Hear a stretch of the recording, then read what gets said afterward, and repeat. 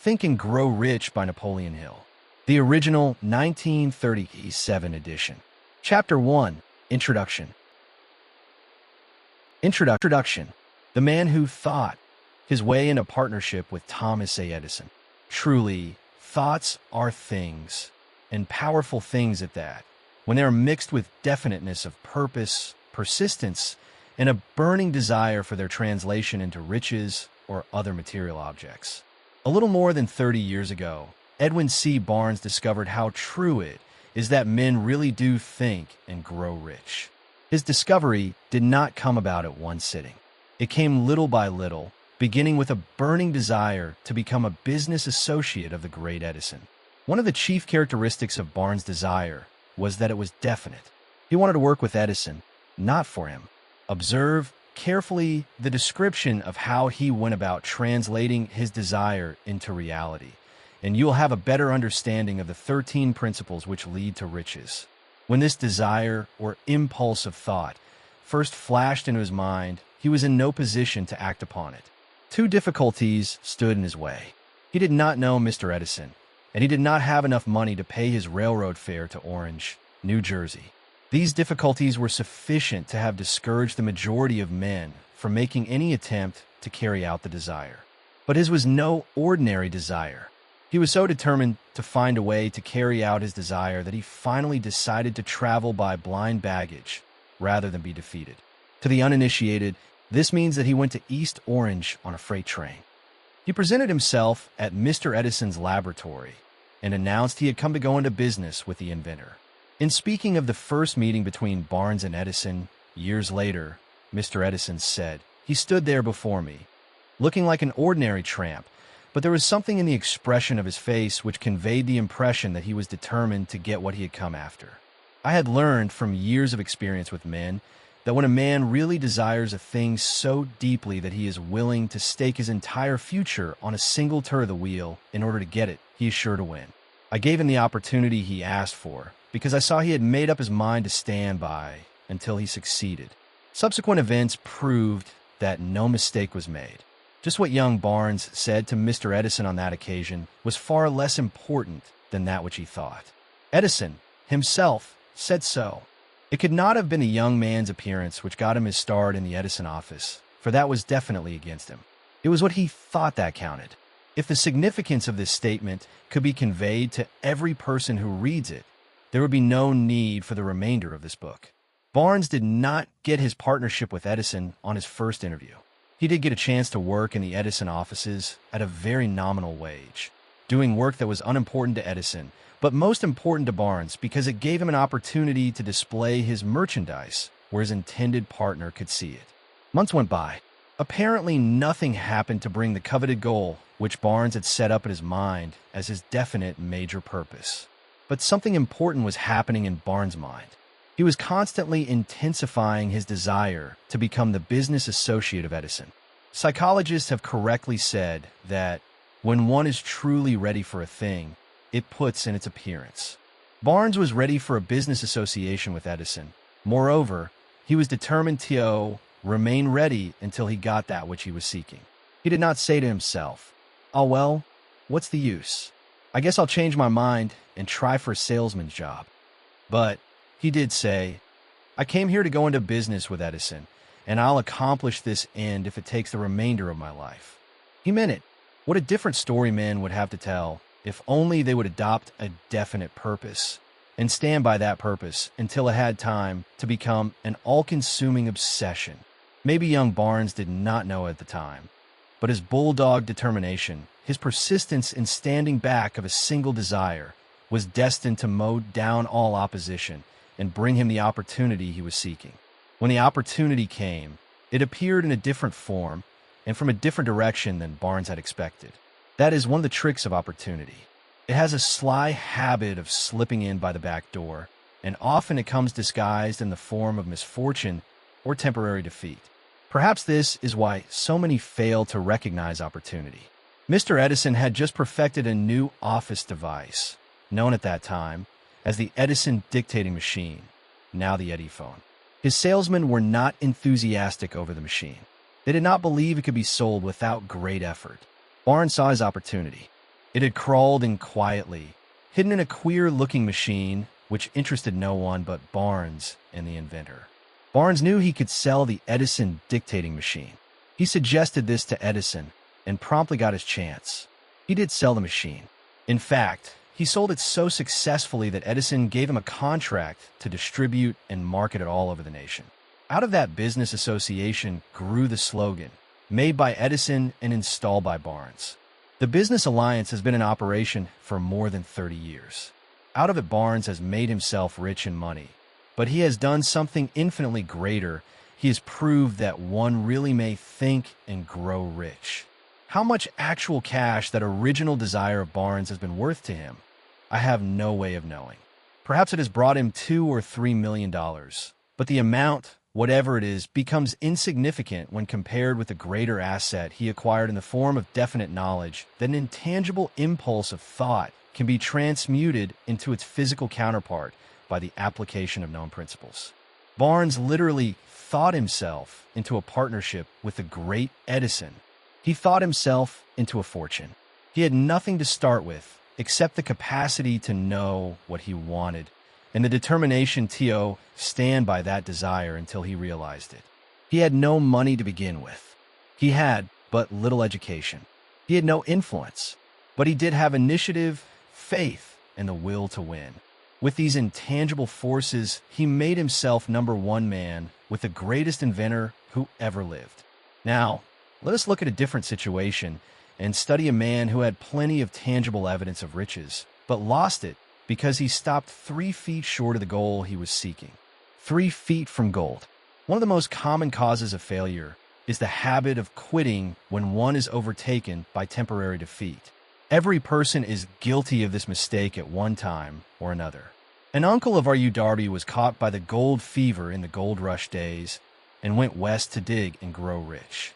He had never heard that more gold has been mined from the brains of men than has ever been taken from the earth. He staked a claim and went to work with pick and shovel. The going was hard, but his lust for gold was definite. After weeks of labor, he was rewarded by the discovery of the shining ore. He needed machinery to bring the ore to the surface. Quietly, he covered up the mine, retraced his footsteps to his home in Williamsburg, Maryland, told his relatives and a few neighbors of the strike. They got together money for the needed machinery, had it shipped.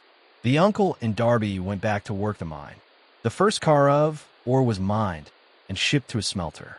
The returns proved they had one of the richest mines in Colorado. A few more cars of that or would clear the debts. Then would come the big killing and profits. Down went the drills. Up went the hopes of Darby and Uncle. Then something happened. The vein of gold or disappeared. They had come to the end of the rainbow, and the pot of gold was no longer there. They drilled on, desperately trying to pick up the vein again, all to no avail. Finally, they decided to quit.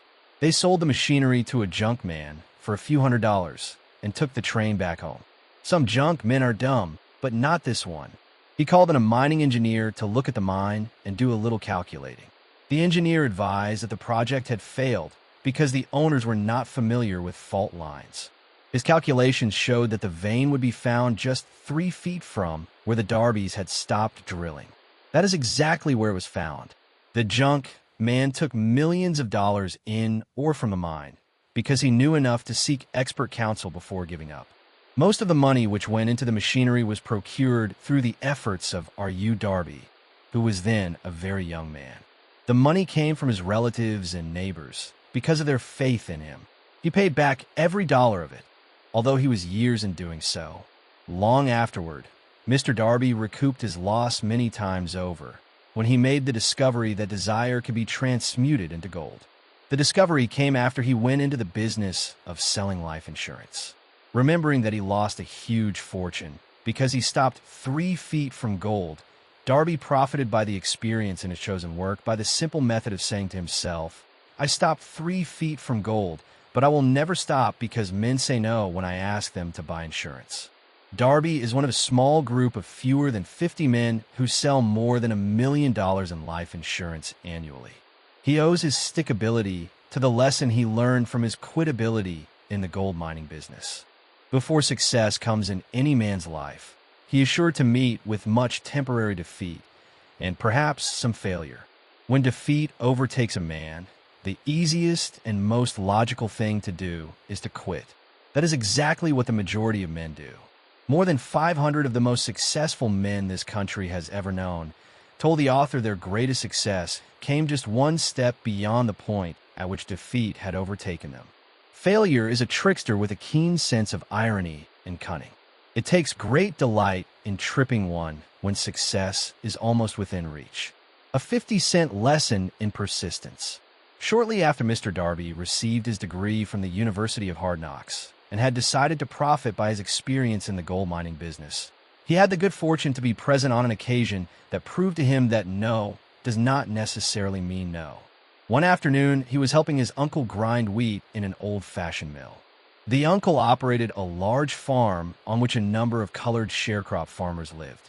Quietly, the door was opened, and a small colored child, the daughter of a tenant, walked in and took her place near the door.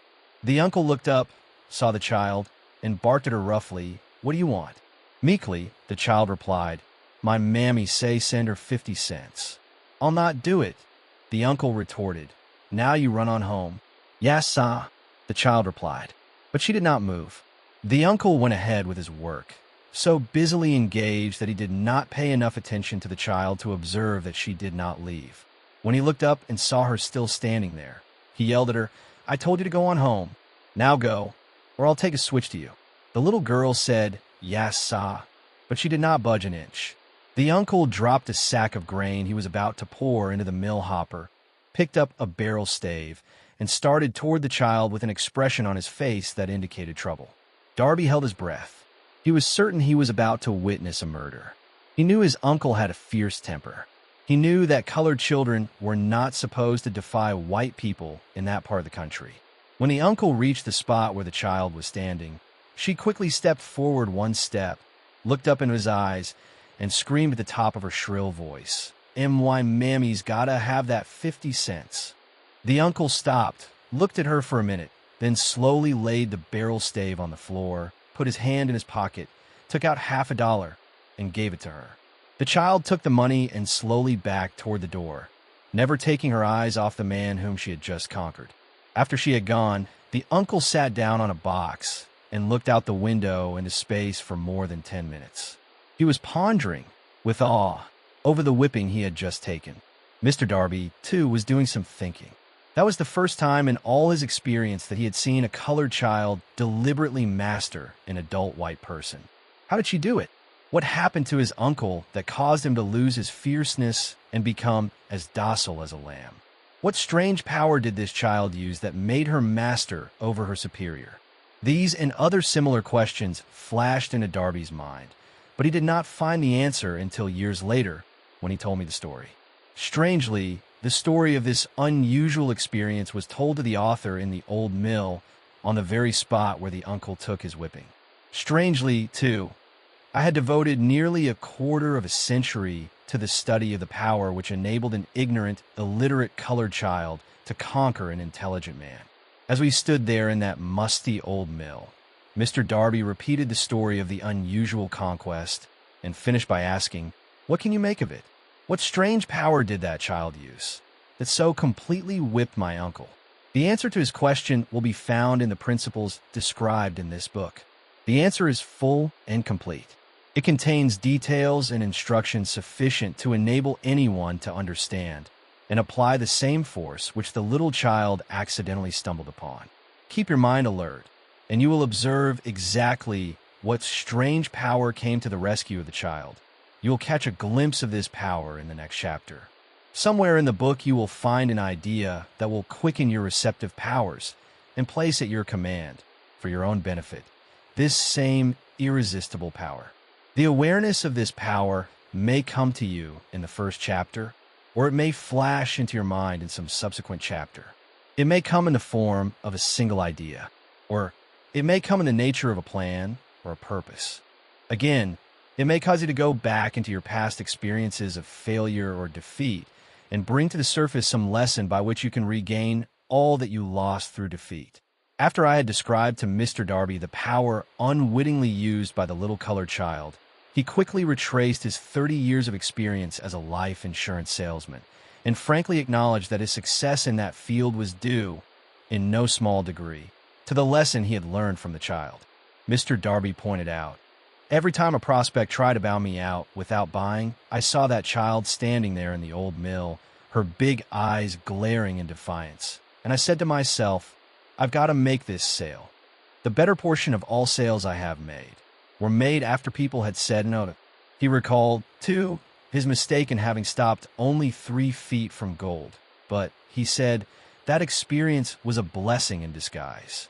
It taught me to keep on keeping on, no matter how hard the going may be, a lesson I needed to learn before I could succeed in anything.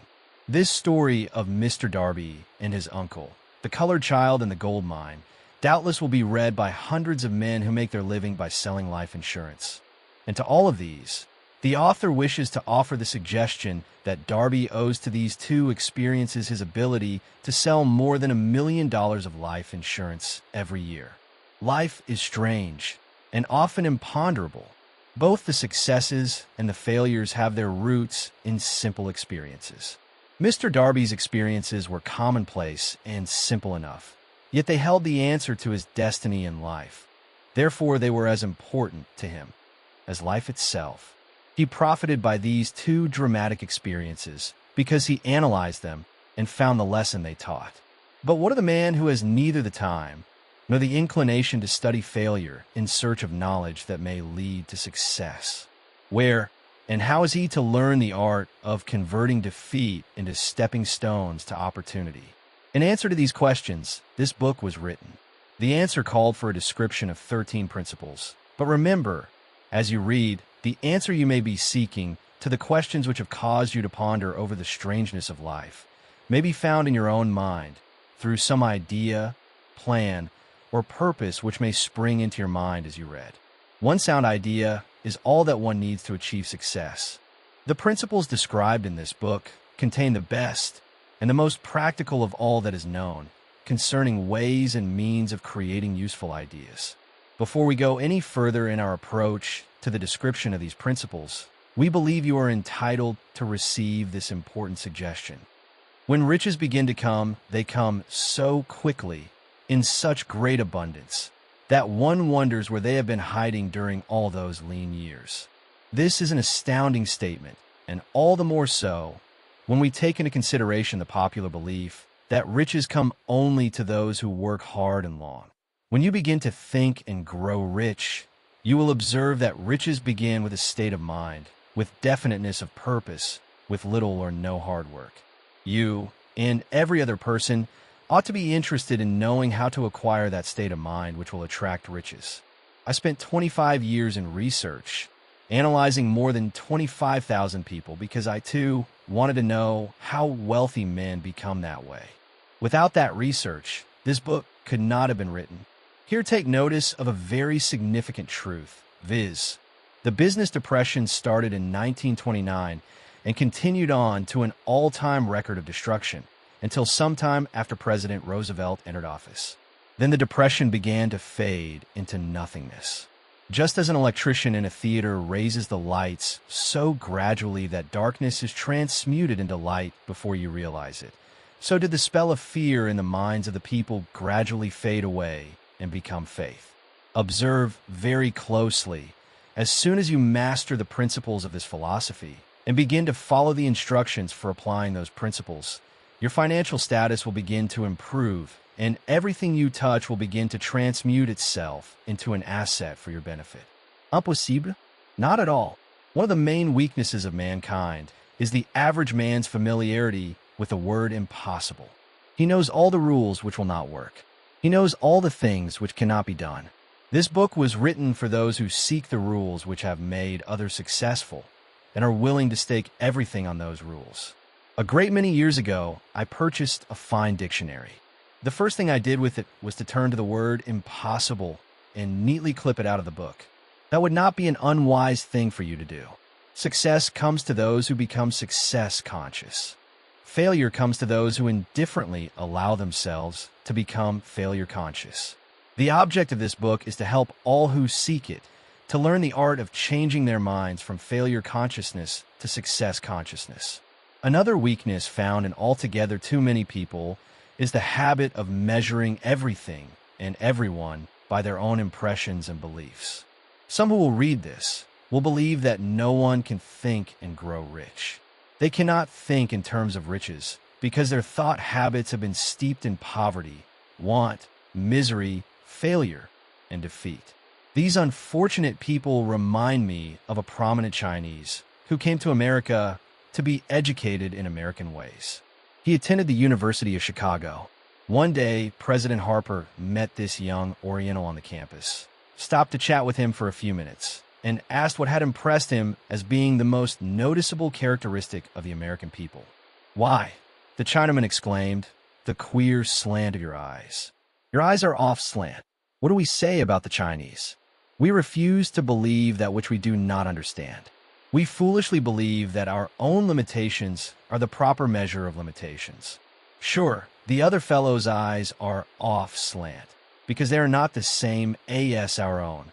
Millions of people look at the achievements of Henry Ford after he has arrived and envy him because of his good fortune or luck or genius or whatever it is that they credit for Ford's fortune. Perhaps one person in every 100,000 knows the secret of Ford's success, and those who do know are too modest or too reluctant to speak of it because of its simplicity. A single transaction will illustrate the secret perfectly. A few years back, Ford decided to produce his now famous V8 motor. He chose to build an engine with the entire 8 cylinders cast in one block and instructed his engineers to produce a design for the engine. The design was placed on paper, but the engineers agreed, to a man, that it was simply impossible to cast an 8-cylinder gas engine block in one piece. Ford said, "Produce it anyway." But they replied, "It's impossible." "Go ahead," Ford commanded, "and stay on the job until you succeed, no matter how much time is required." The engineers went ahead. There was nothing else for them to do if they were to remain on the Ford staff.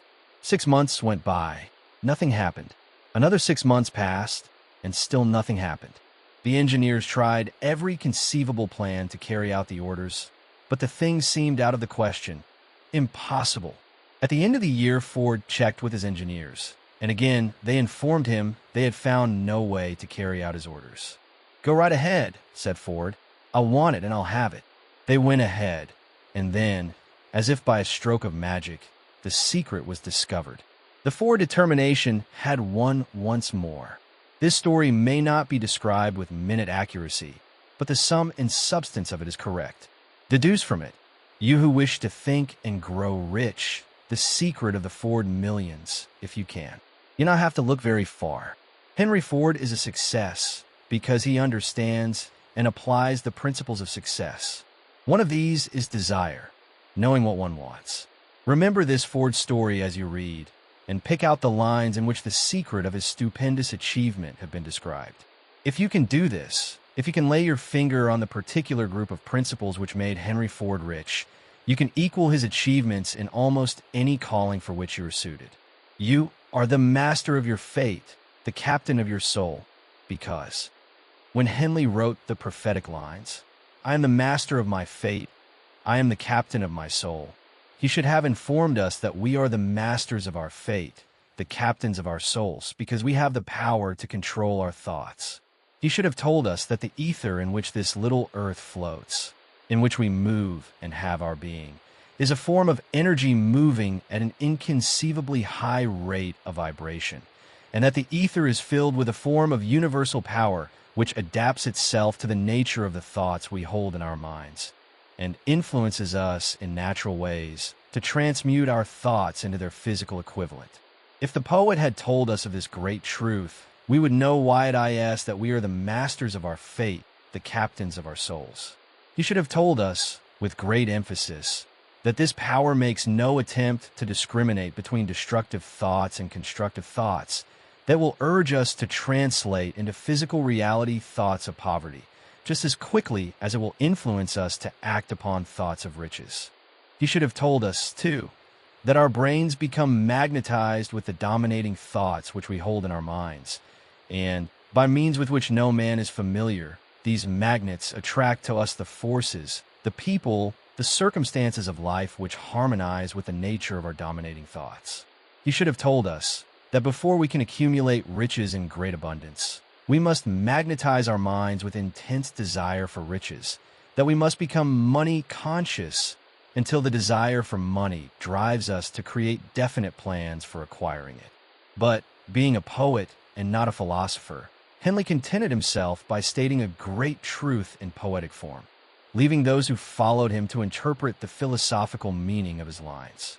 Little by little, the truth has unfolded itself, until it now appears certain that the principles described in this book hold the secret of mastery over our economic fate. We are now ready to examine the first of these principles. Maintain a spirit of open-mindedness, and remember as you read, they are the invention of no one man. The principles were gathered from the life experiences of more than 500 men who actually accumulated riches in huge amounts. Men who began in poverty, with but little education, without influence. The principles worked for these men. You can put them to work for your own enduring benefit. You will find it easy, not hard to do. Before you read the next chapter, I want you to know that it conveys factual information which might easily change your entire financial destiny, as it has so definitely brought changes of stupendous proportions to two people described.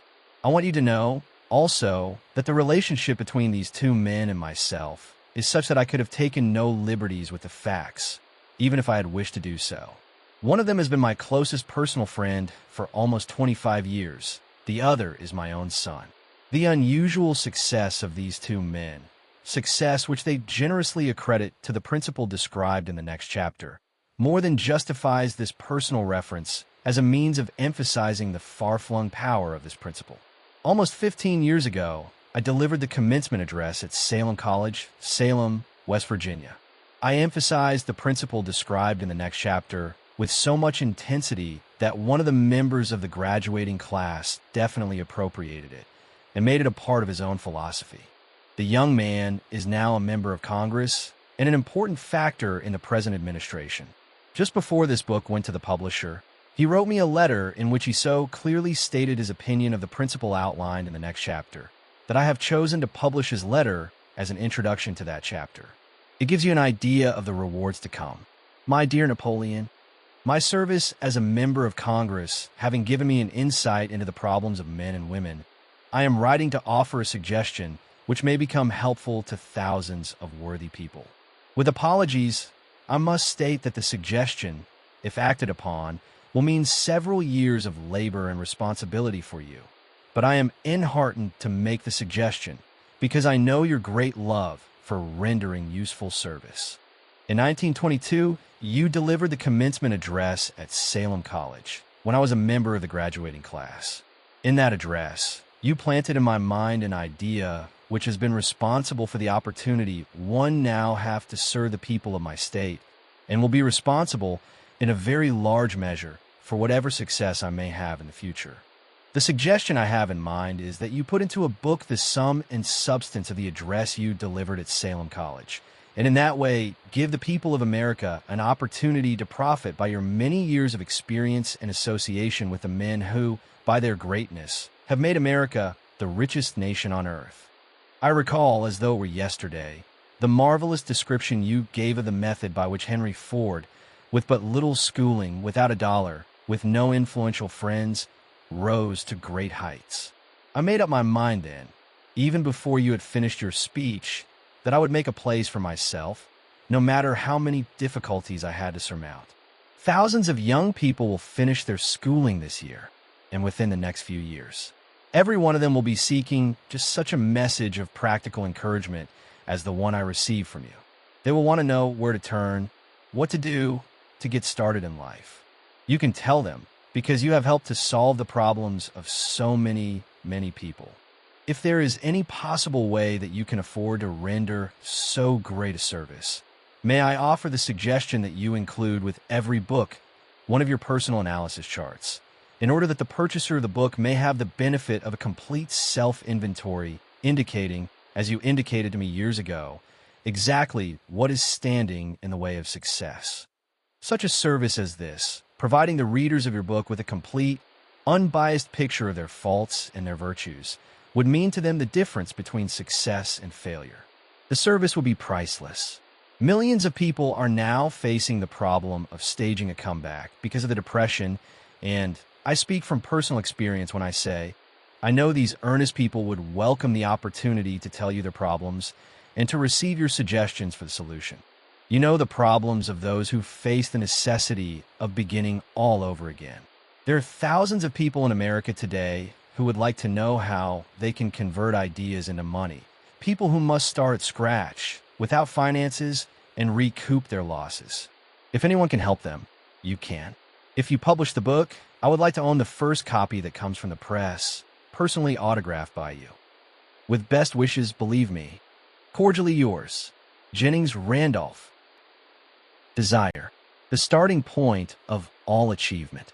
The first step toward riches. When Edwin C. Barnes climbed down from the freight train in Orange, New Jersey, more than 30 years ago, he may have resembled a tramp, but his thoughts were those of a king. As he made his way from the railroad tracks to Thomas A. Edison's office, his mind was at work. He saw himself standing in Edison's presence. He heard himself asking Mr. Edison for an opportunity to carry out the one consuming obsession of his life, a burning desire to become the business associate of the great inventor. Barnes' desire was not a hope. It was not a wish. It was a keen, pulsating desire which transcended everything else. It was definite. The desire was not new when he approached Edison. It had been Barnes' dominating desire for a long time. In the beginning, when the desire first appeared in his mind, it may have been, probably was, only a wish, but it was no mere wish when he appeared before Edison with it. A few years later, Edwin C. Barnes again stood before Edison, in the same office where he first met the inventor. This time, his desire had been translated into reality. He was in business with Edison. The dominating dream of his life had become a reality. Today, people who know Barnes envy him because of the break life yielded him. They see him in the days of his triumph, without taking the trouble to investigate the cause of his success. Barnes succeeded because he chose a definite goal, placed all his energy, all his willpower, all his effort, everything back of that goal. He did not become the partner of Edison the day he arrived. He was content to start in the most menial work, as long as it provided an opportunity to take even one step toward his cherished goal. 5 years passed before the chance he had been seeking made its appearance. During all those years, not one ray of hope, not one promise of attainment of his desire had been held out to him. To everyone, except himself, he appeared only another cog in the Edison business wheel. But in his own mind, he was the partner of Edison every minute of the time, from the very day that he first went to work there. It is a remarkable illustration of the power of a definite desire. Barnes won his goal because he wanted to be a business associate of Mr. Edison more than he wanted anything else. He created a plan by which to attain that purpose, but he burned all bridges behind him. He stood by his desire until it became the dominating obsession of his life, and, finally, a fact. When he went to Orange, he did not say to himself, I will try to induce Edison to give me a job of some sort. He said, I will see Edison and put him on notice that I have come to go into business with him. He did not say, I will work there for a few months, and if I get no encouragement, I will quit and get a job somewhere else. He did say, I will start anywhere. I will do anything Edison tells me to do, but before I am through, I will be his associate. He did not say, I will keep my eyes open for another opportunity in case I fail to get what I want in the Edison organization. He said, there is but one thing in this world that I am determined to have, and that is a business association with Thomas A. Edison. I will burn all bridges behind me and stake my entire future on my ability to get what I want. He left himself no possible way of retreat. He had to win or perish. That is all there is to the Barnes story of success. A long while ago, a great warrior faced a situation which made it necessary for him to make a decision which ensured his success on the battlefield. He was about to send his armies against a powerful foe whose men outnumbered his own. He loaded his soldiers into boats, sailed to the enemy's country, unloaded soldiers and equipment, then gave the order to burn the ships that had carried them. Addressing his men before the first battle, he said, "You see the boats going up in smoke. That means that we cannot leave these shores alive unless we win. We now have no choice. We win or we perish." They won. Every person who wins in any undertaking must be willing to burn his ships and cut all sources of retreat. Only by so doing can one be sure of taming that state of mind known as a burning desire to win, essential to success.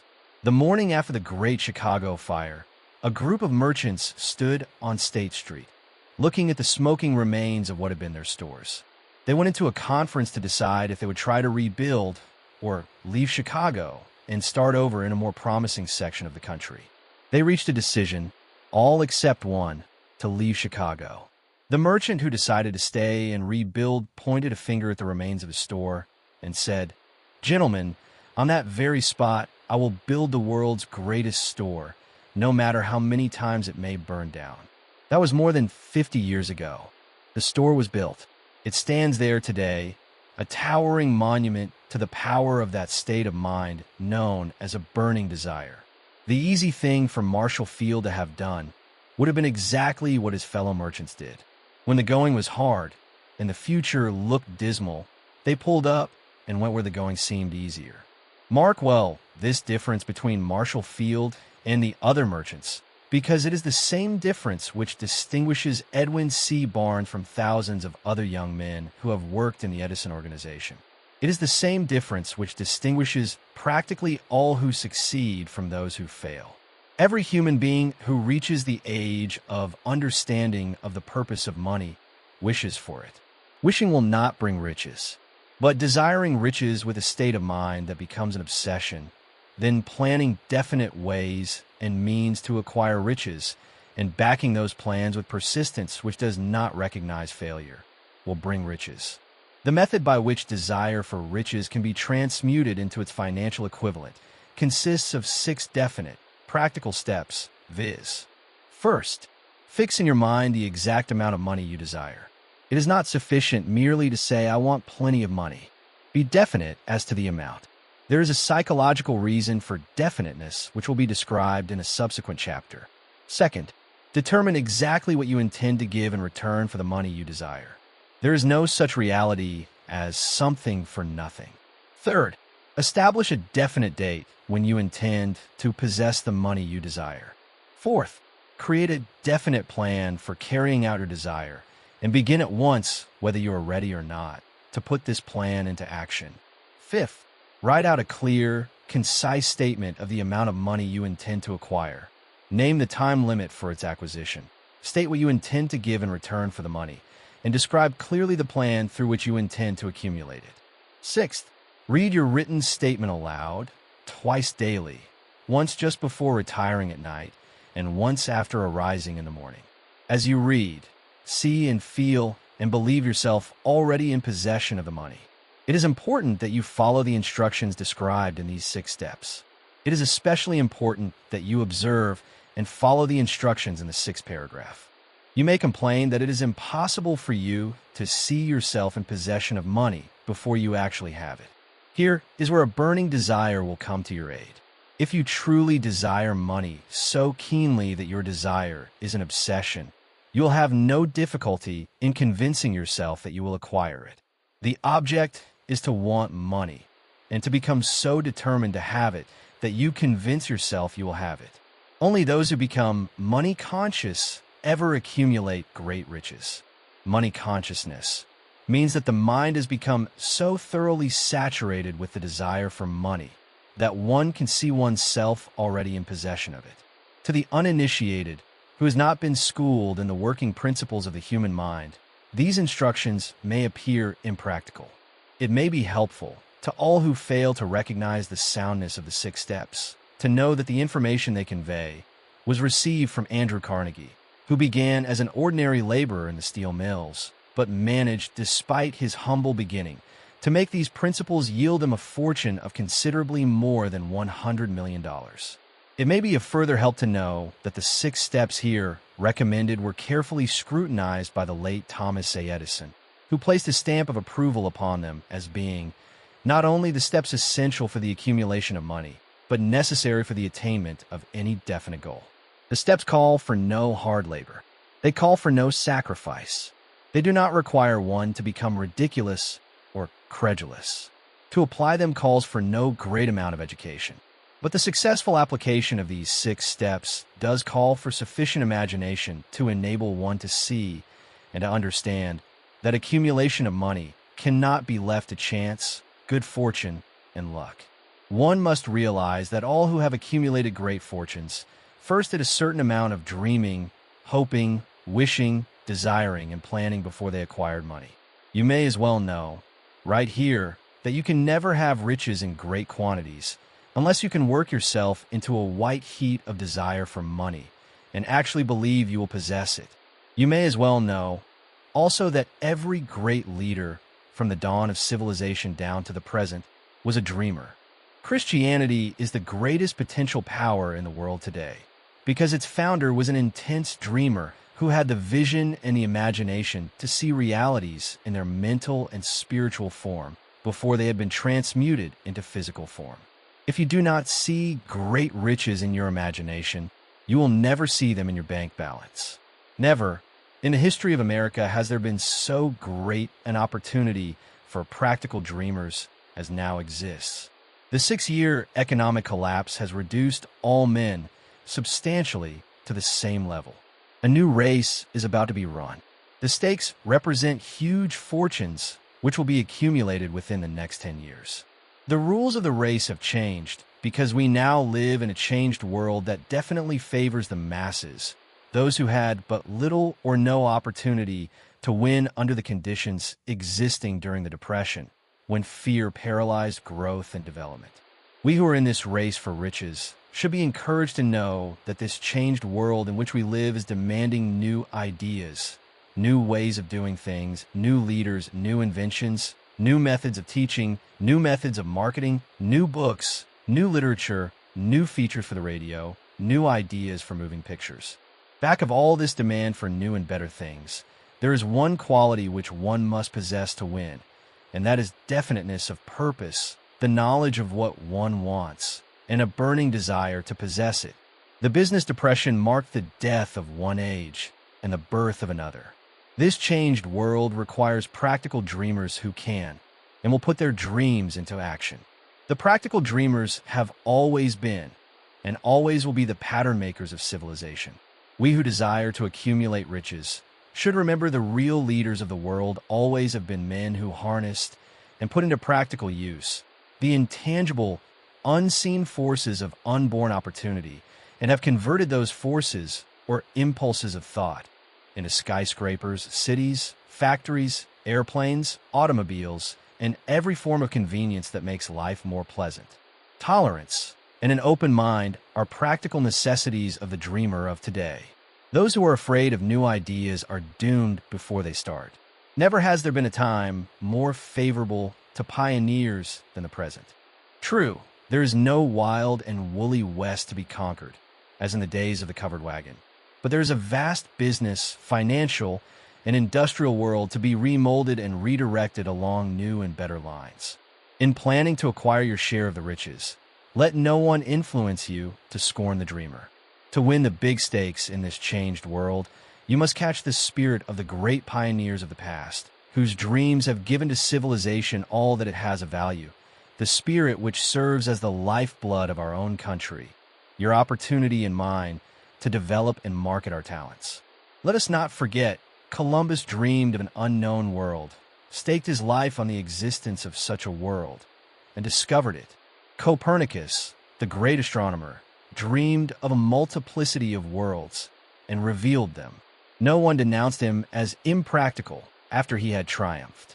Instead, the world worshipped at his shrine, thus proving once more that success requires no apologies. Failure permits no alibis. If the thing you wish to do is right, and you believe in it, go ahead and do it. Put your dream across, and never mind what they say if you meet with temporary defeat, for they, perhaps, do not know that every failure brings with it the seed of an equivalent success. Henry Ford, poor and uneducated, dreamed of a horseless carriage, went to work with what tools he possessed, without waiting for opportunity to favor him. And now evidence of his dream belts the entire earth. He has put more wheels into operation than any man who ever lived, because he was not afraid to back his dreams. Thomas Edison dreamed of a lamp that could be operated by electricity, began where he stood to put his dream into action, and despite more than 10,000 failures, he stood by that dream until he made it a physical reality. Practical dreamers do not quit. Wayland dreamed of a chain of cigar stores, transformed his dream into action, and now the United Cigar Stores occupy the best corners in America. Lincoln dreamed of freedom for the black slaves, put his dream into action, and barely missed living to see a united North and South translate his dream into reality. The Wright brothers dreamed of a machine that would fly through the air. Now one may see evidence all over the world that they dreamed soundly. Marconi dreamed of a system for harnessing the intangible forces of the ether. Evidence that he did not dream in vain may be found in every wireless and radio in the world. Moreover, Marconi's dream brought the humblest cabin and the most stately manor house side by side. It made the people of every nation on earth backdoor neighbors. It gave the President of the United States a medium by which he may talk to all the people of America at one time and on short notice. It may interest you to know that Marconi's friends had him taken into custody and examined in a psychopathic hospital when he announced he had discovered a principle through which he could send messages through the air without the aid of wires or other direct physical means of communication. The dreamers of today fare better. The world has become accustomed to new discoveries. Nay, it has shown a willingness to reward the dreamer who gives the world a new idea. The greatest achievement was, at first, and for a time, but a dream. The oak sleeps in the acorn. The bird waits in the egg, and in the highest vision of the soul, a waking angel stirs. Dreams are the seedlings of reality. Awake, arise, and assert yourself, you dreamers of the world. Your star is now in the ascendancy. The world depression brought the opportunity you have been waiting for. It taught people humility, tolerance, and open-mindedness. The world is filled with an abundance of opportunity which the dreamers of the past never knew. A burning desire to-be and to-do is the starting point from which the dreamer must take off. Dreams are not born of indifference, laziness, or lack of ambition. The world no longer scoffs at the dreamer, nor calls him impractical. If you think it does, take a trip to Tennessee and witness what a dreamer president has done in the way of harnessing and using the great water power of America. A score of years ago, such a dream would have seemed like madness. You have been disappointed. You have undergone defeat during the Depression. You have felt the great heart within you crushed until it bled.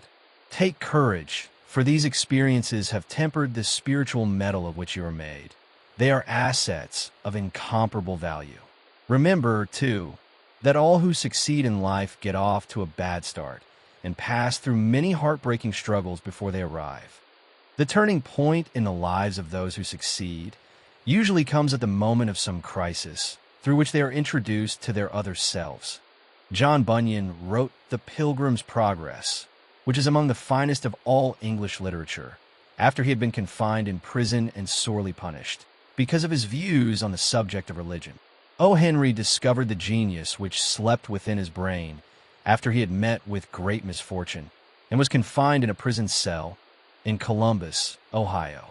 Being forced, through misfortune, to become acquainted with his other self and to use his imagination, he discovered himself to be a great author instead of a miserable criminal and outcast.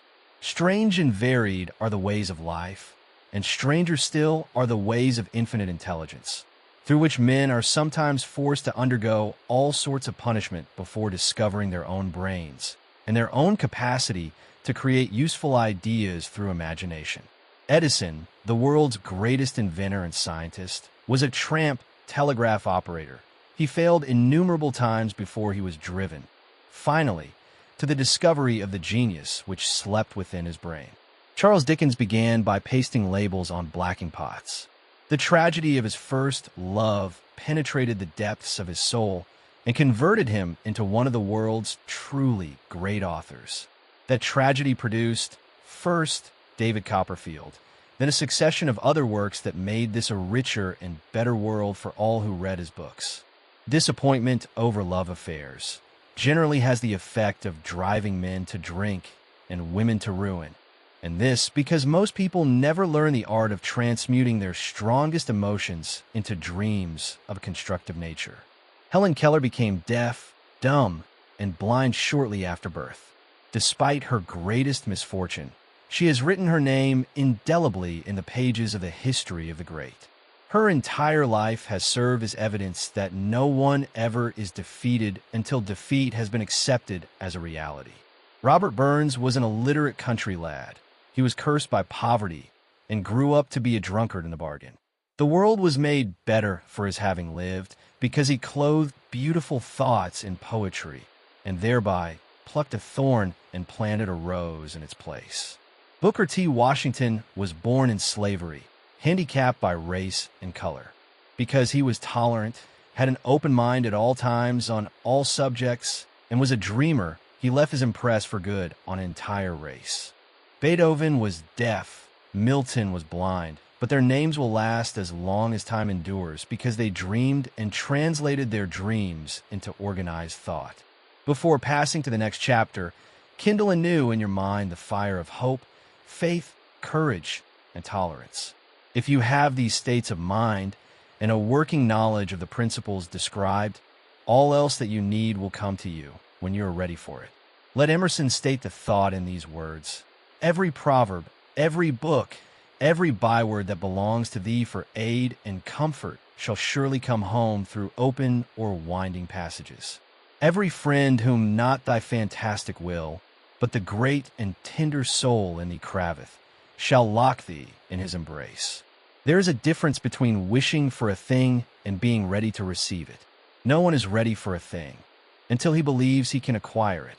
The state of mind must be belief, not mere hope or wish. Open-mindedness is essential for belief. Closed minds do not inspire faith, courage, and belief.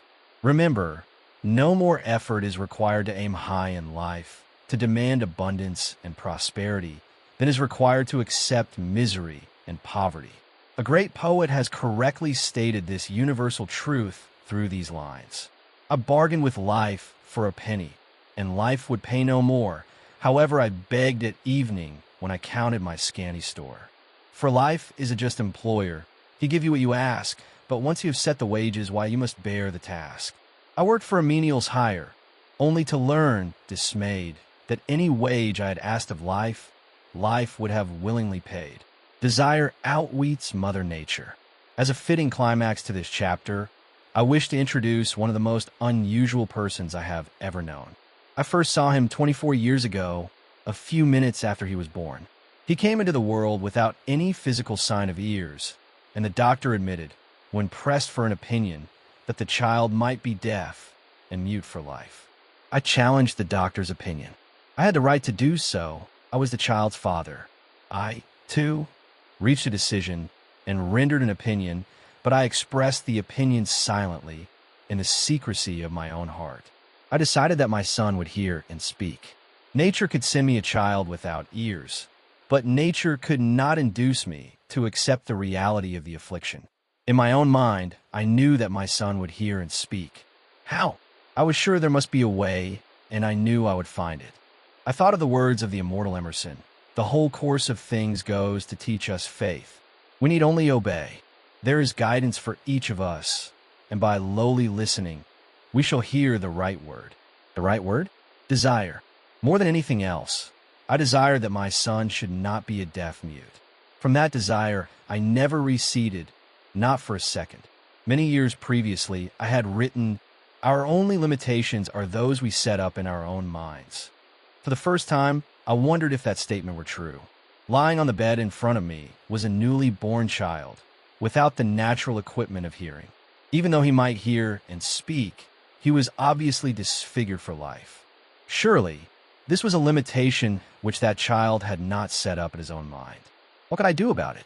Somehow, I would find a way to transplant into that child's mind my own burning desire for ways and means of conveying sound to his brain without the aid of ears.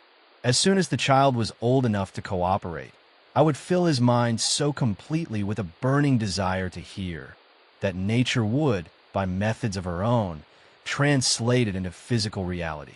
All this thinking took place in my own mind, but I spoke of it to no one. Every day, I renewed the pledge I had made to myself, not to accept a deaf mute for a son. As he grew older and began to take notice of things around him, we observed that he had a slight degree of hearing. When he reached the age when children usually begin talking, he made no attempt to speak, but we could tell by his actions that he could hear certain sounds slightly. That was all I wanted to know. I was convinced that if he could hear, even slightly, he might develop still greater hearing capacity. Then something happened which gave me hope. It came from an entirely unexpected source. We bought a Victrola. When the child heard the music for the first time, he went into ecstasies and promptly appropriated the machine.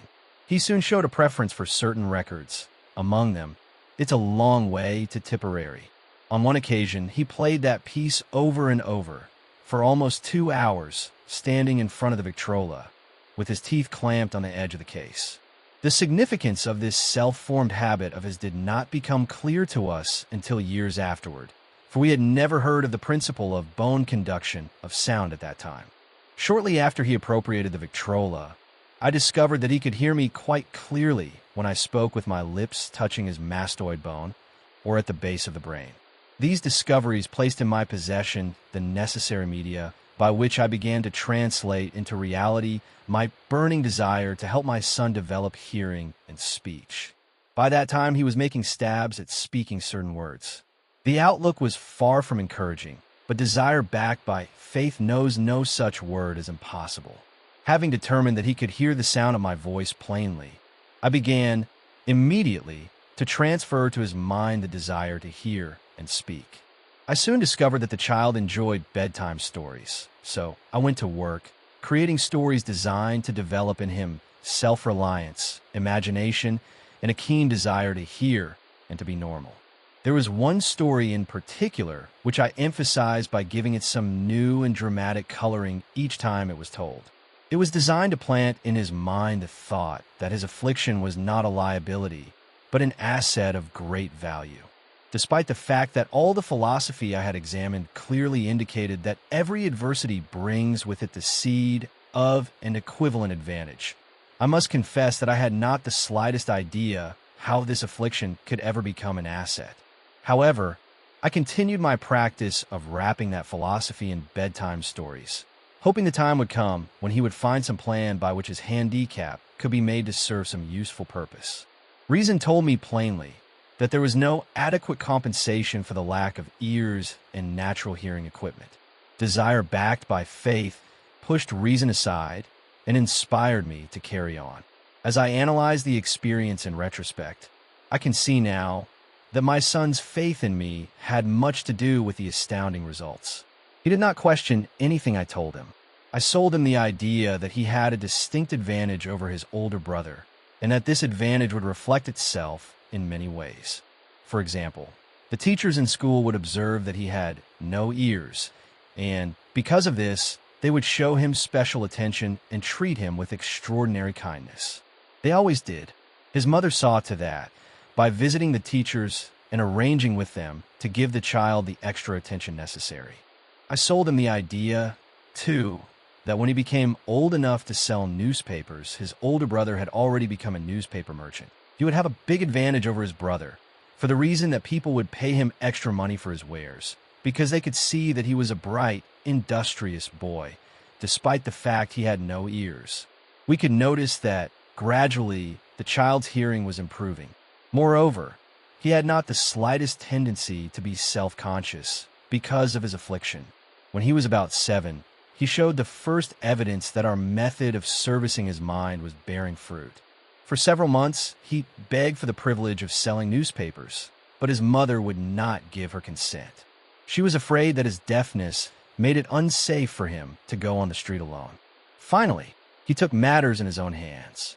One afternoon, when he was left at home with the servants, he climbed through the kitchen window, shinnied to the ground, and set out on his own. He borrowed 6 cents in capital from the neighborhood shoemaker, invested in papers, sold out, reinvested, and kept repeating until late in the evening.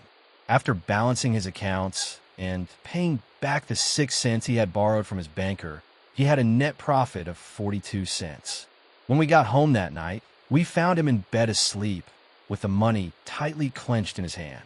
His mother opened his hand, removed the coins, and cried. Of all things, crying over her son's first victory seemed so inappropriate. My reaction was the reverse. I laughed heartily, for I knew that my endeavor to plant in the child's mind an attitude of faith in himself had been successful. His mother saw, in his first business venture, a little deaf boy who had gone out in the streets and risked his life to earn money. I saw a brave, ambitious, self-reliant little businessman whose stock in himself had been increased 100% because he had gone into business on his own initiative and had won. The transaction pleased me because I knew that he had given evidence of a trait of resourcefulness that would go with him all through life. Later events proved this to be true. When his older brother wanted something, he would lie down on the floor, kick his feet in the air, cry for it, and get it. When the little deaf boy wanted something, he would plan a way to earn the money, then buy it for himself. He still follows that plan. Truly, my own son has taught me that handicaps can be converted into stepping stones on which one may climb toward some worthy goal, unless they are accepted as obstacles and used as alibis.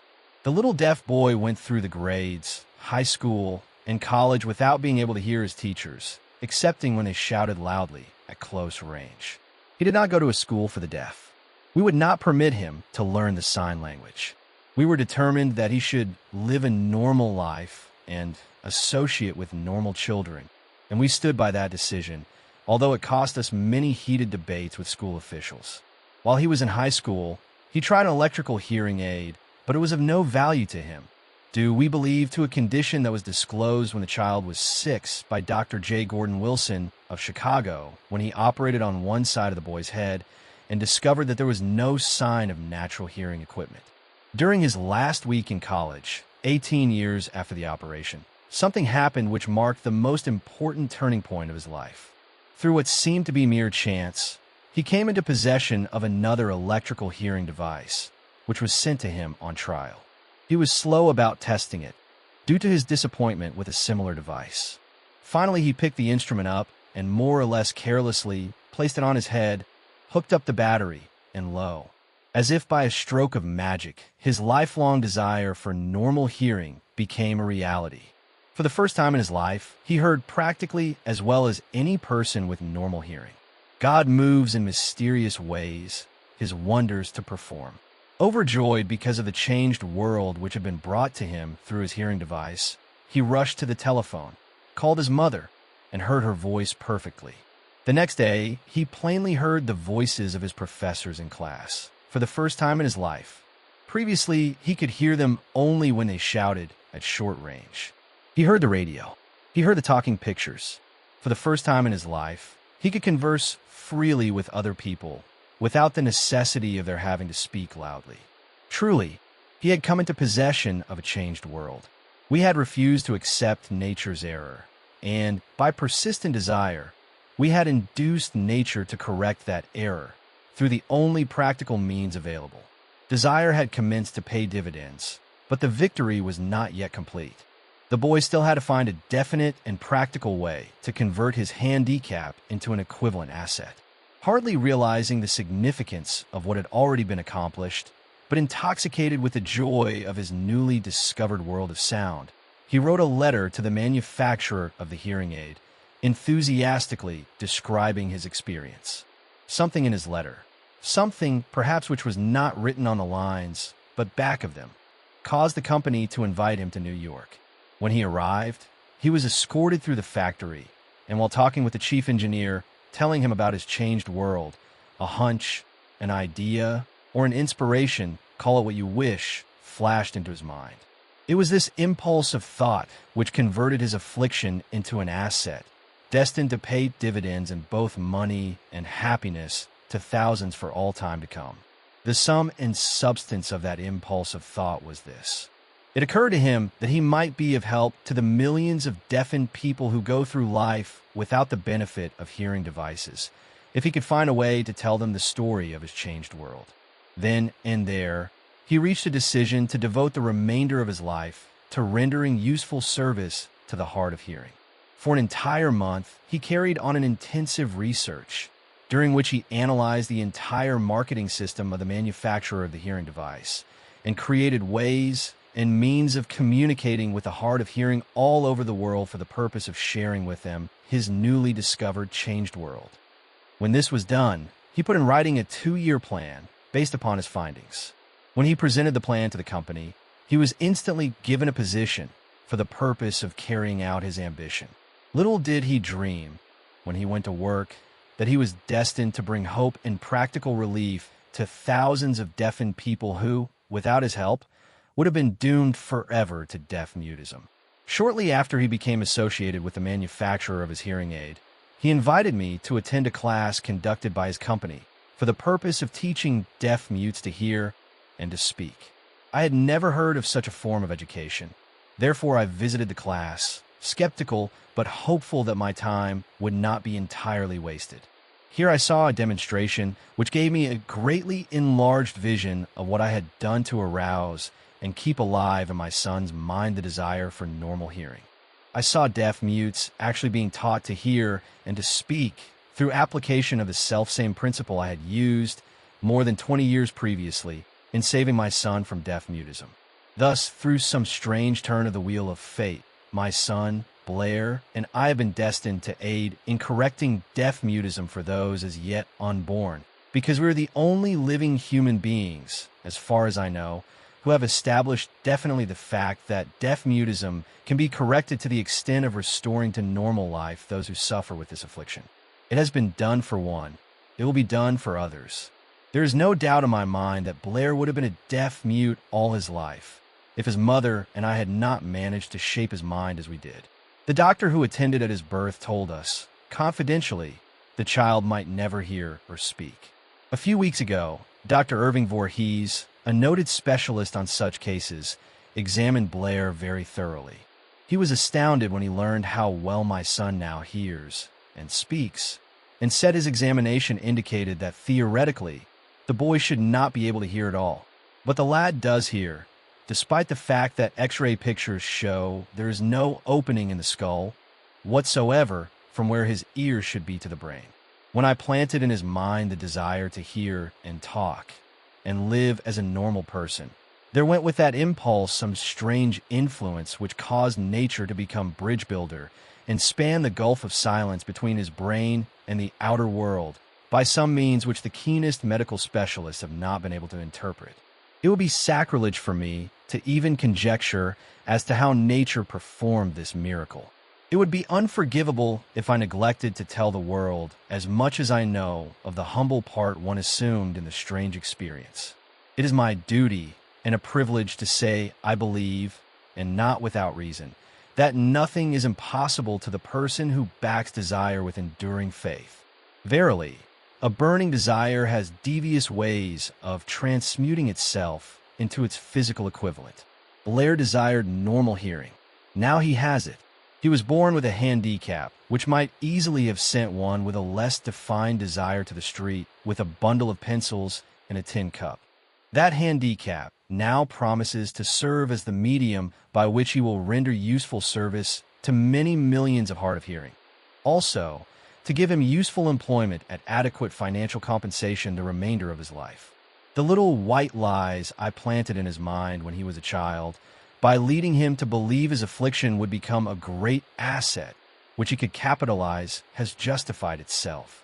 Verily, there is nothing, right or wrong, which belief plus burning desire cannot make real. These qualities are free to everyone.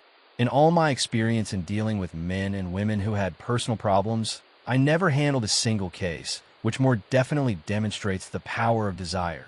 Authors sometimes make the mistake of writing of subjects of which they have but superficial or very elementary knowledge. It has been my good fortune to have had the privilege of testing the soundness of the power of desire through the affliction of my own son. Perhaps it was providential that the experience came as it did, for surely no one is better prepared than he to serve as an example of what happens when desire is put to the test. If Mother Nature bends to the will of desire, is it logical that mere men can defeat a burning desire? Strange and imponderable is the power of the human mind.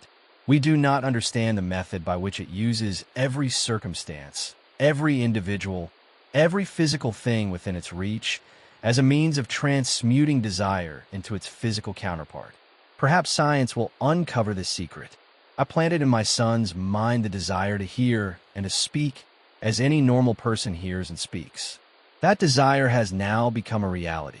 I planted in his mind the desire to convert his greatest handicap into his greatest asset. That desire has been realized. The modus operandi by which this astounding result was achieved is not hard to describe. It consisted of three very definite facts.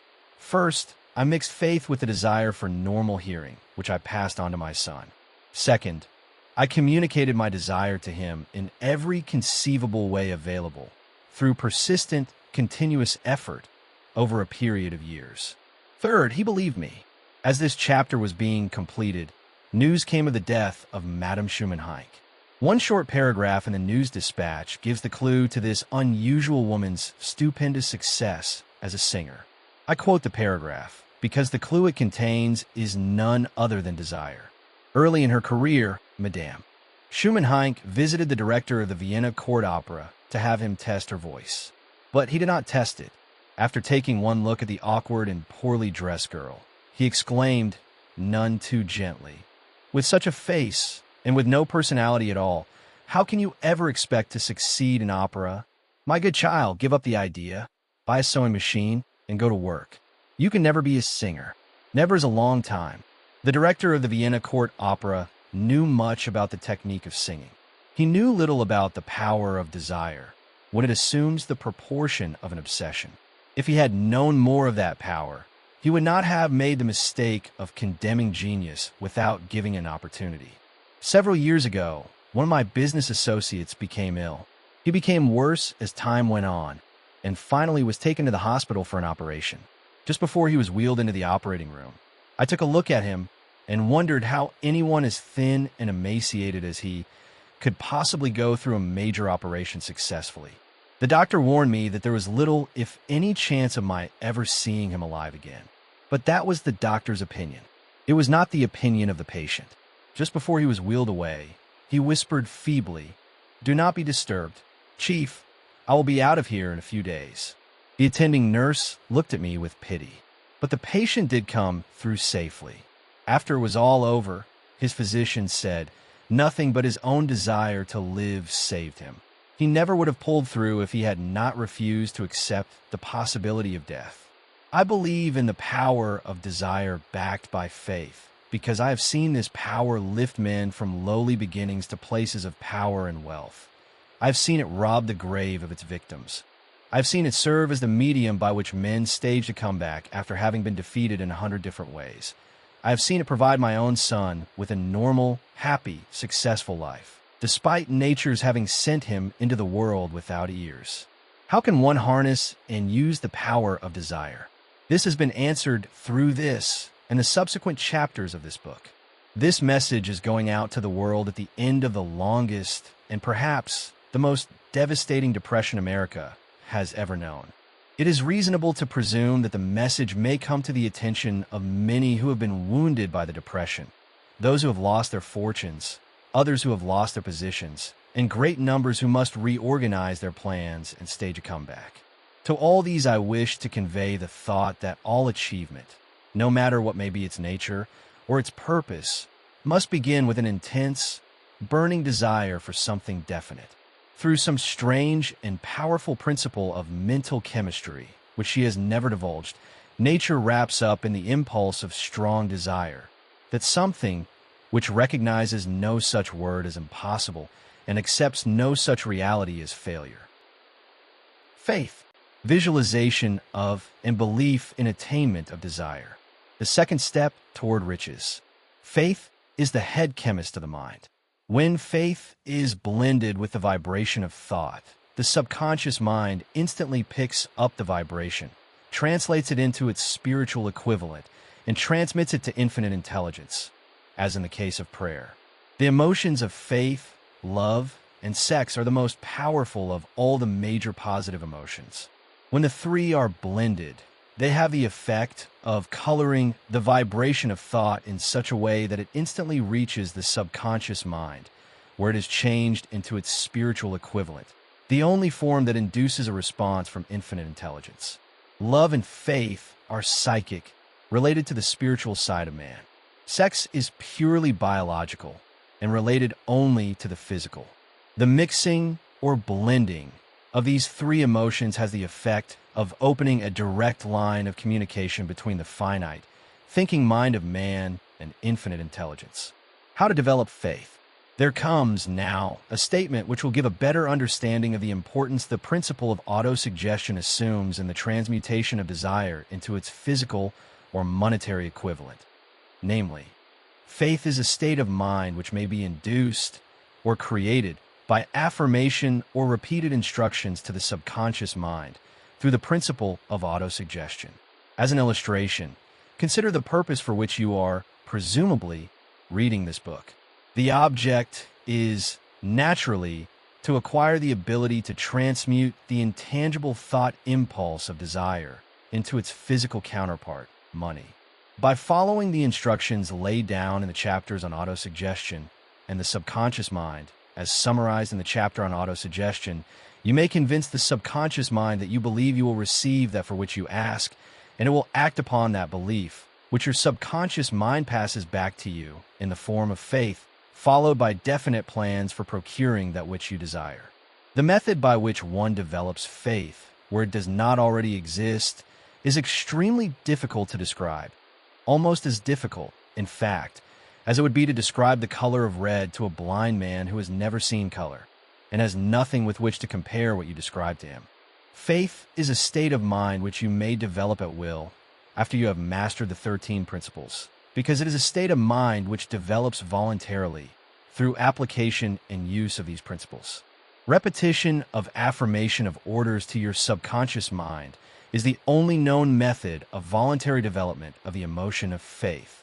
Perhaps the meaning may be made clearer through the following explanation as to the way men sometimes become criminals. Stated in the words of a famous criminologist, when men first come into contact with crime, they abhor it. If they remain in contact with crime for a time, they become accustomed to it and endure it. If they remain in contact with it long enough, they finally embrace it and become influenced by it. This is the equivalent of saying that any impulse of thought which is repeatedly passed on to the subconscious mind is finally accepted and acted upon by the subconscious mind, which proceeds to translate that impulse into its physical equivalent by the most practical procedure available. In connection with this, consider again the statement: all thoughts which have been emotionalized, given feeling, and mixed with faith begin immediately to translate themselves into their physical equivalent or counterpart. The emotions, or the feeling portion of thoughts, are the factors which give thoughts vitality, life, and action. The emotions of faith, love, and sex, when mixed with any thought impulse, give it greater action than any of these emotions can do singly. Not only thought impulses which have been mixed with faith, but those which have been mixed with any of the positive emotions or any of the negative emotions may reach and influence the subconscious mind. From this statement, you will understand that the subconscious mind will translate into its physical equivalent a thought impulse of a negative or destructive nature, just as readily as it will act upon thought impulses of a positive or constructive nature. This accounts for the strange phenomenon which so many millions of people experience, referred to as misfortune or bad luck. There are millions of people who believe themselves doomed to poverty and failure because of some strange force over which they believe they have no control. They are the creators of their own misfortunes because of this negative belief, which is picked up by the subconscious mind and translated into its physical equivalent. This is an appropriate place at which to suggest again that you may benefit by passing on to your subconscious mind any desire which you wish translated into its physical or monetary equivalent in a state of expectancy or belief that the transmutation will actually take place. Your belief or faith is the element which determines the action of your subconscious mind. There is nothing to hinder you from deceiving your subconscious mind when giving it instructions through auto-suggestion, as I deceive my son's subconscious mind. To make this deceit more realistic, conduct yourself just as you would if you were already in possession of the material thing which you are demanding when you call upon your subconscious mind.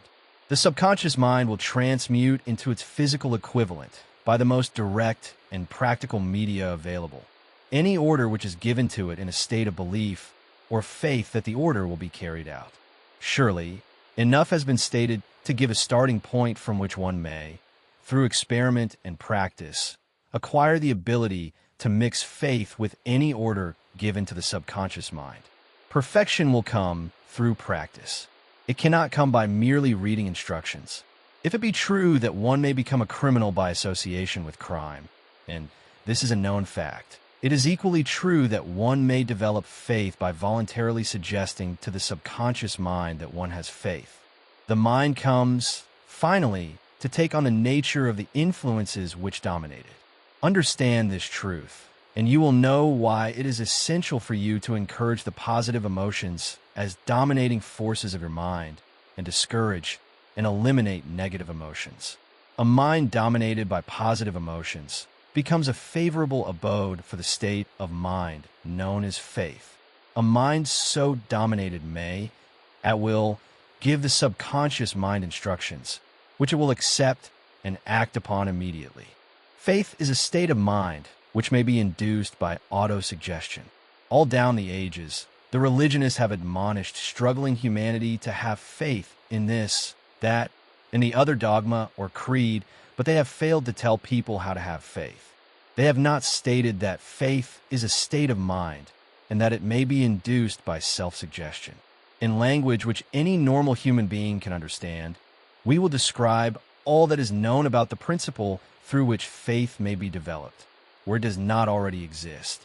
Have faith in yourself, faith in the infinite. Before we begin, you should be reminded again that faith is the eternal elixir which gives life, power, and action to the impulse of thought. The foregoing sentence is worth reading a second time, and a third, and a fourth. It is worth reading aloud. Faith is the starting point of all accumulation of riches. Faith is the basis of all miracles and all mysteries which cannot be analyzed by the rules of science. Faith is the only known antidote for failure. Faith is the element, the chemical, which, when mixed with prayer, gives one direct communication with infinite intelligence. Faith is the element which transforms the ordinary vibration of thought, created by the finite mind of man, into the spiritual equivalent. Faith is the only agency through which the cosmic force of infinite intelligence can be harnessed and used by man. Every one of the foregoing statements is capable of proof. The proof is simple and easily demonstrated. It is wrapped up in the principle of autosuggestion. Let us center our attention, therefore, upon the subject of self-suggestion and find out what it is and what it is capable of achieving. It is a well-known fact that one comes, finally, to believe whatever one repeats to oneself, whether the statement be true or false. If a man repeats a lie over and over, he will eventually accept the lie as truth. Moreover, he will believe it to be the truth. Every man is what he is because of the dominating thoughts which he permits to occupy his mind. Thoughts which a man deliberately places in his own mind and encourages with sympathy, and with which he mixes any one or more of the emotions, constitute the motivating forces which direct and control his every movement, act, and deed. Comes now a very significant statement of truth. Thoughts which are mixed with any of the feelings of emotions constitute a magnetic force which attracts, from the vibrations of the ether, other similar or related thoughts.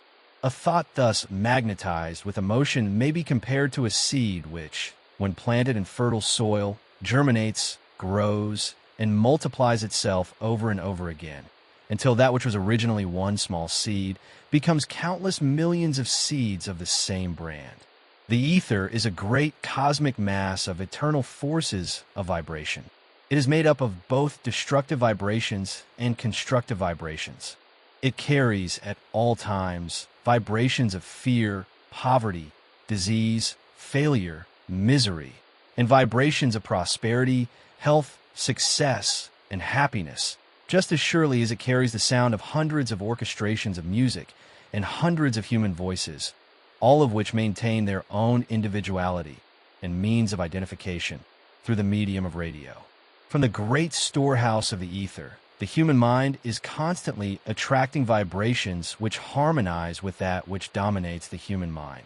Any thought, idea, plan, or purpose which one holds in one's mind attracts, from the vibrations of the ether, a host of its relatives, adds these relatives to its own force, and grows until it becomes the dominating, motivating master of the individual in whose mind it has been housed. Now, let us go back to the starting point and become informed as to how the original seed of an idea, plan, or purpose may be planted in the mind. The information is easily conveyed. Any idea, plan, or purpose may be placed in the mind through repetition of thought. This is why you're asked to write out a statement of your major purpose or definite chief aim, commit it to memory, and repeat it in audible words day after day until these vibrations of sound have reached your subconscious mind. We are what we are because of the vibrations of thought which we pick up and register through the stimuli of our daily environment. Resolve to throw off the influences of any unfortunate environment and to build your own life to order. Taking inventory of mental assets and liabilities, you will discover that your greatest weakness is lack of self-confidence.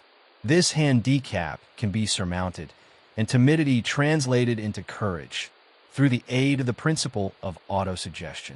The application of this principle may be made through a simple arrangement of positive thought impulses stated in writing, memorized, and repeated until they become a part of the working equipment of the subconscious faculty of your mind. Self-confidence formula. First, I know that I have the ability to achieve the object of my definite purpose in life. Therefore, I demand of myself persistent, continuous action towards attainment, and I here and now promise to render such action. Second, I realize the dominating thoughts of my mind will eventually reproduce themselves in outward, physical action and gradually transform themselves into physical reality. Therefore, I will concentrate my thoughts for 30 minutes daily upon the task of thinking of the person I intend to become, thereby creating in my mind a clear mental picture of that person. Third, I know through the principle of autosuggestion, any desire that I persistently hold in my mind will eventually seek expression through some practical means of attaining the object back of it. Therefore, I will devote 10 minutes daily to demanding of myself the development of self-confidence. Fourth, I have clearly written down a description of my definite chief aim in life, and I will never stop trying until I shall have developed sufficient self-confidence for its attainment. Fifth, I fully realize that no wealth or position can long endure unless built upon truth and justice. Therefore, I will engage in no transaction which does not benefit all whom it affects. I will succeed by attracting to myself the forces I wish to use and the cooperation of other people. I will induce others to serve me because of my willingness to serve others.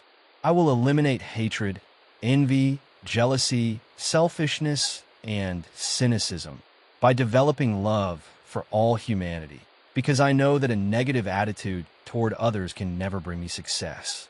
I will cause others to believe in me, because I will believe in them and in myself.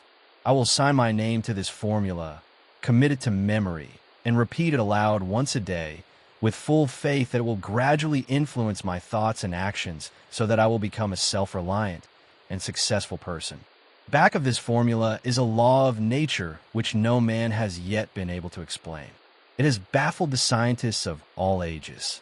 The psychologists have named this law autosuggestion, and let it go at that. The name by which one calls this law is of little importance. The important fact about it is, it works for the glory and success of mankind, if it is used constructively. On the other hand, if used destructively, it will destroy just as readily. In this statement may be found a very significant truth, namely, that those who go down in defeat and end their lives in poverty, misery, and distress do so because of negative application of the principle of autosuggestion. The cause may be found in the fact that all impulses of thought have a tendency to clothe themselves in their physical equivalent. The subconscious mind, the chemical laboratory in which all thought impulses are combined and made ready for translation into physical reality, makes no distinction between constructive and destructive thought impulses. It works with the material we feed it through our thought impulses. The subconscious mind will translate into reality a thought driven by fear just as readily as it will translate into reality a thought driven by courage or faith. The pages of medical history are rich with illustrations of cases of suggestive suicide. A man may commit suicide through negative suggestion, just as effectively as by any other means.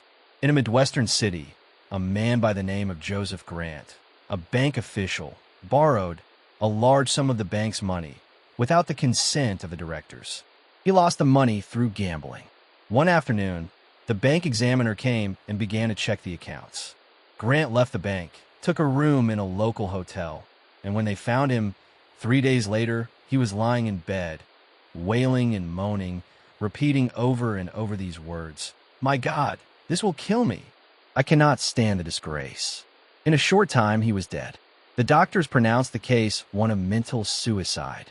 Just as electricity will turn the wheels of industry and render useful service if used constructively, or snuff out life if wrongly used, so will the law of autosuggestion lead you to peace and prosperity, or down into the valley of misery, failure, and death, according to your degree of understanding and application of it.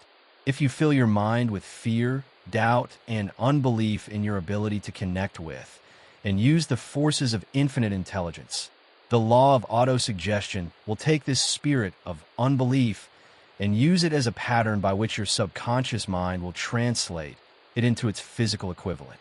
This statement is as true as the statement that 2 and 2 are 4. Like the wind which carries one ship east and another west, the law of autosuggestion will lift you up or pull you down according to the way you set your sails of thought. The law of autosuggestion, through which any person may rise to altitudes of achievement which stagger the imagination, is well described in the following verse. If you think you are beaten, you are. If you think you dare not, you don't. If you like to win, but you think you can't, it is almost certain you won't. If you think you'll lose, you're lost, for out of the world we find success begins with a fellow's will. It's all in the state of mind.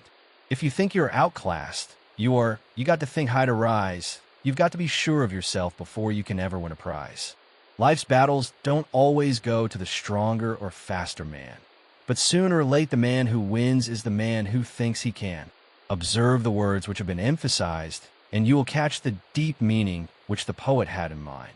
Somewhere in your makeup, perhaps in the cells of your brain, there lies sleeping the seed of achievement which, if aroused and put into action, would carry you to heights such as you may never have hoped to attain.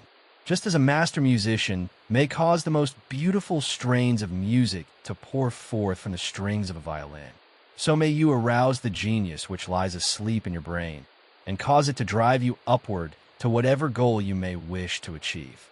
Abraham Lincoln was a failure at everything he tried until he was well past the age of 40.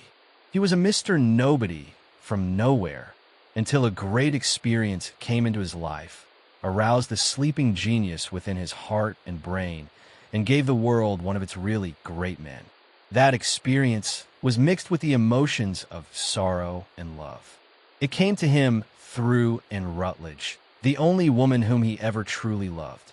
It is a known fact that the emotion of love is closely akin to the state of mind known as faith, And this for the reason that love comes very near to translating one's thought impulses into their spiritual equivalent. During his work of research, the author discovered, from the analysis of the life work and achievements of hundreds of men of outstanding accomplishment, that there was the influence of a woman's love back of nearly every one of them. The emotion of love in the human heart and brain creates a favorable field of magnetic attraction, which causes an influx of the higher and finer vibrations which are afloat in the ether. If you wish evidence of the power of faith, study the achievements of men and women who have employed it. At the head of the list comes the Nazarene. Christianity is the greatest single force which influences the minds of men. The basis of Christianity is faith, no matter how many people may have perverted or misinterpreted the meaning of this great force, and no matter how many dogmas and creeds have been created in its name, which do not reflect its tenets. The sum and substance of the teachings and the achievements of Christ, which may have been interpreted as miracles, were nothing more nor less than faith. If there are any such phenomena as miracles, they are produced only through the state of mind known as faith. Some teachers of religion, and many who call themselves Christians, neither understand nor practice faith. Let us consider the power of faith as it is now being demonstrated by a man who is well known to all of civilization, Mahatma Gandhi of India. In this man, the world has one of the most astounding examples known to civilization of the possibilities of faith. Gandhi wields more potential power than any man living at this time, and this, despite the fact that he has none of the orthodox tools of power, such as money, battleships, soldiers, and materials of warfare. Gandhi has no money, he has no home, he does not own a suit of clothes, but he does have power. How does he come by that power? He created it out of his understanding of the principle of faith, and through his ability to transplant that faith into the minds of 200 million people. Gandhi has accomplished, through the influence of faith, that which the strongest military power on earth could not and never will accomplish through soldiers and military equipment. He has accomplished the astounding feat of influencing 200 million minds to coalesce and move in unison, as a single mind. What other force on earth, except faith, could do as much? There will come a day when employees as well as employers will discover the possibilities of faith. That day is dawning. The whole world has had ample opportunity during the recent business depression to witness what the lack of faith will do to business. Surely, civilization has produced a sufficient number of intelligent human beings to make use of this great lesson which the depression has taught the world. During this depression, the world had evidence in abundance that widespread fear will paralyze the wheels of industry and business. Out of this experience will arise leaders in business and industry who will profit by the example which Gandhi has set for the world, and they will apply to business the same tactics which he has used in building the greatest following known in the history of the world. These leaders will come from the rank and file of the unknown men who now labor in the steel plants, the coal mines, the automobile factories, and the small towns and cities of America. Business is due for a reform. Make no mistake about this. The methods of the past, based upon economic combinations of force and fear, will be supplanted by the better principles of faith and cooperation. Men who labor will receive more than daily wages. They will receive dividends from the business, the same as those who supply the capital for business. But first they must give more to their employers and stop this bickering and bargaining by force at the expense of the public. They must earn the right to dividends. Moreover, and this is the most important thing of all, they will be led by leaders who will understand and apply the principles employed by Mahatma Gandhi. Only in this way may leaders get from their followers the spirit of full cooperation which constitutes power in its highest and most enduring form. This stupendous machine age in which we live, and from which we're just emerging, has taken the soul out of men. Its leaders have driven men as though they were pieces of cold machinery.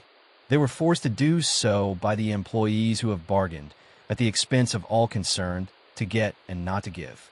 The watchword of the future will be human happiness and contentment, And when this state of mind shall have been attained, the production will take care of itself, more effectively than anything that has ever been accomplished where men did not, and could not mix faith and individual interest with their labor.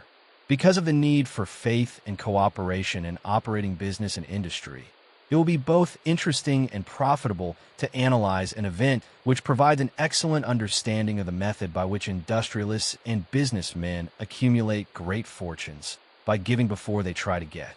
The event chosen for this illustration dates back to 1900, when the United States Steel Corporation was being formed. As you read the story, keep in mind these fundamental facts, and you will understand how ideas have been converted into huge fortunes. First, the huge United States Steel Corporation was born in the mind of Charles M. Schwab in the form of an idea he created through his imagination. Second, he mixed faith with his idea. Third, he formulated a plan for the transformation of his idea into physical and financial reality. Fourth, he put his plan into action with his famous speech at the University Club. Fifth, he applied and followed through on his plan with persistence and backed it with firm decision until it had been fully carried out.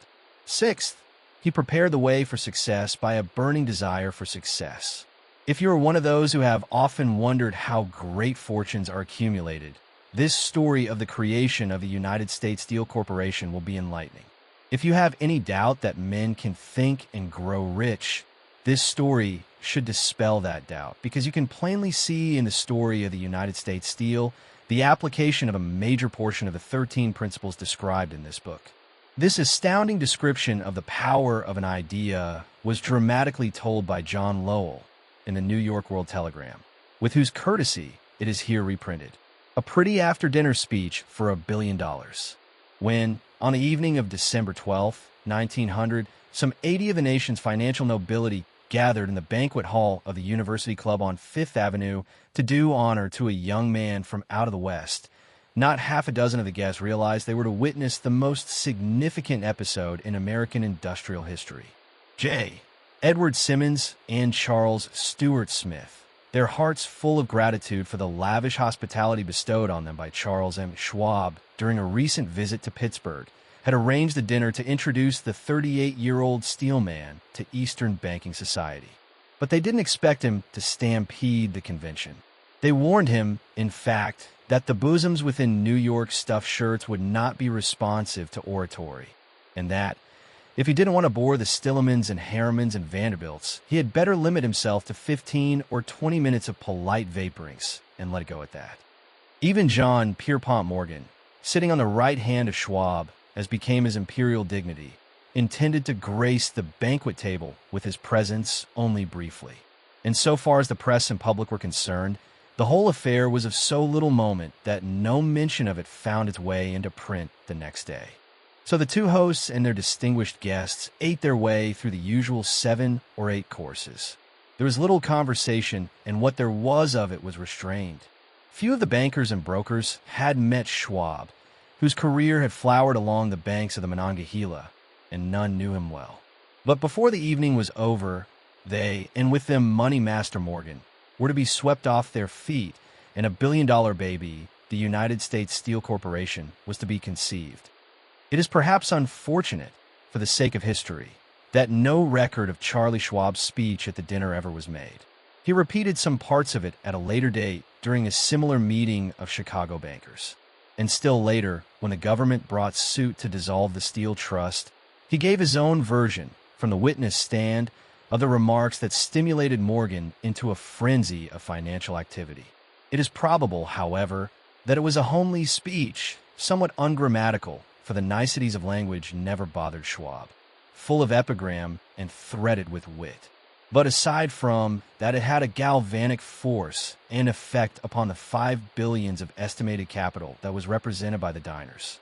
After it was over and the gathering was still under its spell, although Schwab had talked for 90 minutes, Morgan led the orator to a recessed window where, dangling their legs from the high, uncomfortable seat, they talked for an hour more. The magic of the Schwab personality had been turned on, full force. But what was more important and lasting was the full-fledged, clear-cut program he laid down for the aggrandizement of steel. Many other men had tried to interest Morgan in slapping together a steel trust after the pattern of the biscuit, wire and hoop, sugar, rubber, whiskey, oil, or chewing gum combinations. John W. Gates, the gambler, had urged it, but Morgan distrusted him. The Moore boys, Bill and Jim, Chicago stock jobbers who had glued together a match trust and a cracker corporation, had urged it and failed. Elbert H. Gary, the sanctimonious country lawyer, wanted to foster it, but he wasn't big enough to be impressive. Until Schwab's eloquence took J.P. Morgan to the heights from which he could visualize the solid results of the most daring financial undertaking ever conceived, the project was regarded as a delirious dream of easy money crackpots. The financial magnetism that began a generation ago to attract thousands of small and sometimes inefficiently managed companies into large and competition-crushing combinations had become operative in the steel world through the devices of that jovial business pirate, John W. Gates. Gates already had formed the American Steel and Wire Company out of a chain of small concerns, and together with Morgan had created the Federal Steel Company. The National Tube and American Bridge Companies were two more Morgan concerns, and the Moore brothers had forsaken the match and cookie business to form the American Group, Tin Plate, Steel Hoop, Sheet Steel, and the National Steel Company. But by the side of Andrew Carnegie's gigantic vertical trust, a trust owned and operated by 53 partners, those other combinations were picayune. They might combine to their heart's content, but the whole lot of them couldn't make a dent in the Carnegie organization, and Morgan knew it. The eccentric old Scot knew it, too. From the magnificent heights of Skibbo Castle he had viewed, first with amusement and then with resentment, the attempts of Morgan's smaller companies to cut into his business. When the attempts became too bold, Carnegie's temper was translated into anger and retaliation. He decided to duplicate every mill owned by his rivals. Hitherto, he hadn't been interested in wire, pipe, hoops, or sheet. Instead, he was content to sell such companies the raw steel and let them work it into whatever shape they wanted. Now, with Schwab as his chief and able lieutenant, he planned to drive his enemies to the wall. So it was that in the speech of Charles M. Schwab, Morgan saw the answer to his problem of combination. A trust without Carnegie, giant of them all, would be no trust at all, a plum pudding, as one writer said, without the plums. Schwab's speech on the night of December 12, 1900, undoubtedly carried the inference, though not the pledge, that the vast Carnegie enterprise could be brought under the Morgan tent.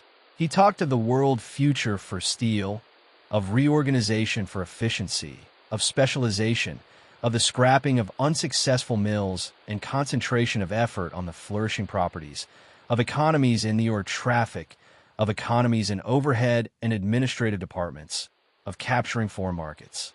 More than that, he told the buccaneers among them wherein lay the errors of their customary piracy.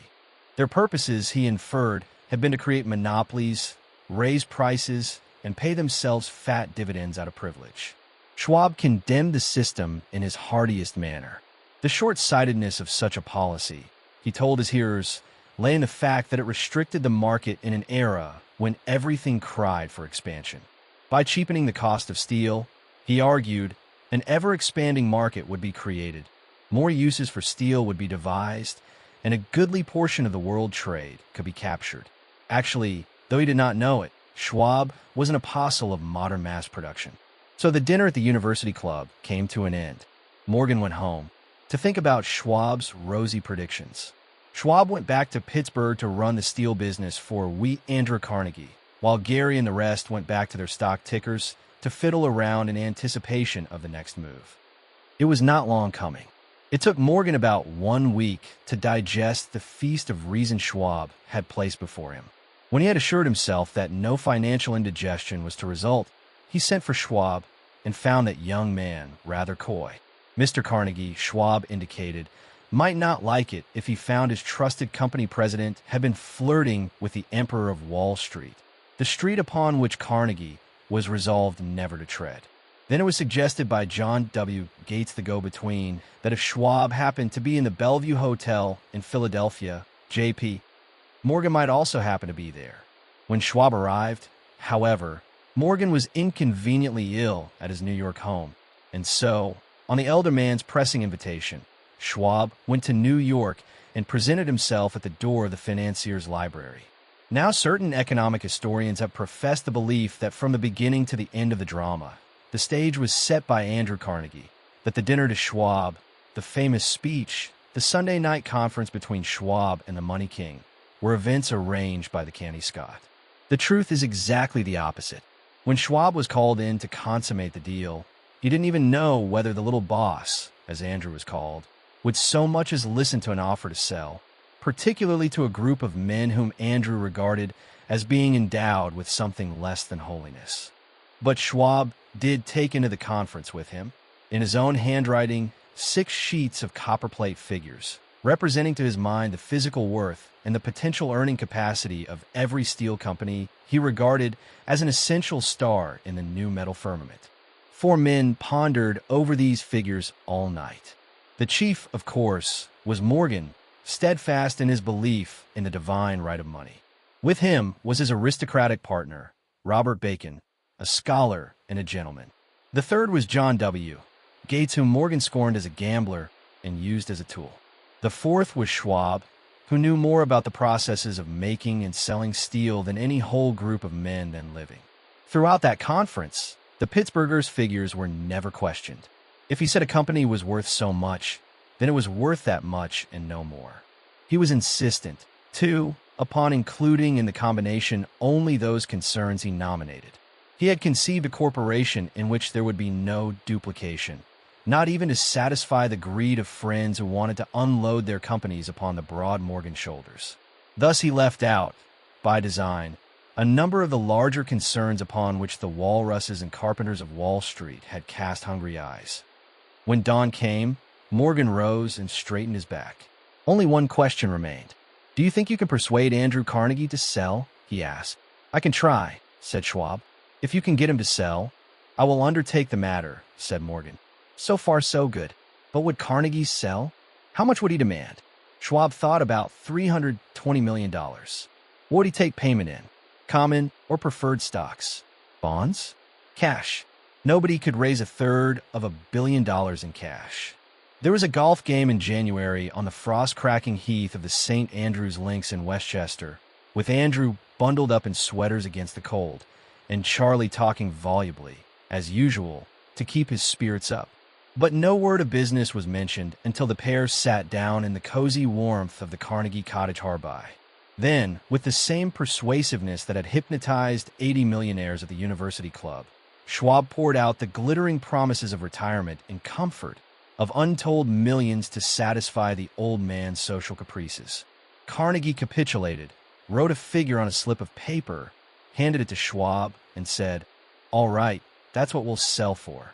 The figure was approximately $400 million and was reached by taking the $320 million mentioned by Schwab as a basic figure and adding to it $80 million to represent the increased capital value over the previous 2 years. Later, on the deck of a transatlantic liner, the Scotsman said ruefully to Morgan, "I wish I had asked you for $100 million more." "If you had asked for it, you'd have gotten it," Morgan told him cheerfully. There was an uproar, of course. A British correspondent cabled that the foreign steel world was appalled by the gigantic combination. President Hadley, of Yale, declared that unless trusts were regulated, the country might expect an emperor in Washington within the next 25 years. But that able stock manipulator, Keene, went at his work of shoving the new stock at the public so vigorously that all the excess water, estimated by some at nearly $600 million, was absorbed in a twinkling. So Carnegie had his millions, and the Morgan Syndicate had $62 million for all its trouble, and all the boys from Gates to Gary had their millions. The 38-year-old Schwab had his reward. He was made president of the new corporation and remained in control until 1930. The dramatic story of big business, which you have just finished, was included in this book because it is a perfect illustration of the method by which desire can be transmuted into its physical equivalent. I imagine some readers will question the statement that a mere intangible desire can be converted into its physical equivalent. Doubtless, some will say, You cannot convert nothing into something. The answer is in the story of United States Steel. That giant organization was created in the mind of one man. The plan by which the organization was provided with the steel mills that gave it financial stability was created in the mind of the same man. His faith, his desire, his imagination, his persistence were the real ingredients that went into United States Steel. The steel mills and mechanical equipment acquired by the corporation, after it had been brought into legal existence, were incidental, but careful analysis will disclose the fact that the appraised value of the properties acquired by the corporation increased in value by an estimated $600 million by the mere transaction which consolidated them under one management. In other words, Charles M. Schwab's idea, plus the faith with which he conveyed it to the minds of J.P. Morgan and the others, was marketed for a profit of approximately $600 million. Not an insignificant sum for a single idea. What happened to some of the men who took their share of the millions of dollars of profit made by this transaction is a matter with which we are not now concerned. The important feature of the astounding achievement is that it serves as unquestionable evidence of the soundness of the philosophy described in this book, because this philosophy was the warp and the woof of the entire transaction. Moreover, the practicability of the philosophy has been established by the fact that the United States Steel Corporation prospered and became one of the richest and most powerful corporations in America, employing thousands of people, developing new uses for steel, and opening new markets, thus proving that the $600 million in profit which the Schwab idea produced was earned. Riches begin in the form of thought. The amount is limited only by the person in whose mind the thought is put into motion. Faith removes limitations. Remember this when you're ready to bargain with life for whatever it is that you ask as your price for having passed this way. Remember also that the man who created the United States Steel Corporation was practically unknown at the time. He was merely Andrew Carnegie's Man Friday, until he gave birth to his famous idea. After that, he quickly rose to a position of power, fame, and riches. Both poverty and riches are the offspring of thought. Chapter 4. Autosuggestion, the medium for influencing the subconscious mind. The third step toward riches. Autosuggestion is a term which applies to all suggestions and all self-administered stimuli which reach one's mind through the five senses. Stated in another way, autosuggestion is self-suggestion. It is the agency of communication between that part of the mind where conscious thought takes place and that which serves as the seat of action for the subconscious mind. Through the dominating thoughts which one permits to remain in the conscious mind, whether these thoughts be negative or positive, is immaterial. The principle of autosuggestion voluntarily reaches the subconscious mind and influences it with these thoughts. No thought, whether it be negative or positive, can enter the subconscious mind without the aid of the principle of autosuggestion, with the exception of thoughts picked up from the ether. Stated differently, all sense impressions which are perceived through the five senses are stopped by the conscious thinking mind and may be either passed on to the subconscious mind or rejected at will. The conscious faculty serves, therefore, as an outer guard to the approach of the subconscious. Nature has so built man that he has absolute control over the material which reaches his subconscious mind through his five senses, although this is not meant to be construed as a statement that man always exercises this control. In the great majority of instances, he does not exercise it, which explains why so many people go through life in poverty. Recall what has been said about the subconscious mind resembling a fertile garden spot in which weeds will grow in abundance if the seeds of more desirable crops are not sown therein. Autosuggestion is the agency of control through which an individual may voluntarily feed his subconscious mind on thoughts of a creative nature, or by neglect, permit thoughts of a destructive nature to find their way into this rich garden of the mind. You were instructed in the last of the 6 steps described in the chapter on desire to read aloud twice daily the written statement of your desire for money and to see and feel yourself already in possession of the money. By following these instructions, you communicate the object of your desire directly to your subconscious mind in a spirit of absolute faith. Through repetition of this procedure, you voluntarily create thought habits which are favorable to your efforts to transmute desire into its monetary equivalent.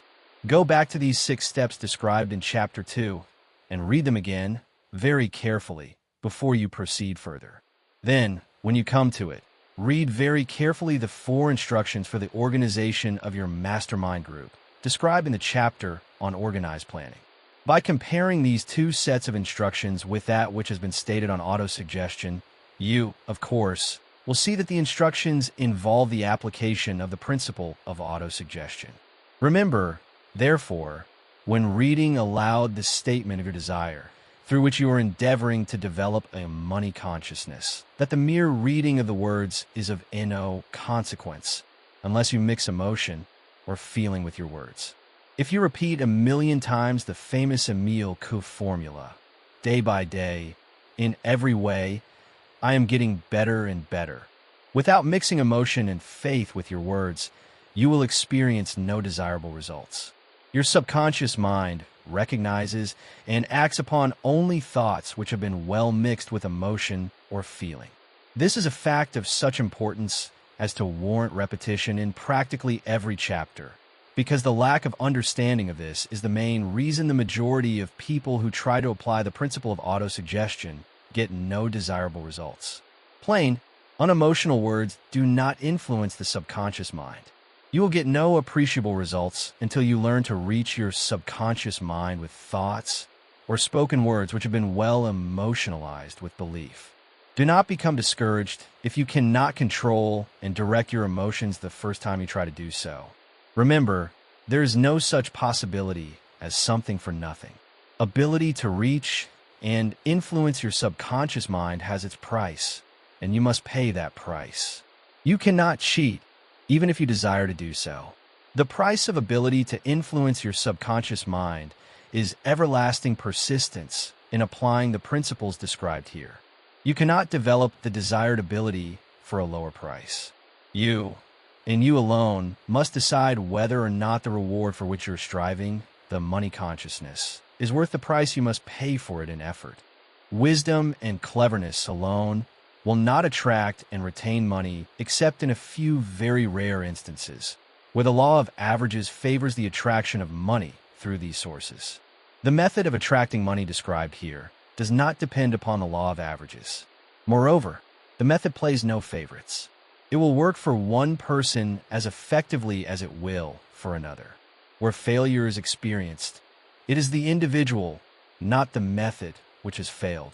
If you try and fail, make another effort, and still another, until you succeed. Your ability to use the principle of autosuggestion will depend, very largely, upon your capacity to concentrate upon a given desire until that desire becomes a burning obsession. When you begin to carry out the instructions in connection with the 6 steps described in the 2nd chapter, it will be necessary for you to make use of the principle of concentration. Let us here offer suggestions for the effective use of concentration. When you begin to carry out the first of the 6 steps, which instructs you to fix in your own mind the exact amount of money you desire, hold your thoughts on that amount of money by concentration or fixation of attention with your eyes closed until you can actually see the physical appearance of the money. Do this at least once each day. As you go through these exercises, follow the instructions given in the chapter on faith and see yourself actually in possession of the money.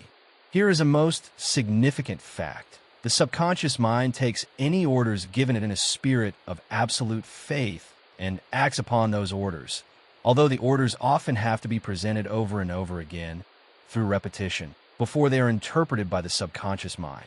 Following the preceding statement, consider the possibility of playing a perfectly legitimate trick on your subconscious mind by making it believe, because you believe it, that you must have the amount of money you are visualizing, that this money is already awaiting your claim, that the subconscious mind must hand over to you practical plans for acquiring the money which is yours. Hand over the thought suggested in the preceding paragraph to your imagination and see what your imagination can, or will do, to create practical plans for the accumulation of money through transmutation of your desire. Do not wait for a definite plan. through which you intend to exchange services or merchandise in return for the money you are visualizing, but begin at once to see yourself in possession of the money, demanding and expecting meanwhile that your subconscious mind will hand over the plan or plans you need. Be on the alert for these plans, and when they appear, put them into action immediately. When the plans appear, they will probably flash into your mind through the sixth sense in the form of an inspiration. This inspiration may be considered a direct telegram or message from infinite intelligence. Treat it with respect and act upon it as soon as you receive it. Failure to do this will be fatal to your success. In the fourth of the 6 steps, you are instructed to create a definite plan for carrying out your desire and begin at once to put this plan into action. You should follow this instruction in the manner described in the preceding paragraph. Do not trust to your reason when creating your plan for accumulating money through the transmutation of desire. Your reason is faulty. Moreover, your reasoning faculty may be lazy, and if you depend entirely upon it to serve you, it may disappoint you. When visualizing the money you intend to accumulate with closed eyes, see yourself rendering the service or delivering the merchandise you intend to give in return for this money. This is important. Summary of instructions. The fact that you are reading this book is an indication that you earnestly seek knowledge. It is also an indication that you are a student of this subject. If you're only a student, there's a chance that you may learn much that you did not know, but you will learn only by assuming an attitude of humility. If you choose to follow some of the instructions, but neglect or refuse to follow others, you will fail. To get satisfactory results, you must follow all instructions in a spirit of faith. The instructions given in connection with the 6 steps in the 2nd chapter will now be summarized and blended with the principles covered by this chapter as follows. First, go into some quiet spot, preferably in bed at night, where you will not be disturbed or interrupted. Close your eyes and repeat aloud, so you may hear your own words, the written statement of the amount of money you intend to accumulate, the time limit for its accumulation, and a description of the service or merchandise you intend to give in return for the money. As you carry out these instructions, see yourself already in possession of the money. For example, suppose that you intend to accumulate $50,000 by the 1st of January, 5 years hence, that you intend to give personal services in return for the money in the capacity of a salesman. Your written statement of your purpose should be similar to the following. By the 1st day of January 19, I will have in my possession $50,000, which will come to me in various amounts from time to time during the interim.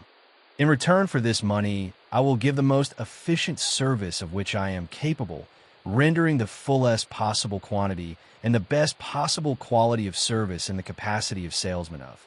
Describe the service or merchandise you intend to sell. I believe that I will have this money in my possession. My faith is so strong that I can now see this money before my eyes. I can touch it with my hands. It is now awaiting transfer to me at the time, and in the proportion that I deliver the service I intend to render in return for it.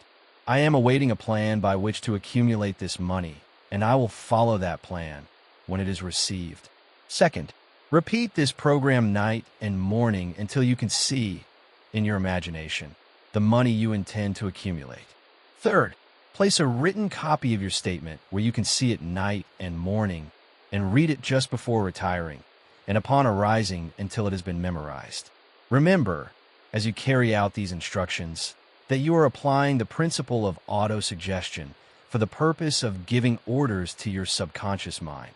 Remember, also, that your subconscious mind will act only upon instructions which are emotionalized and handed over to it with feeling. Faith is the strongest and most productive of the emotions. Follow the instructions given in the chapter on faith. These instructions may, at first, seem abstract. Do not let this disturb you. Follow the instructions, no matter how abstract or impractical they may, at first, appear to be. The time will soon come, if you do as you have been instructed, in spirit as well as in act, when a whole new universe of power will unfold to you. Skepticism, in connection with all new ideas, is characteristic of all human beings. But if you follow the instructions outlined, Your skepticism will soon be replaced by belief, and this, in turn, will soon become crystallized into absolute faith. Then you will have arrived at the point where you may truly say, "I am the master of my fate. I am the captain of my soul." Many philosophers have made the statement that man is the master of his own earthly destiny, but most of them have failed to say why he is the master. The reason that man may be the master of his own earthly status, and especially his financial status, is thoroughly explained in this chapter. Man may become the master of himself and of his environment because he has the power to influence his own subconscious mind, and through it, gain the cooperation of infinite intelligence. You are now reading the chapter which represents the keystone to the arch of this philosophy. The instructions contained in this chapter must be understood and applied with persistence if you succeed in transmuting desire into money. The actual performance of transmuting desire into money involves the use of auto-suggestion as an agency by which one may reach and influence the subconscious mind. The other principles are simply tools with which to apply auto-suggestion.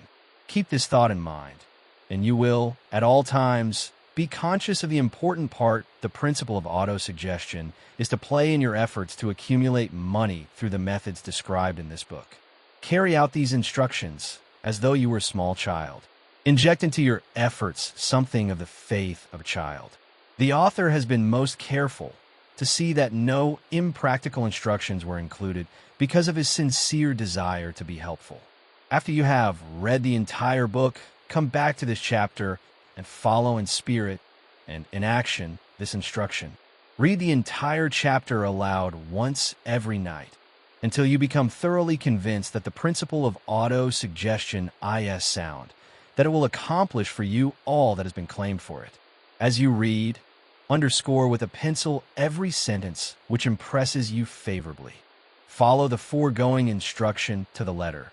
It will open the way for a complete understanding and mastery of the principles of success. Specialized knowledge. Specialized knowledge, personal experiences, or observations. The fourth step toward riches. There are two kinds of knowledge. One is general, the other is specialized. General knowledge, no matter how great in quantity or variety it may be, is of but little use in the accumulation of money. The faculties of the great universities possess, in the aggregate, practically every form of general knowledge known to civilization. Most of the professors have but little or no money. They specialize on teaching knowledge, but they do not specialize on the organization or the use of knowledge. Knowledge will not attract money unless it is organized and intelligently directed through practical plans of action to the definite end of accumulation of money. Lack of understanding of this fact has been the source of confusion to millions of people who falsely believe that knowledge is power. It is nothing of the sort. Knowledge is only potential power. It becomes power only when and if it is organized into definite plans of action and directed to a definite end. This missing link in all systems of education known to civilization today may be found in the failure of educational institutions to teach their students how to organize and use knowledge after they acquire it. Many people make the mistake of assuming that because Henry Ford had but little schooling, he is not a man of education. Those who make this mistake do not know Henry Ford, nor do they understand the real meaning of the word educate. That word is derived from the Latin word educo, meaning to educe, to draw out, to develop from within. An educated man is not, necessarily, one who has an abundance of general or specialized knowledge. An educated man is one who has so developed the faculties of his mind that he may acquire anything he wants or its equivalent without violating the rights of others. Henry Ford comes well within the meaning of this definition. During the World War, a Chicago newspaper published certain editorials in which, among other statements, Henry Ford was called an ignorant pacifist. Mr. Ford objected to the statements and brought suit against the paper for libeling him. When the suit was tried in the courts, the attorneys for the paper pleaded justification and placed Mr. Ford himself on the witness stand for the purpose of proving to the jury that he was ignorant. The attorneys asked Mr. Ford a great variety of questions, all of them intended to prove, by his own evidence, that while he might possess considerable specialized knowledge pertaining to the manufacture of automobiles, he was, in the main, ignorant. Mr. Ford was plied with such questions as the following. Who was Benedict Arnold? And how many soldiers did the British send over to America to put down the rebellion of 1776? In answer to the last question, Mr. Ford replied, I do not know the exact number of soldiers the British sent over, but I have heard that it was a considerably larger number than ever went back. Finally, Mr. Ford became tired of this line of questioning, and in reply to a particularly offensive question, he leaned over, pointed his finger at the lawyer who had asked the question, and said, If I should really want to answer the foolish question you have just asked, or any of the other questions you have been asking me, let me remind you that I have a row of electric push buttons on my desk, and by pushing the right button, I can summon to my aid men who can answer any question I desire to ask concerning the business to which I am devoting most of my efforts. Now, will you kindly tell me why I should clutter up my mind with general knowledge for the purpose of being able to answer questions when I have men around me who can supply any knowledge I require? There certainly was good logic to that reply. That answer floored the lawyer. Every person in the courtroom realized it was the answer, not of an ignorant man, but of a man of education. Any man is educated who knows where to get knowledge when he needs it and how to organize that knowledge into definite plans of action. Through the assistance of his mastermind group, Henry Ford had at his command all the specialized knowledge he needed to enable him to become one of the wealthiest men in America. It was not essential that he have this knowledge in his own mind. Surely no person who has sufficient inclination and intelligence to read a book of this nature can possibly miss the significance of this illustration. Before you can be sure of your ability to transmute desire into its monetary equivalent, you will require specialized knowledge of the service, merchandise, or profession which you intend to offer in return for fortune. Perhaps you may need much more specialized knowledge than you have the ability or the inclination to acquire. And if this should be true, you may bridge your weakness through the aid of your mastermind group. Andrew Carnegie stated that he, personally, knew nothing about the technical end of the steel business. Moreover, he did not particularly care to know anything about it. The specialized knowledge which he required for the manufacture and marketing of steel he found available through the individual units of his mastermind group. The accumulation of great fortunes calls for power, and power is acquired through highly organized and intelligently directed specialized knowledge. But that knowledge does not necessarily have to be in the possession of the man who accumulates the fortune.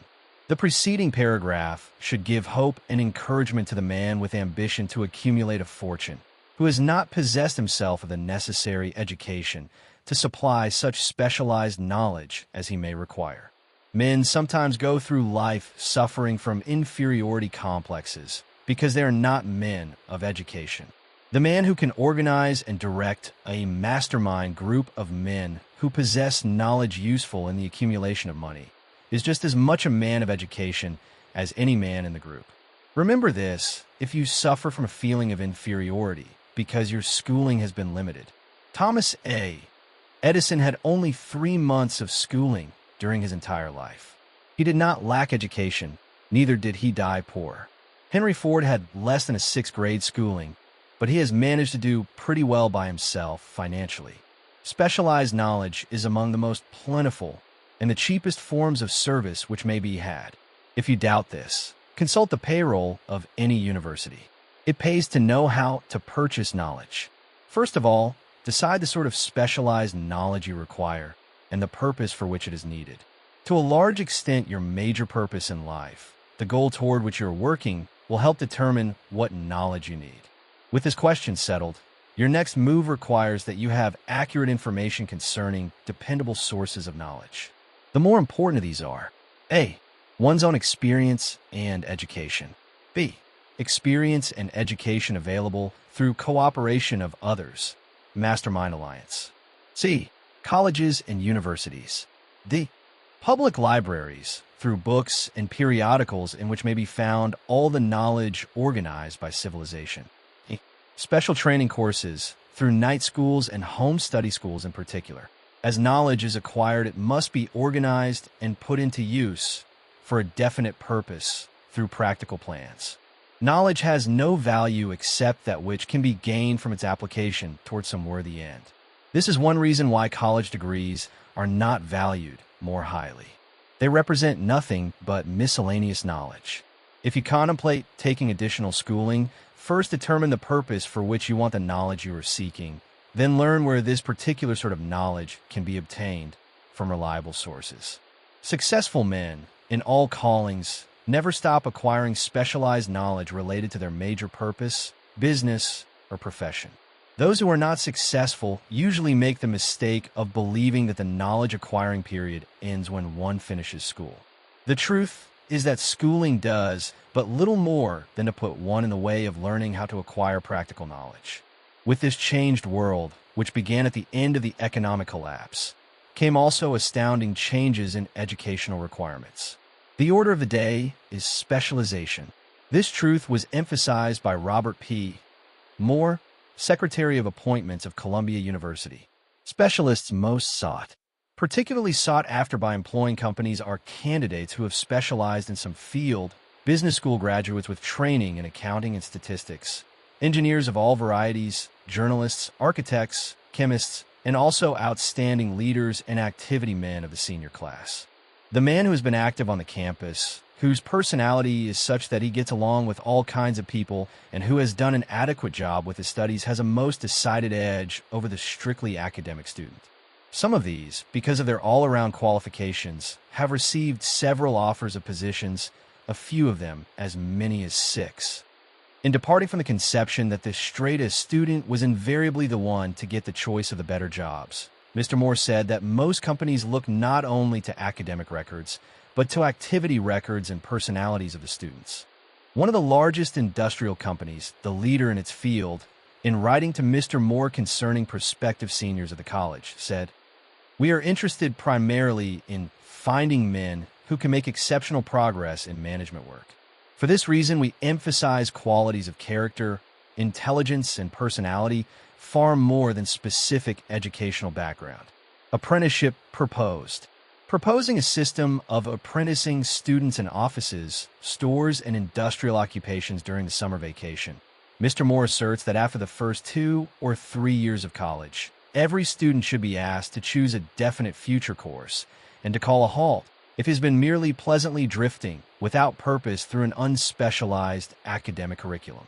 Colleges and universities must face the practical consideration that all professions and occupations now demand specialists, he said, urging that educational institutions accept more direct responsibility for vocational guidance. One of the most reliable and practical sources of knowledge available to those who need specialized schooling is the night schools operated in most large cities. The correspondence schools give specialized training anywhere the U.S. males go on all subjects that can be taught by the extension method. One advantage of home study training is the flexibility of the study program, which permits one to study during spare time. Another stupendous advantage of home study training, if the school is carefully chosen, is the fact that most courses offered by home study schools carry with them generous privileges of consultation, which can be of priceless value to those needing specialized knowledge. No matter where you live, you can share the benefits. Anything acquired without effort and without cost is generally unappreciated, often discredited. Perhaps this is why we get so little from our marvelous opportunity in public schools. The self-discipline one receives from a definite program of specialized study makes up to some extent for the wasted opportunity when knowledge was available without cost. Correspondence schools are highly organized business institutions. Their tuition fees are so low that they are forced to insist upon prompt payments. Being asked to pay, whether the student makes good grades or poor, has the effect of causing one to follow through with the course when he would otherwise drop it.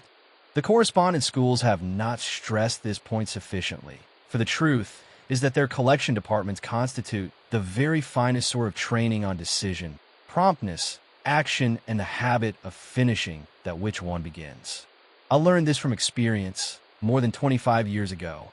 I enrolled for a home study course in advertising. After completing 8 or 10 lessons, I stopped studying, but the school did not stop sending me bills. Moreover, it insisted upon payment whether I kept up my studies or not. I decided that if I had to pay for the course, which I had legally obligated myself to do, I should complete the lessons and get my money's worth. I felt, at the time, that the collection system of the school was somewhat too well organized, but I learned later in life that it was a valuable part of my training for which no charge had been made. Being forced to pay, I went ahead and completed the course. Later in life, I discovered that the efficient collection system of that school had been worth much in the form of money earned, because of the training in advertising I had so reluctantly taken. We have in this country what is said to be the greatest public school system in the world. We have invested fabulous sums for fine buildings. We have provided convenient transportation for children living in the rural districts, so they may attend the best schools. But there is one astounding weakness to this marvelous system. IT is free. One of the strange things about human beings is that they value only that which has a price. The free schools of America and the free public libraries do not impress people because they are free. This is the major reason why so many people find it necessary to acquire additional training after they quit school and go to work. It is also one of the major reasons why employers give greater consideration to employees who take home study courses. They have learned from experience that any person who has the ambition to give up a part of his spare time to studying at home has in him those qualities which make for leadership. This recognition is not a charitable gesture. It is sound business judgment upon the part of the employers. There is one weakness in people for which there is no remedy. It is the universal weakness of lack of ambition. Persons, especially salaried people who schedule their spare time to provide for home study, seldom remain at the bottom very long. Their action opens the way for the upward climb, removes many obstacles from their path, and gains the friendly interest of those who have the power to put them in the way of opportunity. The home study method of training is especially suited to the needs of employed people who find, after leaving school, that they must acquire additional specialized knowledge, but cannot spare the time to go back to school. The changed economic conditions prevailing since the Depression have made it necessary for thousands of people to find additional or new sources of income. For the majority of these, the solution to their problem may be found only by acquiring specialized knowledge. Many will be forced to change their occupations entirely. When a merchant finds that a certain line of merchandise is not selling, he usually supplants it with another that is in demand. The person whose business is that of marketing personal services must also be an efficient merchant. If his services do not bring adequate returns in one occupation, he must change to another where broader opportunities are available. Stuart Austin prepared himself as a construction engineer and followed this line of work until the Depression limited his market to where it did not give him the income he required. He took inventory of himself, decided to change his profession to law, went back to school, and took special courses by which he prepared himself as a corporation lawyer. Despite the fact the Depression had not ended, he completed his training, passed the bar examination, and quickly built a lucrative law practice in Dallas, Texas. In fact, he is turning away clients. Just to keep the record straight, and to anticipate the alibis of those who will say, "I couldn't go to school because I have a family to support," or "I'm too old," I will add the information that Mr. was past 40 and married when he went back to school. Moreover, by carefully selecting highly specialized courses in colleges best prepared to teach the subjects chosen, Mr. completed in 2 years the work for which the majority of law students require 4 years. It pays to know how to purchase knowledge. The person who stops studying merely because he has finished school is forever hopelessly doomed to mediocrity, no matter what may be his calling. The way of success is the way of continuous pursuit of knowledge. Let us consider a specific instance. During the Depression, a salesman in a grocery store found himself without a position. Having had some bookkeeping experience, he took a special course in accounting, familiarized himself with all the latest bookkeeping and office equipment, and went into business for himself. Starting with the grocer for whom he had formerly worked, He made contracts with more than 100 small merchants to keep their books at a very nominal monthly fee. His idea was so practical that he soon found it necessary to set up a portable office in a light delivery truck, which he equipped with modern bookkeeping machinery. He now has a fleet of these bookkeeping offices on wheels and employs a large staff of assistants, thus providing small merchants with accounting service equal to the best that money can buy at very nominal cost. Specialized knowledge plus imagination were the ingredients that went into this unique and successful business. Last year, the owner of that business paid an income tax of almost 10 times as much as was paid by the merchant for whom he worked when the Depression forced upon him a temporary adversity which proved to be a blessing in disguise. The beginning of this successful business was an idea. Inasmuch as I had the privilege of supplying the unemployed salesman with that idea, I now assume the further privilege of suggesting another idea which has within it the possibility of even greater income. Also the possibility of rendering useful service to thousands of people who badly need that service. The idea was suggested by the salesman who gave up selling and went into the business of keeping books on a wholesale basis. When the plan was suggested as a solution of his unemployment problem, he quickly exclaimed, "I like the idea, but I would not know how to turn it into cash." In other words, he complained he would not know how to market his bookkeeping knowledge after he acquired it. So, that brought up another problem which had to be solved. With the aid of a young woman typist, clever at hand lettering, and who could put the story together, a very attractive book was prepared describing the advantages of the new system of bookkeeping. The pages were neatly typed and pasted in an ordinary scrapbook, which was used as a silent salesman with which the story of this new business was so effectively told that its owner soon had more accounts than he could handle. There are thousands of people all over the country who need the services of a merchandising specialist capable of preparing an attractive brief for use in marketing personal services.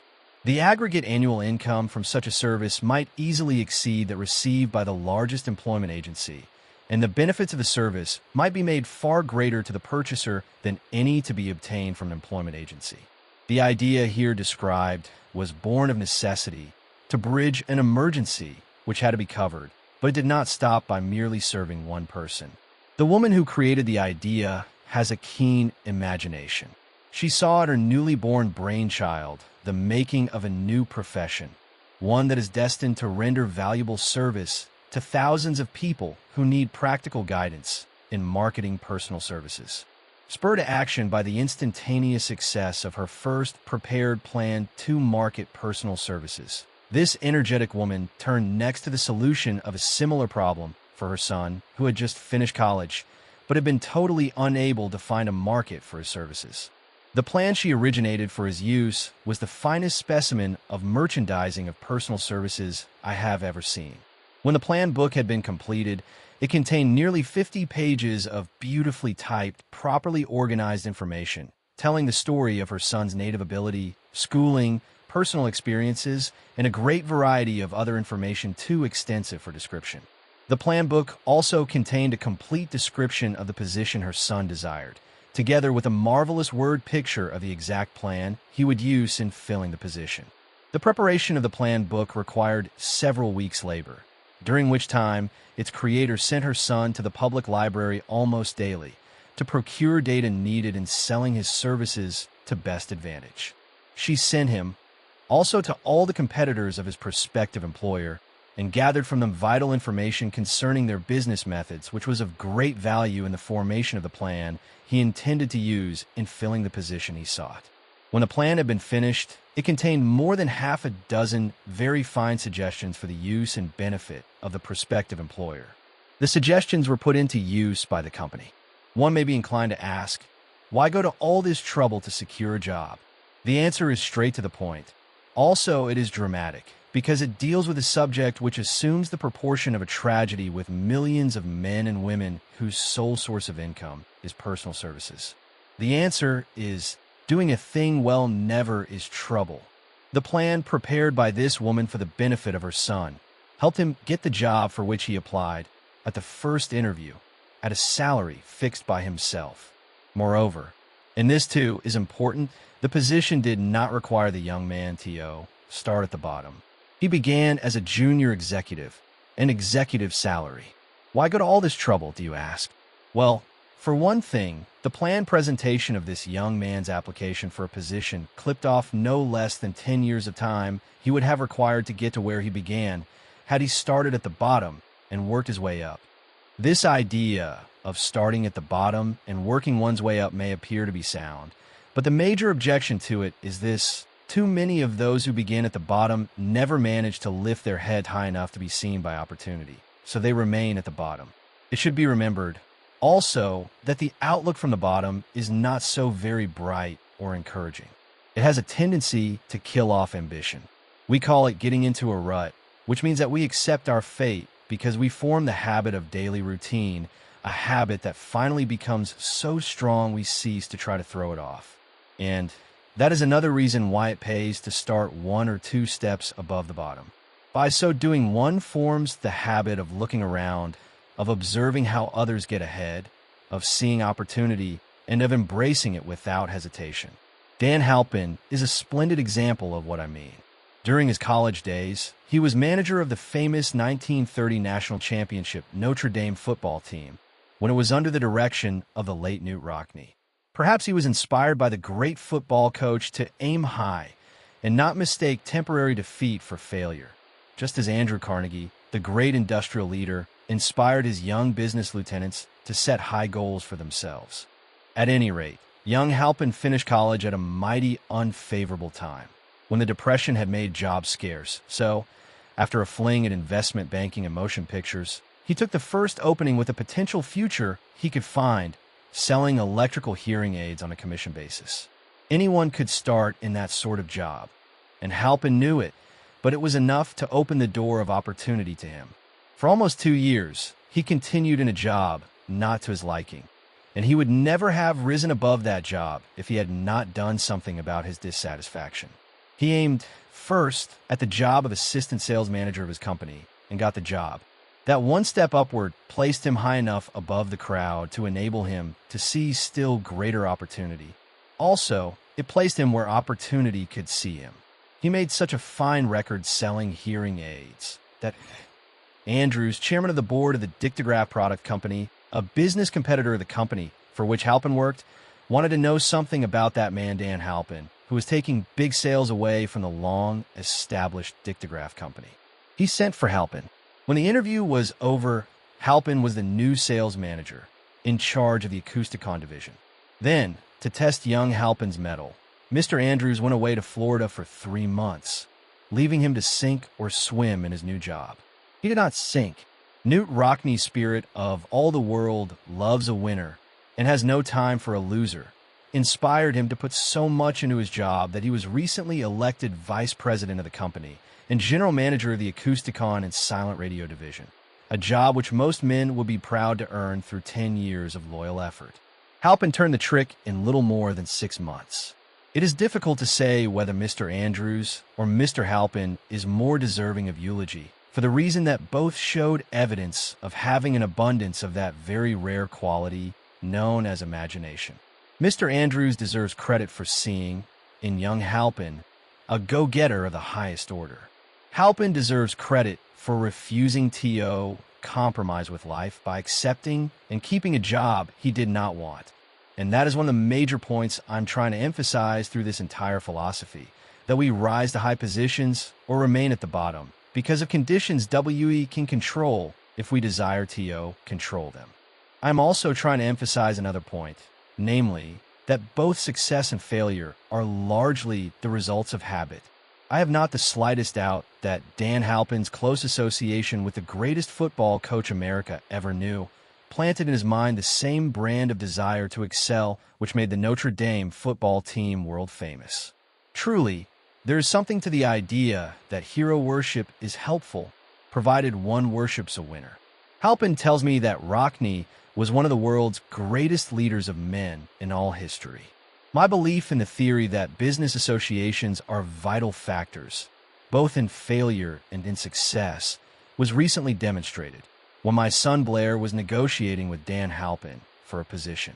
Mr. Halpin offered him a beginning salary of about one-half what he could have gotten from a rival company. I brought parental pressure to bear and induced him to accept the place with Mr. Halpin, because I believe that close association with one who refuses to compromise with circumstances he does not like is an asset that can never be measured in terms of money. The bottom is a monotonous, dreary, and profitable place for any person. That is why I have taken the time to describe how lowly beginnings may be circumvented by proper planning. Also, that is why so much space has been devoted to a description of this new profession, created by a woman who was inspired to do a fine job of planning because she wanted her son to have a favorable break. With the changed conditions ushered in by the world economic collapse, came also the need for newer and better ways of marketing personal services. It is hard to determine why someone had not previously discovered this stupendous need, in view of the fact that more money changes hands in return for personal services than for any other purpose. The sum paid out monthly to people who work for wages and salaries is so huge that it runs into hundreds of millions, and the annual distribution amounts to billions. Perhaps some will find, in the idea here briefly described, the nucleus of the riches they desire. Ideas with much less merit have been the seedlings from which great fortunes have grown. Woolworth's 5 and 10-cent store idea, for example, had far less merit, but piled up a fortune for its creator. Those seeing opportunity lurking in this suggestion will find valuable aid in the chapter on organized planning. Incidentally, an efficient merchandiser of personal services would find a growing demand for his services wherever there are men and women who seek better markets for their services. By applying the mastermind principle, a few people with suitable talent could form an alliance and have a paying business very quickly.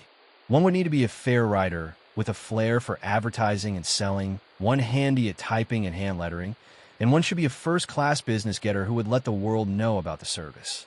If one person possessed all these abilities, he might carry on the business alone until it outgrew him.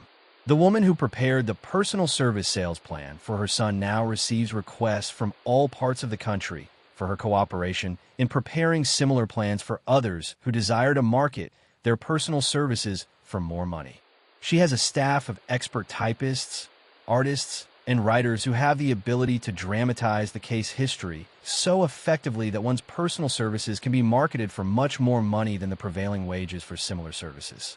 She is so confident of her ability that she accepts, as the major portion of her fee, a percentage of the increased pay she helps her clients to earn. It must not be supposed that her plan merely consists of clever salesmanship by which she helps men and women to demand and receive more money for the same services they formerly sold for less pay. She looks after the interests of the purchaser as well as the seller of personal services, and so prepares her plans that the employer receives full value for the additional money he pays. The method by which she accomplishes this astonishing result is a professional secret which she discloses to no one excepting her own clients. If you have the imagination and seek a more profitable outlet for your personal services, this suggestion may be the stimulus for which you have been searching.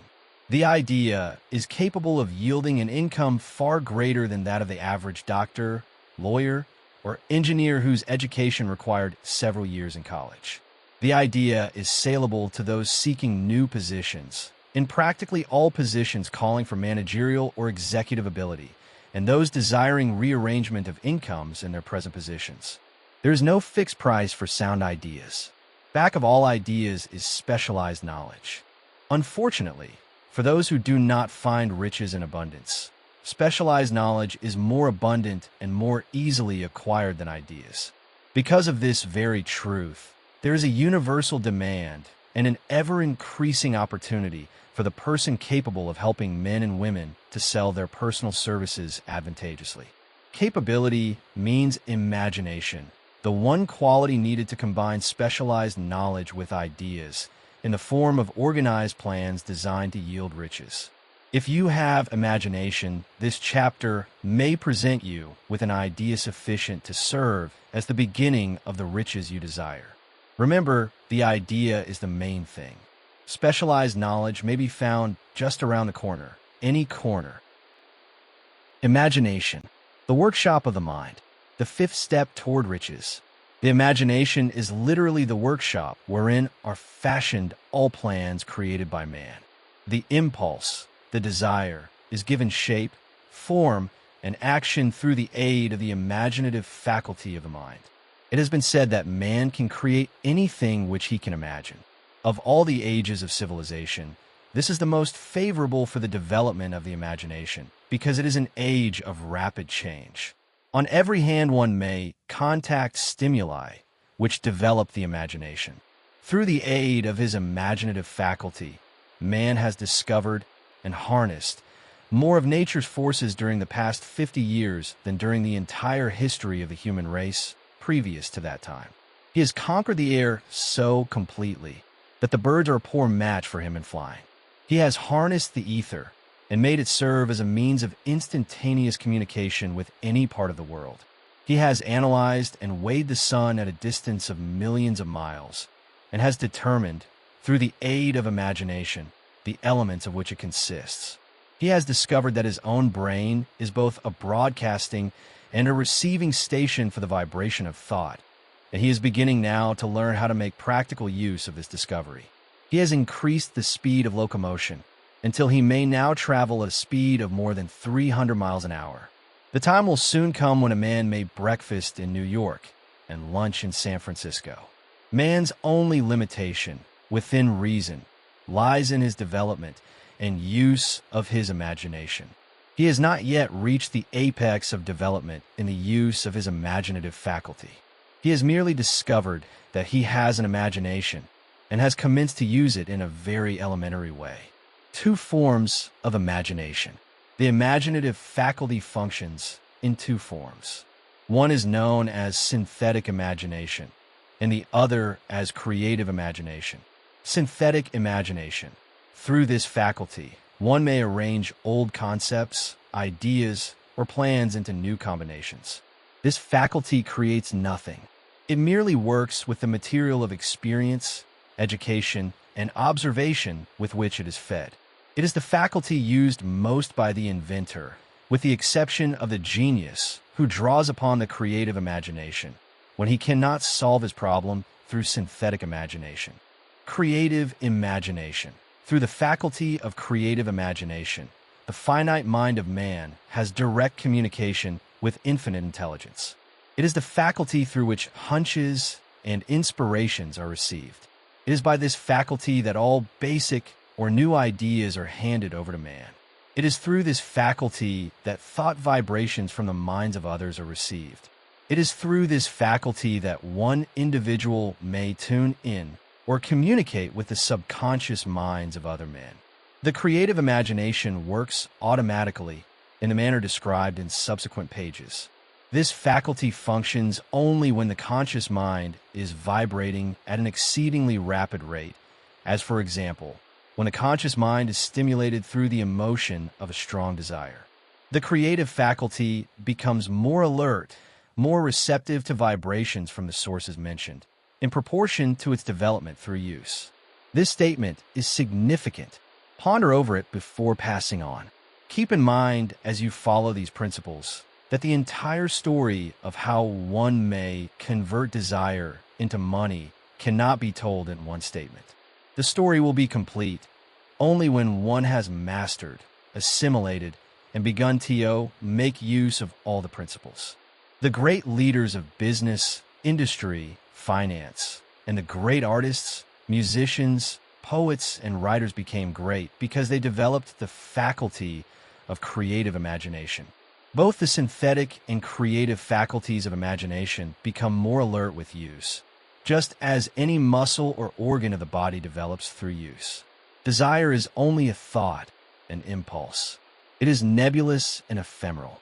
It is abstract and of no value until it has been transformed into its physical counterpart. While the synthetic imagination is the one which will be used most frequently in the process of transforming the impulse of desire into money, you must keep in mind the fact that you may face circumstances and situations which demand use of the creative imagination as well. Your imaginative faculty may have become weak through inaction. It can be revived and made alert through use. This faculty does not die, though it may become quiescent through lack of use. Center your attention, for the time being, on the development of the synthetic imagination, because this is the faculty which you will use more often in the process of converting desire into money. Transformation of the intangible impulse of desire into the tangible reality of money calls for the use of a plan or plans. These plans must be formed with the aid of the imagination and mainly with the synthetic faculty. Read the entire book through, then come back to this chapter and begin at once to put your imagination to work on the building of a plan or plans for the transformation of your desire into money. Detailed instructions for the building of plans have been given in almost every chapter. Carry out the instructions best suited to your needs. Reduce your plan to writing if you have not already done so. The moment you complete this, you will have definitely given concrete form to the intangible desire. Read the preceding sentence once more. Read it aloud, very slowly, and as you do so, remember that the moment you reduce the statement of your desire and a plan for its realization to writing, you have actually taken the first of a series of steps, which will enable you to convert the thought into its physical counterpart. The earth on which you live, you, yourself, and every other material thing are the result of evolutionary change, through which microscopic bits of matter have been organized and arranged in an orderly fashion. Moreover, and this statement is of stupendous importance, this earth, every one of the billions of individual cells of your body, and every atom of matter began as an intangible form of energy. Desire is thought impulse. Thought impulses are forms of energy.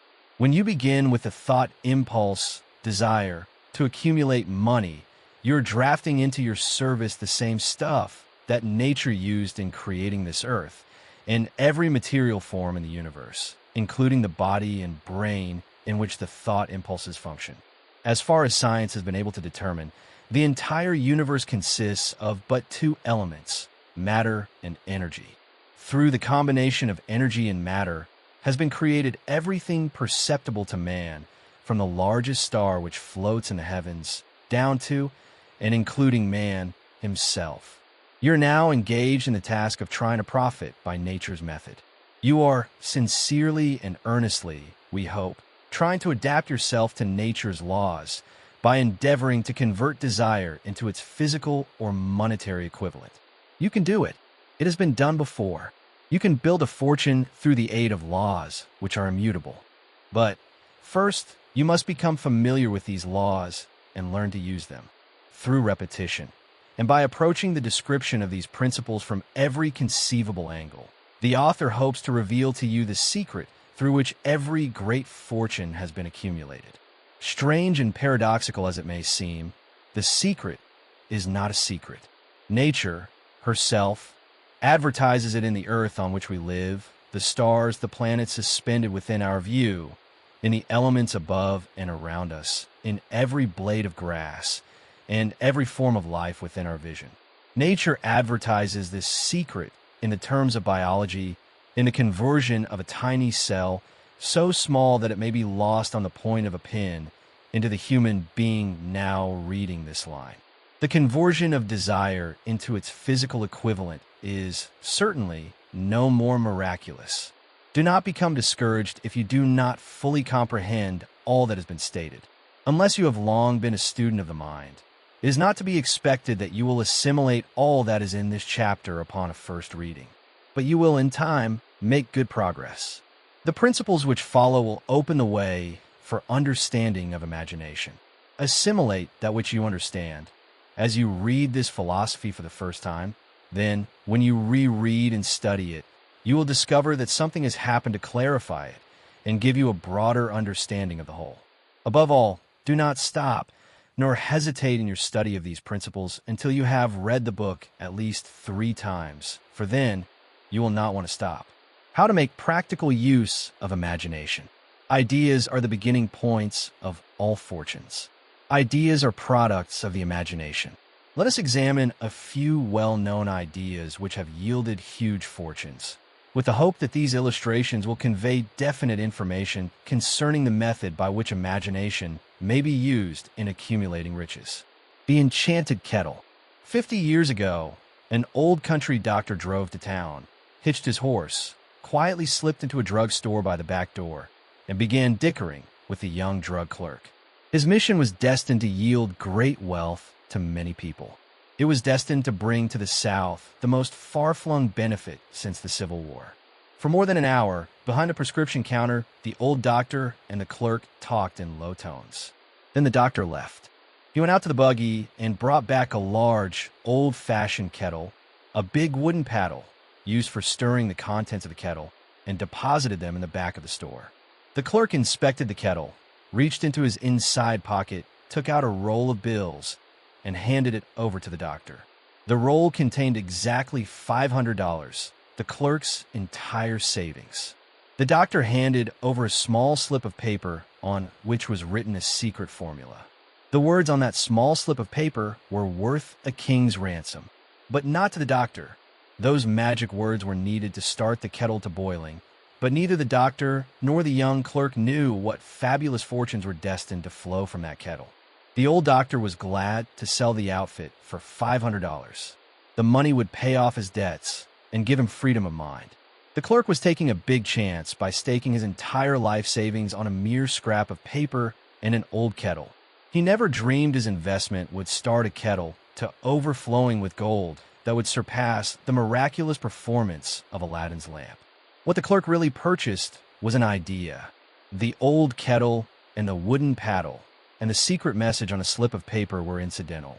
The strange performance of that kettle began to take place after the new owner mixed with the secret instructions an ingredient of which the doctor knew nothing. Read this story carefully. Give your imagination a test.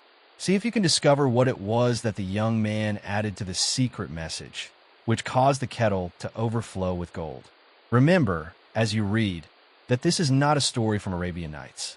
Here you have a story of facts, stranger than fiction, facts which began in the form of an idea.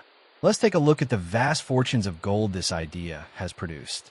It has paid, and still pays, huge fortunes to men and women all over the world who distribute the contents of the kettle to millions of people. The old kettle is now one of the world's largest consumers of sugar, thus providing jobs of a permanent nature to thousands of men and women engaged in growing sugarcane and in refining and marketing sugar. The old kettle consumes, annually, millions of glass bottles, providing jobs to huge numbers of glass workers. The old kettle gives employment to an army of clerks, stenographers, copywriters, and advertising experts throughout the nation. It has brought fame and fortune to scores of artists who have created magnificent pictures describing the product. The old kettle has converted a small southern city into the business capital of the South, where it now benefits, directly or indirectly, every business and practically every resident of the city.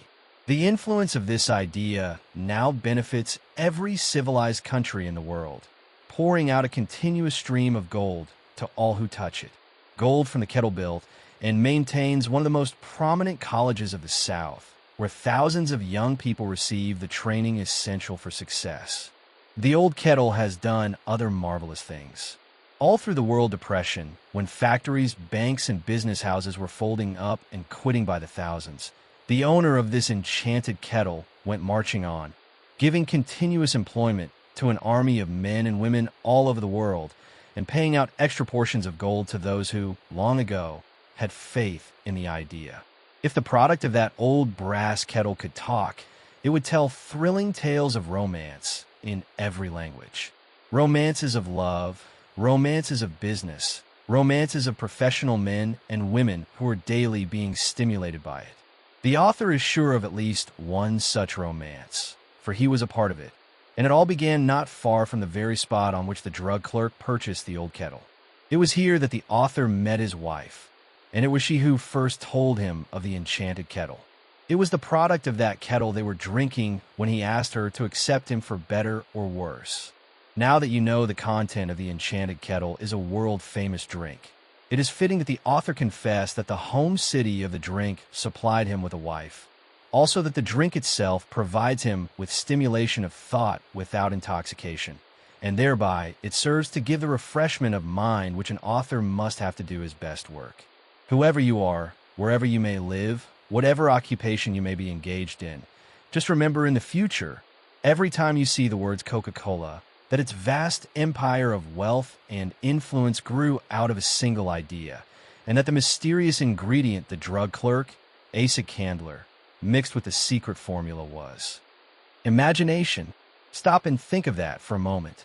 Remember, also, that the 13 steps to riches described in this book were the media through which the influence of Coca-Cola has been extended to every city, town, village, and crossroads of the world, and that any idea you may create, as sound and meritorious as Coca-Cola, has the possibility of duplicating the stupendous record of this worldwide thirst killer. Truly, thoughts are things, and their scope of operation is the world itself. What I would do if I had $1 million. This story proves the truth of that old saying, where there's a will, there's a way. It was told to me by that beloved educator and clergyman, the late Frank W. Gonzalez, who began his preaching career in the Stockyards region of South Chicago. While Dr. Gonzalez was going through college, he observed many defects in our educational system, defects which he believed he could correct if he were the head of a college.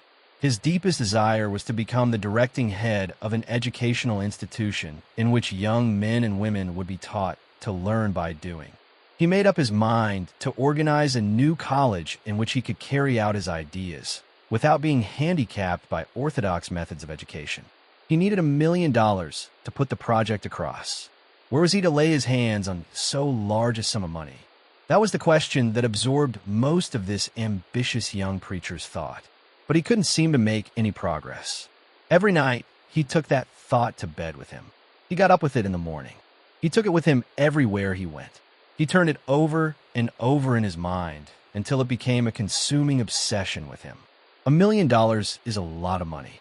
He recognized that fact. But he also recognized the truth that the only limitation is that which one sets up in one's own mind. Being a philosopher as well as a preacher, Dr. Gonzalez recognized, as do all who succeed in life, that definiteness of purpose is the starting point from which one must begin. He recognized, too, that definiteness of purpose takes on animation, life, and power when backed by a burning desire to translate that purpose into its material equivalent. He knew all these great truths, yet he did not know where or how to lay his hands on $1 million. The natural procedure would have been to give up and quit by saying, "Oh well, my idea is a good one, but I cannot do anything with it because I never can procure the necessary $1 million." That is exactly what the majority of people would have said, but it is not what Dr. Gonzalez said. What he said and what he did are so important that I now introduce him and let him speak for himself. One Saturday afternoon, I sat in my room thinking of ways and means of raising the money to carry out my plans. For nearly 2 years, I had been thinking, but I had done nothing but think. The time had come for action.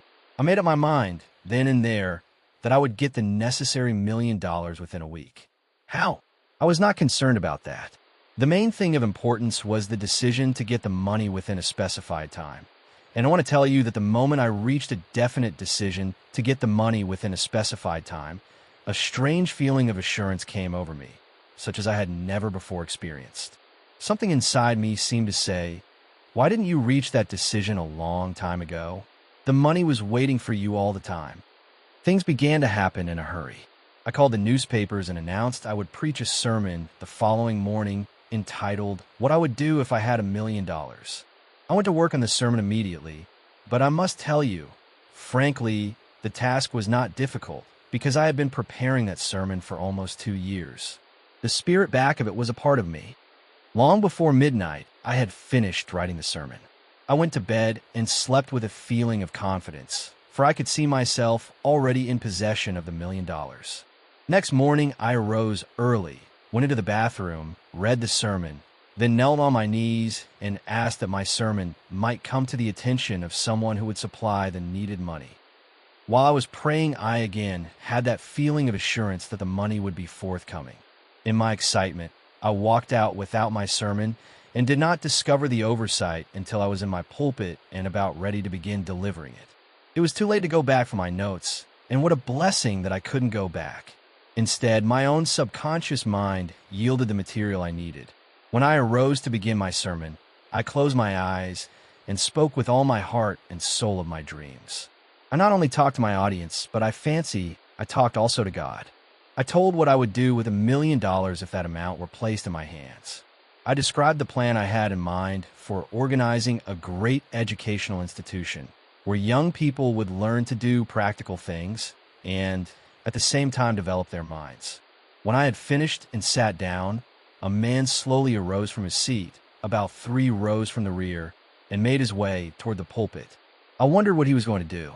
He came into the pulpit, extended his hand, and said, "Reverend, I like your sermon. I believe you can do everything you said you would if you had $1 million. To prove that I believe in you and your sermon, if you will come to my office tomorrow morning, I will give you the $1 million.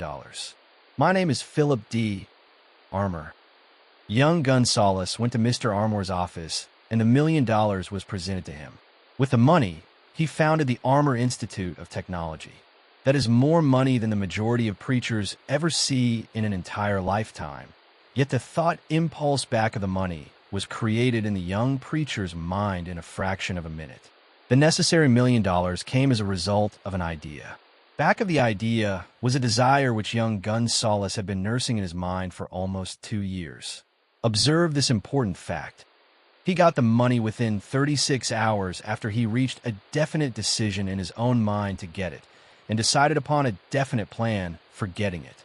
There is nothing new or unique about young Gonzalez's vague thinking about $1 million and weakly hoping for it. Others before him, and many since his time, have had similar thoughts.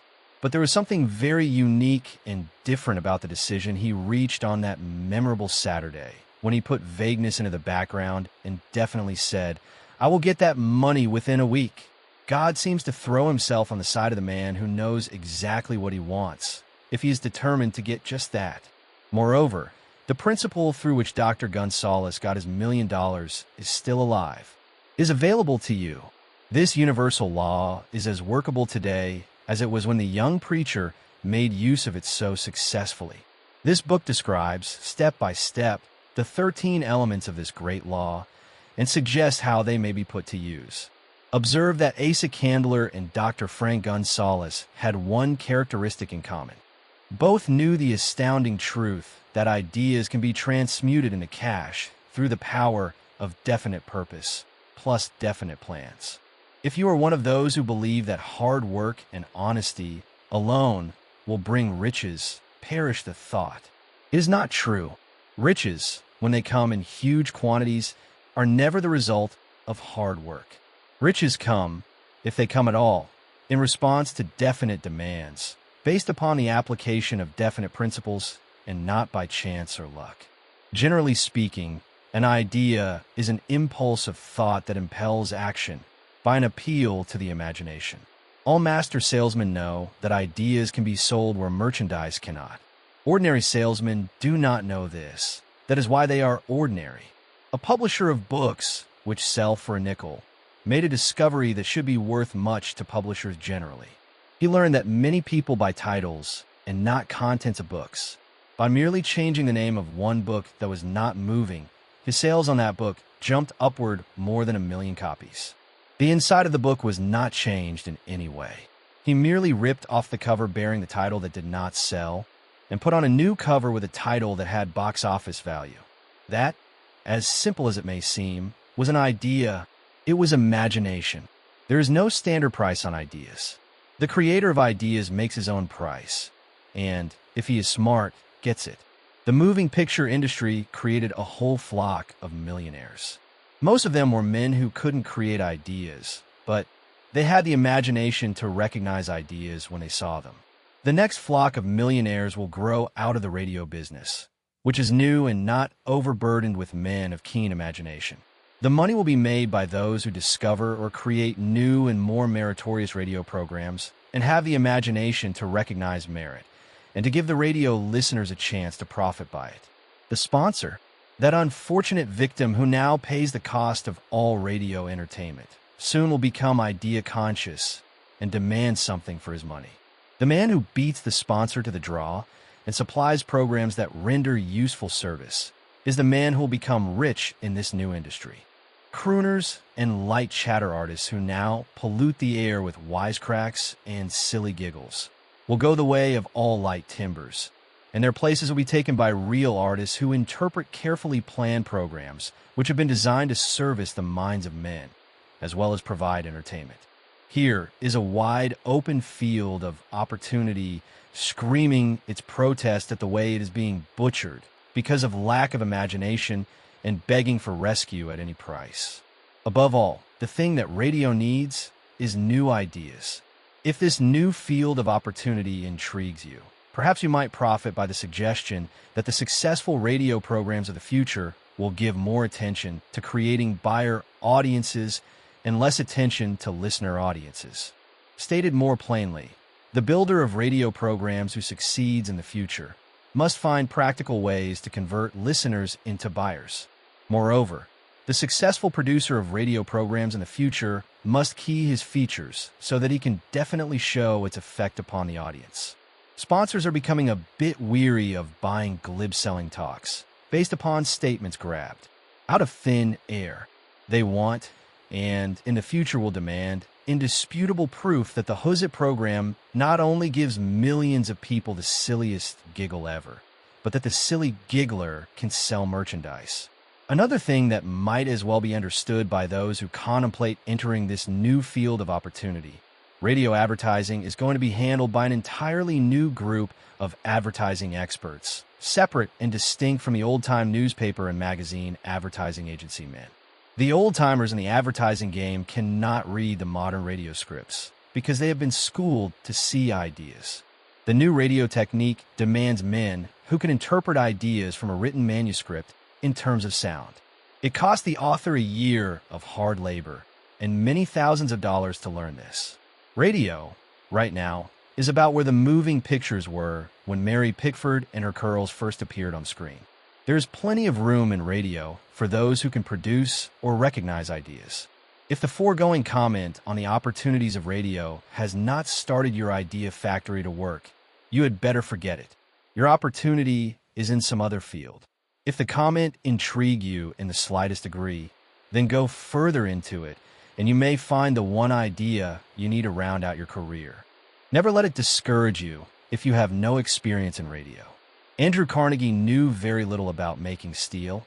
I have Carnegie's own word for this, but he made practical use of two of the principles described in this book and made the steel business yield him a fortune. The story of practically every great fortune starts with the day when a creator of ideas and a seller of ideas got together and worked in harmony. Carnegie surrounded himself with men who could do all that he could not do, men who created ideas, and men who put ideas into operation, and made himself and the others fabulously rich. Millions of people go through life hoping for favorable breaks. Perhaps a favorable break can get one an opportunity, but the safest plan is not to depend upon luck. It was a favorable break that gave me the biggest opportunity of my life, but 25 years of determined effort had to be devoted to that opportunity before it became an asset. The break consisted of my good fortune in meeting and gaining the cooperation of Andrew Carnegie. On that occasion, Carnegie planted in my mind the idea of organizing the principles of achievement into a philosophy of success. Thousands of people have profited by the discoveries made in the 25 years of research, and several fortunes have been accumulated through the application of the philosophy. The beginning was simple. It was an idea which anyone might have developed. The favorable break came through Carnegie, but what about the determination, definiteness of purpose, and the desire to attain the goal, and the persistent effort of 25 years? It was no ordinary desire that survived disappointment, discouragement, temporary defeat, criticism, and a constant reminding of waste of time. It was a burning desire, an obsession. When the idea was first planted in my mind by Mr. Carnegie, it was coaxed, nursed, and enticed to remain alive. Gradually, the idea became a giant under its own power, and it coaxed, nursed, and drove me. Ideas are like that. First, you give life and action and guidance to ideas. Then they take on power of their own and sweep aside all opposition. Ideas are intangible forces, but they have more power than the physical brains that give birth to them. They have the power to live on after the brain that creates them has returned to dust. For example, take the power of Christianity. That began with a simple idea born in the brain of Christ. Its chief tenet was, "Do unto others as you would have others do unto you." Christ has gone back to the source from whence he came, but his idea goes marching on. Someday, it may grow up and come into its own. Then it will have fulfilled Christ's deepest desire. The idea has been developing only 2,000 years. Give it time. Failure permits no alibis. Chapter 7. Organized planning. The crystallization of desire into action. The sixth step toward riches. You have learned that everything man creates or acquires begins in the form of desire. That desire is taken on the first lap of its journey, from the abstract to the concrete, into the workshop of the imagination, where plans for a transition are created and organized. In Chapter 2, you were instructed to take 6 definite, practical steps as your first move in translating the desire for money into its monetary equivalent. One of these steps is the formation of a definite, practical plan, or plans, through which this transformation may be made. You will now be instructed how to build plans which will be practical, viz. A. Ally yourself with a group of as many people as you may need for the creation and carrying out of your plan or plans for the accumulation of money, making use of the mastermind principle described in a later chapter. Compliance with this instruction is absolutely essential. Do not neglect it. B. Before forming your mastermind alliance, decide what advantages and benefits you may offer the individual members of your group in return for their cooperation. No one will work indefinitely without some form of compensation. No intelligent person will either request or expect another to work without adequate compensation, although this may not always be in the form of money. C.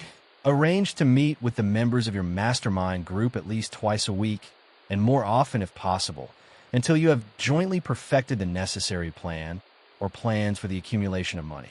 D. Maintain perfect harmony between yourself and every member of your mastermind group. If you fail to carry out this instruction to the letter, you may expect to meet with failure. The mastermind principle cannot obtain where perfect harmony does not prevail. Keep in mind these facts, comma. First, you are engaged in an undertaking of major importance to you. To be sure of success, you must have plans which are faultless. Second, you must have the advantage of the experience, education, native ability, and imagination of other minds. This is in harmony with the methods followed by every person who has accumulated a great fortune. No individual has sufficient experience, education, native ability, and knowledge to ensure the accumulation of a great fortune without the cooperation of other people. Every plan you adopt in your endeavor to accumulate wealth should be the joint creation of yourself and every other member of your mastermind group. You may originate your own plans, either in whole or in part, but see that those plans are checked and approved by the members of your mastermind alliance. If the first plan which you adopt does not work successfully, replace it with a new plan. If this new plan fails to work, replace it in turn with still another, and so on, until you find a plan which does work. Right here is the point at which the majority of men meet with failure, because of their lack of persistence in creating new plans to take the place of those which fail. The most intelligent man living cannot succeed in accumulating money, nor in any other undertaking, without plans which are practical and workable. Just keep this fact in mind, and remember when your plans fail, that temporary defeat is not permanent failure. It may only mean that your plans have not been sound. Build other plans. Start all over again. Thomas A. Edison failed 10,000 times before he perfected the incandescent electric light bulb. That is, he met with temporary defeat 10,000 times before his efforts were crowned with success. Temporary defeat should mean only one thing: the certain knowledge that there is something wrong with your plan. Millions of men go through life in misery and poverty because they lack a sound plan through which to accumulate a fortune. Henry Ford accumulated a fortune, not because of his superior mind, but because he adopted and followed a plan which proved to be sound. 1,000 men could be pointed out, each with a better education than Ford's, yet each of whom lives in poverty because he does not possess the right plan for the accumulation of money. Your achievement can be no greater than your plans are sound. That may seem to be an axiomatic statement, but it is true. Samuel Insull lost his fortune of over $100 million. The Insull fortune was built on plans which were sound. The business depression forced Mr. Insull to change his plans, and the change brought temporary defeat because his new plans were not sound. Mr. Insull is now an old man. He may, consequently, accept failure instead of temporary defeat. But if his experience turns out to be failure, it will be for the reason that he lacks the fire of persistence to rebuild his plans. No man is ever whipped until he quits in his own mind. This fact will be repeated many times because it is so easy to take the count at the first sign of defeat. James J. Hill met with temporary defeat when he first endeavored to raise the necessary capital to build a railroad from the east to the west. But he, too, turned defeat into victory through new plans. Henry Ford met with temporary defeat, not only at the beginning of his automobile career, but after he had gone far toward the top. He created new plans and went marching on to financial victory. We see men who have accumulated great fortunes, but we often recognize only their triumph, overlooking the temporary defeats which they had to surmount before arriving. No follower of this philosophy can reasonably expect to accumulate a fortune without experiencing temporary defeat. When defeat comes, accept it as a signal that your plans are not sound. Rebuild those plans and set sail once more toward your coveted goal. If you give up before your goal has been reached, you are a quitter. A quitter never wins, and a winner never quits. Lift this sentence out. Write it on a piece of paper in letters an inch high, and place it where you will see it every night before you go to sleep and every morning before you go to work. When you begin to select members for your mastermind group, endeavor to select those who do not take defeat seriously. Some people foolishly believe that only money can make money. This is not true. Desire, transmuted into its monetary equivalent through the principles laid down here, is the agency through which money is made. Money, of itself, is nothing but inert matter. It cannot move, think, or talk, but it can hear when a man who desires it calls it to come. Planning the sale of services. The remainder of this chapter has been given over to a description of ways and means of marketing personal services. The information here conveyed will be of practical help to any person having any form of personal services to market, but it will be of priceless benefit to those who aspire to leadership in their chosen occupations. Intelligent planning is essential for success in any undertaking designed to accumulate riches. Here will be found detailed instructions to those who must begin the accumulation of riches by selling personal services. It should be encouraging to know that practically all the great fortunes began in the form of compensation for personal services or from the sale of ideas. What else, except ideas and personal services, would one not possessed a property have to give in return for riches? Broadly speaking, there are two types of people in the world. One type is known as leaders and the other as followers. Decide at the outset whether you intend to become a leader in your chosen calling or remain a follower. The difference in compensation is vast. The follower cannot reasonably expect the compensation to which a leader is entitled, although many followers make the mistake of expecting such pay. It is no disgrace to be a follower. On the other hand, it is no credit to remain a follower.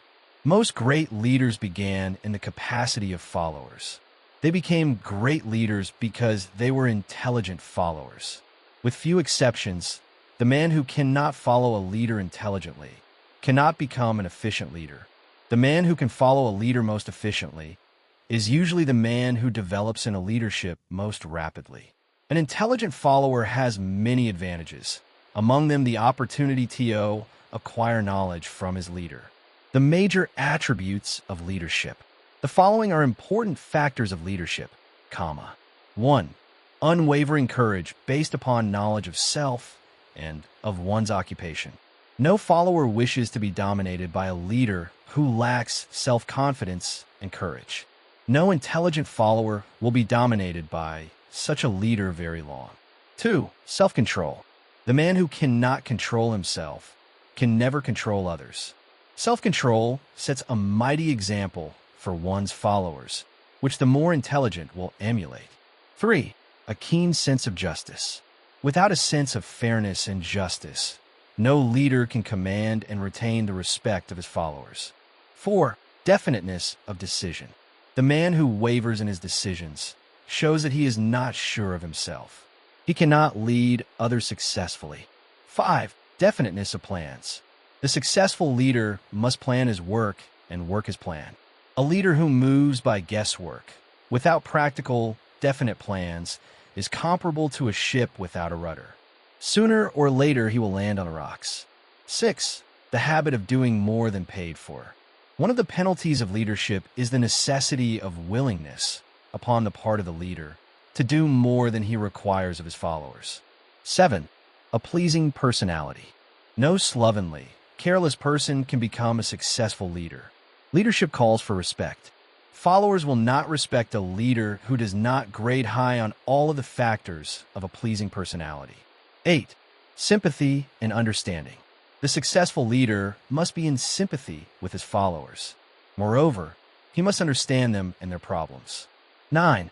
Mastery of detail. Successful leadership calls for mastery of details of the leader's position. 10. Willingness to assume full responsibility. The successful leader must be willing to assume responsibility for the mistakes and the shortcomings of his followers. If he tries to shift this responsibility, he will not remain the leader. If one of his followers makes a mistake and shows himself incompetent, the leader must consider that it is he who failed. 11. Cooperation. The successful leader must understand and apply the principle of cooperative effort and be able to induce his followers to do the same. Leadership calls for power, and power calls for cooperation. There are two forms of leadership. The first, and by far the most effective, is leadership by consent of and with the sympathy of the followers. The second is leadership by force, without the consent and sympathy of the followers. History is filled with evidences that leadership by force cannot endure. The downfall and disappearance of dictators and kings is significant. It means that people will not follow forced leadership indefinitely. The world has just entered a new era of relationship between leaders and followers, which very clearly calls for new leaders and a new brand of leadership in business and industry. Those who belong to the old school of leadership by force must acquire an understanding of a new brand of leadership, cooperation, or be relegated to the rank and file of the followers. There is no other way out for them. The relationship of employer and employee, or of leader and follower, in the future will be one of mutual cooperation based upon an equitable division of the profits of business. In the future, the relationship of employer and employee will be more like a partnership than it has been in the past. Napoleon, Kaiser Wilhelm of Germany, the Tsar of Russia, and the King of Spain were examples of leadership by force. Their leadership passed. Without much difficulty, one might point to the prototypes of these ex-leaders among the business, financial, and labor leaders of America who have been dethroned or slated to go. Leadership by consent of the followers is the only brand which can endure. Men may follow the forced leadership temporarily, but they will not do so willingly. The new brand of leadership will embrace the 11 factors of leadership described in this chapter, as well as some other factors. The man who makes these the basis of his leadership will find abundant opportunity to lead in any walk of life. The Depression was prolonged, largely because the world lacked leadership of a new brand. At the end of the Depression, the demand for leaders who are competent to apply the new methods of leadership has greatly exceeded the supply. Some of the old type of leaders will reform and adapt themselves to the new brand of leadership, but generally speaking, the world will have to look for new timber for its leadership. This necessity may be your opportunity. The 10 major causes of failure in leadership. We come now to the major faults of leaders who fail, because it is just as essential to know what not to do as it is to know what to do. 1. Inability to organize details. Efficient leadership calls for ability to organize and to master details. No genuine leader is ever too busy to do anything which may be required of him in his capacity as leader. When a man, whether he is a leader or follower, admits that he is too busy to change his plans or to give attention to any emergency, he admits his inefficiency. The successful leader must be the master of all details connected with his position. That means, of course, that he must acquire the habit of relegating details to capable lieutenants. 2. Unwillingness to render humble service. Truly great leaders are willing, when occasion demands, to perform any sort of labor which they would ask another to perform. The greatest among ye shall be the servant of all, is a truth which all able leaders observe and respect. 3. Expectation of pay for what they know, instead of what they do with that which they know. The world does not pay men for that which they know. It pays them for what they do, or induce others to do. 4. Fear of competition from followers. The leader who fears that one of his followers may take his position is practically sure to realize that fear sooner or later. The able leader trains understudies to whom he may delegate, at will, any of the details of his position. Only in this way may a leader multiply himself and prepare himself to be at many places and give attention to many things at one time. It is an eternal truth that men receive more pay for their ability to get others to perform than they could possibly earn by their own efforts. An efficient leader may, through his knowledge of his job and the magnetism of his personality, greatly increase the efficiency of others and induce them to render more service and better service than they could render without his aid. 5. Lack of imagination. Without imagination, the leader is incapable of meeting emergencies and of creating plans by which to guide his followers efficiently. 6. Selfishness. The leader who claims all the honor for the work of his followers is sure to be met by resentment. The really great leader claims none of the honors. He is contented to see the honors, when there are any, go to his followers, because he knows that most men will work harder for commendation and recognition than they will for money alone. 7. Intemperance. Followers do not respect an intemperate leader. Moreover, intemperance in any of its various forms destroys the endurance and the vitality of all who indulge in it. 8. Disloyalty. Perhaps this should have come at the head of the list. The leader who is not loyal to his trust and to his associates, those above him, and those below him, cannot long maintain his leadership.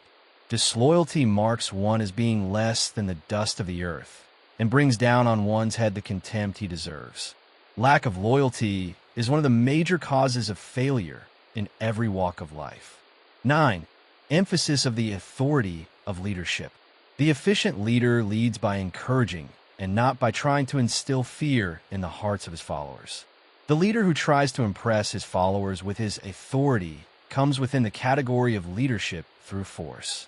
If a leader is a real leader, he will have no need to advertise that fact except by his conduct, his sympathy, understanding, fairness, and a demonstration that he knows his job.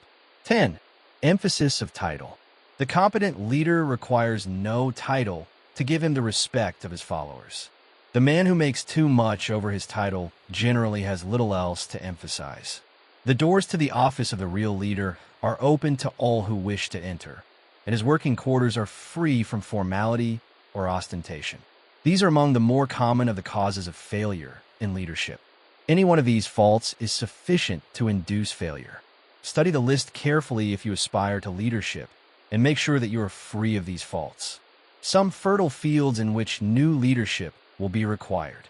Before leaving this chapter, your attention is called to a few of the fertile fields in which there has been a decline of leadership, and in which the new type of leader may find an abundance of opportunity. First, in the field of politics, there is a most insistent demand for new leaders, a demand which indicates nothing less than an emergency. The majority of politicians have, seemingly, become high-grade, legalized racketeers. They have increased taxes and debauched the machinery of industry and business until the people can no longer stand the burden. Second, the banking business is undergoing a reform. The leaders in this field have almost entirely lost the confidence of the public. Already the bankers have sensed the need of reform, and they have begun it. Third, industry calls for new leaders. The old type of leaders thought and moved in terms of dividends instead of thinking and moving in terms of human equations.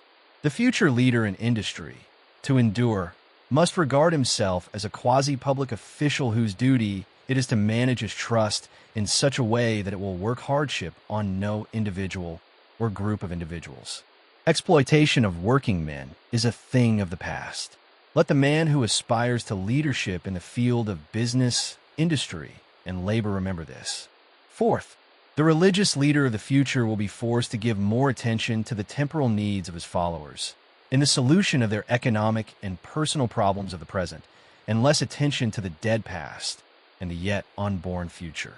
Fifth, in the professions of law, medicine, and education, a new brand of leadership, and to some extent, new leaders will become a necessity. This is especially true in the field of education. The leader in that field must, in the future, find ways and means of teaching people how to apply the knowledge they receive in school. He must deal more with practice and less with theory. Sixth, new leaders will be required in the field of journalism. Newspapers of the future, to be conducted successfully, must be divorced from special privilege and relieved from the subsidy of advertising. They must cease to be organs of propaganda for the interests which patronize their advertising columns. The type of newspaper which publishes scandal and lewd pictures will eventually go the way of all forces which debauch the human mind. These are but a few of the fields in which opportunities for new leaders and a new brand of leadership are now available. The world is undergoing a rapid change. This means that the media through which the changes in human habits are promoted must be adapted to the changes.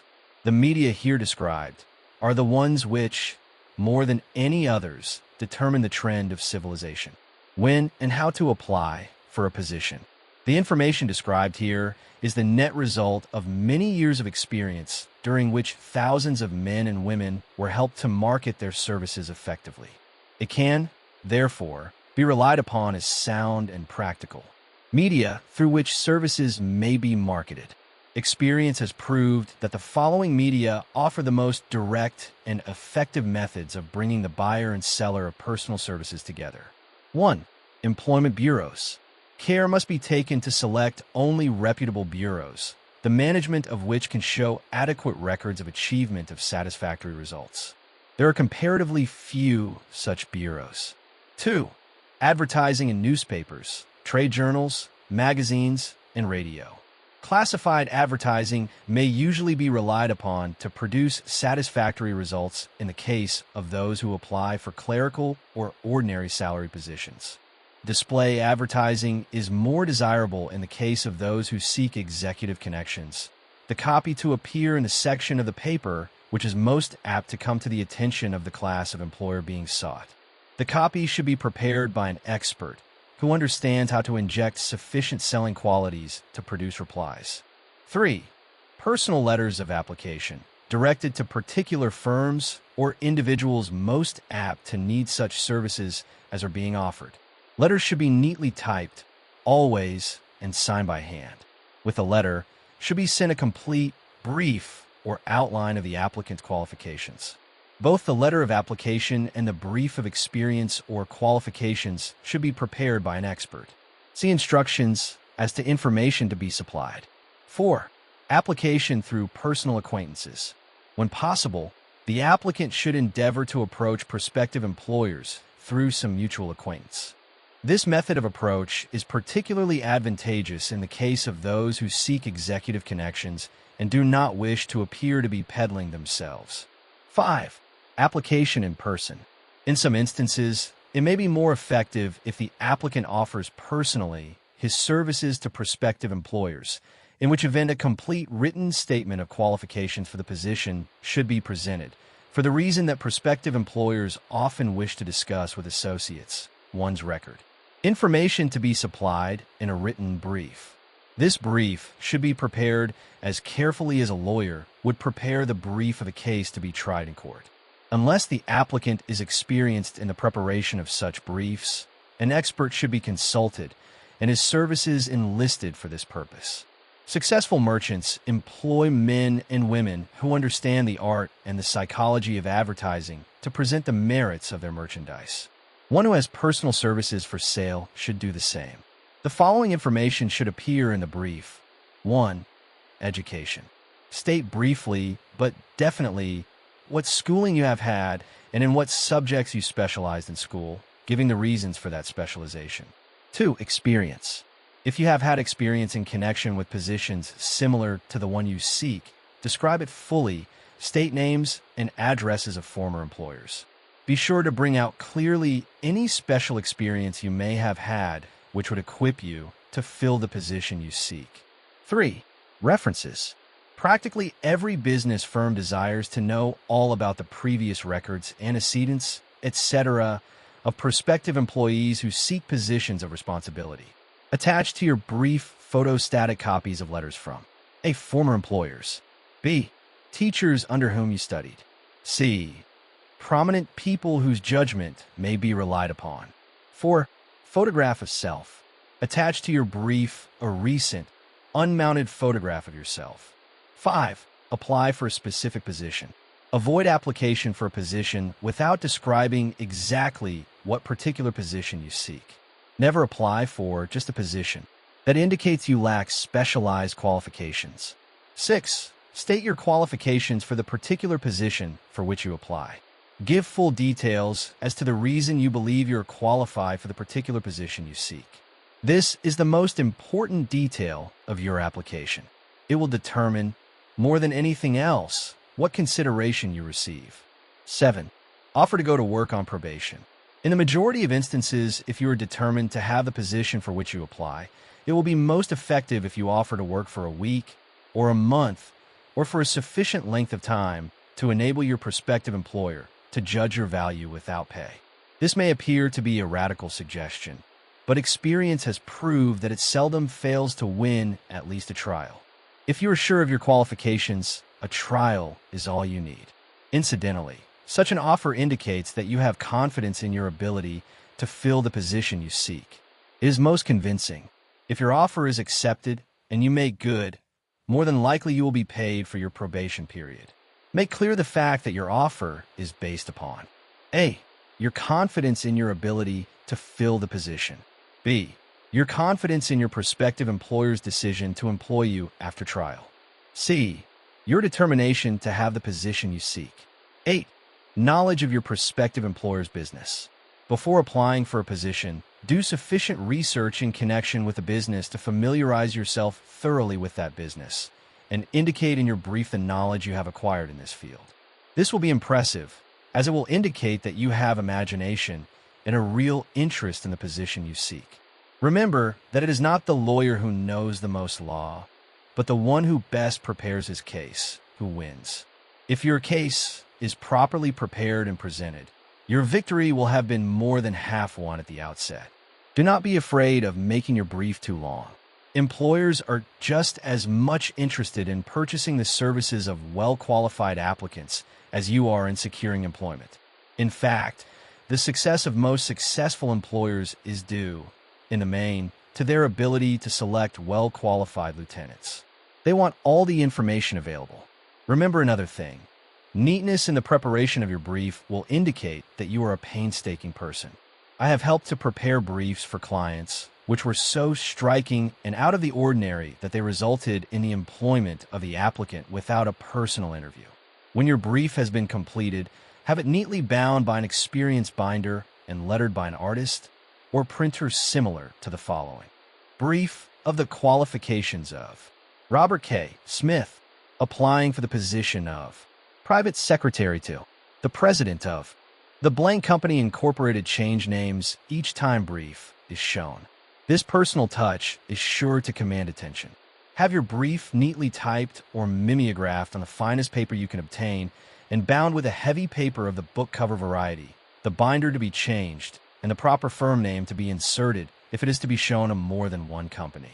Your photograph should be pasted on one of the pages of your brief. Follow these instructions to the letter, improving upon them wherever your imagination suggests.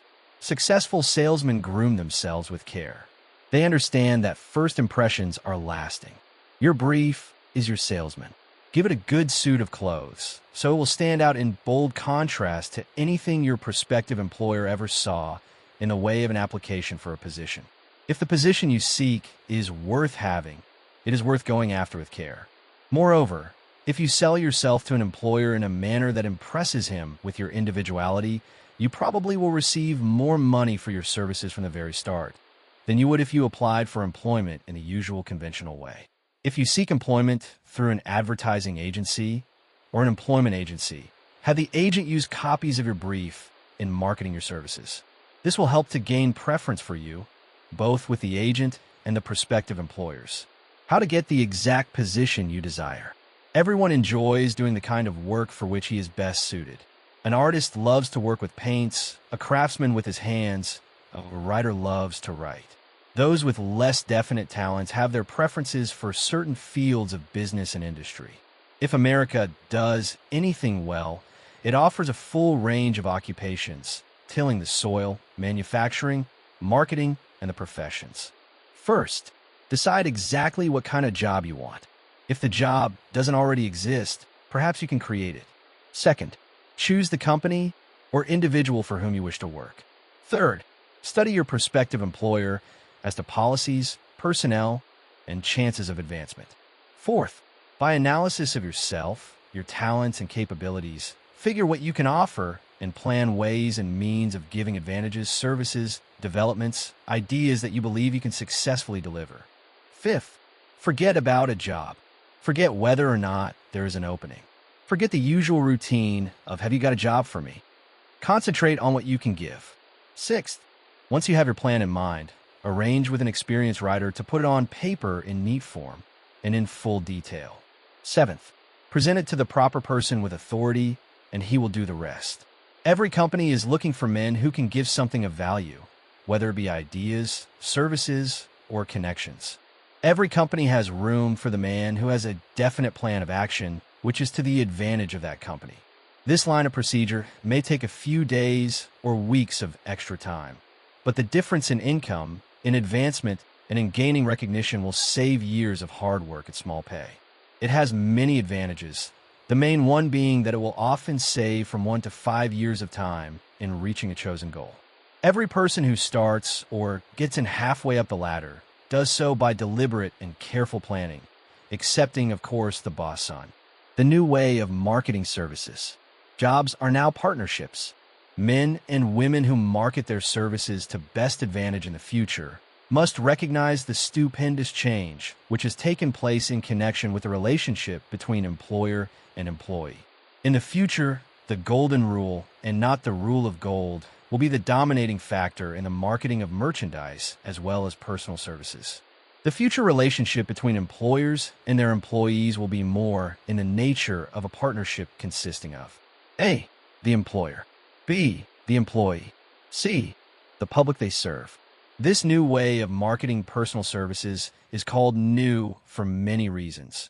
First, both the employer and the employee of the future will be considered as fellow employees whose business it will be to serve the public efficiently. In times past, employers and employees have bartered among themselves, driving the best bargains they could with one another, not considering that in the final analysis they were, in reality, bargaining at the expense of the third party, the public they served. The Depression served as a mighty protest from an injured public, whose rights had been trampled upon in every direction by those who were clamoring for individual advantages and profits. When the debris of the Depression shall have been cleared away, and business shall have been once again restored to balance, both employers and employees will recognize that they are no longer privileged to drive bargains at the expense of those whom they serve. The real employer of the future will be the public. This should be kept uppermost in mind by every person seeking to market personal services effectively.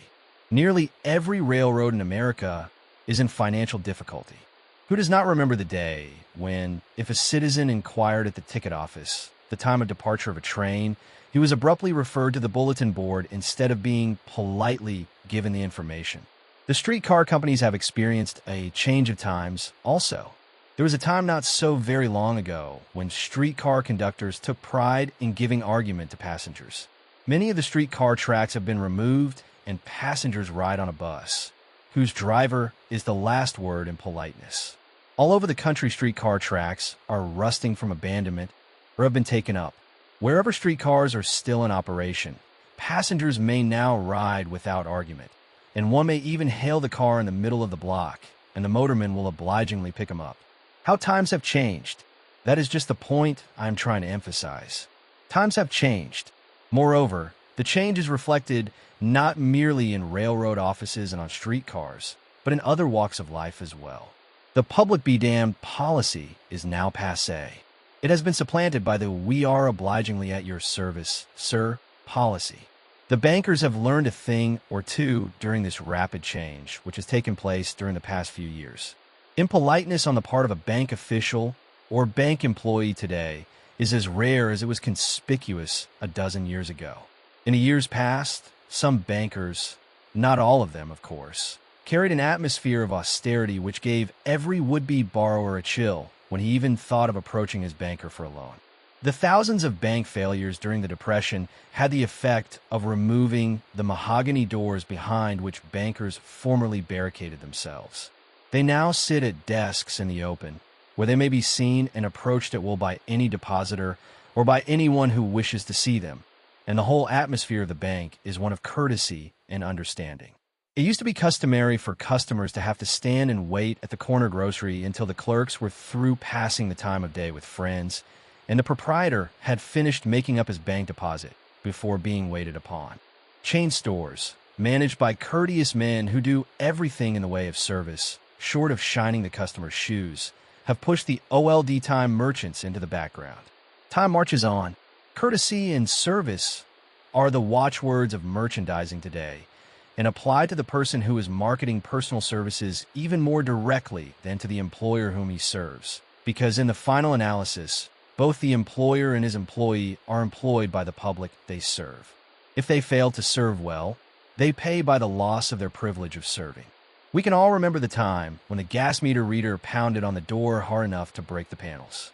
When the door was opened, he pushed his way in, uninvited, with a scowl on his face which plainly said, "What the hell did you keep me waiting for?" All that has undergone a change. The meter man now conducts himself as a gentleman who is delighted to be at your service, sir. Before the gas companies learned that their scowling meter men were accumulating liabilities never to be cleared away, the polite salesman of oil burners came along and did a land office business. During the Depression, I spent several months in the anthracite coal region of Pennsylvania, studying conditions which all but destroyed the coal industry. Among several very significant discoveries was the fact that greed on the part of operators and their employees was the chief cause of the loss of business for the operators and loss of jobs for the miners. Through the pressure of a group of overzealous labor leaders representing the employees and the greed for profits on the part of the operators, the anthracite business suddenly dwindled. The coal operators and their employees drove sharp bargains with one another, adding the cost of the bargaining to the price of the coal, until, finally, they discovered they had built up a wonderful business for the manufacturers of oil-burning outfits and the producers of crude oil. The wages of sin is death. Many have read this in the Bible, but few have discovered its meaning. Now, and for several years, the entire world has been listening by force to a sermon which might well be called "Whatsoever a man soweth, that shall he also reap." Nothing as widespread and effective as the Depression could possibly be just a coincidence. Behind the Depression was a cause. Nothing ever happens without a cause. In the main, the cause of the Depression is traceable directly to the worldwide habit of trying to reap without sowing. This should not be mistaken to mean that the Depression represents a crop which the world is being forced to reap without having sown. The trouble is that the world sowed the wrong sort of seed. Any farmer knows he cannot sow the seed of thistles and reap a harvest of grain. Beginning at the outbreak of the World War, the people of the world began to sow the seed of service inadequate in both quality and quantity. Nearly everyone was engaged in the pastime of trying to get without giving. These illustrations are brought to the attention of those who have personal services to market, to show that we are where we are and what we are because of our own conduct. If there is a principle of cause and effect which controls business, finance, and transportation, this same principle controls individuals and determines their economic status. What is your QQS rating? The causes of success in marketing services effectively and permanently have been clearly described. Unless those causes are studied, analyzed, understood, and applied, no man can market his services effectively and permanently. Every person must be his own salesman of personal services. The quality and the quantity of service rendered and the spirit in which it is rendered determine to a large extent the price and the duration of employment. To market personal services effectively, which means a permanent market at a satisfactory price under pleasant conditions, one must adopt and follow the QQS formula, which means that quality plus quantity plus the proper spirit of cooperation equals perfect salesmanship of service. Remember the QQS formula, but do more. Apply it as a habit. Let us analyze the formula to make sure we understand exactly what it means. 1. Quality of service shall be construed to mean the performance of every detail in connection with your position in the most efficient manner possible, with the object of greater efficiency always in mind. 2. Quantity of service shall be understood to mean the habit of rendering all the service of which you are capable at all times, with the purpose of increasing the amount of service rendered as greater skill is developed through practice and experience. Emphasis is again placed on the word habit. 3. Spirit of service shall be construed to mean the habit of agreeable, harmonious conduct, which will induce cooperation from associates and fellow employees. Adequacy of quality and quantity of service is not sufficient to maintain a permanent market for your services. The conduct, or the spirit in which you deliver service, is a strong determining factor in connection with both the price you receive and the duration of employment. Andrew Carnegie stressed this point more than others in connection with his description of the factors which lead to success in the marketing of personal services. He emphasized again and again the necessity for harmonious conduct. He stressed the fact that he would not retain any man, no matter how great a quantity or how efficient the quality of his work, unless he worked in a spirit of harmony. Mr. Carnegie insisted upon men being agreeable. To prove that he placed a high value upon this quality, he permitted many men who conformed to his standards to become very wealthy. Those who did not conform had to make room for others. The importance of a pleasing personality has been stressed because it is a factor which enables one to render service in the proper spirit. If one has a personality which pleases and renders service in a spirit of harmony, these assets often make up for deficiencies in both the quality and the quantity of service one renders. Nothing, however, can be successfully substituted for pleasing conduct. The capital value of your services. The person whose income is derived entirely from the sale of personal services is no less a merchant than the man who sells commodities. And it might well be added, such a person is subject to exactly the same rules of conduct as the merchant who sells merchandise. This has been emphasized because the majority of people who live by the sale of personal services make the mistake of considering themselves free from the rules of conduct and the responsibilities attached to those who are engaged in marketing commodities. The new way of marketing services has practically forced both employer and employee into partnership alliances, through which both take into consideration the rights of the third party, the public they serve. The day of the go-getter has passed. He has been supplanted by the go-giver. High-pressure methods in business finally blew the lid off. There will never be the need to put the lid back on, because in the future, business will be conducted by methods that will require no pressure. The actual capital value of your brains may be determined by the amount of income you can produce by marketing your services. A fair estimate of the capital value of your services may be made by multiplying your annual income by 16 2/3, as it is reasonable to estimate that your annual income represents 6% of your capital value. Money rents for 6% per annum. Money is worth no more than brains. It is often worth much less. Competent brains, if effectively marketed, represent a much more desirable form of capital than that which is required to conduct a business dealing in commodities, because brains are a form of capital which cannot be permanently depreciated through depressions, nor can this form of capital be stolen or spent. Moreover, the money which is essential for the conduct of business is as worthless as a sand dune until it has been mixed with efficient brains. The 30 major causes of failure. How many of these are holding you back? Life's greatest tragedy consists of men and women who earnestly try and fail. The tragedy lies in the overwhelmingly large majority of people who fail as compared to the few who succeed. I have had the privilege of analyzing several thousand men and women, 98% of whom were classed as failures. There is something radically wrong with a civilization and a system of education which permit 98% of the people to go through life as failures. But I did not write this book for the purpose of moralizing on the rights and wrongs of the world. That would require a book 100 times the size of this one. My analysis work proved that there are 30 major reasons for failure and 13 major principles through which people accumulate fortunes. In this chapter, a description of the 30 major causes of failure will be given. As you go over the list, check yourself by it, point by point, for the purpose of discovering how many of these causes of failure stand between you and success. 1. Unfavorable hereditary background. There is but little, if anything, which can be done for people who are born with a deficiency in brain power.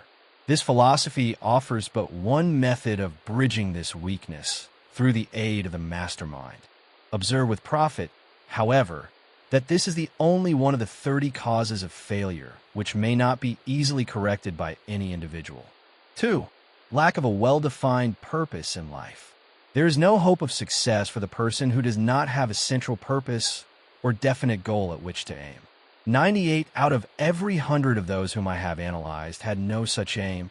Perhaps this was the major cause of their failure. 3. Lack of ambition to aim above mediocrity. We offer no hope for the person who is so indifferent as not to want to get ahead in life, and who is not willing to pay the price. 4. Insufficient education. This is a handicap which may be overcome with comparative ease. Experience has proven that the best educated people are often those who are known as self-made or self-educated. It takes more than a college degree to make one a person of education. Any person who is educated is one who has learned to get whatever he wants in life without violating the rights of others. Education consists not so much of knowledge, but of knowledge effectively and persistently applied. Men are paid not merely for what they know, but more particularly for what they do with that which they know. 5. Lack of self-discipline. Discipline comes through self-control. This means that one must control all negative qualities. Before you can control conditions, you must first control yourself. Self-mastery is the hardest job you will ever tackle. If you do not conquer self, you will be conquered by self. You may see at one and the same time both your best friend and your greatest enemy by stepping in front of a mirror. 6. Ill health. No person may enjoy outstanding success without good health. Many of the causes of ill health are subject to mastery and control. These in the main are: A. Overeating of foods not conducive to health. B. Wrong habits of thought, giving expression to negatives. C. Wrong use of and overindulgence in sex. D. Lack of proper physical exercise. E. An inadequate supply of fresh air due to improper breathing. 7. Unfavorable environmental influences during childhood. As the twig is bent, so shall the tree grow. Most people who have criminal tendencies acquire them as the result of bad environment and improper associates during childhood. 8. Procrastination. This is one of the most common causes of failure. Old man procrastination stands within the shadow of every human being waiting his opportunity to spoil one's chances of success. Most of us go through life as failures because we are waiting for the time to be right to start doing something worthwhile. Do not wait. The time will never be just right. Start where you stand and work with whatever tools you may have at your command, and better tools will be found as you go along. 9. Lack of persistence. Most of us are good starters but poor finishers of everything we begin. Moreover, people are prone to give up at the first signs of defeat.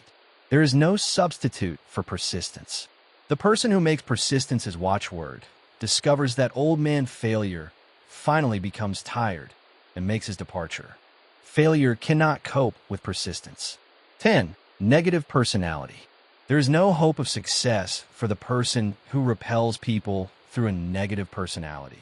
Success comes through the application of power, and power is attained through the cooperative efforts of other people. A negative personality will not induce cooperation. 11. Lack of controlled sexual urge.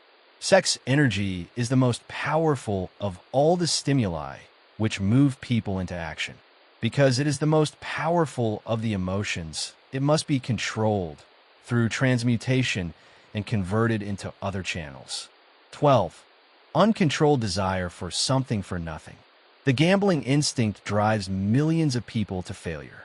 Evidence of this may be found in a study of the Wall Street crash of '29, during which millions of people tried to make money by gambling on stock margins. 13. Lack of a well-defined power of decision.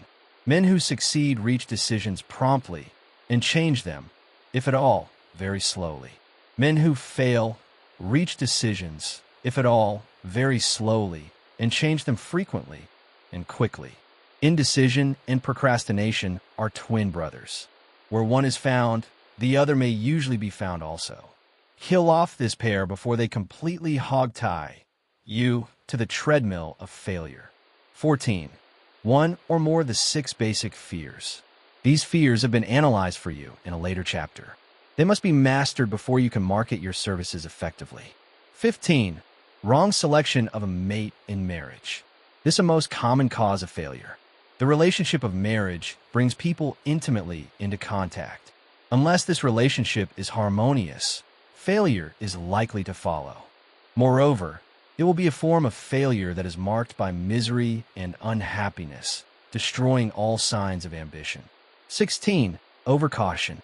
The person who takes no chances generally has to take whatever is left when others are through choosing. Overcaution is as bad as undercaution. Both are extremes to be guarded against. Life itself is filled with the element of chance. 17.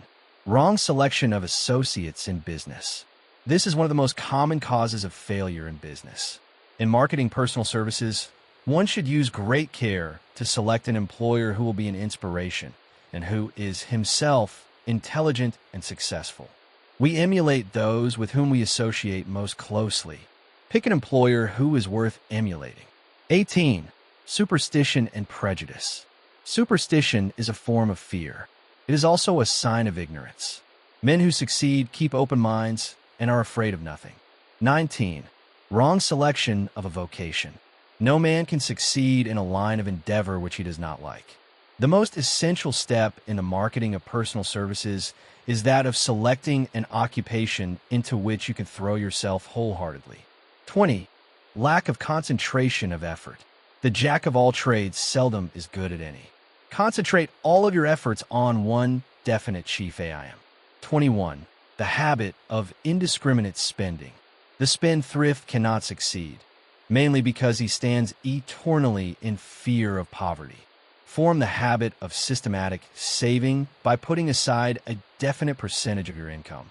Money in the bank gives one a very safe foundation of courage when bargaining for the sale of personal services. Without money, one must take what one is offered and be glad to get it. 22. Lack of enthusiasm. Without enthusiasm, one cannot be convincing.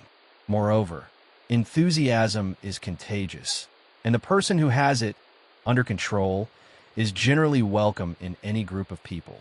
23. Intolerance. The person with a closed mind on any subject seldom gets ahead. Intolerance means that one has stopped acquiring knowledge. The most damaging forms of intolerance are those connected with religious, racial, and political differences of opinion. 24. Intemperance. The most damaging forms of intemperance are connected with eating, strong drink, and sexual activities. Overindulgence in any of these is fatal to success. 25. Inability to cooperate with others. More people lose their positions and their big opportunities in life because of this fault than for all other reasons combined. It is a fault which no well-informed businessman or leader will tolerate.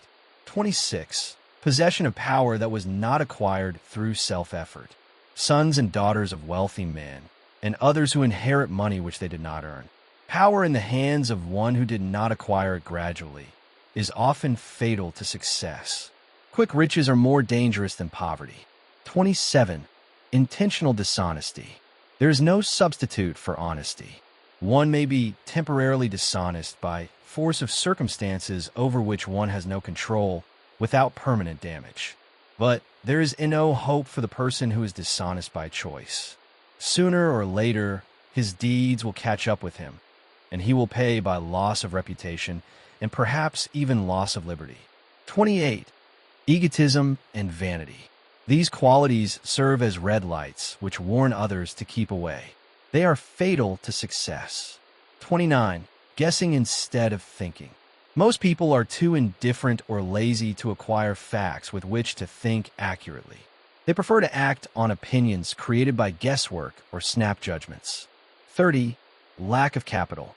This is a common cause of failure among those who start out in business for the first time, without sufficient reserve of capital to absorb the shock of their mistakes and to carry them over until they have established a reputation. 31. Under this, name any particular cause of failure from which you have suffered that has not been included in the foregoing list. In these 30 major causes of failure is found a description of the tragedy of life, which obtains for practically every person who tries and fails. It will be helpful if you can induce someone who knows you well to go over this list with you and help to analyze you by the 30 causes of failure. It may be beneficial if you try this alone. Most people cannot see themselves as others see them. You may be one who cannot. The oldest of admonitions is, man, know thyself. If you market merchandise successfully, you must know the merchandise. The same is true in marketing personal services.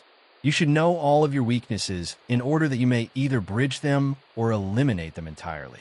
You should know your strength in order that you may call attention to it when selling your services. You can know yourself only through accurate analysis. The folly of ignorance in connection with self was displayed by a young man who applied to the manager of a well-known business for a position. He made a very good impression until the manager asked him what salary he expected. He replied that he had no fixed sum in mind, lack of a definite aim. The manager then said, "We will pay you all you are worth after we try you out for a week." "I will not accept it," the applicant replied, "because I am getting more than that where I am now employed."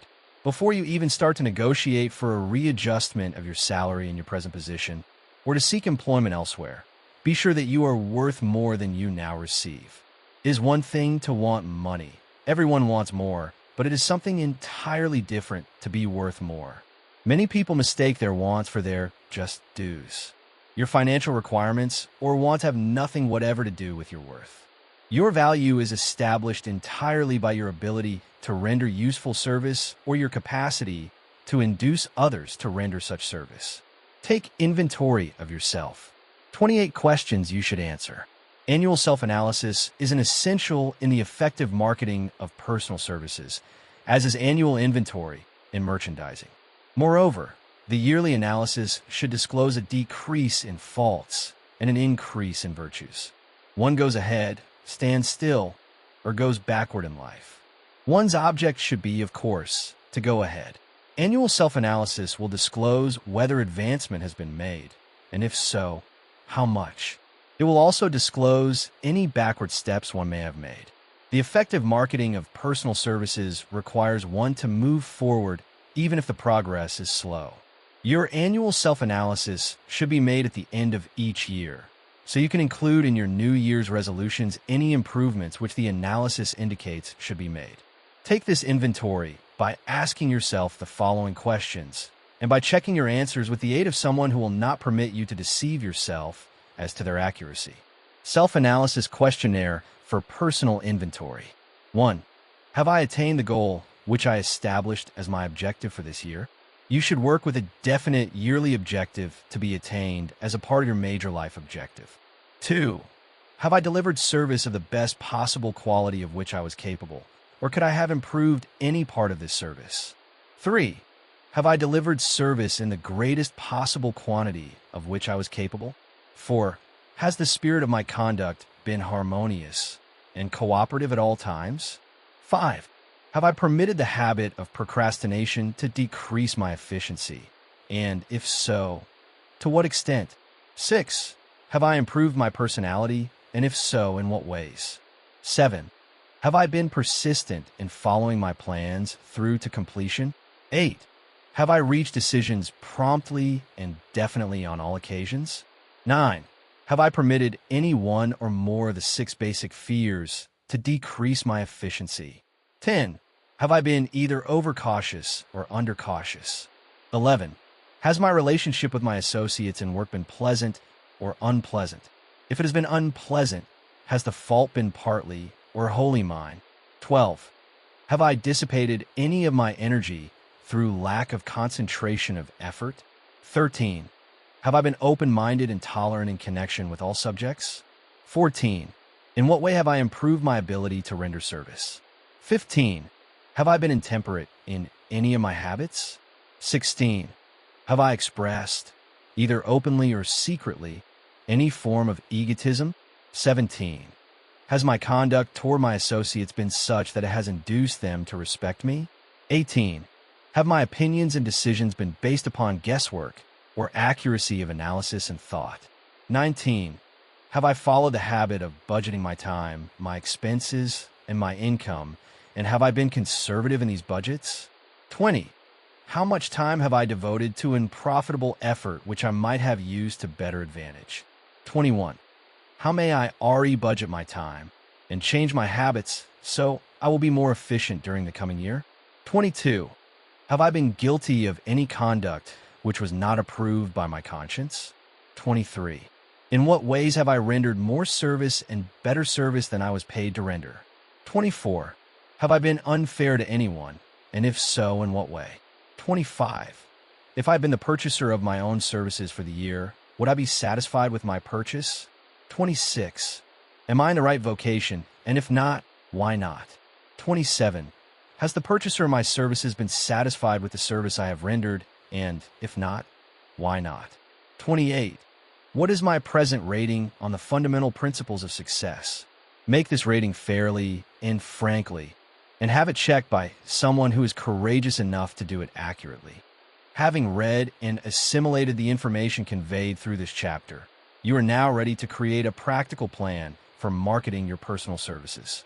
In this chapter will be found an adequate description of every principle essential in planning the sale of personal services, including the major attributes of leadership, the most common causes of failure in leadership, a description of the fields of opportunity for leadership, the main causes of failure in all walks of life, and the important questions which should be used in self-analysis.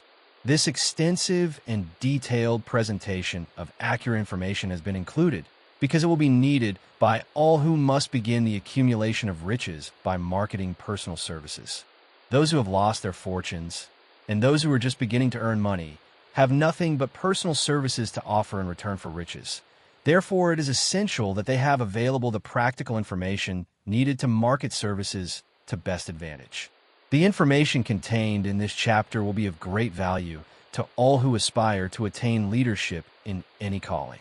It will be particularly helpful to those aiming to market their services as business or industrial executives. Complete assimilation and understanding of the information here conveyed will be helpful in marketing one's own services, and it will also help one to become more analytical and capable of judging people. The information will be priceless to personnel directors, employment managers, and other executives charged with the selection of employees and the maintenance of efficient organizations. If you doubt this statement, test its soundness by answering and writing the 28 self-analysis questions. that might be both interesting and profitable, even though you do not doubt the soundness of the statement. Where and how one may find opportunities to accumulate riches. Now that we have analyzed the principles by which riches may be accumulated, we naturally ask, where may one find favorable opportunities to apply these principles? Very well, let's take inventory and see what the United States of America offer the person seeking riches, great or small. To begin with, let us remember, all of us, that we live in a country where every law-abiding citizen enjoys freedom of thought and freedom of deed unequaled anywhere in the world. Most of us have never taken inventory of the advantages of this freedom. We have never compared our unlimited freedom with the curtailed freedom in other countries. Here we have freedom of thought, freedom in the choice and enjoyment of education, freedom in religion, freedom in politics, freedom in the choice of a business, profession, or occupation, freedom to accumulate and own without molestation, all the property we can accumulate, freedom to choose our place of residence, freedom in marriage, freedom through equal opportunity to all races, freedom of travel from one state to another, freedom in our choice of foods, and freedom to aim for any station. In life for which we have prepared ourselves, even for the presidency of the United States. We have other forms of freedom, but this list will give a bird's-eye view of the most important, which constitute opportunity of the highest order. This advantage of freedom is all the more conspicuous because the United States is the only country guaranteeing to every citizen, whether native-born or naturalized, so broad and varied a list of freedom. Next, let us recount some of the blessings which our widespread freedom has placed within our hands. Take the average American family, for example, meaning the family of average income, and sum up the benefits available to every member of the family in this land of opportunity and plenty. A food. Next to freedom of thought and deed comes food, clothing, and shelter, the three basic necessities of life. Because of our universal freedom, the average American family has available, at its very door, the choicest selection of food to be found anywhere in the world, and at prices within its financial range. A family of two, living in the heart of Times Square district of New York City, far removed from the source of production of foods, took careful inventory of the cost of a simple breakfast, with this astonishing result. Articles of food. Cost at the breakfast table. Grapefruit juice from Florida. 0.02 rippled wheat breakfast food, Kansas farm. 0.02 tea from China. 0.02 bananas from South America. 0.02 January 2nd. Toasted bread from Kansas farm. 0.01 fresh country eggs from Utah. 0.07 sugar from Cuba or Utah. 0.001 half butter and cream from New England. 0.03 grand total. 0.20. It is not very difficult to obtain food in a country where two people can have breakfast consisting of all they want or need for a dime apiece. Observe that this simple breakfast was gathered by some strange form of magic from China, South America, Utah, Kansas, and the New England states, and delivered on the breakfast table, ready for consumption in the very heart of the most crowded city in America at a cost well within the means of the most humble laborer. The cost included all federal, state, and city taxes. Here is a fact the politicians did not mention when they were crying out to the voters to throw their opponents out of office, because the people were being taxed to death. B. Shelter. This family lives in a comfortable apartment, heated by steam, lighted with electricity, with gas for cooking, all for $65 a month. In a smaller city, or a more sparsely settled part of New York City, the same apartment could be had for as low as $20 a month. The toast they had for breakfast and the food estimate was toasted on electric toaster, which cost but a few dollars. The apartment is cleaned with a vacuum sweeper that is run by electricity. Hot and cold water is available at all times in the kitchen and the bathroom. The food is kept cool in a refrigerator that is run by electricity. The wife curls her hair, washes her clothes, and irons them with easily operated electrical equipment, on power obtained by sticking a plug in the wall. The husband shaves with an electric shaver, and they receive entertainment from all over the world 24 hours a day if they want it without cost by merely turning the dial of their radio. There are other conveniences in this apartment, but the foregoing list will give a fair idea of some of the concrete evidences of the freedom we, of America, enjoy. And this is neither political nor economic propaganda. C. Clothing. Anywhere in the United States, the woman of average clothing requirements can dress very comfortably and neatly for less than $200 a year, and the average man can dress for the same or less. Only the three basic necessities of food, clothing, and shelter have been mentioned. The average American citizen has other privileges and advantages available in return for modest effort, not exceeding 8 hours per day of labor. Among these is the privilege of automobile transportation, with which one can go and come at will at very small cost. The average American has security of property rights not found in any other country in the world. He can place his surplus money in a bank with the assurance that his government will protect it and make good to him if the bank fails. If an American citizen wants to travel from one state to another, he needs no passport, no one's permission. He may go when he pleases and return at will. Moreover, he may travel by train, private automobile, bus, airplane, or ship as his pocketbook permits. In Germany, Russia, Italy, and most of the other European and Oriental countries, the people cannot travel with so much freedom and at so little cost. The miracle that has provided these blessings. We often hear politicians proclaiming the freedom of America when they solicit votes, but seldom do they take the time or devote sufficient effort to the analysis of the source or nature of this freedom. Having no axe to grind, no grudge to express, no ulterior motives to be carried out, I have the privilege of going into a frank analysis of that mysterious, abstract, greatly misunderstood something which gives to every citizen of America more blessings, more opportunities to accumulate wealth, more freedom of every nature than may be found in any other country. I have the right to analyze the source and nature of this unseen power, because I know, and have known for more than a quarter of a century, many of the men who organized that power and many who are now responsible for its maintenance. The name of this mysterious benefactor of mankind is capital. Capital consists not alone of money, but more particularly of highly organized, intelligent groups of men who plan ways and means of using money efficiently for the good of the public and profitably to themselves. These groups consist of scientists, educators, chemists, inventors, business analysts, publicity men, transportation experts, accountants, lawyers, doctors, and both men and women who have highly specialized knowledge in all fields of industry and business. They pioneer, experiment, and blaze trails in new fields of endeavor.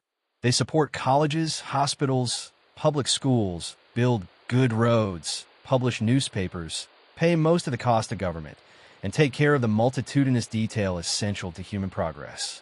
Stated briefly, the capitalists are the brains of civilization because they supply the entire fabric of which all education, enlightenment, and human progress consists. Money without brains always is dangerous. Properly used, it is the most important essential of civilization. The simple breakfast here described could not have been delivered to the New York family at a dime each, or at any other price, if organized capital had not provided the machinery, the ships, the railroads, and the huge armies of trained men to operate them. Some slight idea of the importance of organized capital may be had by trying to imagine yourself burdened with the responsibility of collecting, without the aid of capital, and delivering to the New York City family the simple breakfast described.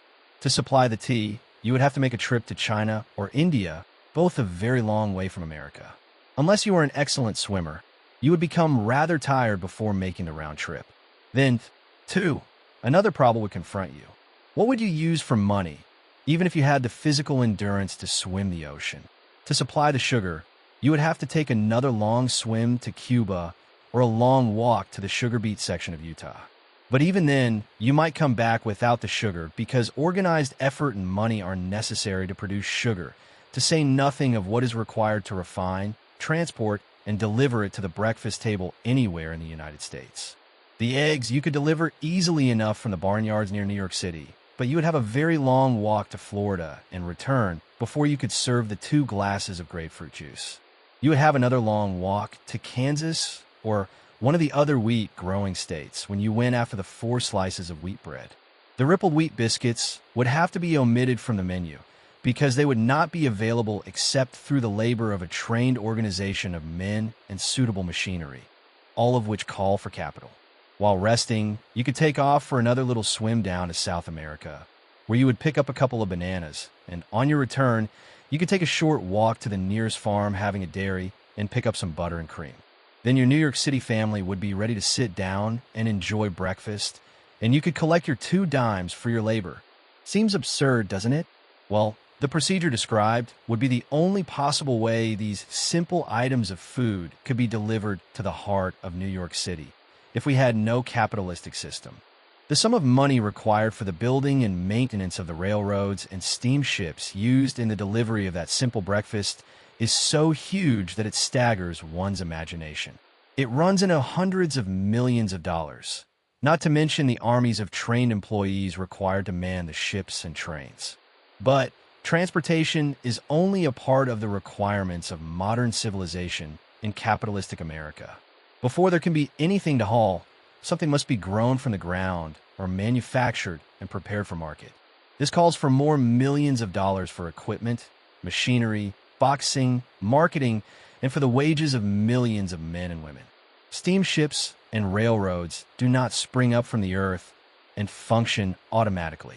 They come in response to the call of civilization through the labor and ingenuity and organizing ability of men who have imagination, faith, enthusiasm, decision, persistence.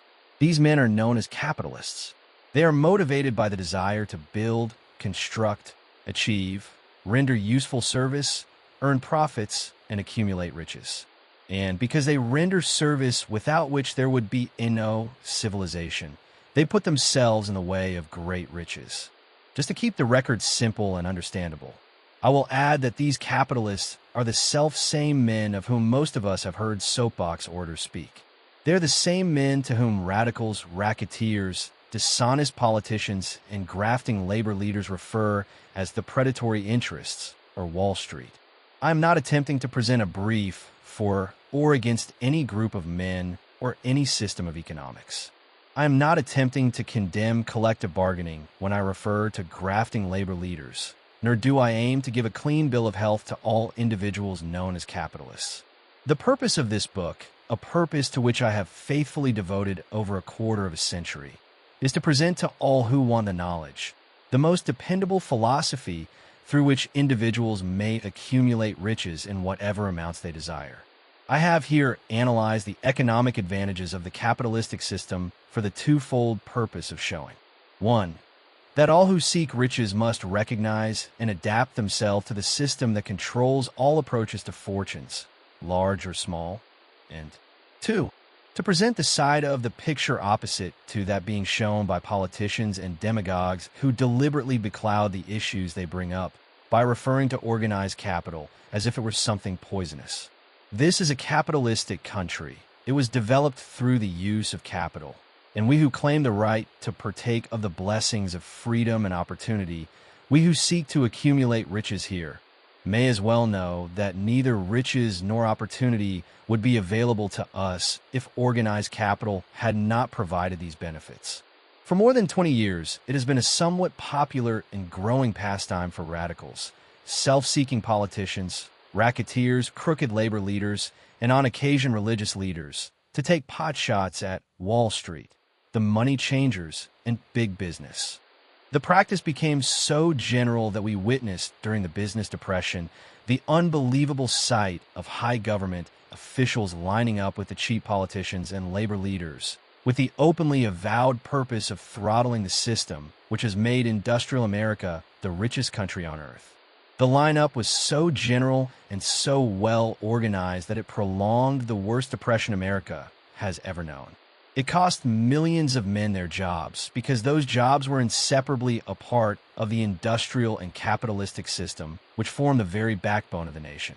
During this unusual alliance of government officials and self-seeking individuals who were endeavoring to profit by declaring open season on the American system of industry, a certain type of labor leader joined forces with the politicians and offered to deliver voters in return for legislation designed to permit men to take riches away from industry by organized force of numbers, instead of the better method of giving a fair day's work for a fair day's pay. Millions of men and women throughout the nation are still engaged in this popular pastime of trying to get without giving. Some of them are lined up with labor unions, where they demand shorter hours and more pay. Others do not take the trouble to work at all. They demand government relief and are getting it. Their idea of their rights of freedom was demonstrated in New York City, where a violent complaint was registered with the postmaster by a group of relief beneficiaries, because the postman awakened them at 7:30 a.m. to deliver government relief checks. They demanded that the time of delivery be set up to 10 o'clock. If you are one of those who believe that riches can be accumulated by the mere act of men who organize themselves into groups and demand more pay for less service, if you are one of those who demand government relief without early morning disturbance when the money is delivered to you, if you are one of those who believe in trading their votes to politicians in return for the passing of laws which permit the raiding of the public treasury, you may rest securely on your belief with certain knowledge that no one will disturb you, because this is a free country where every man may think as he pleases, where nearly everybody can live with but little effort, where many may live well without doing any work whatsoever. However, you should know the full truth concerning this freedom of which so many people boast and so few understand. As great as it is, as far as it reaches, as many privileges as it provides, it does not and cannot bring riches without effort. There is but one dependable method of accumulating and legally holding riches, and that is by rendering useful service. No system has ever been created by which men can legally acquire riches through mere force of numbers, or without giving in return an equivalent value of one form or another. There is a principle known as the law of economics. This is more than a theory. It is a law no man can beat. Mark well the name of the principle, and remember it, because it is far more powerful than all the politicians and political machines. It is above and beyond the control of all the labor unions. It cannot be swayed, nor influenced, nor bribed by racketeers or self-appointed leaders in any calling. Moreover, IT has an all-seeing eye and a perfect system of bookkeeping in which it keeps an accurate account of the transactions of every human being engaged in the business of trying to get without giving. Sooner or later, its auditors come around, look over the records of individuals both great and small, and demand an accounting. Wall Street, big business, capital predatory interests, or whatever name you choose to give the system which has given us American freedom, represents a group of men who understand, respect, and adapt themselves to this powerful law of economics. Their financial continuation depends upon their respecting the law. Most people living in America like this country, its capitalistic system and all. I must confess I know of no better country where one may find greater opportunities to accumulate riches. Judging by their acts and deeds, there are some in this country who do not like it. That, of course, is their privilege. If they do not like this country, its capitalistic system, its boundless opportunities, they have the privilege of clearing out. Always there are other countries, such as Germany, Russia, and Italy, where one may try one's hand at enjoying freedom and accumulating riches providing one is not too particular. America provides all the freedom and all the opportunity to accumulate riches that any honest person may require. When one goes hunting for game, one selects hunting grounds where game is plentiful. When seeking riches, the same rule would naturally obtain. If it is riches you are seeking, do not overlook the possibilities of a country whose citizens are so rich that women, alone, spend over $200 million annually for lipsticks, rouge, and cosmetics. Think twice, you who are seeking riches, before trying to destroy the capitalistic system of a country whose citizens spend over $50 million a year for greeting cards, with which to express their appreciation of their freedom. If it is money you are seeking, consider carefully a country that spends hundreds of millions of dollars annually for cigarettes, the bulk of the income from which goes to only 4 major companies engaged in supplying this national builder of nonchalance and quiet nerves. By all means, give plenty of consideration to a country whose people spend annually more than $15 million for the privilege of seeing moving pictures, and toss in a few additional millions for liquor, narcotics, and other less potent soft drinks and giggle waters. Do not be in too big a hurry to get away from a country whose people willingly, even eagerly, hand over millions of dollars annually for football, baseball, and prize fights. And by all means, stick by a country whose inhabitants give up more than $1 million a year for chewing gum and another $1 million for safety razor blades. Remember, also, that this is but the beginning of the available sources for the accumulation of wealth. Only a few of the luxuries and non-essentials have been mentioned. But remember that the business of producing, transporting, and marketing these few items of merchandise gives regular employment to many millions of men and women who receive for their services many millions of dollars monthly and spend it freely for both the luxuries and the necessities.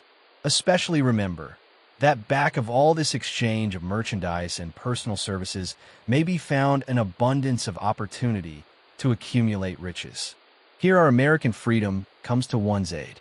There is nothing to stop you or anyone from engaging in any portion of the effort necessary to carry on these businesses. If one has superior talent, training, experience, one may accumulate riches in large amounts. Those not so fortunate may accumulate smaller amounts.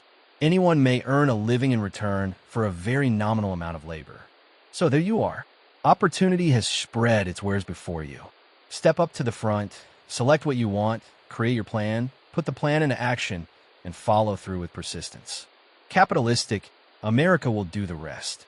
You can depend upon this much. Capitalistic America ensures every person the opportunity to render useful service and to collect riches in proportion to the value of the service. This system denies no one this right, but it does not and cannot promise something for nothing, because the system itself is irrevocably controlled by the law of economics, which neither recognizes nor tolerates for long, getting without giving. The law of economics was passed by nature. There is no Supreme Court to which violators of this law may appeal. The law hands out both penalties for its violation and appropriate rewards for its observance, without interference or the possibility of interference by any human being. The law cannot be repealed. It is as fixed as the stars in the heavens and subject to and a part of the same system that controls the stars. May one refuse to adapt oneself to the law of economics? Certainly. This is a free country where all men are born with equal rights, including the privilege of ignoring the law of economics. What happens then?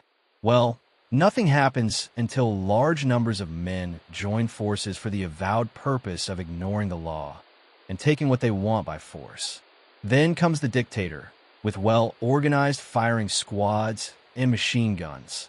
We have not yet reached that stage in America, but we have heard all we want to know about how this system works. Perhaps we shall be fortunate enough not to demand personal knowledge of so gruesome a reality. Doubtless we shall prefer to continue with our freedom of speech, freedom of deed, and freedom to render useful service in return for riches. The practice by government officials of extending to men and women the privilege of raiding the public treasury in return for votes sometimes results in election, but as night follows day, the final payoff comes when every penny wrongfully used must be repaid with compound interest on compound interest. If those who make the grab are not forced to repay, the burden falls on their children and their children's children, even unto the third and fourth generations. There is no way to avoid the debt. Men can, and sometimes do, form themselves into groups for the purpose of crowding wages up and working hours down. There is a point beyond which they cannot go. It is the point at which the law of economics steps in, and the sheriff gets both the employer and the employees. For 6 years, from 1929 to 1935, the people of America, both rich and poor, barely missed seeing the old man economics hand over to the sheriff all the businesses and industries and banks. It was not a pretty sight. It did not increase our respect for mob psychology, through which men cast reason to the winds and start trying to get without giving. We who went through those 6 discouraging years, when fear was in the saddle and faith was on the ground, cannot forget how ruthlessly the law of economics exacted its toll from both rich and poor, weak and strong, old and young. We shall not wish to go through another such experience. These observations are not founded upon short-time experience.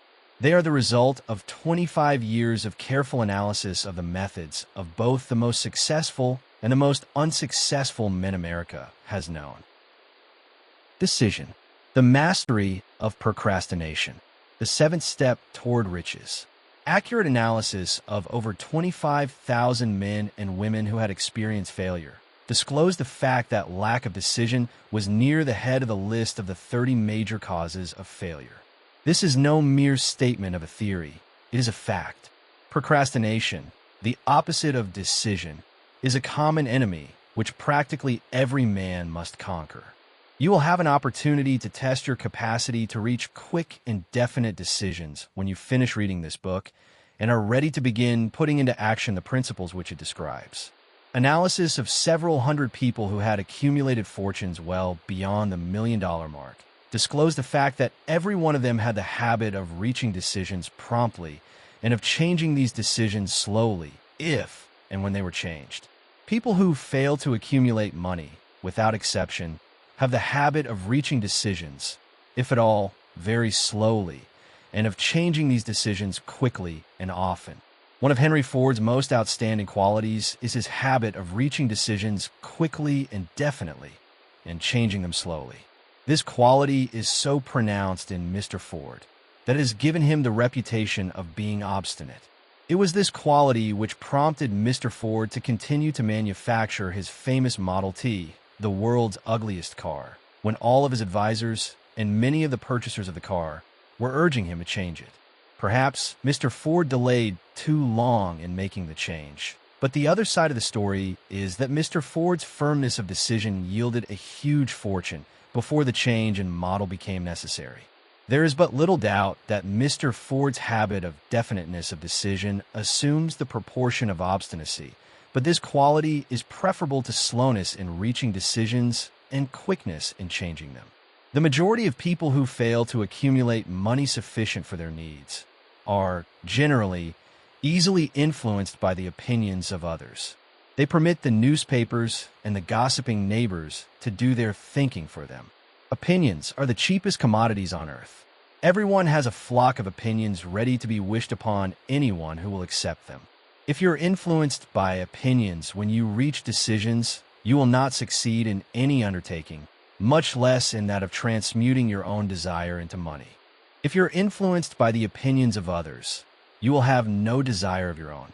Keep your own counsel when you begin to put into practice the principles described here, by reaching your own decisions and following them. Take no one into your confidence, except the members of your mastermind group, and be very sure in your selection of this group that you choose only those who will be in complete sympathy and harmony with your purpose. Close friends and relatives, while not meaning to do so, often handicap one through opinions and sometimes through ridicule, which is meant to be humorous. Thousands of men and women carry inferiority complexes with them all through life, because some well-meaning but ignorant person destroyed their confidence through opinions or ridicule. You have a brain and mind of your own. Use it and reach your own decisions. If you need facts or information from other people to enable you to reach decisions, as you probably will in many instances, acquire these facts or secure the information you need quietly, without disclosing your purpose. It is characteristic of people who have but a smattering or a veneer of knowledge to try to give the impression that they have much knowledge. Such people generally do too much talking and too little listening. Keep your eyes and ears wide open and your mouth closed if you wish to acquire the habit of prompt decision. Those who talk too much do little else. If you talk more than you listen, you not only deprive yourself of many opportunities to accumulate useful knowledge, but you also disclose your plans and purposes to people who will take great delight in defeating you, because they envy you. Remember also that every time you open your mouth in the presence of a person who has an abundance of knowledge, you display to that person your exact stock of knowledge or your lack of it. Genuine wisdom is usually conspicuous through modesty and silence. Keep in mind the fact that every person with whom you associate is, like yourself, seeking the opportunity to accumulate money. If you talk about your plans too freely, you may be surprised when you learn that some other person has beaten you to your goal by putting into action ahead of you the plans of which you talked unwisely. Let one of your first decisions be to keep a closed mouth and open ears and eyes. As a reminder to yourself to follow this advice, it will be helpful if you copy the following epigram in large letters and place it where you will see it daily. Tell the world what you intend to do, but first show it. This is the equivalent of saying that deeds and not words are what count most. Freedom or death on a decision. The value of decisions depends upon the courage required to render them. The great decisions, which served as the foundation of civilization, were reached by assuming great risks, which often meant the possibility of death. Lincoln's decision to issue his famous Proclamation of Emancipation, which gave freedom to the colored people of America, was rendered with full understanding that his act would turn thousands of friends and political supporters against him. He knew, too, that the carrying out of that proclamation would mean death to thousands of men on the battlefield. In the end, it cost Lincoln his life. That required courage. Socrates' decision to drink the cup of poison rather than compromise in his personal belief was a decision of courage. It turned time ahead 1,000 years and gave to people then unborn the right to freedom of thought and of speech. The decision of General Robert E. Lee, when he came to the parting of the way with the Union and took up the cause of the South, was a decision of courage, for he well knew that it might cost him his own life, that it would surely cost the lives of others. But the greatest decision of all time, as far as any American citizen is concerned, was reached in Philadelphia, July 4th, 1776, when 56 men signed their names to a document, which they well knew would bring freedom to all Americans, or leave every one of the 56 hanging from a gallows. You have heard of this famous document, but you may not have drawn from it the great lesson in personal achievement it so plainly taught. We all remember the date of this momentous decision, but few of us realize what courage that decision required. We remember our history, as it was taught. We remember dates and the names of the men who fought. We remember Valley Forge and Yorktown. We remember George Washington and Lord Cornwallis. But we know little of the real forces back of these names, dates, and places. We know still less of that intangible power, which ensured us freedom long before Washington's armies reached Yorktown. We read the history of the Revolution and falsely imagined that George Washington was the father of our country, that it was he who won our freedom, while the truth is, Washington was only an accessory after the fact because victory for his armies had been ensured long before Lord Cornwallis surrendered. This is not intended to rob Washington of any of the glory he so richly merited. Its purpose, rather, is to give greater attention to the astounding power that was the real cause of his victory. It is nothing short of tragedy that the writers of history have missed entirely even the slightest reference to the irresistible power which gave birth and freedom to the nation destined to set up new standards of independence for all the peoples of the earth. I say it is a tragedy because it is the selfsame power which must be used by every individual who surmounts the difficulties of life and forces life to pay the price asked. Let us briefly review the events which gave birth to this power. The story begins with an incident in Boston, March 5th, 1770. British soldiers were patrolling the streets by their presence, openly threatening the citizens. The colonists resented armed men marching in their midst. They began to express their resentment openly, hurling stones as well as epithets at the marching soldiers until the commanding officer gave orders. Fix bayonets. Charge! The battle was on. It resulted in the death and injury of many. The incident aroused such resentment that the Provincial Assembly, made up of prominent colonists, called a meeting for the purpose of taking definite action.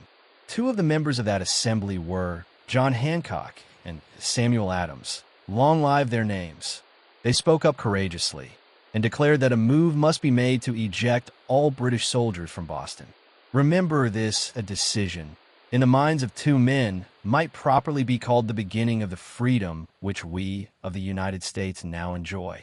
Remember, too, that the decision of these two men called for faith and courage because it was dangerous. Before the assembly adjourned, Samuel Adams was appointed to call on the governor of the province, Hutchinson, and demand the withdrawal of the British troops. The request was granted. The troops were removed from Boston, but the incident was not closed. It had caused a situation destined to change the entire trend of civilization. Strange, is it not, how the great changes, such as the American Revolution and the World War, often have their beginnings in circumstances which seem unimportant? It is interesting, also, to observe that these important changes usually begin in the form of a definite decision in the minds of a relatively small number of people. Few of us know the history of our country well enough to realize that John Hancock, Samuel Adams, and Richard Henry Lee of the province of Virginia were the real fathers of our country. Richard Henry Lee became an important factor in this story by reason of the fact that he and Samuel Adams communicated frequently by correspondence, sharing freely their fears and their hopes concerning the welfare of the people of their provinces. From this practice, Adams conceived the idea that a mutual exchange of letters between the 13 colonies might help to bring about the coordination of effort so badly needed in connection with the solution of their problems. 2 years after the clash with the soldiers in Boston, March 72, Adams presented this idea to the Assembly in the form of a motion that a correspondence committee be established among the colonies, with definitely appointed correspondents in each colony, for the purpose of friendly cooperation for the betterment of the colonies of British America. Mark well this incident.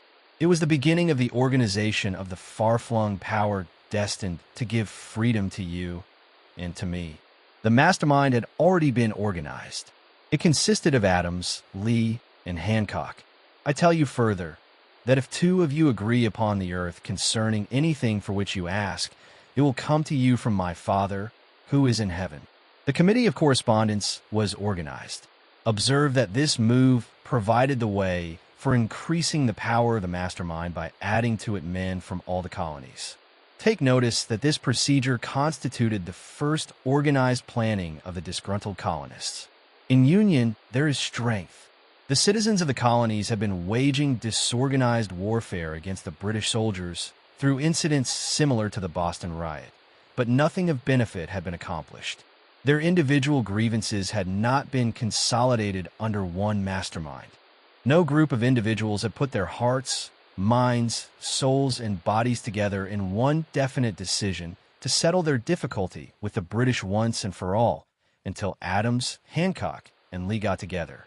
Meanwhile, the British were not idle. They, too, were doing some planning and masterminding on their own account, with the advantage of having back of the money and organized soldiery. The Crown appointed Gage to supplant Hutchinson as the governor of Massachusetts. One of the new governor's first acts was to send a messenger to call on Samuel Adams, for the purpose of endeavoring to stop his opposition by fear. We can best understand the spirit of what happened by quoting the conversation between Colonel Fenton, the messenger sent by Gage, and Adams. Colonel Fenton, I have been authorized by Governor Gage to assure you, Mr. Adams, that the governor has been empowered to confer upon you such benefits as would be satisfactory. Endeavor to win Adams by promise of bribes, upon the condition that you engage to cease in your opposition to the measures of the government. It is the governor's advice to you, sir, not to incur the further displeasure of his majesty. Your conduct has been such as makes you liable to penalties of an act of Henry VIII, by which persons can be sent to England for trial for treason, or misprision of treason, at the discretion of a governor of a province. But by changing your political course, you will not only receive great personal advantages, but you will make your peace with the king. Samuel Adams had the choice of two decisions. He could cease his opposition and receive personal bribes, or he could continue, and run the risk of being hanged. Clearly, the time had come when Adams was forced to reach instantly a decision which could have cost his life. The majority of men would have found it difficult to reach such a decision. The majority would have sent back an evasive reply, but not Adams. He insisted upon Colonel Finnan's word of honor, that the colonel would deliver to the governor the answer exactly as Adams would give it to him. Adams' answer: "Then you may tell Governor Gage that I trust one have long since made my peace with the King of Kings. No personal consideration shall induce me to abandon the righteous cause of my country." And tell Governor Gage it is the advice of Samuel Adams to him, no longer to insult the feelings of an exasperated people. Comment as to the character of this man seem unnecessary. It must be obvious to all who read this astounding message that its sender possessed loyalty of the highest order. This is important. Racketeers and dishonest politicians have prostituted the honor for which such men as Adams died. When Governor Gage received Adams' caustic reply, he flew into a rage and issued a proclamation which read, "I do hereby, in His Majesty's name, offer and promise His most gracious pardon to all persons who shall forthwith lay down their arms and return to the duties of peaceable subjects, accepting only from the benefit of such pardon Samuel Adams and John Hancock, whose offenses are of too flagitious a nature to admit of any other consideration but that of condign punishment." As one might say, in modern slang, Adams and Hancock were on the spot. The threat of the irate governor forced the two men to reach another decision, equally as dangerous. They hurriedly called a secret meeting of their staunchest followers. Here the mastermind began to take on momentum. After the meeting had been called to order, Adams locked the door, placed the key in his pocket, and informed all present that it was imperative that a Congress of the colonists be organized, and that no man should leave the room until the decision for such a Congress had been reached. Great excitement followed. Some weighed the possible consequences of such radicalism. Old man fear. Some expressed grave doubt as to the wisdom of so definite a decision in defiance of the crown. Locked in that room were two men immune to fear, blind to the possibility of failure: Hancock and Adams. Through the influence of their minds, the others were induced to agree that, through the Correspondence Committee, arrangements should be made for a meeting of the First Continental Congress, to be held in Philadelphia, September 5, 1774. Remember this date. It is more important than July 4, 1776. If there had been no decision to hold a Continental Congress, there could have been no signing of the Declaration of Independence. Before the first meeting of the new Congress, another leader, in a different section of the country, was deep in the throes of publishing a summary view of the rights of British America. He was Thomas Jefferson, of the province of Virginia, whose relationship to Lord Dunmore, representative of the Crown in Virginia, was as strained as that of Hancock and Adams with their governor. Shortly after his famous Summary of Rights was published, Jefferson was informed that he was subject to prosecution for high treason against His Majesty's government. Inspired by the threat, one of Jefferson's colleagues, Patrick Henry, boldly spoke his mind, concluding his remarks with a sentence which shall remain forever a classic: "If this be treason, then make the most of it." It was such men as these who, without power, without authority, without military strength, without money, sat in solemn consideration of the destiny of the colonies, beginning at the opening of the First Continental Congress and continuing at intervals for 2 years, until on June 7, 1776, Richard Henry Lee arose, addressed the chair, and to the startled assembly made this motion: "Gentlemen, I make the motion that these united colonies are, and of right ought to be, free and independent states, that they be absolved from all allegiance to the British Crown, and that all political connection between them and the state of Great Britain is, and ought to be totally dissolved." Lee's astounding motion was discussed fervently, and at such length that he began to lose patience.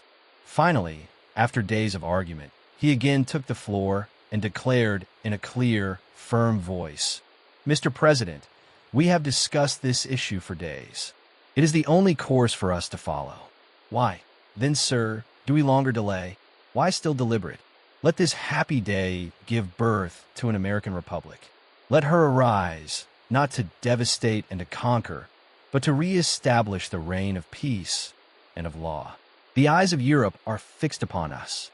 She demands of us a living example of freedom that may exhibit a contrast in the felicity of the citizen to the ever-increasing tyranny. Before his motion was finally voted upon, Lee was called back to Virginia because of serious family illness. But before leaving, he placed his cause in the hands of his friend, Thomas Jefferson, who promised to fight until favorable action was taken. Shortly thereafter, the president of the Congress, Hancock, appointed Jefferson as chairman of a committee to draw up a Declaration of Independence. Long and hard the committee labored on a document which would mean, when accepted by the Congress, that every man who signed it would be signing his own death warrant should the colonies lose in the fight with Great Britain, which was sure to follow. The document was drawn, and on June 28th, the original draft was read before the Congress. For several days it was discussed, altered, and made ready. On July 4th, 1776, Thomas Jefferson stood before the Assembly and fearlessly read the most decision ever placed upon paper. When in the course of human events, it is necessary for one people to dissolve the political bands which have connected them with another, and to assume, among the powers of the earth, the separate and equal station to which the laws of nature and of nature's God entitle them. A decent respect to the opinions of mankind requires that they should declare the causes which impel them to the separation. When Jefferson finished, the document was voted upon, accepted, and signed by the 56 men, every one staking his own life upon his decision to write his name. By that decision came into existence a nation destined to bring to mankind forever the privilege of making decisions. By decisions made in a similar spirit of faith, and only by such decisions, can men solve their personal problems and win for themselves high estates of material and spiritual wealth. Let's not forget this. Analyze the events which led to the Declaration of Independence, and be convinced that this nation, which now holds a position of commanding respect and power among all nations of the world, was born of a decision created by a mastermind consisting of 56 men. Note well the fact that it was their decision which ensured the success of Washington's armies, because the spirit of that decision was in the heart of every soldier who fought with him, and served as a spiritual power which recognizes no such thing as failure. Note also, with great personal benefit, that the power which gave this nation its freedom is the selfsame power that must be used by every individual who becomes self-determining. This power is made up of the principles described in this book. It will not be difficult to detect in the story of the Declaration of Independence at least 6 of these principles: desire, decision, faith, persistence, the mastermind, and organized planning. Throughout this philosophy will be found the suggestion that thought, backed by strong desire, has a tendency to transmute itself into its physical equivalent. Before passing on, I wish to leave with you the suggestion that one may find in this story, and in the story of the organization of the United States Steel Corporation, a perfect description of the method by which thought makes this astounding transformation. In your search for the secret of the method, do not look for a miracle, because you will not find it. You will find only the eternal laws of nature. These laws are available to every person who has the faith and the courage to use them. They may be used to bring freedom to a nation or to accumulate riches. There is no charge save the time necessary to understand and appropriate them. Those who reach decisions promptly and definitely know what they want and generally get it. The leaders in every walk of life decide quickly and firmly. That is the major reason why they are leaders. The world has the habit of making room for the man whose words and actions show that he knows where he is going. Indecision is a habit which usually begins in youth. The habit takes on permanency as the youth goes through graded school, high school, and even through college, without definiteness of purpose. The major weakness of all educational systems is that they neither teach nor encourage the habit of definite decision. It would be beneficial if no college would permit the enrollment of any student unless and until the student declared his major purpose in matriculating. It would be of still greater benefit if every student who enters the graded schools were compelled to accept training in the habit of decision and forced to pass a satisfactory examination on this subject before being permitted to advance in the grades. The habit of indecision acquired because of the deficiencies of our school systems goes with the student into the occupation he chooses. If, in fact, he chooses his occupation. Generally, the youth just out of school seeks any job that can be found. He takes the first place he finds because he has fallen into the habit of indecision. 98 out of every 100 people working for wages today are in the positions they hold because they lack the definiteness of decision to plan a definite position and a knowledge of how to choose an employer. Definiteness of decision always requires courage, sometimes very great courage. The 56 men who signed the Declaration of Independence staked their lives on the decision to affix their signatures to that document. The person who reaches a definite decision to procure the particular job and make life pay the price he asks does not stake his life on that decision. He stakes his economic freedom. Financial independence, riches, desirable business and professional positions are not within reach of the person who neglects or refuses to expect, plan, and demand these things.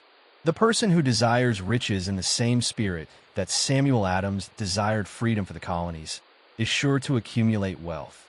In the chapter on organized planning, you will find complete instructions for marketing every type of personal services. You will find also detailed information on how to choose the employer you prefer and the particular job you desire. These instructions will be of no value to you unless you definitely decide to organize them into a plan of action. Persistence, the sustained effort necessary to induce faith. The 8th step toward riches. Persistence is an essential factor in the procedure of transmuting desire into its monetary equivalent. The basis of persistence is the power of will. Willpower and desire, when properly combined, make an irresistible pair. Men who accumulate great fortunes are generally known as cold-blooded and sometimes ruthless. Often they are misunderstood. What they have is willpower, which they mix with persistence and place back of their desires to ensure the attainment of their objectives. Henry Ford has been generally misunderstood to be ruthless and cold-blooded. This misconception grew out of Ford's habit of following through in all of his plans with persistence. The majority of people are ready to throw their aims and purposes overboard and give up at the first sign of opposition or misfortune. A few carry on despite all opposition until they attain their goal. These few are the Fords, Carnegies, Rockefellers, and Edisons. There may be no heroic connotation to the word persistence, but the quality is to the character of man what carbon is to steel. The building of a fortune, generally, involves the application of the entire 13 factors of this philosophy. These principles must be understood. They must be applied with persistence by all who accumulate money. If you're following this book with the intention of applying the knowledge it conveys, your first test as to your persistence will come when you begin to follow the 6 steps described in the 2nd chapter. Unless you are one of the 2 out of every 100 who already have a definite goal at which you are aiming and a definite plan for its attainment, you may read the instructions and then pass on with your daily routine and never comply with those instructions. The author is checking you up at this point because lack of persistence is one of the major causes of failure. Moreover, experience with thousands of people has proved that lack of persistence is a weakness common to the majority of men. It is a weakness which may be overcome by effort. The ease with which lack of persistence may be conquered will depend entirely upon the intensity of one's desire. The starting point of all achievement is desire. Keep this constantly in mind. Weak desires bring weak results, just as a small amount of fire makes a small amount of heat. If you find yourself lacking in persistence, this weakness may be remedied by building a stronger fire under your desires. Continue to read through to the end, then go back to chapter 2 and start immediately to carry out the instructions given in connection with the 6 steps. The eagerness with which you follow these instructions will indicate clearly how much or how little you really desire to accumulate money. If you find that you are indifferent you may be sure that you have not yet acquired the money consciousness which you must possess before you can be sure of accumulating a fortune. Fortunes gravitate to men whose minds have been prepared to attract them, just as surely as water gravitates to the ocean. In this book may be found all the stimuli necessary to attune any normal mind to the vibrations which will attract the object of one's desires. If you find you are weak in persistence, center your attention upon the instructions contained in the chapter on power.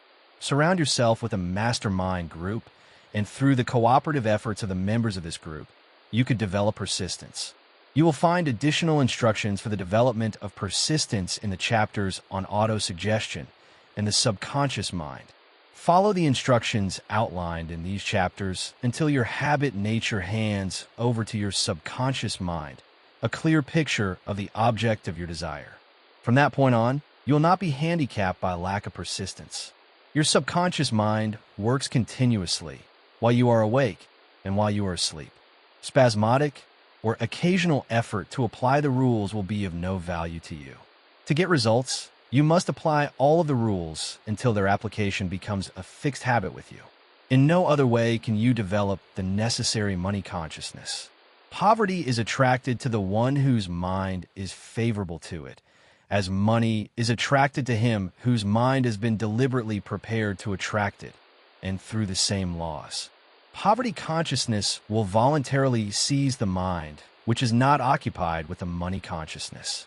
A poverty consciousness develops without conscious application of habits favorable to it. The money consciousness must be created to order unless one is born with such a consciousness. Catch the full significance of the statements in the preceding paragraph, and you will understand the importance of persistence in the accumulation of a fortune. Without persistence, you will be defeated even before you start.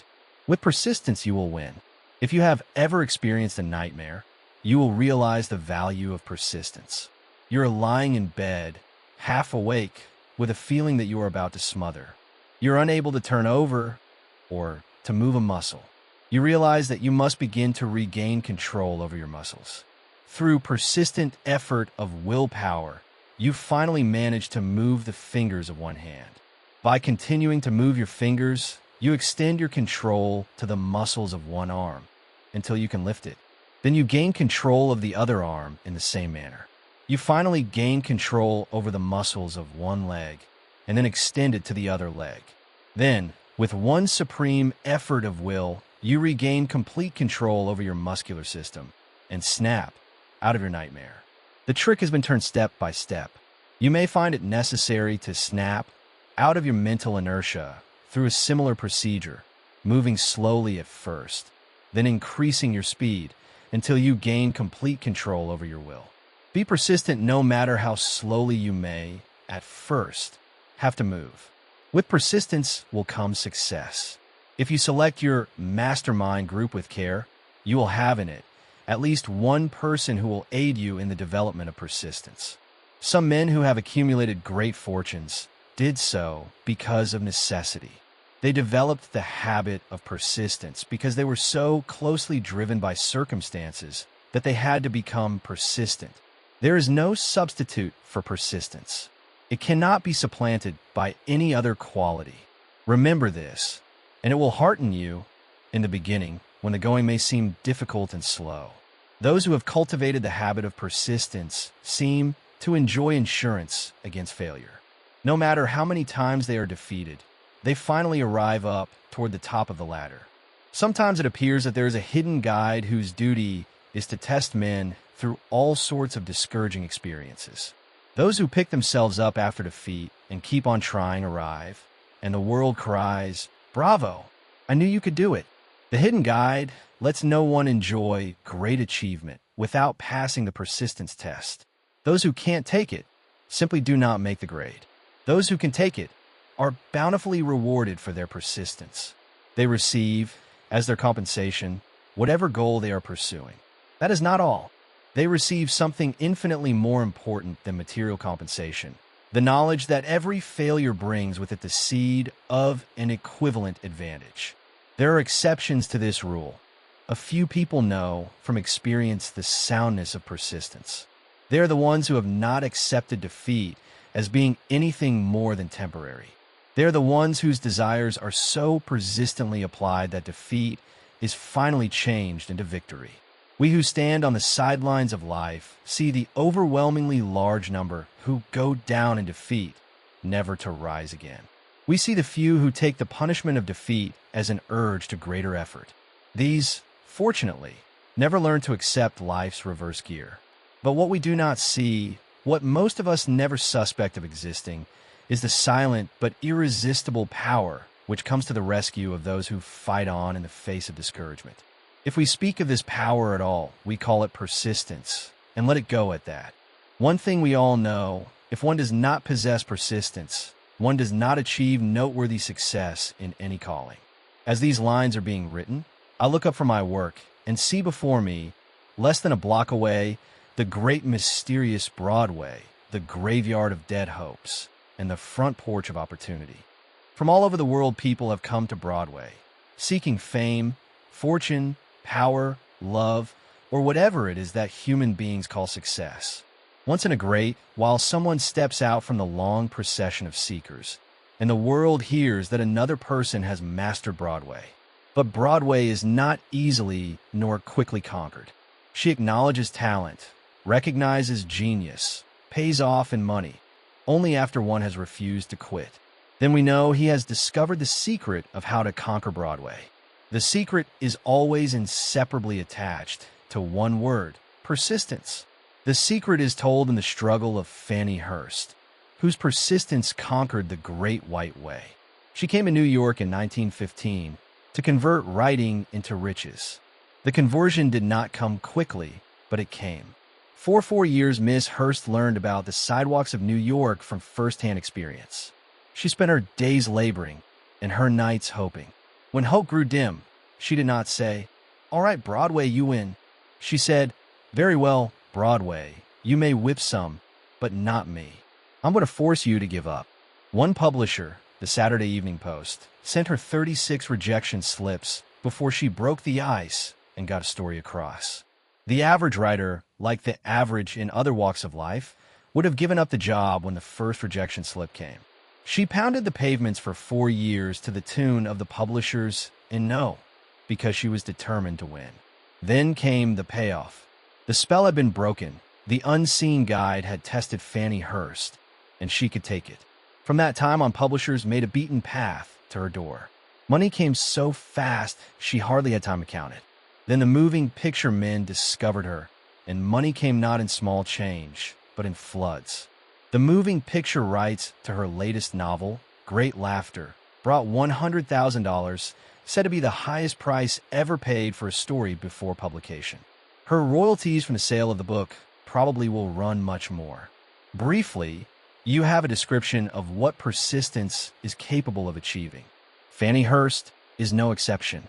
Wherever men and women accumulate great riches, you may be sure they first acquired persistence.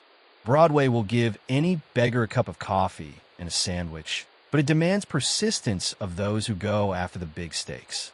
Kate Smith will say amen when she reads this. For years she sang, without money and without price, before any microphone she could reach. Broadway said to her, "Come and get it, if you can take it." She did take it until one happy day Broadway got tired and said, "Ah, what's the use? You don't know when you're whipped, so name your price and go to work in earnest." Miss Smith named her price. It was plenty, away up in figures so high that 1 week's salary is far more than most people make in a whole year. Verily, it pays to be persistent. And here is an encouraging statement which carries with it a suggestion of great significance. Thousands of singers who excel Kate Smith are walking up and down Broadway looking for a break, without success. Countless others have come and gone. Many of them sang well enough, but they failed to make the grade because they lacked the courage to keep on keeping on until Broadway became tired of turning them away. Persistence is a state of mind, therefore it can be cultivated. Like all states of mind, persistence is based upon definite causes, among them these. A. Definiteness of purpose. Knowing what one wants is the first and perhaps the most important step toward the development of persistence. A strong motive forces one to surmount many difficulties. B. Desire. It is comparatively easy to acquire and to maintain persistence in pursuing the object of intense desire. C. Self-reliance.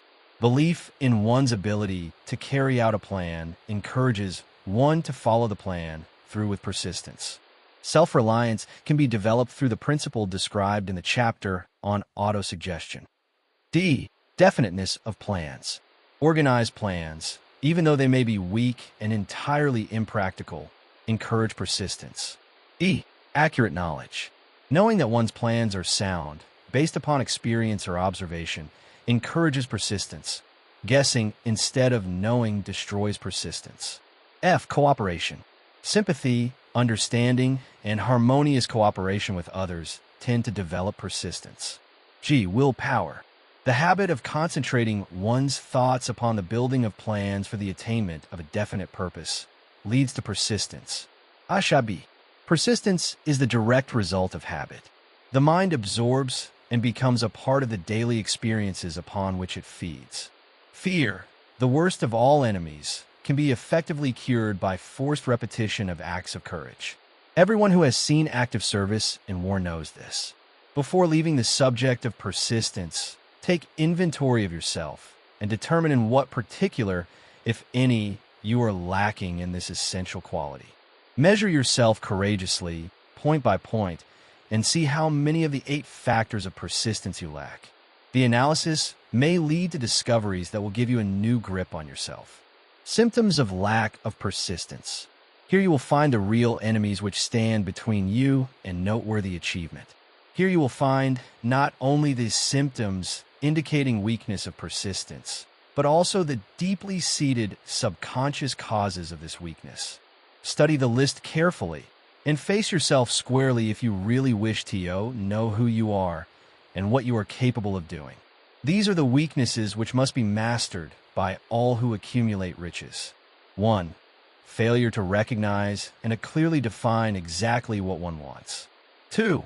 Procrastination, with or without cause, usually backed up with a formidable array of alibis and excuses. 3. Lack of interest in acquiring specialized knowledge. 4. Indecision, the habit of passing the buck on all occasions instead of facing issues squarely, also backed by alibis. 5. The habit of relying upon alibis instead of creating definite plans for the solution of problems. 6. Self-satisfaction. There is but little remedy for this affliction and no hope for those who suffer from it. 7. Indifference, usually reflected in one's readiness to compromise on all occasions, rather than meet opposition and fight it. 8. The habit of blaming others for one's mistakes and accepting unfavorable circumstances as being unavoidable. 9. Weakness of desire, due to neglect in the choice of motives that impel action. 10. Willingness, even eagerness, to quit at the first sign of defeat, based upon one or more of the 6 basic fears. 11. Lack of organized plans, placed in writing where they may be analyzed. 12. The habit of neglecting to move on ideas or to grasp opportunity when it presents itself. 13. Wishing instead of willing. 14. The habit of compromising with poverty instead of aiming at riches. General absence of ambition to be, to do, and to own. 15. Searching for all the shortcuts to riches, trying to get without giving a fair equivalent, usually reflected in the habit of gambling, endeavoring to drive sharp bargains. 16. Fear of criticism, failure to create plans and to put them into action because of what other people will think, do, or say. This enemy belongs at the head of the list because it generally exists in one's subconscious mind, where its presence is not recognized. See the 6 basic fears in a later chapter. Let us examine some of the symptoms of the fear of criticism. The majority of people permit relatives, friends, and the public at large to so influence them that they cannot live their own lives because they fear criticism. Huge numbers of people make mistakes in marriage, stand by the bargain, and go through life miserable and unhappy because they fear criticism, which may follow if they correct the mistake. Anyone who has submitted to this form of fear knows the irreparable damage it does by destroying ambition, self-reliance, and the desire to achieve. Millions of people neglect to acquire belated educations after having left school because they fear criticism.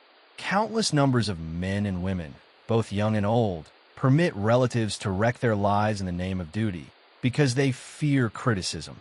Duty does not require any person to submit to the destruction of his personal ambitions and the right to live his own life in his own way.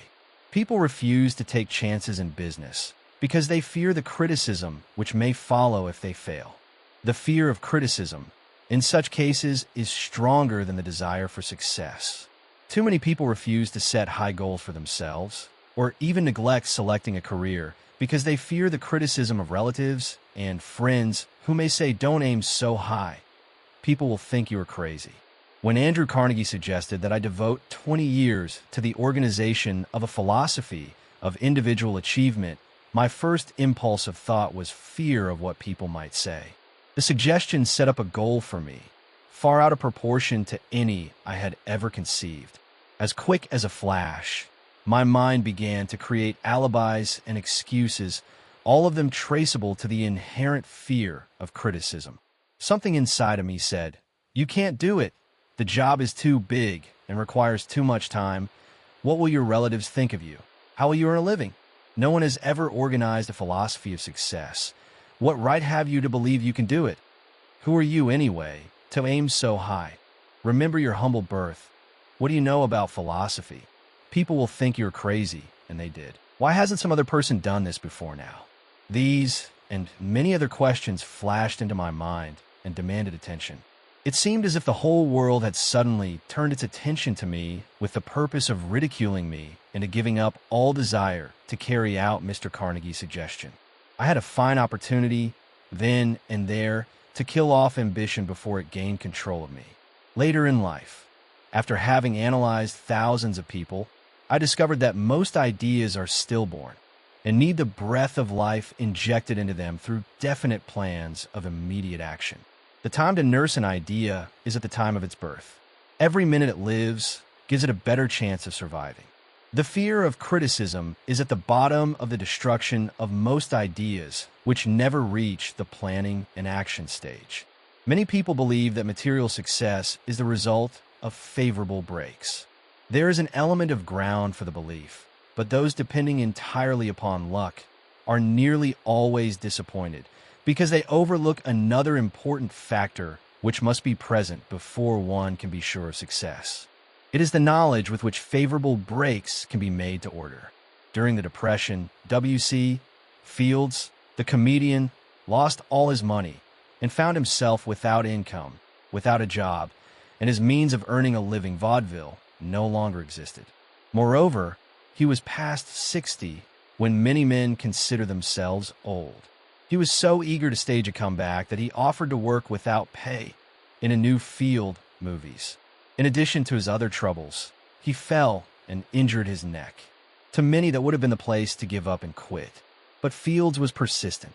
He knew that if he carried on, he would get the breaks sooner or later, and he did get them, but not by chance.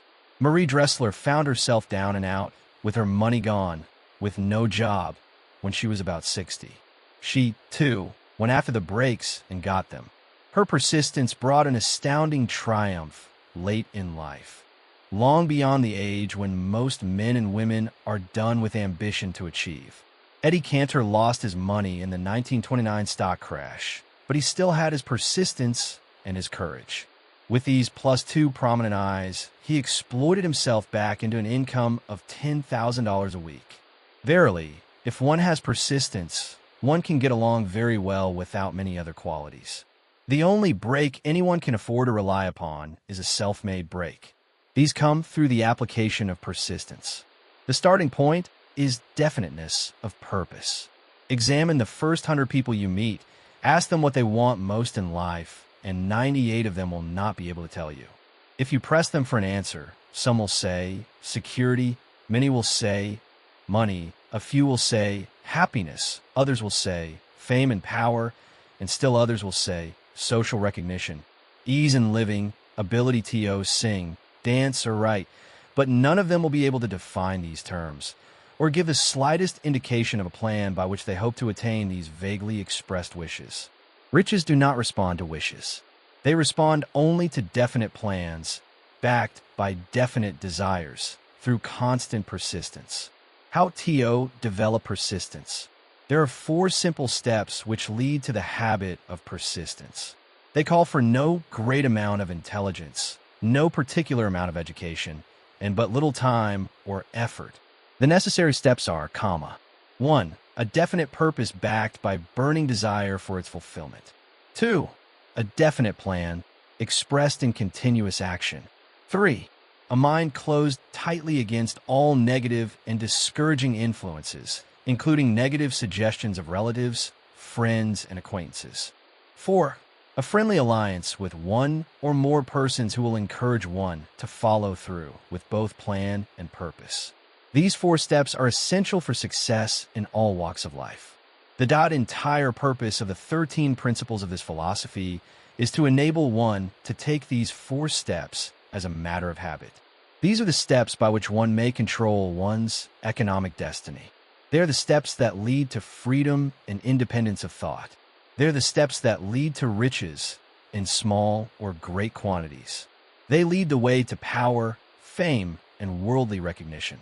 They are the 4 steps which guarantee favorable breaks. They are the steps that convert dreams into physical realities. They lead, also, to the mastery of fear, discouragement, indifference. There is a magnificent reward for all who learn to take these 4 steps.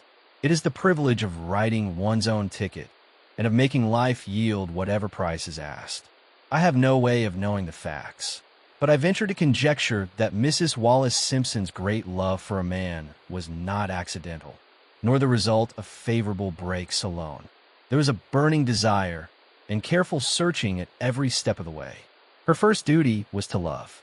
What is the greatest thing on earth? The master called it love, not man-made rules, criticism, bitterness, slander, or political marriages, but love. She knew what she wanted, not after she met the Prince of Wales, but long before that. Twice when she had failed to find it, she had the courage to continue her search.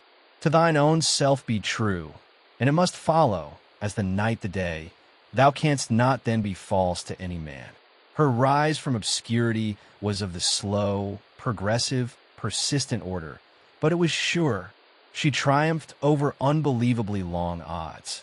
And no matter who you are or what you may think of Wallace Simpson, or the king who gave up his crown for her love, she is an astounding example of applied persistence, an instructor on the rules of self-determination, from whom the entire world might profitably take lessons. When you think of Wallace Simpson, think of one who knew what she wanted and shook the greatest empire on earth to get it. Women who complain that this is a man's world, that women do not have an equal chance to win, owe it to themselves to study carefully the life of this unusual woman, who, at an age which most women consider old, captured the affections of the most desirable bachelor in the entire world. And what of King Edward? What lesson may we learn from his part in the world's greatest drama of recent times? Did he pay too high a price for the affections of the woman of his choice? Surely no one, but he can give the correct answer. The rest of us can only conjecture. This much we know. The king came into the world without his own consent. He was born to great riches, without requesting them. He was persistently sought in marriage. Politicians and statesmen throughout Europe tossed dowagers and princesses at his feet. Because he was the firstborn of his parents, he inherited a crown, which he did not seek and perhaps did not desire. For more than 40 years, he was not a free agent, could not live his life in his own way, had but little privacy, and finally assumed duties inflicted upon him when he ascended the throne. Some will say, with all these blessings, King Edward should have found peace of mind, contentment, and joy of living. The truth is that back of all the privileges of a crown, all the money, the fame, and the power inherited by King Edward, there was an emptiness which could be filled only by love. His greatest desire was for love. Long before he met Wallace Simpson, he doubtless felt this great universal emotion tugging at the strings of his heart, beating upon the door of his soul and crying out for expression. And when he met a kindred spirit, crying out for this same holy privilege of expression, he recognized it, and without fear or apology, opened his heart and bade it enter.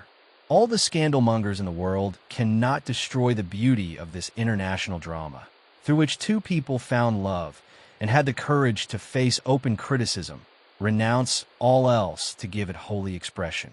King Edward's decision to give up the crown of the world's most powerful empire for the privilege of going the remainder of the way through life with the woman of his choice was a decision that required courage. The decision also had a price, but who has the right to say the price was too great? Surely not he who said, "He among you who is without sin, let him cast the first stone," as a suggestion to any evil-minded person who chooses to find fault with the Duke of Windsor, because his desire was for love and for openly declaring his love for Wallace Simpson and giving up his throne for her. Let it be remembered that the open declaration was not essential.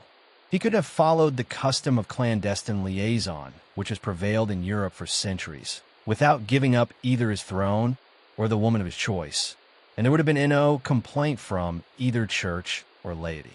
But this unusual man was built of sterner stuff. His love was clean. It was deep and sincere. It represented the one thing which, above all else, he truly desired. Therefore, he took what he wanted and paid the price demanded. If Europe had been blessed with more rulers with a human heart and the traits of honesty of ex-King Edward, for the past century, that unfortunate hemisphere, now seething with greed, hate, lust, political connivance, and threats of war, would have a different and a better story to tell. A story in which love and not hate would rule. In the words of Stuart Austin, where we raise our cup and drink this toast to ex-King Edward and Wallace Simpson. Blessed is the man who has come to know that our muted thoughts are our sweetest thoughts. Blessed is the man who, from the blackest depths, can see the luminous figure of love, and seeing, sing, and singing say, "Sweeter far than uttered lays are the thoughts I have of you."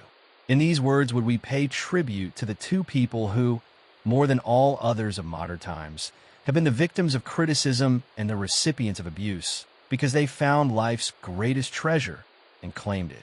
Most of the world will applaud the Duke of Windsor and Wallace Simpson because of their persistence in searching until they found life's greatest reward.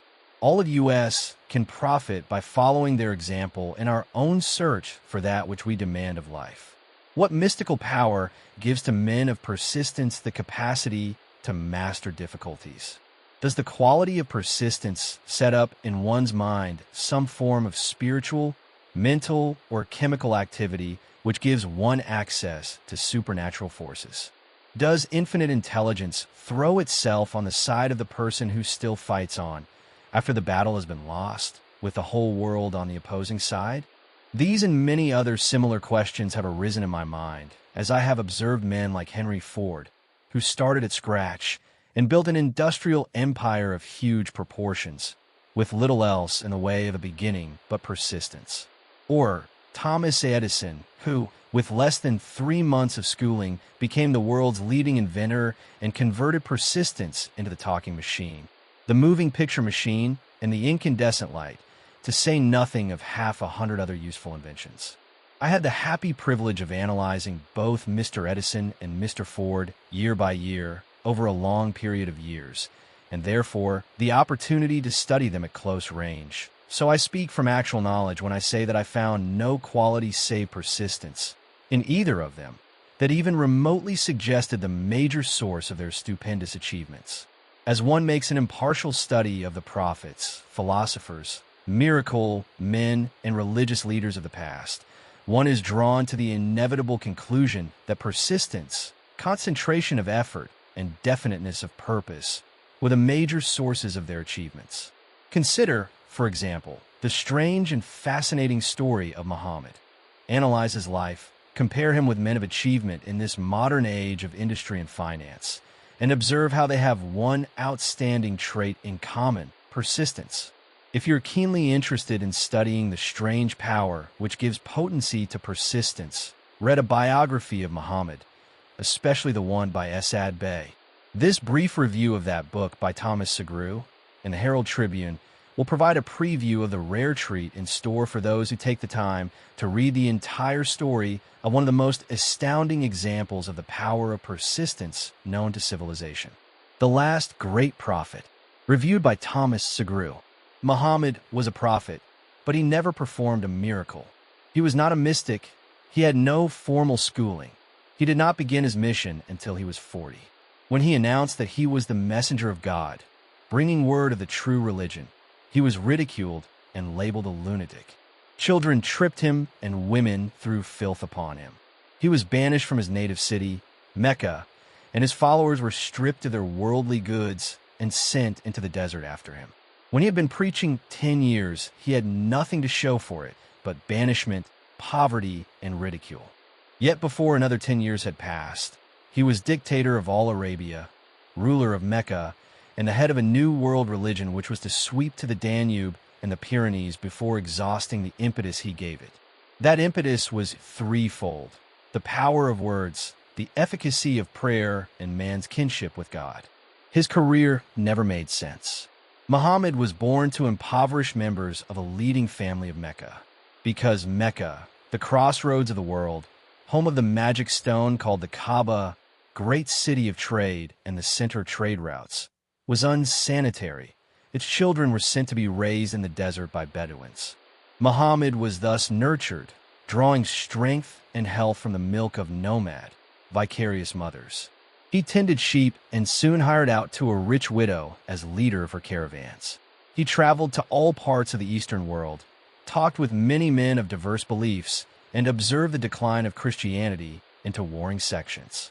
When he was 28, Khadijah, the widow, looked upon him with favor and married him.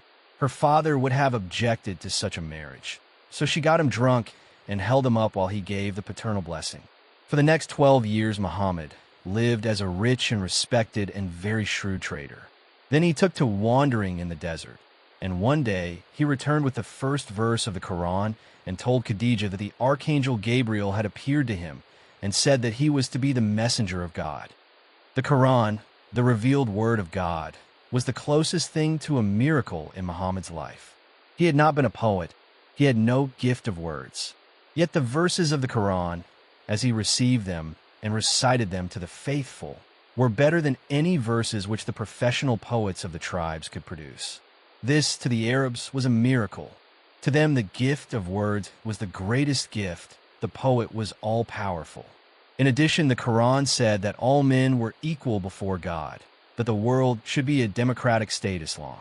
It was this political heresy, plus Muhammad's desire to destroy all the 360 idols in the courtyard of the Kaaba, which brought about his banishment. The idols brought the desert tribes to Mecca, and that meant trade. So the businessmen of Mecca, the capitalists, of which he had been one, set upon Muhammad. Then he retreated to the desert and demanded sovereignty over the world. The rise of Islam began. Out of the desert came a flame which would not be extinguished, a democratic army fighting as a unit and prepared to die without wincing. Muhammad had invited the Jews and Christians to join him, for he was not building a new religion. He was calling all who believed in one God to join in a single faith. If the Jews and Christians had accepted his invitation, Islam would have conquered the world. They didn't. They would not even accept Muhammad's innovation of humane warfare. When the armies of the Prophet entered Jerusalem, not a single person was killed because of his faith. When the Crusaders entered the city, centuries later, not a Muslim man, woman, or child was spared. But the Christians did accept one Muslim idea, the place of learning, the university. Footnotes. 244 *, Mrs. Simpson read and approved this analysis. Power of the mastermind, the driving force, the ninth step toward riches. Power is essential for success in the accumulation of money. Plans are inert and useless without sufficient power to translate them into action. This chapter will describe the method by which an individual may attain and apply power. Power may be defined as organized and intelligently directed knowledge. Power, as the term is here used, refers to organized effort sufficient to enable an individual to transmute desire into its monetary equivalent. Organized effort is produced through the coordination of effort of two or more people who work toward a definite end in a spirit of harmony. Power is required for the accumulation of money. Power is necessary for the retention of money after it has been accumulated. Let us ascertain how power may be acquired. If power is organized knowledge, let us examine the sources of knowledge. A. Infinite intelligence. This source of knowledge may be contacted through the procedure described in another chapter with the aid of creative imagination. B. Accumulated experience. The accumulated experience of man, or that portion of it which has been organized and recorded, may be found in any well-equipped public library. An important part of this accumulated experience is taught in public schools and colleges, where it has been classified and organized. C. Experiment and research. In the field of science, and in practically every other walk of life, men are gathering, classifying, and organizing new facts daily. This is the source to which one must turn when knowledge is not available through accumulated experience. Here, too, the creative imagination must often be used. Knowledge may be acquired from any of the foregoing sources. It may be converted into power by organizing it into definite plans and by expressing those plans in terms of action. Examination of the three major sources of knowledge will readily disclose the difficulty an individual would have if he depended upon his efforts alone in assembling knowledge and expressing it through definite plans in terms of action. If his plans are comprehensive, and if they contemplate large proportions, he must, generally, induce others to cooperate with him before he can inject into them the necessary element of power. Gaining power through the mastermind. The mastermind may be defined as coordination of knowledge and effort in a spirit of harmony between two or more people for the attainment of a definite purpose. No individual may have great power without availing himself of the mastermind. In a preceding chapter, instructions were given for the creation of plans for the purpose of translating desire into its monetary equivalent. If you carry out these instructions with persistence and intelligence, and use discrimination in the selection of your mastermind group, your objective will have been halfway reached, even before you begin to recognize it. So you may better understand the intangible potentialities of power available to you through a properly chosen mastermind group, we will here explain the two characteristics of the mastermind principle, one of which is economic in nature and the other psychic. The economic feature is obvious. Economic advantages may be created by any person who surrounds himself with the advice, counsel, and personal cooperation of a group of men who are willing to lend him wholehearted aid in a spirit of perfect harmony. This form of cooperative alliance has been the basis of nearly every great fortune. Your understanding of this great truth may definitely determine your financial status. The psychic phase of the mastermind principle is much more abstract, much more difficult to comprehend, because it has reference to the spiritual forces with which the human race as a whole is not well acquainted. You may catch a significant suggestion from this statement. No two minds ever come together without, thereby, creating a third, invisible, intangible force which may be likened to a third mind. Keep in mind the fact that there are only two known elements in the whole universe, energy and matter. It is a well-known fact that matter may be broken down into units of molecules, atoms, and electrons. There are units of matter which may be isolated, separated, and analyzed. Likewise, there are units of energy. The human mind is a form of energy, a part of it being spiritual in nature. When the minds of two people are coordinated in a spirit of harmony, the spiritual units of energy of each mind form an affinity, which constitutes the psychic phase of the mastermind. The mastermind principle, or rather the economic feature of it, was first called to my attention by Andrew Carnegie over 25 years ago. Discovery of this principle was responsible for the choice of my life's work. Mr. Carnegie's mastermind group consisted of a staff of approximately 50 men, with whom he surrounded himself for the definite purpose of manufacturing and marketing steel. He attributed his entire fortune to the power he accumulated through this mastermind. Analyze the record of any man who has accumulated a great fortune, and many of those who have accumulated modest fortunes, and you will find that they have either consciously or unconsciously employed the mastermind principle. Great power can be accumulated through no other principle. Energy is nature's universal set of building blocks, out of which she constructs every material thing in the universe, including man, and every form of animal and vegetable life. Through a process which only nature completely understands, she translates energy into matter. Nature's building blocks are available to man in the energy involved in thinking. Man's brain may be compared to an electric battery. It absorbs energy from the ether, which permeates every atom of matter and fills the entire universe. It is a well-known fact that a group of electric batteries will provide more energy than a single battery. It is also a well-known fact that an individual battery will provide energy in proportion to the number and capacity of the cells it contains. The brain functions in a similar fashion.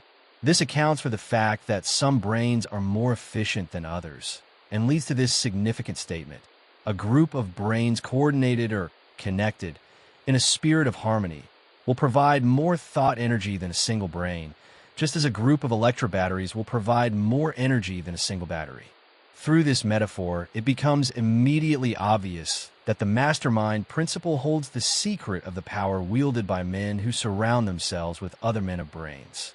There follows now another statement which will lead still nearer to an understanding of the psychic phase of the mastermind principle.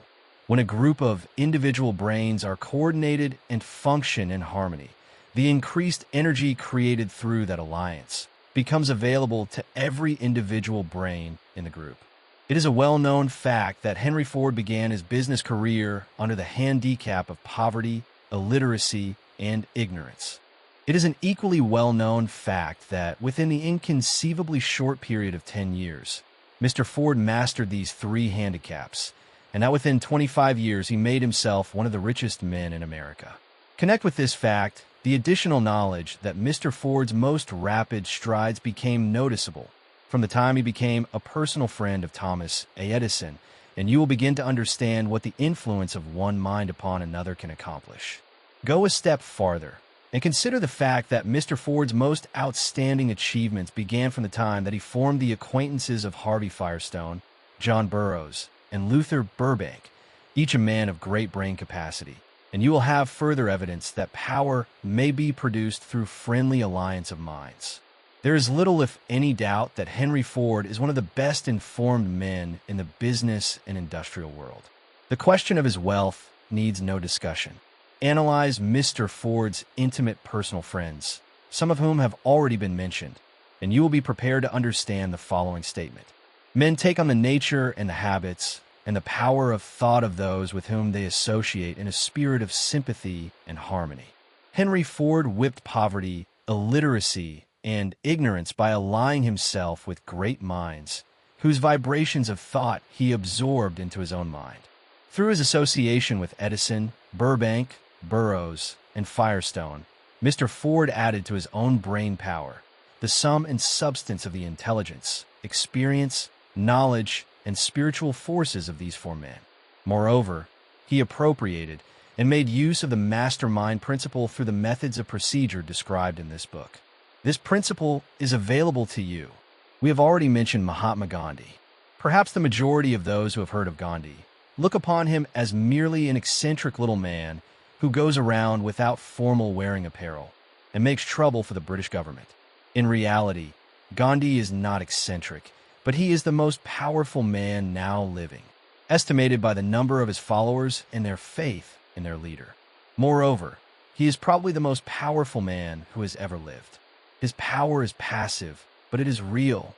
Let us study the method by which he attained his stupendous power. It may be explained in a few words. He came by power through inducing over 200 million people to coordinate with mind and body in a spirit of harmony for a definite purpose. In brief, Gandhi has accomplished a miracle, for it is a miracle when 200 million people can be induced, not forced, to cooperate in a spirit of harmony for a limitless time.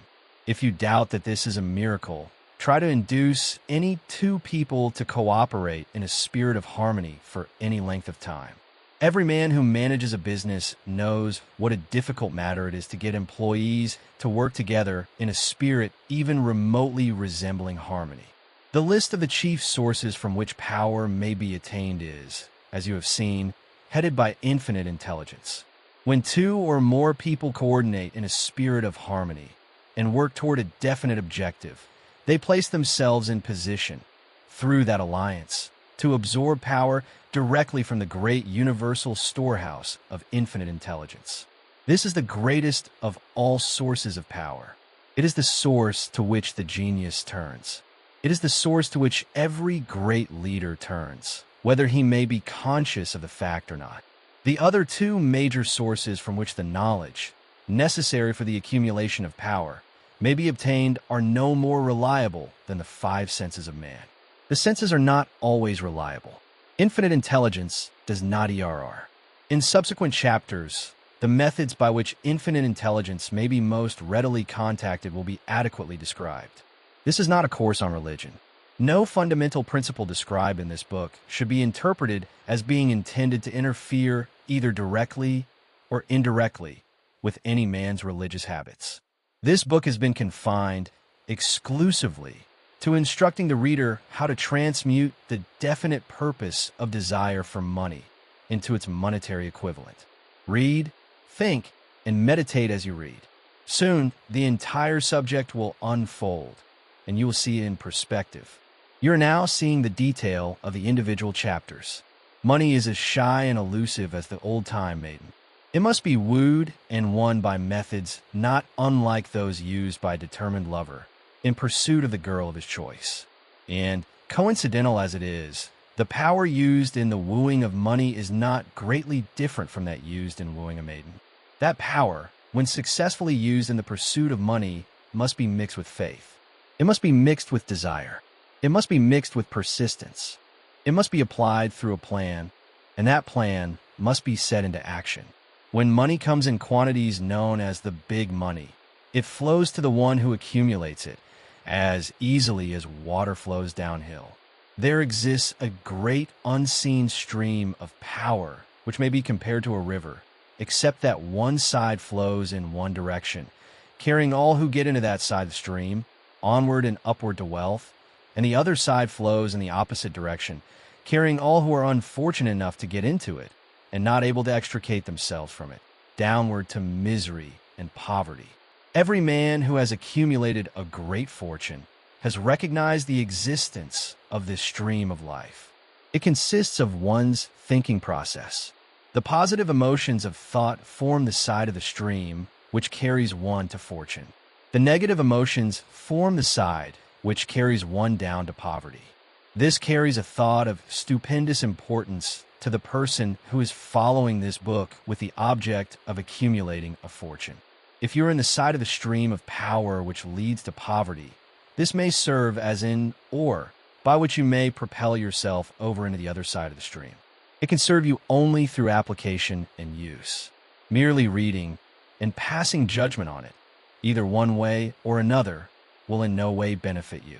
Some people undergo the experience of alternating between the positive and negative sides of the stream, being at times on the positive side and at times on the negative side. The Wall Street crash of '29 swept millions of people from the positive to the negative side of the stream. These millions are struggling, some of them in desperation and fear, to get back to the positive side of the stream. This book was written especially for those millions. Poverty and riches often change places. The crash taught the world this truth, although the world will not long remember the lesson. Poverty may, and generally does, voluntarily take the place of riches. When riches take the place of poverty, the change is usually brought about through well-conceived and carefully executed plans.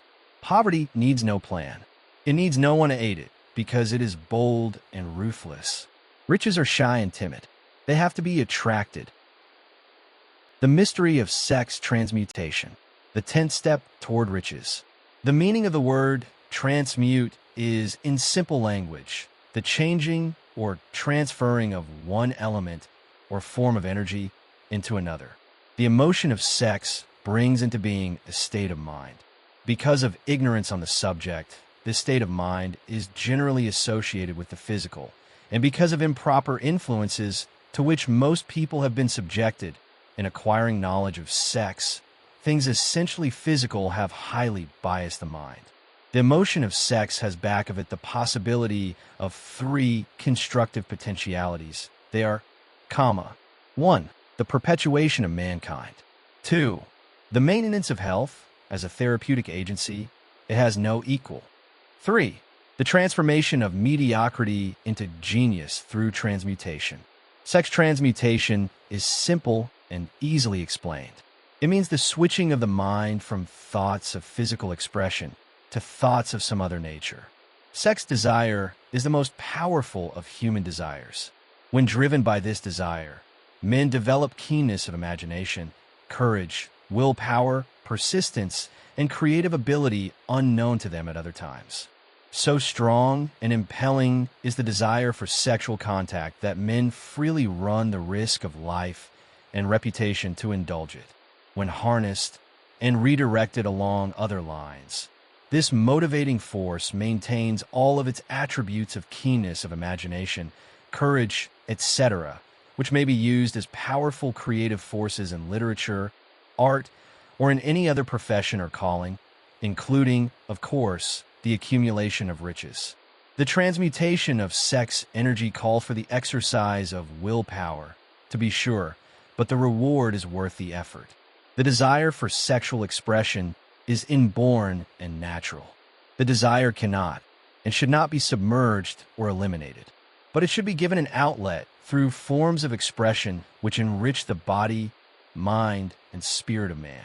If not given this form of outlet through transmutation, it will seek outlets through purely physical channels. A river may be dammed and its water controlled for a time, but eventually it will force an outlet. The same is true of the emotion of sex. It may be submerged and controlled for a time, but its very nature causes it to be ever-seeking means of expression. If it is not transmuted into some creative effort, it will find a less worthy outlet. Fortunate, indeed, is the person who has discovered how to give sex emotion an outlet through some form of creative effort, for he has, by that discovery, lifted himself to the status of a genius. Scientific research has disclosed these significant facts. 1. The men of greatest achievement are men with highly developed sex natures, men who have learned the art of sex transmutation. 2. The men who have accumulated great fortunes and achieved outstanding recognition in literature, art, industry, architecture, and the professions were motivated by the influence of a woman. The research from which these astounding discoveries were made went back through the pages of biography and history for more than 2,000 years. Wherever there was evidence available in connection with the lives of men and women of great achievement, it indicated most convincingly that they possessed highly developed sex natures. The emotion of sex is an irresistible force, against which there can be no such opposition as an immovable body. When driven by this emotion, men become gifted with a superpower for action. Understand this truth, and you will catch the significance of the statement that sex transmutation will lift one to the status of a genius. The emotion of sex contains the secret of creative ability. Destroy the sex glands, whether in man or beast, and you have removed the major source of action. For proof of this, observe what happens to any animal after it has been castrated. A bull becomes as docile as a cow after it has been altered sexually. Sex alteration takes out of the male, whether man or beast, all the fight that was in him. Sex alteration of the female has the same effect. The 10 mind stimuli. The human mind responds to stimuli, through which it may be keyed up to high rates of vibration, known as enthusiasm, creative imagination, intense desire, etc. The stimuli to which the mind responds most freely are, 1. The desire for sex expression. 2. Love. 3. A burning desire for fame, power, or financial gain, money. 4. Music. 5. Friendship between either those of the same sex or those of the opposite sex. 6. A mastermind alliance based upon the harmony of two or more people who ally themselves for spiritual or temporal advancement. 7. Mutual suffering, such as that experienced by people who are persecuted. 8. Autosuggestion. 9. Fear. 10. Narcotics and alcohol. The desire for sex expression comes at the head of the list of stimuli, which most effectively step up the vibrations of the mind and start the wheels of physical action. 8 of these stimuli are natural and constructive. 2 are destructive. The list is here presented for the purpose of enabling you to make a comparative study of the major sources of mind stimulation. From this study, it will be readily seen that the emotion of sex is, by great odds, the most intense and powerful of all mind stimuli. This comparison is necessary as a foundation for proof of the statement that transmutation of sex energy may lift one to the status of a genius. Let's find out what constitutes a genius. Some wiseacre has said that a genius is a man who wears long hair, eats queer food, lives alone, and serves as a target for the joke makers. A better definition of a genius is a man who has discovered how to increase the vibrations of thought to the point where he can freely communicate with sources of knowledge not available through the ordinary rate of vibration of thought. The person who thinks will want to ask some questions concerning this definition of genius. The first question will be, how may one communicate with sources of knowledge which are not available through the ordinary rate of vibration of thought? The next question will be, are there known sources of knowledge which are available only to genii? And if so, what are these sources and exactly how may they be reached? We shall offer proof of the soundness of some of the more important statements made in this book, or at least we shall offer evidence through which you may secure your own proof through experimentation. And in doing so, we shall answer both of these questions. Genius is developed through the sixth sense. The reality of a sixth sense has been fairly well established. This sixth sense is creative imagination. The faculty of creative imagination is one which the majority of people never use during an entire lifetime, and if used at all, it usually happens by mere accident. A relatively small number of people use, with deliberation and purpose of forethought, the faculty of creative imagination. Those who use this faculty voluntarily and with understanding of its functions are genii. The faculty of creative imagination is the direct link between the finite mind of man and infinite intelligence. Also called revelations, referred to in the realm of religion, and all discoveries of basic or new principles in the field of invention take place through the faculty of creative imagination. When ideas or concepts flash into one's mind, through what is popularly called a hunch, they come from one or more of the following sources, 1. Infinite intelligence. 2. One's subconscious mind, wherein is stored every sense impression and thought impulse which ever reached the brain through any of the five senses. 3. From the mind of some other person who has just released the thought or picture of the idea or concept through conscious thought. Or 4. From the other person's subconscious storehouse. There are no other known sources from which inspired ideas or hunches may be received. The creative imagination functions best when the mind is vibrating due to some form of mind stimulation at an exceedingly high rate. That is, when a mind is functioning at a rate of vibration higher than that of ordinary, normal thought. When brain action has been stimulated through one or more of the 10 mind stimulants, it has the effect of lifting the individual far above the horizon of ordinary thought and permits him to envision distance, scope, and quality of thoughts not available on the lower plane, such as that occupied while one is engaged in the solution of the problems of business and professional routine. When lifted to this higher level of thought, through any form of mind stimulation, an individual occupies, relatively, the same position as one who has ascended in an airplane to a height from which he may see over and beyond the horizon line, which limits his vision while on the ground. Moreover, while on this higher level of thought, the individual is not hampered or bound by any of the stimuli which circumscribe and limit his vision while wrestling with the problems of gaining the three basic necessities of food, clothing, and shelter. He is in a world of thought in which the ordinary, workaday thoughts have been as effectively removed as are the hills and valleys and other limitations of physical vision when he rises in an airplane. While on this exalted plane of thought, the creative faculty of the mind is given freedom for action. The way has been cleared for the sixth sense to function. It becomes receptive to ideas which could not reach the individual under any other circumstances. The sixth sense is the faculty which marks the difference between a genius and an ordinary individual.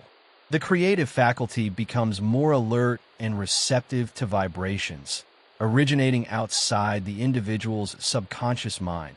The more this faculty is used, and the more the individual relies upon it, and makes demand upon it for thought impulses. This faculty can be cultivated and developed only through use. That which is known as one's conscience operates entirely through the faculty of the sixth sense. The great artists, writers, musicians, and poets become great because they acquire the habit of relying upon the still small voice which speaks from within, through the faculty of creative imagination. It is a fact well known to people who have keen imaginations that their best ideas come through so-called hunches. There is a great orator who does not attain to greatness until he closes his eyes and begins to rely entirely upon the faculty of creative imagination. When asked why he closed his eyes just before the climaxes of his oratory, he replied, "I do it because then I speak through ideas which come to me from within." One of America's most successful and best-known financiers followed the habit of closing his eyes for 2 or 3 minutes before making a decision. When asked why he did this, he replied, "With my eyes closed, I am able to draw upon a source of superior intelligence." The late Dr. Elmer R. Gates of Chevy Chase, Maryland, created more than 200 useful patents, many of them basic, through the process of cultivating and using the creative faculty. His method is both significant and interesting to one interested in attaining to the status of genius, in which category Dr. Gates unquestionably belonged. Dr. Gates was one of the really great, though less publicized scientists of the world. In his laboratory, he had what he called his personal communication room. It was practically soundproof and so arranged that all light could be shut out. It was equipped with a small table, on which he kept a pad of writing paper. In front of the table, on the wall, was an electric push button which controlled the lights. When Dr. Gates desired to draw upon the forces available to him through his creative imagination, he would go into this room, seat himself at the table, shut off the lights, and concentrate upon the known factors of the invention on which he was working, remaining in that position until ideas began to flash into his mind in connection with the unknown factors of the invention. On one occasion, ideas came through so fast that he was forced to write for almost 3 hours.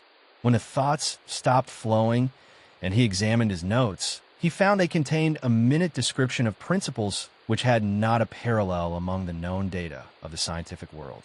Moreover, the answer to his problem was intelligently presented in those notes. In this manner, Dr. Gates completed over 200 patents which had been begun but not completed by half-baked brains. Evidence of the truth of this statement is in the United States Patent Office. Dr. Gates earned his living by sitting for ideas for individuals and corporations. Some of the largest corporations in America paid him substantial fees by the hour for sitting for ideas. The reasoning faculty is often faulty because it is largely guided by one's accumulated experience. Not all knowledge which one accumulates through experience is accurate. Ideas received through the creative faculty are much more reliable, for the reason that they come from sources more reliable than any which are available to the reasoning faculty of the mind. The major difference between the genius and the ordinary crank inventor may be found in the fact that the genius works through his faculty of creative imagination, while the crank knows nothing of this faculty. The scientific inventor, such as Mr. Edison and Dr. Gates, makes use of both the synthetic and the creative faculties of imagination.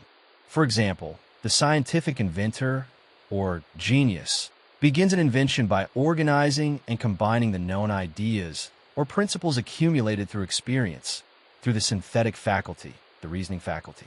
If he finds this accumulated knowledge to be insufficient for the completion of his invention, he then draws upon the sources of knowledge available to him through his creative faculty.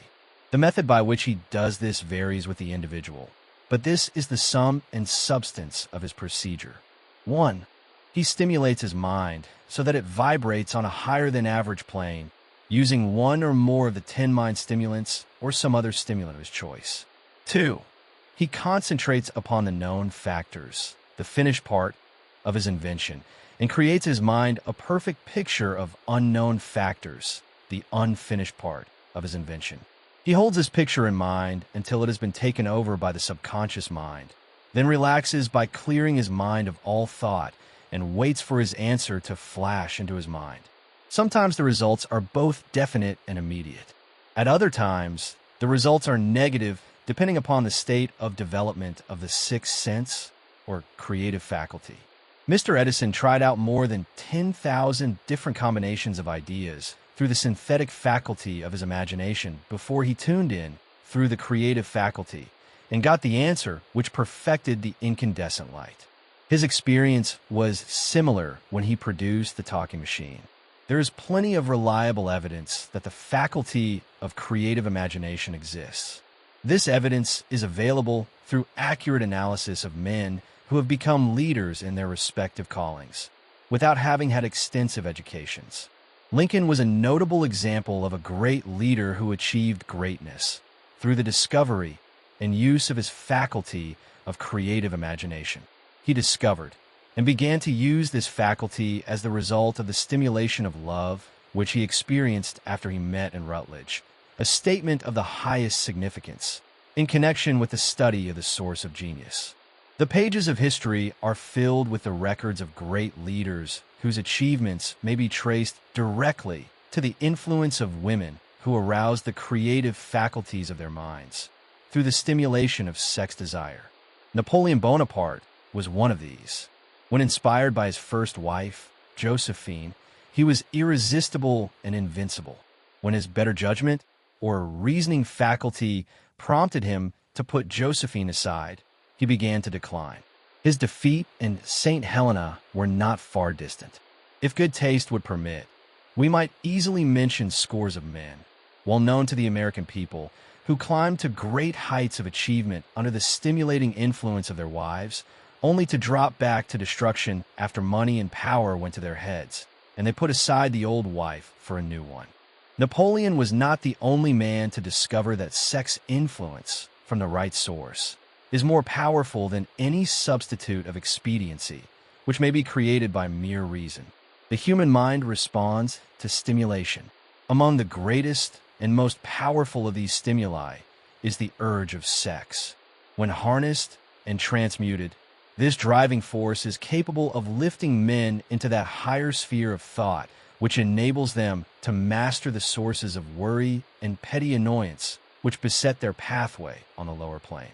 Unfortunately, only the genii have made the discovery. Others have accepted the experience of sex urge, without discovering one of its major potentialities, a fact which accounts for the great number of others as compared to the limited number of genii. For the purpose of refreshing the memory, in connection with the facts available from the biographies of certain men, we here present the names of a few men of outstanding achievement, each of whom was known to have been of a highly sexed nature. The genius which was theirs undoubtedly found its source of power in transmuted sex energy. George Washington, Napoleon Bonaparte, William Shakespeare, Abraham Lincoln, Ralph Waldo Emerson, Robert Burns, Thomas Jefferson, Elbert Hubbard, Albert H. Gary, Oscar Wilde, Woodrow Wilson, Jonas Patterson, Andrew Jackson, Enrico Caruso. Your own knowledge of biography will enable you to add to this list. Find, if you can, a single man in all history of civilization who achieved outstanding success in any calling, who was not driven by a well-developed sex nature. If you do not wish to rely upon biographies of men not now living, take inventory of those whom you know to be men of great achievement, and see if you can find one among them who is not highly sexed. Sex energy is the creative energy of all genii. There never has been and never will be a great leader, builder, or artist lacking in this driving force of sex. Surely no one will misunderstand these statements to mean that all who are highly sexed are genii. Man attains to the status of a genius only when, and if, he stimulates his mind so that it draws upon the forces available through the creative faculty of the imagination. Chief among the stimuli with which this stepping up of the vibrations may be produced is sex energy. The mere possession of this energy is not sufficient to produce a genius. The energy must be transmuted from desire for physical contact into some other form of desire and action before it will lift one to the status of a genius. Far from becoming genii, because of great sex desires, the majority of men lower themselves through misunderstanding and misuse of this great force to the status of the lower animals. Why men seldom succeed before 40. I discovered, from the analysis of over 25,000 people, that men who succeed in an outstanding way seldom do so before the age of 40, and more often they do not strike their real pace until they are well beyond the age of 50. This fact was so astounding that it prompted me to go into the study of its cause most carefully, carrying the investigation over a period of more than 12 years. This study disclosed the fact that the major reason why the majority of men who succeed do not begin to do so before the age of 40 to 50 is their tendency to dissipate their energies through overindulgence in physical expression of the emotion of sex. The majority of men never learn that the urge of sex has other possibilities, which far transcend in importance that of mere physical expression. The majority of those who make this discovery do so after having wasted many years at a period when the sex energy is at its height, prior to the age of 45 to 50. This usually is followed by noteworthy achievement. The lives of many men up to, and sometimes well past the age of 40, reflect a continued dissipation of energies, which could have been more profitably turned into better channels. Their finer and more powerful emotions are sown wildly to the four winds. Out of this habit of the male grew the term sowing his wild oats. The desire for sexual expression is by far the strongest and most impelling of all the human emotions, and for this very reason this desire, when harnessed and transmuted into action, other than that of physical expression, may raise one to the status of a genius. One of America's most able businessmen frankly admitted that his attractive secretary was responsible for most of the plans he created. He admitted that her presence lifted him to heights of creative imagination, such as he could experience under no other stimulus.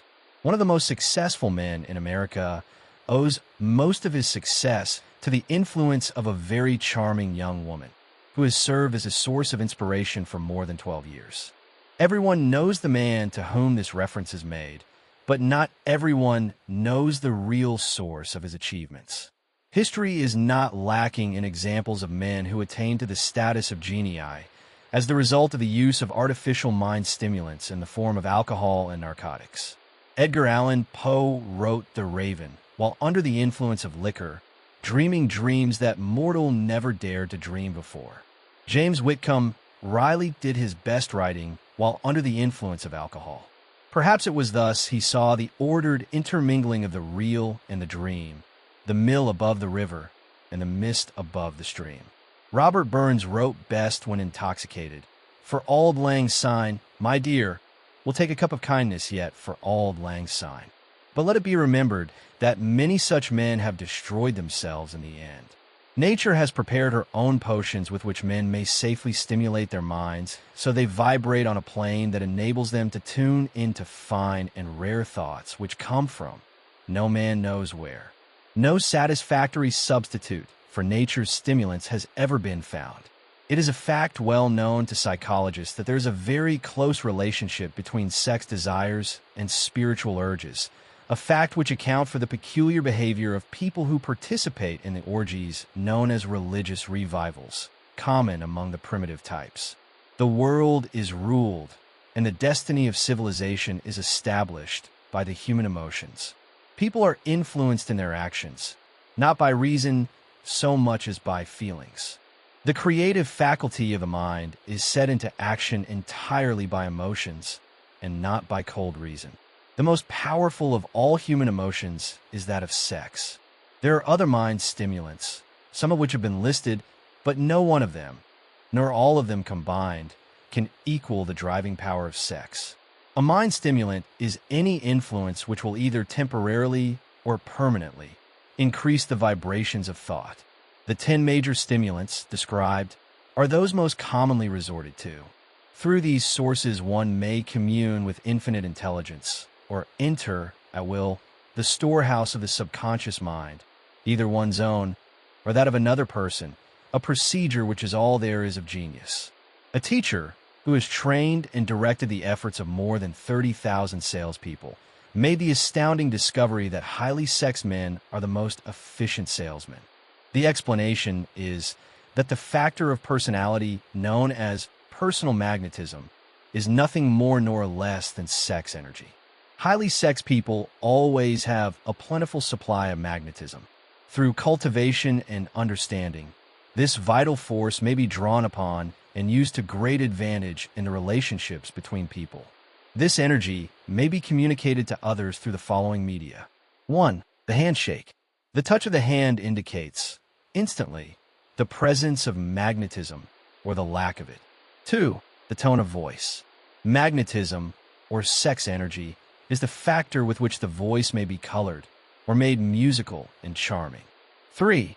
Posture and carriage of the body. Highly sexed people move briskly and with grace and ease. 4. The vibrations of thought. Highly sexed people mix the emotion of sex with their thoughts, or may do so at will, and in that way, may influence those around them. 5. Body adornment. People who are highly sexed are usually very careful about their personal appearance. They usually select clothing of a style becoming to their personality, physique, complexion, etc. When employing salesmen, the more capable sales manager looks for the quality of personal magnetism as the first requirement of a salesman. People who lack sex energy will never become enthusiastic nor inspire others with enthusiasm. And enthusiasm is one of the most important requisites in salesmanship, no matter what one is selling. The public speaker, orator, preacher, lawyer, or salesman who is lacking in sex energy is a flop as far as being able to influence others is concerned. Couple with this the fact that most people can be influenced only through an appeal to their emotions, and you will understand the importance of sex energy as a part of the salesman's native ability. Master salesmen attain the status of mastery in selling because they either consciously or unconsciously transmute the energy of sex into sales enthusiasm. In this statement may be found a very practical suggestion as to the actual meaning of sex transmutation. The salesman who knows how to take his mind off the subject of sex and direct it in sales effort with as much enthusiasm and determination as he would apply to its original purpose has acquired the art of sex transmutation, whether he knows it or not. The majority of salesmen who transmute their sex energy do so without being in the least aware of what they are doing or how they are doing it. Transmutation of sex energy calls for more willpower than the average person cares to use for this purpose. Those who find it difficult to summon willpower sufficient for transmutation may gradually acquire this ability. Though this requires willpower, the reward for the practice is more than worth the effort. The entire subject of sex is one with which the majority of people appear to be unpardonably ignorant. The urge of sex has been grossly misunderstood, slandered, and burlesqued by the ignorant and the evil-minded for so long that the very word sex is seldom used in polite society. Men and women who are known to be blessed, yes, blessed with highly sexed natures, are usually looked upon as being people who will bear watching. Instead of being called blessed, they're usually called cursed. Millions of people, even in this age of enlightenment, have inferiority complexes which they developed because of this false belief that a highly sexed nature is a curse. These statements of the virtue of sex energy should not be construed as justification for the libertine. The emotion of sex is a virtue only when used intelligently and with discrimination. It may be misused, and often is to such an extent that it debases instead of enriches both body and mind. The better use of this power is the burden of this chapter. It seemed quite significant to the author when he made the discovery that practically every great leader whom he had the privilege of analyzing was a man whose achievements were largely inspired by a woman. In many instances, the woman in the case was a modest, self-denying wife of whom the public had heard but little or nothing. In a few instances, the source of inspiration has been traced to the other woman. Perhaps such cases may not be entirely unknown to you. Intemperance in sex habits is just as detrimental as intemperance in habits of drinking and eating. In this age in which we live, an age which began with the World War, intemperance in habits of sex is common. This orgy of indulgence may account for the shortage of great leaders. No man can avail himself of the forces of his creative imagination while dissipating them. Man is the only creature on earth which violates nature's purpose in this connection. Every other animal indulges its sex nature in moderation, and with purpose which harmonizes with the laws of nature. Every other animal responds to the call of sex only in season. Man's inclination is to declare open season. Every intelligent person knows that stimulation in excess through alcoholic drink and narcotics is a form of intemperance which destroys the vital organs of the body, including the brain. Not every person knows, however, that overindulgence in sex expression may become a habit as destructive and as detrimental to creative effort as narcotics or liquor.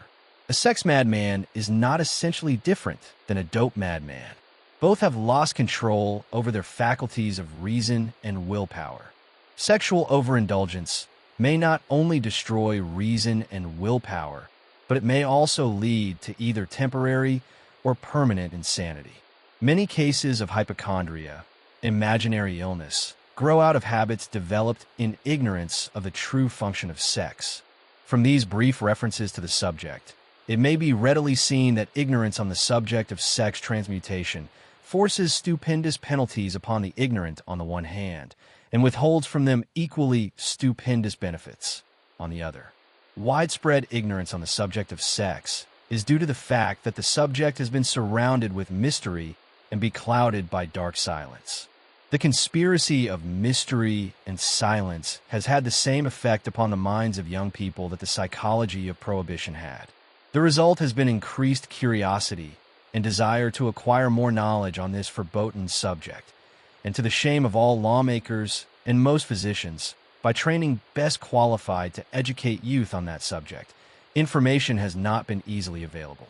Seldom does an individual enter upon highly creative effort in any field of endeavor before the age of 40. The average man reaches the period of his greatest capacity to create between 40 and 60. These statements are based upon analysis of thousands of men and women who have been carefully observed. They should be encouraging to those who fail to arrive before the age of 40, and to those who become frightened at the approach of old age around the 40-year mark. The years between 40 and 50 are, as a rule, the most fruitful. Man should approach this age, not with fear and trembling, but with hope and eager anticipation. If you want evidence that most men do not begin to do their best work before the age of 40, study the records of the most successful men known to the American people, and you will find it. Henry Ford had not hit his pace of achievement until he had passed the age of 40. Andrew Carnegie was well past 40 before he began to reap the reward of his efforts. James J. Hill was still running a telegraph key at the age of 40. His stupendous achievements took place after that age. Biographies of American industrialists and financiers are filled with evidence that the period from 40 to 60 is the most productive age of man. Between the ages of 30 and 40, man begins to learn if he ever learns, the art of sex transmutation. This discovery is generally accidental, and more often than otherwise, the man who makes it is totally unconscious of his discovery. He may observe that his powers of achievement have increased around the age of 35 to 40, but in most cases, he is not familiar with the cause of this change. That nature begins to harmonize the emotions of love and sex in the individual between the ages of 30 and 40, so that he may draw upon these great forces and apply them jointly as stimuli to action. Sex alone is a mighty urge to action, but its forces are like a cyclone. They are often uncontrollable. When the emotion of love begins to mix itself with the emotion of sex, the result is calmness of purpose, poise, accuracy of judgment, and balance. What person who has attained to the age of 40 is so unfortunate as to be unable to analyze these statements and to corroborate them by his own experience? When driven by his desire to please a woman based solely upon the emotion of sex, a man may be, and usually is, capable of great achievement, but his actions may be disorganized, distorted, and totally destructive. When driven by his desire to please a woman based upon the motive of sex alone, a man may steal, cheat, and even commit murder. But when the emotion of love is mixed with the emotion of sex, that same man will guide his actions with more sanity, balance, and reason. Criminologists have discovered that the most hardened criminals can be reformed through the influence of a woman's love. There is no record of a criminal having been reformed solely through the sex influence. These facts are well known, but their cause is not. Reformation comes, if at all, through the heart or the emotional side of man, not through his head or reasoning side. Reformation means a change of heart. It does not mean a change of head. A man may, because of reason, make certain changes in his personal conduct to avoid the consequences of undesirable effects. But genuine reformation comes only through a change of heart, through a desire to change. Love, romance, and sex are all emotions capable of driving men to heights of superachievement. Love is the emotion which serves as a safety valve and ensures balance, poise, and constructive effort. When combined, these three emotions may lift one to an altitude of a genius. There are genii, however, who know but little of the emotion of love. Most of them may be found engaged in some form of action which is destructive, or at least not based upon justice and fairness toward others. If good taste would permit, a dozen genii could be named in the field of industry and finance, who ride ruthlessly over the rights of their fellow men. They seem totally lacking in conscience. The reader can easily supply his own list of such men. The emotions are states of mind. Nature has provided man with a chemistry of the mind, which operates in a manner similar to the principles of chemistry of matter. It is a well-known fact that, through the aid of chemistry of matter, a chemist may create a deadly poison by mixing certain elements, none of which are, in themselves, harmful in the right proportions. The emotions may, likewise, be combined so as to create a deadly poison. The emotions of sex and jealousy, when mixed, may turn a person into an insane beast. The presence of any one or more of the destructive emotions in the human mind, through the chemistry of the mind, sets up a poison which may destroy one's sense of justice and fairness. In extreme cases, the presence of any combination of these emotions in the mind may destroy one's reason. The road to genius consists of the development, control, and use of sex, love, and romance. Briefly, the process may be stated as follows. Encourage the presence of these emotions as the dominating thoughts in one's mind, and discourage the presence of all the destructive emotions. The mind is a creature of habit. It thrives upon the dominating thoughts fed it. Through the faculty of willpower, one may discourage the presence of any emotion and encourage the presence of any other. Control of the mind, through the power of will, is not difficult. Control comes from persistence and habit. The secret of control lies in understanding the process of transmutation. When any negative emotion presents itself in one's mind, it can be transmuted into a positive or constructive emotion by the simple procedure of changing one's thoughts. There is no other road to genius than through voluntary self-effort. A man may attain to great heights of financial or business achievement solely by the driving force of sex energy, but history is filled with evidence that he may, and usually does, carry with him certain traits of character which rob him of the ability to either hold or enjoy his fortune. This is worthy of analysis, thought, and meditation, for it states a truth, the knowledge of which may be helpful to women as well as men. Ignorance of this has cost thousands of people their privilege of happiness, even though they possessed riches. The emotions of love and sex leave their unmistakable marks upon the features. Moreover, these signs are so visible that all who wish may read them. The man who is driven by the storm of passion, based upon sex desires alone, plainly advertises that fact to the entire world by the expression of his eyes and the lines of his face. The emotion of love, when mixed with the emotion of sex, softens, modifies, and beautifies the facial expression. No character analyst is needed to tell you this. You may observe it for yourself. The emotion of love brings out and develops the artistic and the aesthetic nature of man. It leaves its impress upon one's very soul, even after the fire has been subdued by time and circumstance. Memories of love never pass. They linger, guide, and influence long after the source of stimulation has faded. There is nothing new in this. Every person who has been moved by genuine love knows that it leaves enduring traces upon the human heart. The effect of love endures because love is spiritual in nature. The man who cannot be stimulated to great heights of achievement by love is hopeless. He is dead, though he may seem to live. Even the memories of love are sufficient to lift one to a higher plane of creative effort. The major force of love may spend itself and pass away, like a fire which has burned itself out, but it leaves behind indelible marks as evidence that it passed that way. Its departure often prepares the human heart for a still greater love. Go back into your yesterdays, at times, and bathe your mind in the beautiful memories of past love.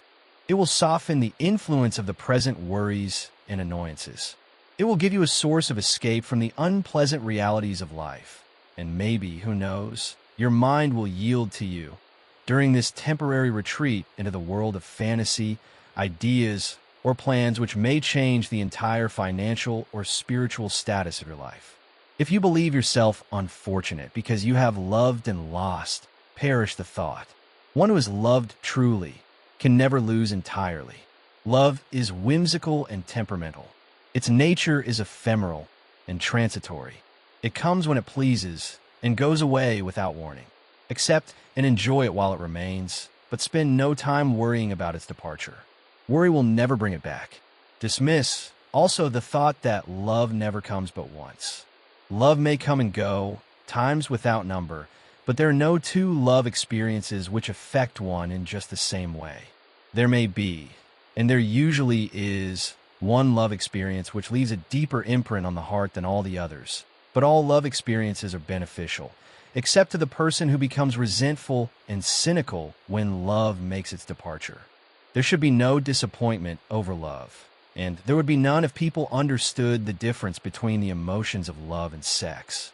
The major difference is that love is spiritual, while sex is biological. No experience which touches the human heart with a spiritual force can possibly be harmful, except through ignorance or jealousy. Love is, without question, life's greatest experience. It brings one into communion with infinite intelligence. When mixed with the emotions of romance and sex, it may lead one far up the ladder of creative effort. The emotions of love, sex, and romance are sides of the eternal triangle of achievement-building genius. Nature creates genii through no other force. Love is an emotion with many sides, shades, and colors. The love which one feels for parents or children is quite different from that which one feels for one's sweetheart.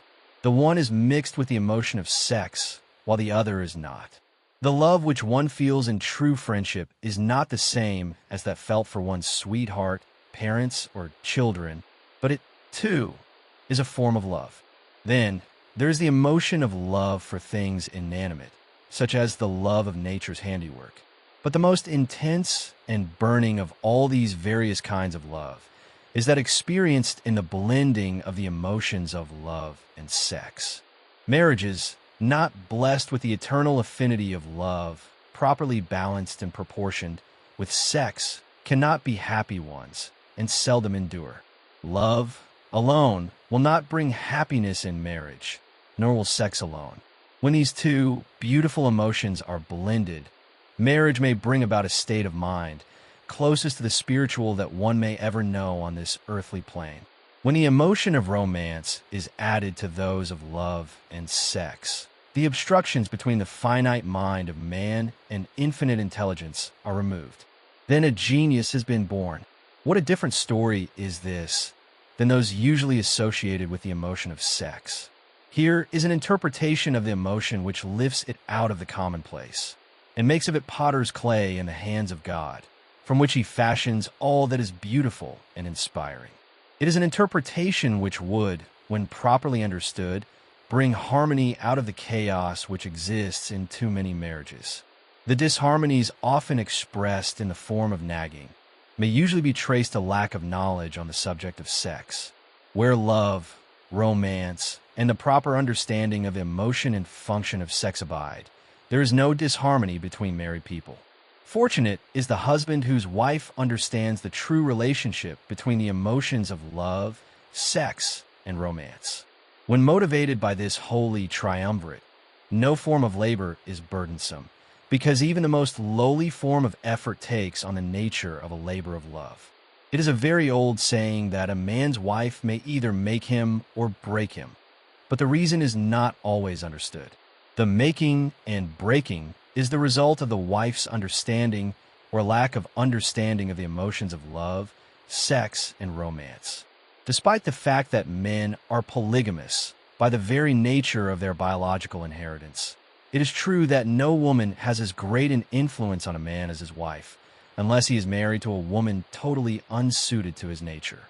If a woman permits her husband to lose interest in her and become more interested in other women, it is usually because of her ignorance or indifference toward the subjects of sex, love, and romance. This statement presupposes, of course, that genuine love once existed between a man and his wife. The facts are equally applicable to a man who permits his wife's interest in him to die. Married people often bicker over a multitude of trivialities. If these are analyzed accurately, the real cause of the trouble will often be found to be indifference or ignorance on these subjects. Man's greatest motivating force is his desire to please woman.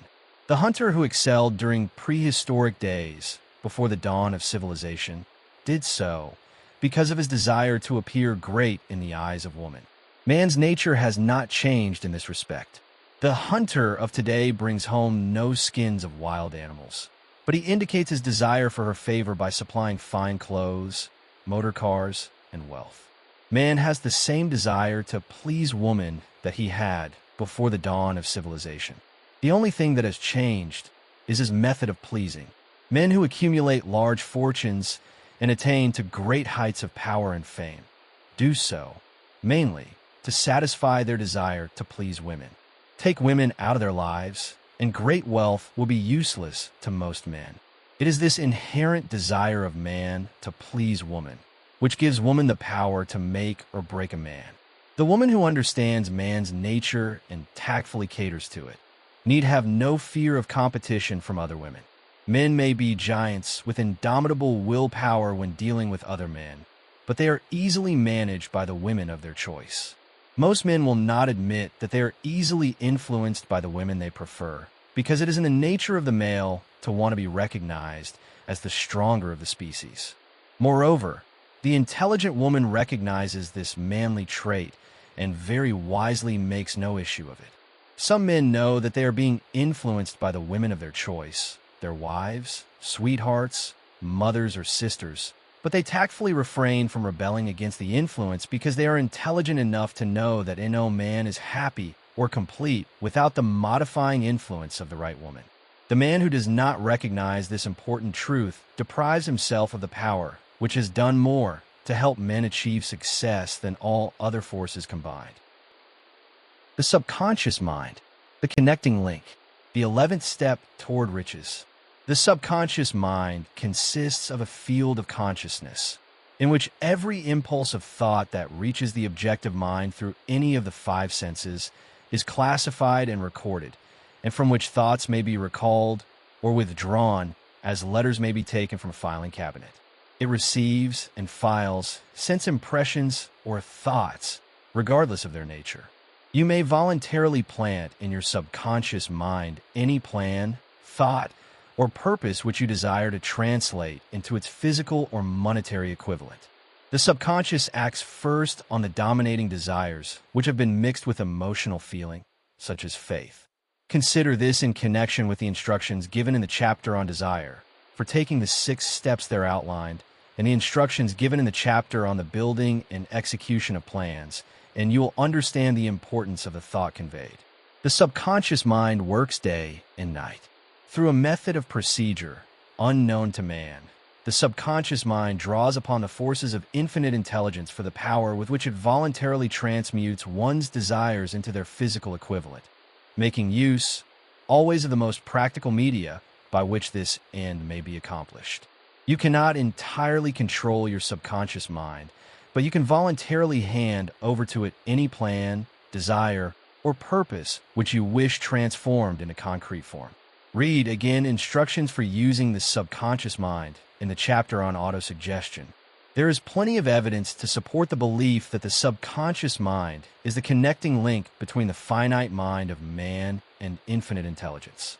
It is the intermediary through which one may draw upon the forces of infinite intelligence at will.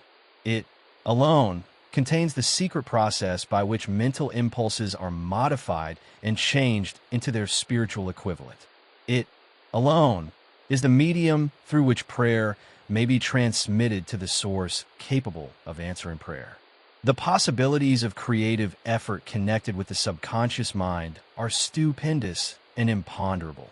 They inspire one with awe. I never approach the discussion of the subconscious mind without a feeling of littleness and inferiority due, perhaps, to the fact that man's entire stock of knowledge on this subject is so pitifully limited. The very fact that the subconscious mind is the medium of communication between the thinking mind of man and infinite intelligence is, of itself, a thought which almost paralyzes one's reason. After you have accepted as a reality the existence of the subconscious mind and understand its possibilities as a medium for transmuting your desires into their physical or monetary equivalent, you will comprehend the full significance of the instructions given in the chapter on desire. You will also understand why you have been repeatedly admonished to make your desires clear and reduce them writing. You will also understand the necessity of persistence in carrying out instructions.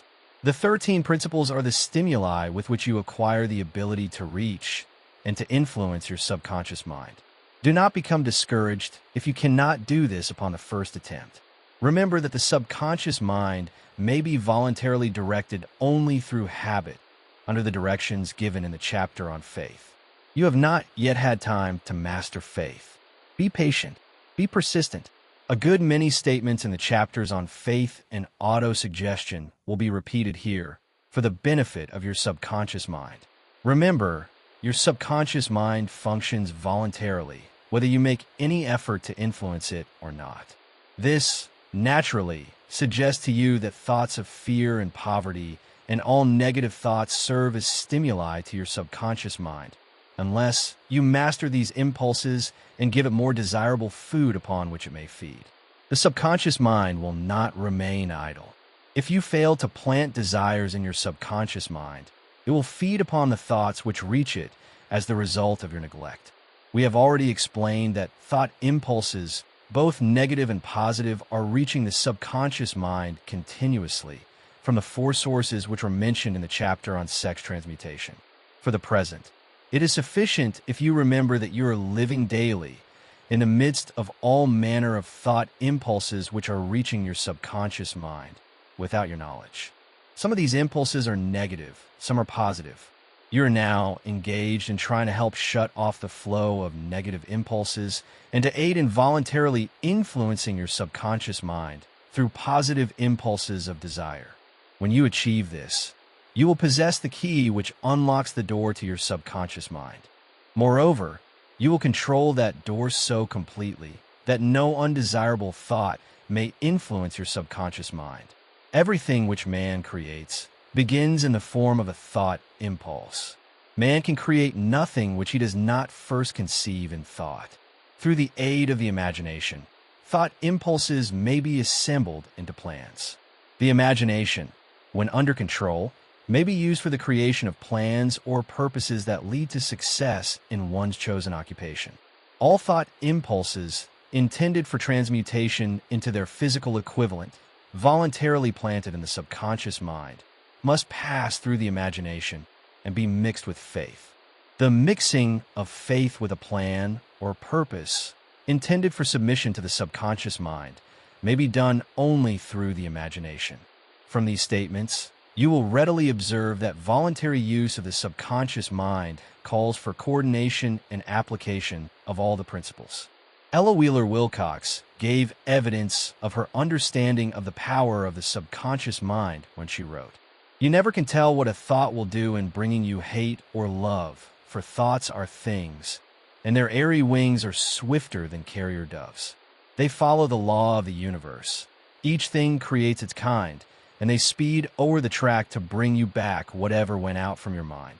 Mrs. Wilcox understood the truth that thoughts which go out from one's mind also embed themselves deeply in one's subconscious mind, where they serve as a magnet, pattern, or blueprint by which the subconscious mind is influenced while translating them into their physical equivalent. Thoughts are truly things for the reason that every material thing begins in the form of thought energy. The subconscious mind is more susceptible to influence by impulses of thought mixed with feeling or emotion than by those originating solely in the reasoning portion of the mind. In fact, there is much evidence to support the theory that only emotionalized thoughts have any action influence upon the subconscious mind. It is a well-known fact that emotion or feeling rules the majority of people. If it is true that the subconscious mind responds more quickly to and is influenced more readily by thought impulses which are well mixed with emotion, it is essential to become familiar with the more important of the emotions. There are 7 major positive emotions and 7 major negative emotions. The negatives voluntarily inject themselves into the thought impulses, which ensure passage into the subconscious mind. The positives must be injected through the principle of auto-suggestion into the thought impulses which an individual wishes to pass on to his subconscious mind. Instructions have been given in the chapter on auto-suggestion. These emotions, or feeling impulses, may be likened to yeast in a loaf of bread because they constitute the action element, which transforms thought impulses from the passive to the active state. Thus may one understand why thought impulses, which have been well mixed with emotion, are acted upon more readily than thought impulses originating in cold reason. You are preparing yourself to influence and control the inner audience of your subconscious mind in order to hand over to it the desire for money, which you wish transmuted into its monetary equivalent. It is essential, therefore, that you understand the method of approach to this inner audience. You must speak its language, or it will not heed your call. It understands best the language of emotion or feeling. Let us, therefore, describe here the 7 major positive emotions and the 7 major negative emotions, so that you may draw upon the positives and avoid the negatives when giving instructions to your subconscious mind. The 7 major positive emotions. The emotion of desire, the emotion of faith, the emotion of love, the emotion of sex, the emotion of enthusiasm, the emotion of romance, the emotion of hope. There are other positive emotions, but these are the 7 most powerful and the ones most commonly used in creative effort. Master these 7 emotions. They can be mastered only by use, and the other positive emotions will be at your command when you need them. Remember, in this connection, that you're studying a book which is intended to help you develop a money consciousness by filling your mind with positive emotions. One does not become money conscious by filling one's mind with negative emotions. The 7 major negative emotions to be avoided: the emotion of fear, the emotion of jealousy, the emotion of hatred, the emotion of revenge, the emotion of greed, the emotion of superstition, the emotion of anger. Positive and negative emotions cannot occupy the mind at the same time. One or the other must dominate. It is your responsibility to make sure that positive emotions constitute the dominating influence of your mind. Here the law of habit will come to your aid. Form the habit of applying and using the positive emotions. Eventually, they will dominate your mind so completely that the negatives cannot enter it. Only by following these instructions literally and continuously can you gain control over your subconscious mind. The presence of a single negative in your conscious mind is sufficient to destroy all chances of constructive aid from your subconscious mind. If you are an observing person, you must have noticed that most people resort to prayer only after everything else has failed, or else they pray by a ritual of meaningless words. And because it is a fact that most people who pray do so only after everything else has failed, they go to prayer with their minds filled with fear and doubt, which are the emotions the subconscious mind acts upon and passes on to infinite intelligence. Likewise, that is the emotion which infinite intelligence receives and acts upon. If you pray for a thing, but have fear as you pray, that you may not receive it, or that your prayer will not be acted upon by infinite intelligence, your prayer will have been in vain. Prayer does, sometimes, result in the realization of that for which one prays. If you have ever had the experience of receiving that for which you prayed, go back in your memory and recall your actual state of mind while you were praying, and you will know for sure that the theory here described is more than a theory. The time will come when the schools and educational institutions of the country will teach this science of prayer. Moreover, then prayer may be and will be reduced to a science. When that time comes, it will come as soon as mankind is ready for it and demands it. No one will approach the universal mind in a state of fear, for the very good reason that there will be no such emotion as fear. Ignorance, superstition, and false teaching will have disappeared, and man will have attained his true status as a child of infinite intelligence. A few have already attained this blessing. If you believe this prophecy is far-fetched, take a look at the human race in retrospect. Less than 100 years ago, men believed the lightning to be evidence of the wrath of God and feared it. Now, thanks to the power of faith, men have harnessed the lightning and made it turn the wheels of industry. Much less than 100 years ago, men believed the space between the planets to be nothing but a great void, a stretch of dead nothingness. Now, thanks to this same power of faith, men know that far from being either dead or a void, the space between the planets is very much alive, that it is the highest form of vibration known, excepting perhaps the vibration of thought. Moreover, men know that this living, pulsating, vibratory energy which permeates every atom of matter and fills every niche of space, connects every human brain with every other human brain. What reason have men to believe that this same energy does not connect every human brain with infinite intelligence? There are no toll gates between the finite mind of man and infinite intelligence. The communication costs nothing except patience, faith, persistence, understanding, and a sincere desire to communicate. Moreover, the approach can be made only by the individual himself. Paid prayers are worthless. Infinite intelligence does no business by proxy. You either go direct or you do not communicate. You may buy prayer books and repeat them until the day of your doom, without avail. Thoughts which you wish to communicate to infinite intelligence must undergo transformation, such as can be given only through your own subconscious mind. The method by which you may communicate with infinite intelligence is very similar to that through which the vibration of sound is communicated by radio. If you understand the working principle of radio, you, of course, know that sound cannot be communicated through the ether until it has been stepped up or changed into a rate of vibration which the human ear cannot detect. The radio sending station picks up the sound of the human voice and scrambles or modifies it by stepping up the vibration millions of times. Only in this way can the vibration of sound be communicated through the ether. After this transformation has taken place, the ether picks up the energy, which originally was in the form of vibrations of sound, carries that energy to radio receiving stations, and these receiving sets step that energy back down to its original rate of vibration, so it is recognized as sound. The subconscious mind is the intermediary, which translates one's prayers into terms which infinite intelligence can recognize, presents the message, and brings back the answer in the form of a definite plan or idea for procuring the object of the prayer. Understand this principle, and you will know why mere words read from a prayer book cannot and will never serve as an agency of communication between the mind of man and infinite intelligence. Before your prayer will reach infinite intelligence, a statement of the author's theory only, it probably is transformed from its original thought vibration into terms of spiritual vibration. Faith is the only known agency which will give your thoughts a spiritual nature. Faith and fear make poor bedfellows. Where one is found, the other cannot exist.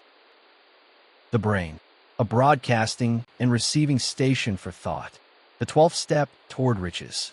More than 20 years ago, the author, working in conjunction with the late Dr. Alexander Graham Bell and Dr. Elmer R. Gates, observed that every human brain is both a broadcasting and receiving station for the vibration of thought.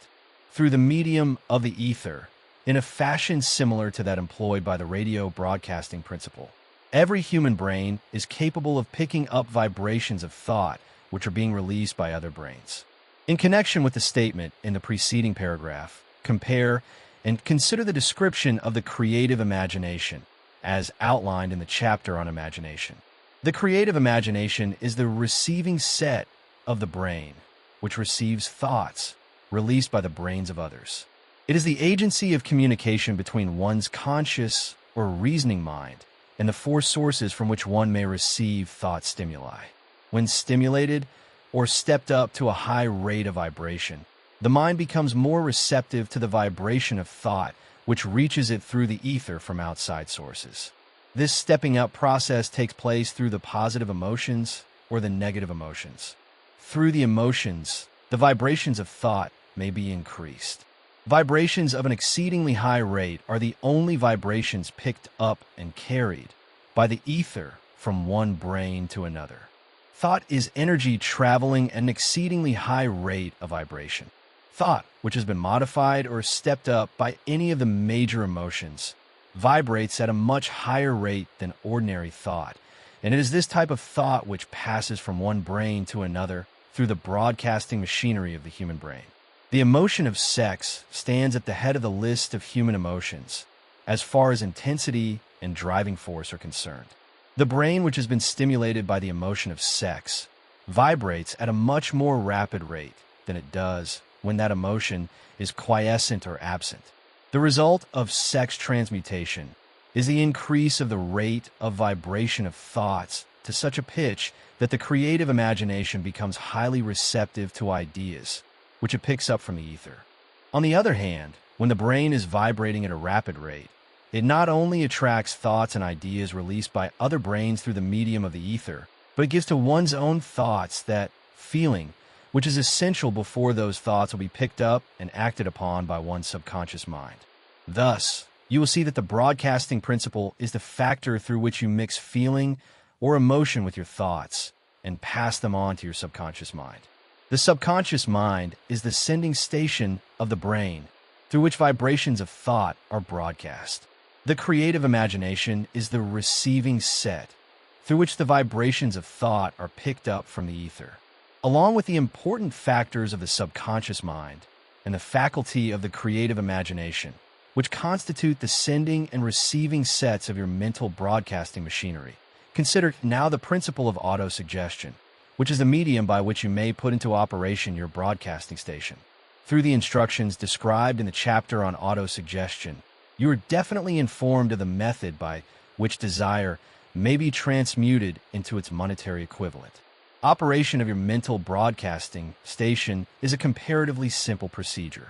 You have but three principles to bear in mind and to apply when you wish to use your broadcasting station: the subconscious mind, creative imagination, and autosuggestion. The stimuli through which you put these three principles into action have been described. The procedure begins with desire. The greatest forces are intangible. The Depression brought the world to the very borderline of understanding of the forces which are intangible and unseen. Through the ages which have passed, man has depended too much upon his physical senses and has limited his knowledge to physical things which he could see, touch, weigh, and measure. We are now entering the most marvelous of all ages, an age which will teach us something of the intangible forces of the world about us. Perhaps we shall learn, as we pass through this age, that the other self is more powerful than the physical self we see when we look into a mirror. Sometimes men speak lightly of the intangibles, the things which they cannot perceive through any of their five senses, and when we hear them, it should remind us that all of us are controlled by forces which are unseen and intangible. The whole of mankind has not the power to cope with, nor to control the intangible force wrapped up in the rolling waves of the oceans. Man has not the capacity to understand the intangible force of gravity, which keeps this little earth suspended in midair and keeps man from falling from it, much less the power to control that force. Man is entirely subservient to the intangible force which comes with a thunderstorm, and he is just as helpless in the presence of the intangible force of electricity. Nay, he does not even know what electricity is, where it comes from, or what is its purpose.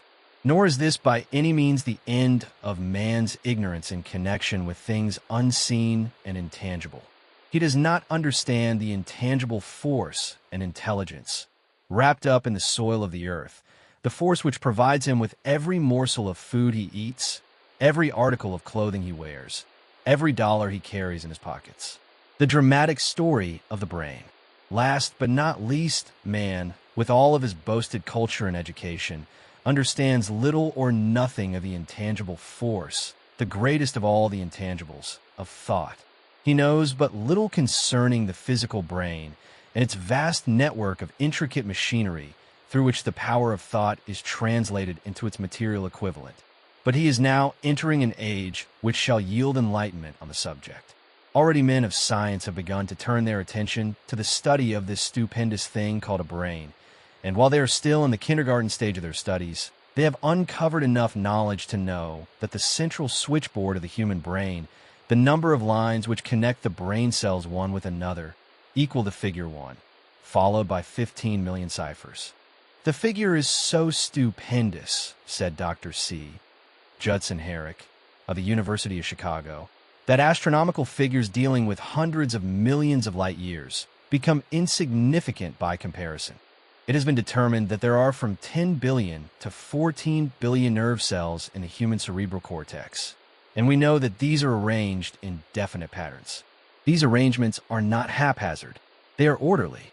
Recently developed methods of electrophysiology draw off action currents from very precisely located cells or fibers with microelectrodes, amplify them with radio tubes, and record potential differences to a millionth of a volt. It is inconceivable that such a network of intricate machinery should be in existence for the sole purpose of carrying on the physical functions incidental to growth and maintenance of the physical body. Is it not likely that the same system, which gives billions of brain cells the media for communication one with another, provides also the means of communication with other intangible forces? After this book had been written, just before the manuscript went to the publisher, there appeared in the New York Times an editorial showing that at least one great university and one intelligent investigator in the field of mental phenomena are carrying on an organized research through which conclusions have been reached that parallel many of those described in this and the following chapter. The editorial briefly analyzed the work carried on by Dr. Rhine and his associates at Duke University, viz., what is telepathy? A month ago, we cited on this page some of the remarkable results achieved by Professor Rhine and his associates in Duke University from more than 100,000 tests to determine the existence of telepathy and clairvoyance. These results were summarized in the first two articles in Harper's Magazine. In the second, which has now appeared, the author, H. Wright, attempts to summarize what has been learned, or what it seems reasonable to infer, regarding the exact nature of these extrasensory modes of perception. The actual existence of telepathy and clairvoyance now seems to some scientists enormously probable as the result of Rhine's experiments. Various percipients were asked to name as many cards in a special pack as they could without looking at them and without other sensory access to them. About a score of men and women were discovered who could regularly name so many of the cards correctly that there was not one chance in many a million of their having done their feats by luck or accident. But how do they do them? These powers, assuming that they exist, do not seem to be sensory. There is no known organ for them. The experiments worked just as well at distances of several hundred miles as they did in the same room. These facts also dispose, in Mr. Wright's opinion, of the attempt to explain telepathy or clairvoyance through any physical theory of radiation. All known forms of radiant energy decline inversely as the square of the distance traversed. Telepathy and clairvoyance do not, but they do vary through physical causes as our other mental powers do. Contrary to widespread opinion, they do not improve when the percipient is asleep or half asleep, but, on the contrary, when he is most wide awake and alert. Rhine discovered that a narcotic will invariably lower a percipient score, while a stimulant will always send it higher. The most reliable performer apparently cannot make a good score unless he tries to do his best. One conclusion that Wright draws with some confidence is that telepathy and clairvoyance are really one and the same gift. That is, the faculty that sees a card face down on a table seems to be exactly the same one that reads a thought residing only in another mind. There are several grounds for believing this. So far, for example, the two gifts have been found in every person who enjoys either of them. In everyone so far, the two have been of equal vigor, almost exactly. Screens, walls, distances have no effect at all on either. Wright advances from this conclusion to express what he puts forward as no more than the mere hunch that other extrasensory experiences, prophetic dreams, premonitions of disaster, and the like may also prove to be part of the same faculty. The reader is not asked to accept any of these conclusions unless he finds it necessary, but the evidence that Rhine has piled up must remain impressive. In view of Dr. Rhine's announcement in connection with the conditions under which the mind responds to what he terms extrasensory modes of perception, I now feel privileged to add to his testimony by stating that my associates and I have discovered what we believe to be the ideal conditions under which the mind can be stimulated so that the sixth sense described in the next chapter can be made to function in a practical way.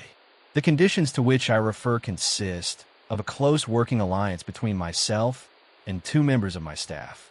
Through experimentation and practice, we have discovered how to stimulate our minds by applying the principle used in connection with the invisible counselors described in the next chapter, so that we can, by a process of blending our three minds into one, find a solution to a great variety of personal problems which are submitted by my clients. The procedure is very simple. We sit down at a conference table, clearly state the nature of the problem we have under consideration, then begin discussing it. Each contributes whatever thoughts that may occur.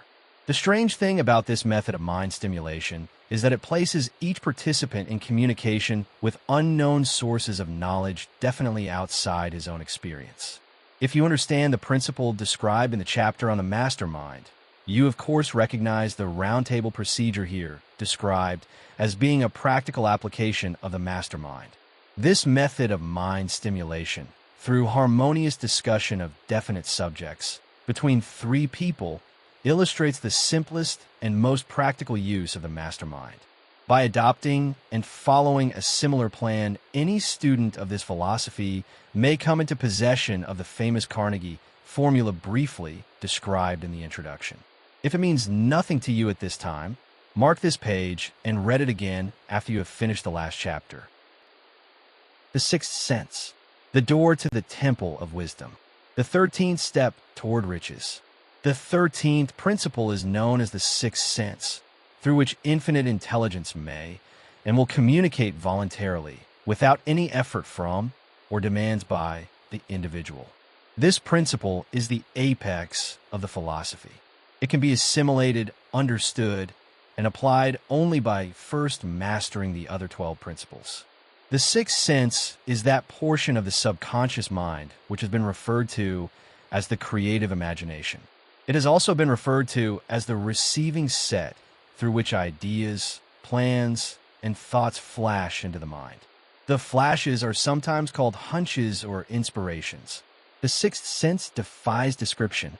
It cannot be described to a person who has not mastered the other principles of this philosophy, because such a person has no knowledge and no experience with which the sixth sense may be compared. Understanding of the sixth sense comes only by meditation through mind development from within. The sixth sense probably is the medium of contact between the finite mind of man and infinite intelligence. And for this reason, it is a mixture of both the mental and the spiritual. It is believed to be the point at which the mind of man contacts the universal mind. After you have mastered the principles described in this book, you will be prepared to accept as truth a statement which may, otherwise, be incredible to you, namely, through the aid of the sixth sense, you will be warned of impending dangers in time to avoid them, and notified of opportunities in time to embrace them. There comes to your aid, and to do your bidding, with the development of the sixth sense, a guardian angel, who will open to you at all times the door to the temple of wisdom. Whether or not this is a statement of truth, you will never know, except by following the instructions described in the pages of this book or some similar method of procedure. The author is not a believer in, nor an advocate of miracles, for the reason that he has enough knowledge of nature to understand that nature never deviates from her established laws. Some of her laws are so incomprehensible that they produce what appear to be miracles. The sixth sense comes as near to being a miracle as anything I have ever experienced, and it appears so only because I do not understand the method by which this principle is operated. This much the author does know, that there is a power or a first cause or an intelligence which permeates every atom of matter and embraces every unit of energy perceptible to man, that this infinite intelligence converts acorns into oak trees, causes water to flow downhill in response to the law of gravity, follows night with day, and winter with summer, each maintaining its proper place and relationship to the other. This intelligence may, through the principles of this philosophy, be induced to aid in transmuting desires into concrete or material form. The author has this knowledge because he has experimented with it and has experienced it. Step by step, through the preceding chapters, you have been led to this, the last principle. If you have mastered each of the preceding principles, you are now prepared to accept, without being skeptical, the stupendous claims made here. If you have not mastered the other principles, you must do so before you may determine definitely whether or not the claims made in this chapter are fact or fiction. While I was passing through the age of hero worship, I found myself trying to imitate those whom I most admired. Moreover, I discovered that the element of faith with which I endeavored to imitate my idols gave me great capacity to do so quite successfully. I have never entirely divested myself of this habit of hero worship, although I have passed the age commonly given over to such. My experience has taught me that the next best thing to being truly great is to emulate the great by feeling and action as nearly as possible. Long before I had ever written a line for publication or endeavored to deliver a speech in public, I followed the habit of reshaping my own character by trying to imitate the 9 men whose lives and life works have been most impressive to me. These 9 men were Emerson, Paine, Edison, Darwin, Lincoln, Burbank, Napoleon, Ford, and Carnegie. Every night, over a long period of years, I held an imaginary council meeting with this group whom I called my invisible counselors. The procedure was this. Just before going to sleep at night, I would shut my eyes and see in my imagination this group of men seated with me around my council table.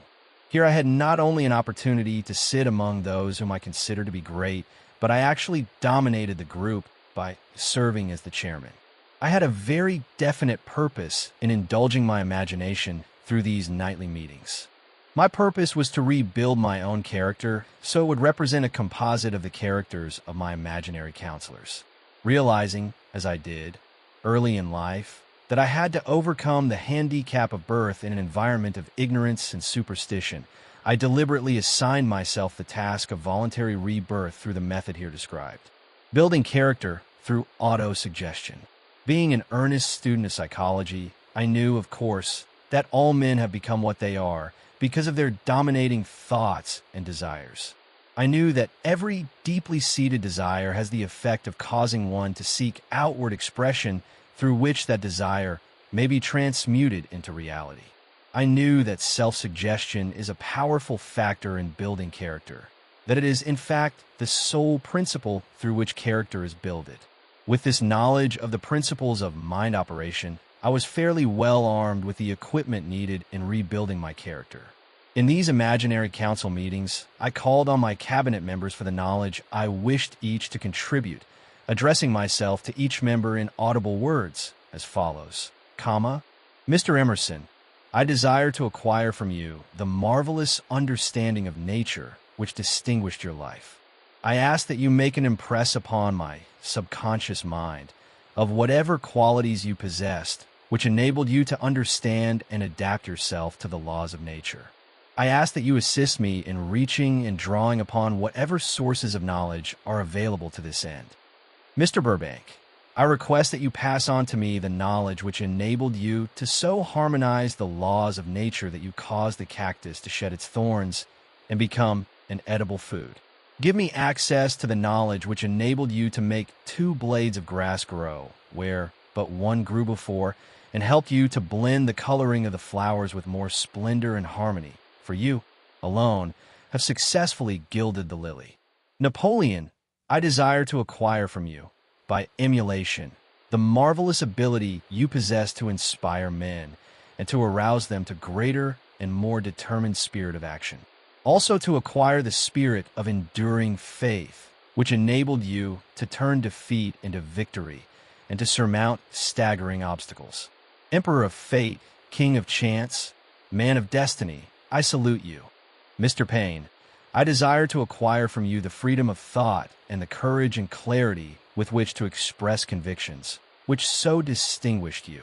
Mr. Darwin, I wish to acquire from you the marvelous patience and ability to study cause and effect, without bias or prejudice, so exemplified by you in the field of natural science. Mr. Lincoln, I desire to build into my own character the keen sense of justice, the untiring spirit of patience, the sense of humor, the human understanding, and the tolerance, which were your distinguishing characteristics. Mr. Carnegie, I'm already indebted to you for my choice of a life work, which has brought me great happiness and peace of mind. I wish to acquire a thorough understanding of the principles of organized effort, which you use so effectively in the building of a great industrial enterprise. Mr. Ford, you have been among the most helpful of the men who have supplied much of the material essential to my work. I wish to acquire your spirit of persistence, the determination, poise, and self-confidence which have enabled you to master poverty, organize, unify, and simplify human effort, so I may help others to follow in your footsteps. Mr. Edison, I have seated you nearest to me, at my right, because of the personal cooperation you have given me during my research into the causes of success and failure. I wish to acquire from you the marvelous spirit of faith with which you have uncovered so many of nature's secrets, the spirit of unremitting toil with which you have so often wrested victory from defeat. My method of addressing the members of the imaginary cabinet would vary according to the traits of character in which I was, for the moment, most interested in acquiring. I studied the records of their lives with painstaking care. After some months of this nightly procedure, I was astounded by the discovery that these imaginary figures became apparently real. Each of these 9 men developed individual characteristics which surprised me. For example, Lincoln developed the habit of always being late, then walking around in solemn parade. When he came, he walked very slowly with his hands clasped behind him, and once in a while he would stop as he passed and rest his hand momentarily upon my shoulder. He always wore an expression of seriousness upon his face. Rarely did I see him smile. The cares of a sundered nation made him grave. That was not true of the others. Burbank and Paine often indulged in witty repartee, which seemed, at times, to shock the other members of the cabinet. One night Paine suggested that I prepare a lecture on the age of reason and deliver it from the pulpit of a church which I formerly attended. Many around the table laughed heartily at the suggestion. Not Napoleon. He drew his mouth down at the corners and groaned so loudly that all turned and looked at him with amazement. To him the church was but a pawn of the state, not to be reformed, but to be used as a convenient inciter to mass activity by the people. On one occasion Burbank was late. When he came, he was excited with enthusiasm and explained that he had been late because of an experiment he was making through which he hoped to be able to grow apples on any sort of tree. Paine chided him by reminding him that it was an apple which started all the trouble between man and woman. Darwin chuckled heartily as he suggested that Paine should watch out for little serpents when he went into the forest to gather apples, as they had the habit of growing into big snakes. Emerson observed, "No serpents, no apples," and Napoleon remarked, "No apples, no state." Lincoln developed the habit of always being the last one to leave the table after each meeting. On one occasion, he leaned across the end of the table, his arms folded, and remained in that position for many minutes.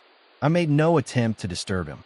Finally, he lifted his head slowly, got up and walked to the door, then turned around, came back, and laid his hand on my shoulder and said, "My boy, you will need much courage if you remain steadfast in carrying out your purpose in life. But remember, when difficulties overtake you, the common people have common sense. Adversity will develop it."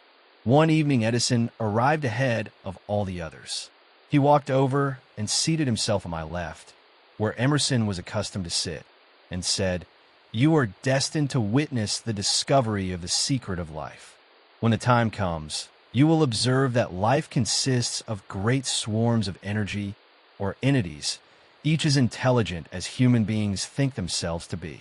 These units of life group together like hives of bees and remain together until they disintegrate through lack of harmony.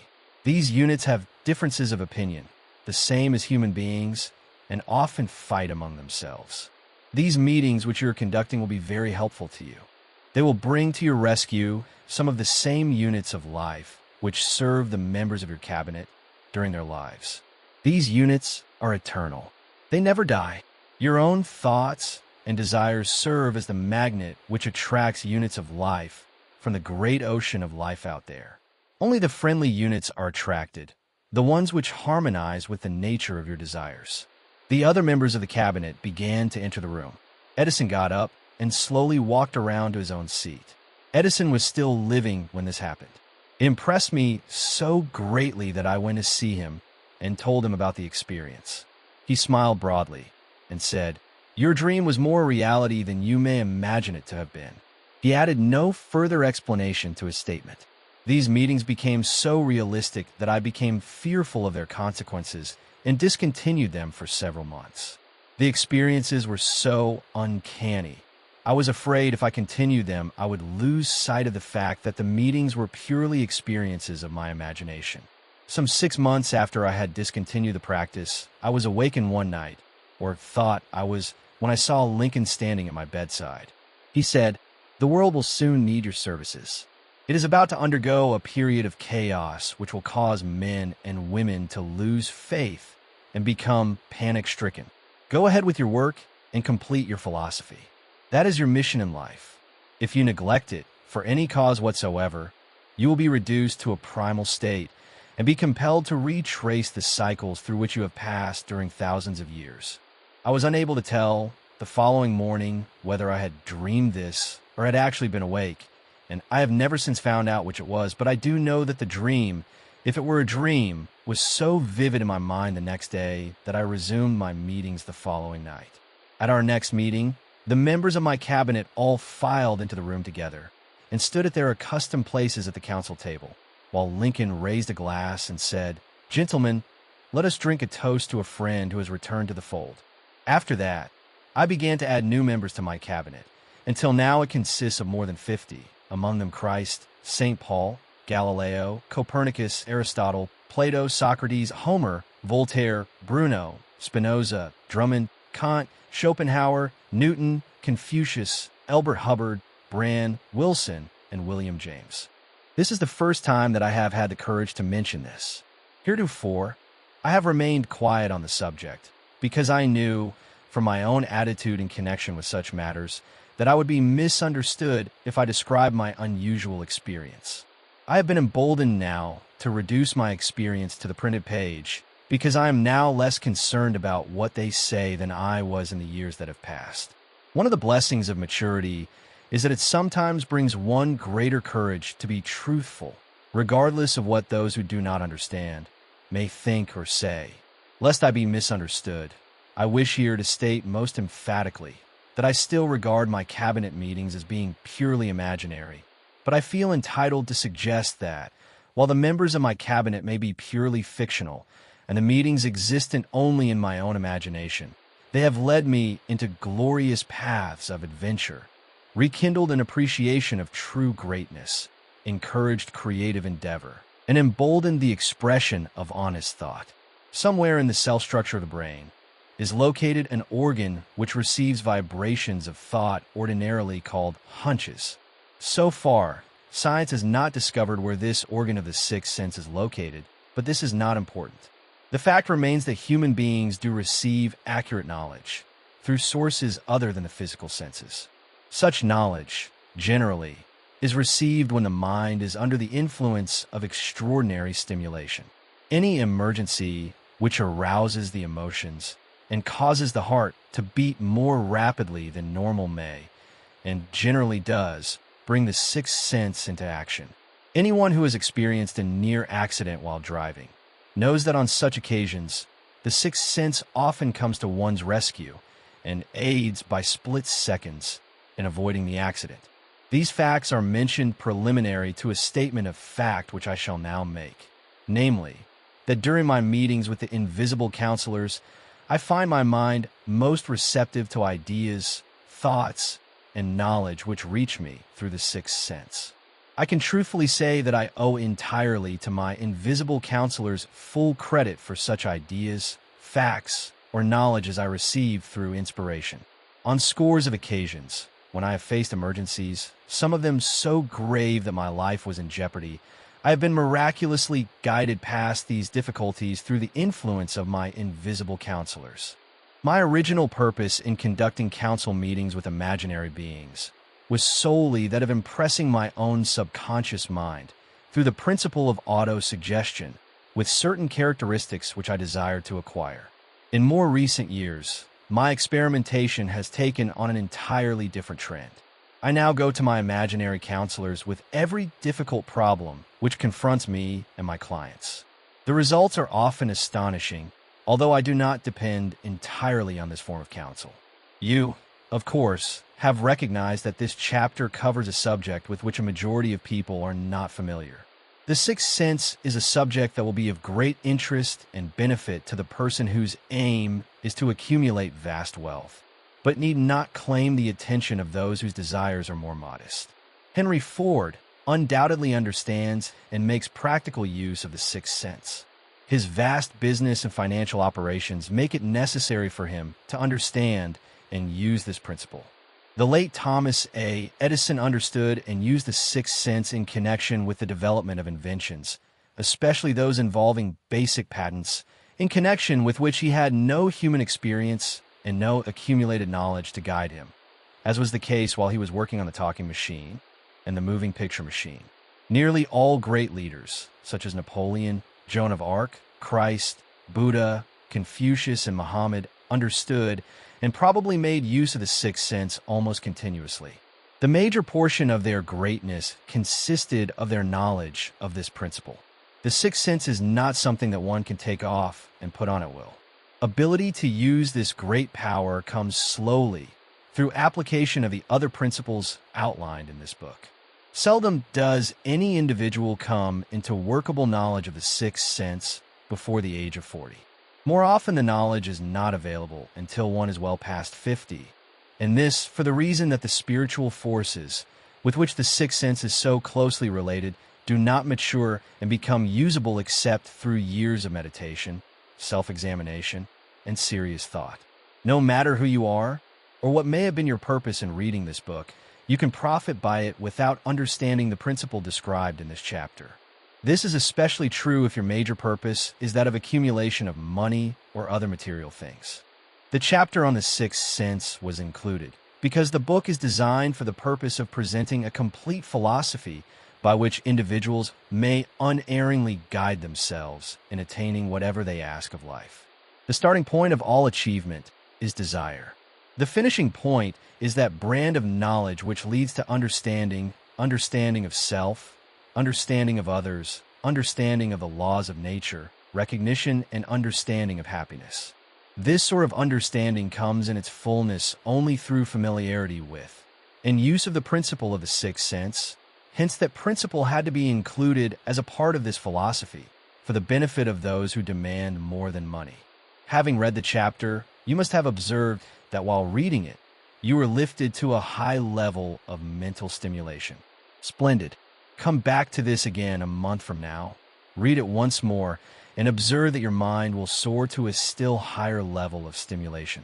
Repeat this experience from time to time, giving no concern as to how much or how little you learn at the time, and eventually you will find yourself in possession of a power that will enable you to throw off discouragement, master fear, overcome procrastination, and draw freely upon your imagination. Then you will have felt the touch of that unknown something which has been the moving spirit of every truly great thinker, leader, artist, musician, writer, statesman. Then you will be in position to transmute your desires into their physical or financial counterpart as easily as you may lie down and quit at the first sign of opposition. Faith versus fear. Previous chapters have described how to develop faith through auto-suggestion, desire, and the subconscious. The next chapter presents detailed instructions for the mastery of fear. Here will be found a full description of the 6 fears which are the cause of all discouragement, timidity, procrastination, indifference, indecision, and the lack of ambition, self-reliance, initiative, self-control, and enthusiasm. Search yourself carefully as you study these 6 enemies, as they may exist only in your subconscious mind, where their presence will be hard to detect. Remember, too, as you analyze the 6 ghosts of fear, that they are nothing but ghosts because they exist only in one's mind.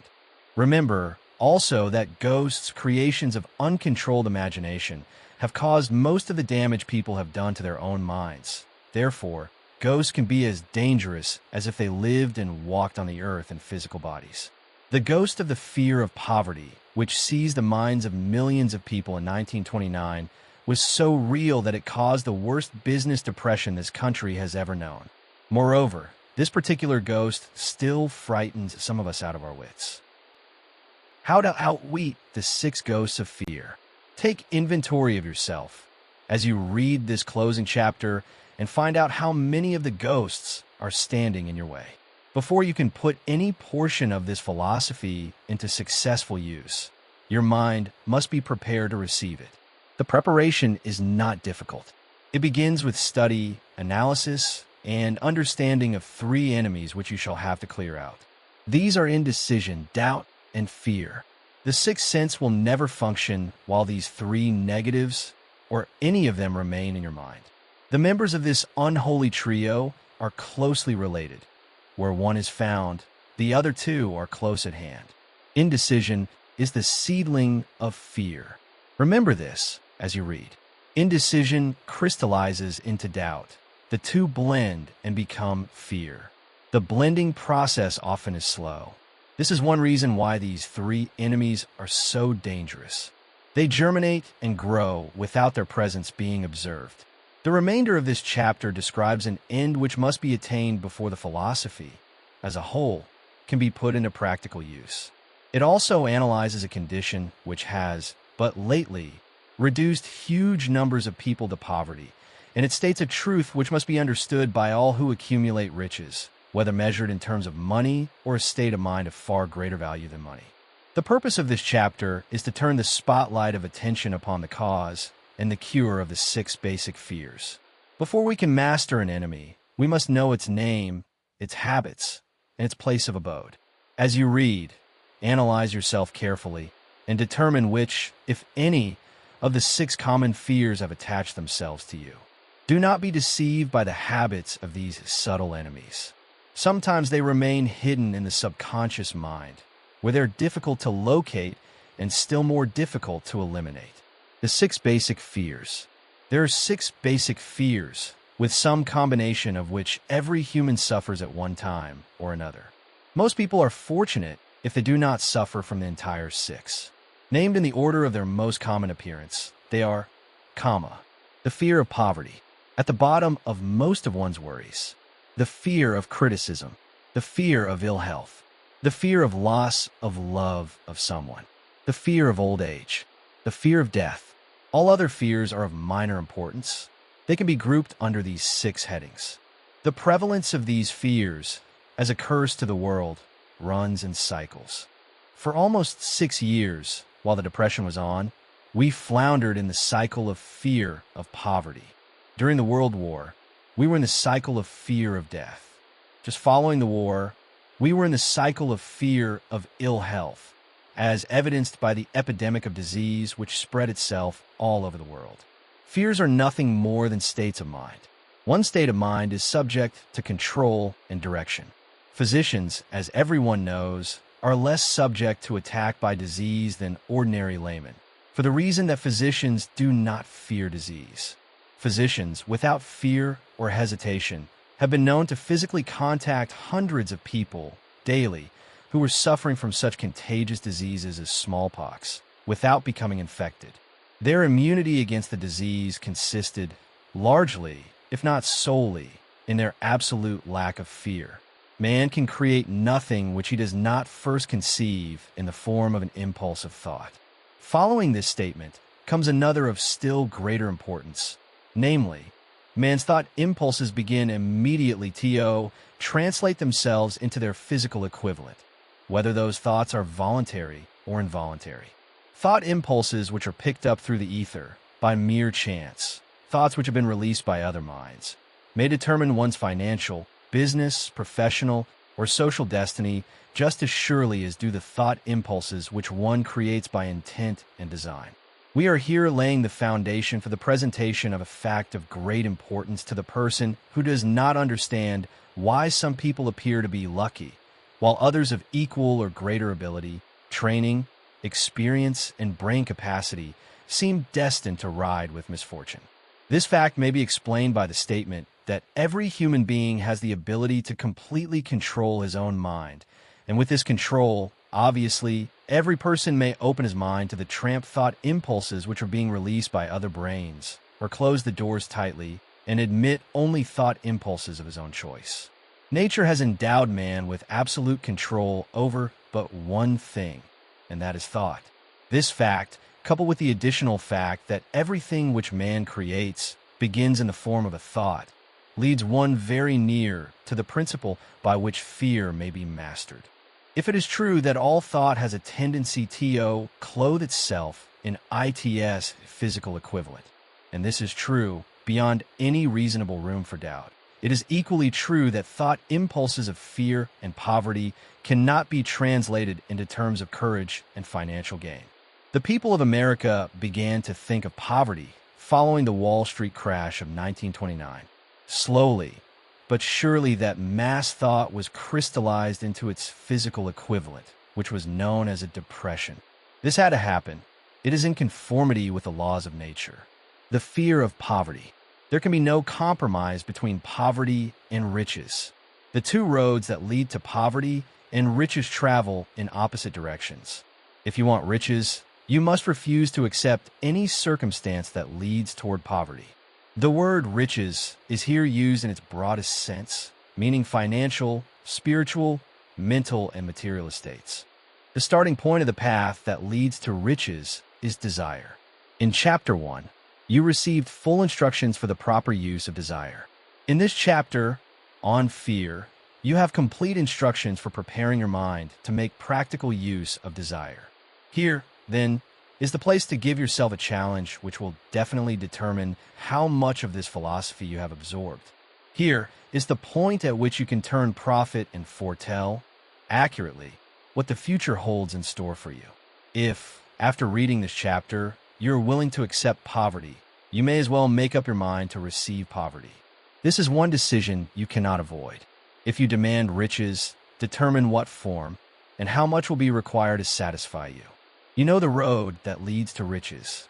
You have been given a roadmap, which, if followed, will keep you on that road. If you neglect to make the start or stop before you arrive, no one will be to blame but you. This responsibility is yours. No alibi will save you from accepting the responsibility if you now fail or refuse to demand riches of life, because the acceptance calls for but one thing, incidentally, the only thing you can control, and that is a state of mind. A state of mind is something that one assumes. It cannot be purchased, it must be created. Fear of poverty is a state of mind, nothing else.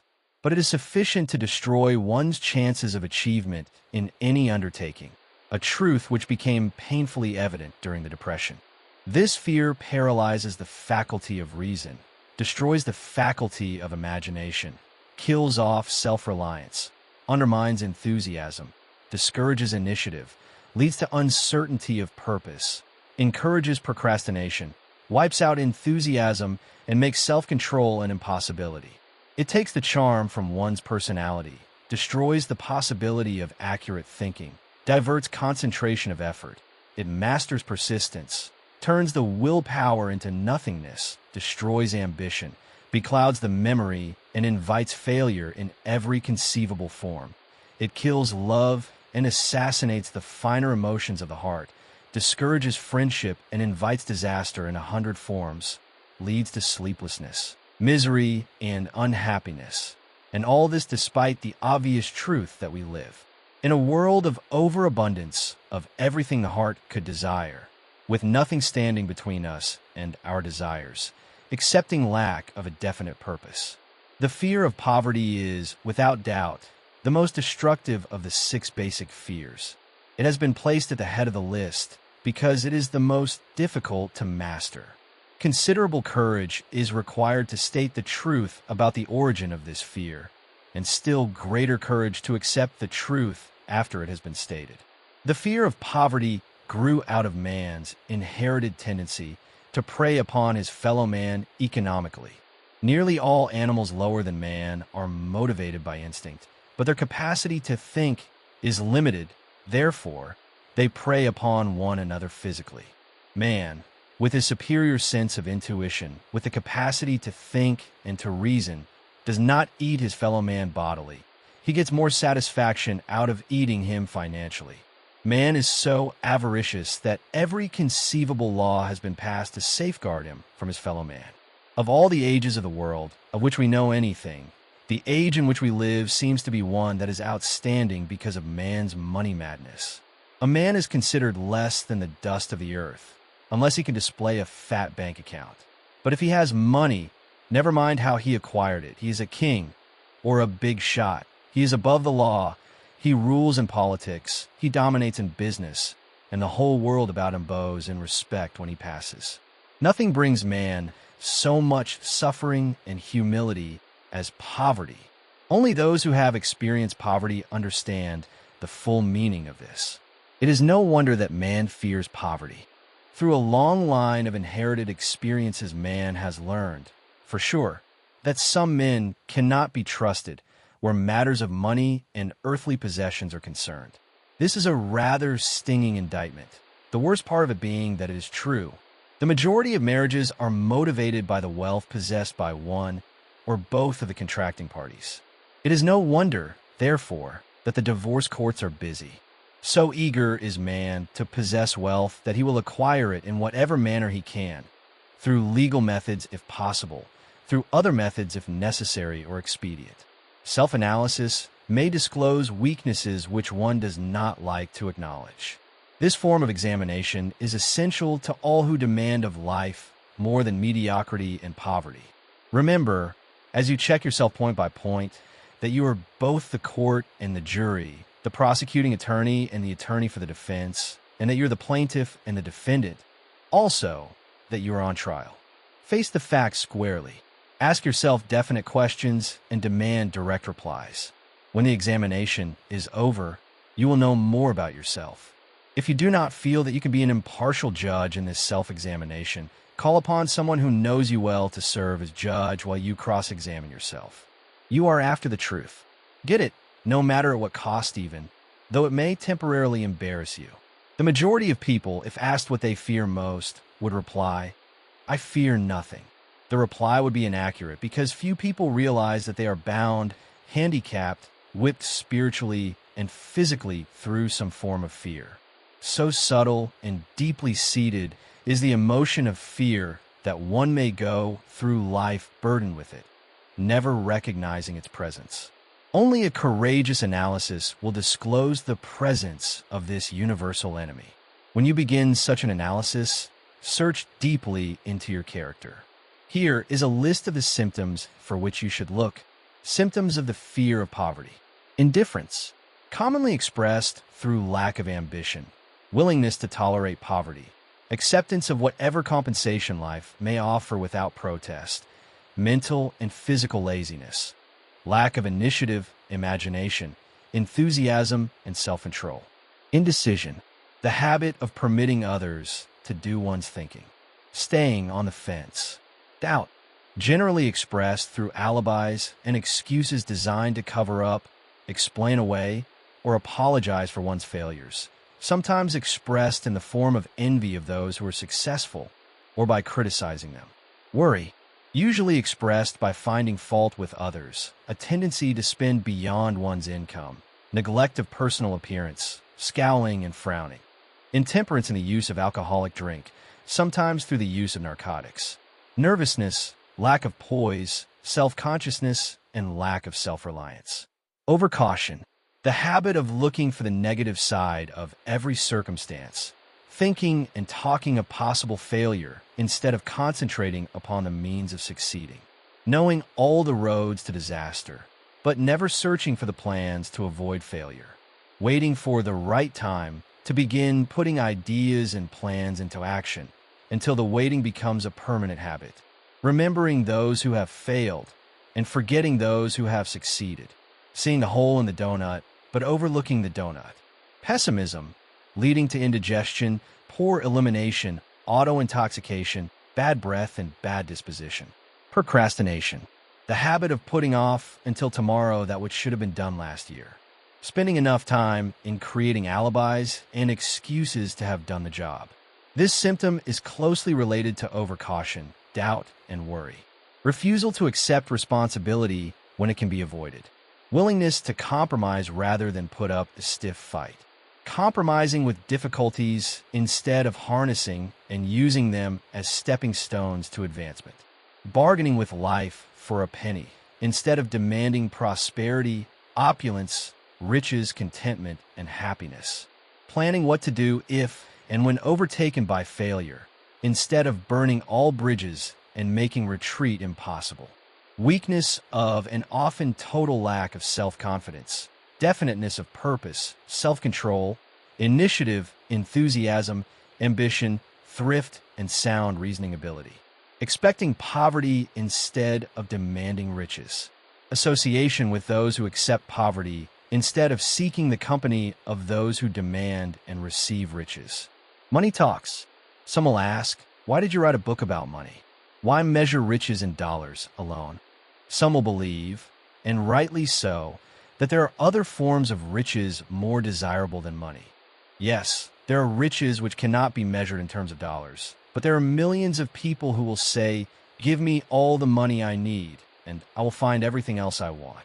The major reason why I wrote this book on how to get money is the fact that the world has but lately passed through an experience that left millions of men and women paralyzed with the fear of poverty.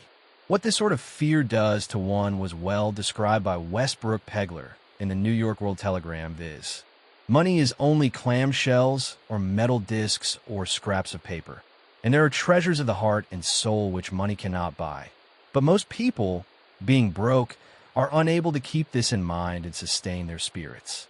When a man is down and out and on the street, unable to get any job at all, something happens to his spirit, which can be observed in the droop of his shoulders, the set of his hat, his walk, and his gaze. He cannot escape a feeling of inferiority among people with regular employment, even though he knows they are definitely not his equals in character, intelligence, or ability. These people, even his friends, feel, on the other hand, a sense of superiority and regard him, perhaps unconsciously, as a casualty.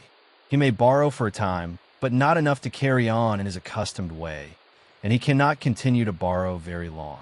But borrowing in itself, when a man is borrowing merely to live, is a depressing experience, and the money lacks the power of earned money to revive his spirits. Of course, none of this applies to bums or habitual ne'er-do-wells, but only to men of normal ambitions and self-respect. Women conceal despair. Women in the same predicament must be different. We somehow do not think of women at all in considering the down-and-outers. They are scarce in the breadlines. They rarely are seen begging on the streets, and they are not recognizable in crowds by the same plain signs which identify busted men. Of course, I do not mean the shuffling hags of the city streets who are the opposite number of the confirmed male bums. I mean reasonably young, decent, and intelligent women. There must be many of them, but their despair is not apparent. Maybe they kill themselves. When a man is down and out, he has time on his hands for brooding. He may travel miles to see a man about a job and discover that the job is filled, or that it is one of those jobs with no base pay, but only a commission on the sale of some useless knick-knack which nobody would buy, except out of pity. Turning that down, he finds himself back on the street with nowhere to go, but just anywhere. So he walks and walks. He gazes into store windows at luxuries which are not for him, and feels inferior, and gives way to people who stop to look with an active interest. He wanders into the railroad station, or puts himself down in the library to ease his legs and soak up a little heat, but that isn't looking for a job, so he gets going again. He may not know it, but his aimlessness would give him away even if the very lines of his figure did not. He may be well dressed in the clothes left over from the days when he had a steady job, but the clothes cannot disguise the droop. Money makes difference. He sees thousands of other people, bookkeepers or clerks or chemists or wagon hands, busy at their work, and envies them from the bottom of his soul. They have their independence, their self-respect, and manhood, and he simply cannot convince himself that he is a good man, too, though he argue it out and arrive at a favorable verdict hour after hour. It is just money which makes this difference in him. With a little money, he would be himself again. Some employers take the most shocking advantage of people who are down and out. The agencies hang out little colored cards offering miserable wages to busted men. $12 a week, $15 a week. An $18 a week job is a plum, and anyone with $25 a week to offer does not hang the job in front of an agency on a colored card. I have a one-ad clip from a local paper demanding a clerk, a good, clean penman, to take telephone orders for a sandwich shop from 11 a.m. to 2 p.m. for $8 a month. Not $8 a week, but $8 a month. The ad says also, state religion. Can you imagine the brutal effrontery of anyone who demands a good, clean penman for 11 cents an hour, inquiring into the victim's religion? But that is what busted people are offered. The fear of criticism. Just how man originally came by this fear, no one can state definitely, but one thing is certain, he has it in a highly developed form. Some believe that this fear made its appearance about the time that politics became a profession. Others believe it can be traced to the age when women first began to concern themselves with styles in wearing apparel. This author, being neither a humorist nor a prophet, is inclined to attribute the basic fear of criticism to that part of man's inherited nature which prompts him not only to take away his fellow man's goods and wares, but to justify his action by criticism of his fellow man's character. It is a well-known fact that a thief will criticize the man from whom he steals, that politicians seek office, not by displaying their own virtues and qualifications, but by attempting to besmirch their opponents.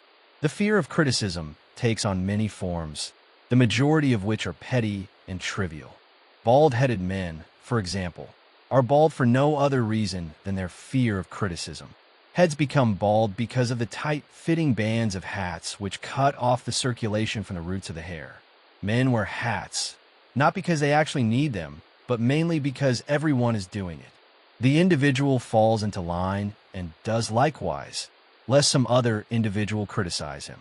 Women seldom have bald heads or even thin hair because they wear hats which fit their heads loosely, the only purpose of the hats being adornment.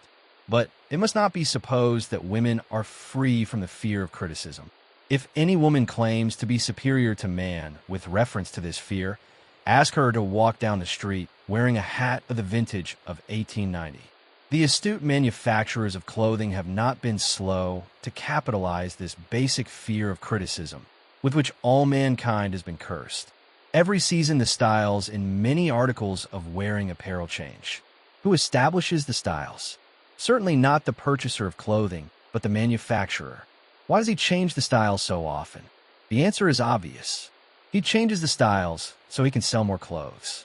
For the same reason the manufacturers of automobiles, with a few rare and very sensible exceptions, change styles of models every season. No man wants to drive an automobile which is not of the latest style, although the older model may actually be the better car. We have been describing the manner in which people behave under the influence of fear of criticism as applied to the small and petty things of life. Let us now examine human behavior when this fear affects people in connection with the more important events of human relationship. Take, for example, practically any person who has reached the age of mental maturity, from 35 to 40 years of age as a general average. And if you could read the secret thoughts of his mind, you would find a very decided disbelief in most of the fables taught by the majority of the dogmatists and theologians a few decades back. Not often, however, will you find a person who has the courage to openly state his belief on this subject. Most people will, if pressed far enough, tell a lie rather than admit that they do not believe the stories associated with that form of religion which held people in bondage prior to the age of scientific discovery and education. Why does the average person, even in this day of enlightenment, shy away from denying his belief in the fables, which were the basis of most of the religions a few decades ago? The answer is because of the fear of criticism. Men and women have been burned at the stake for daring to express disbelief in ghosts.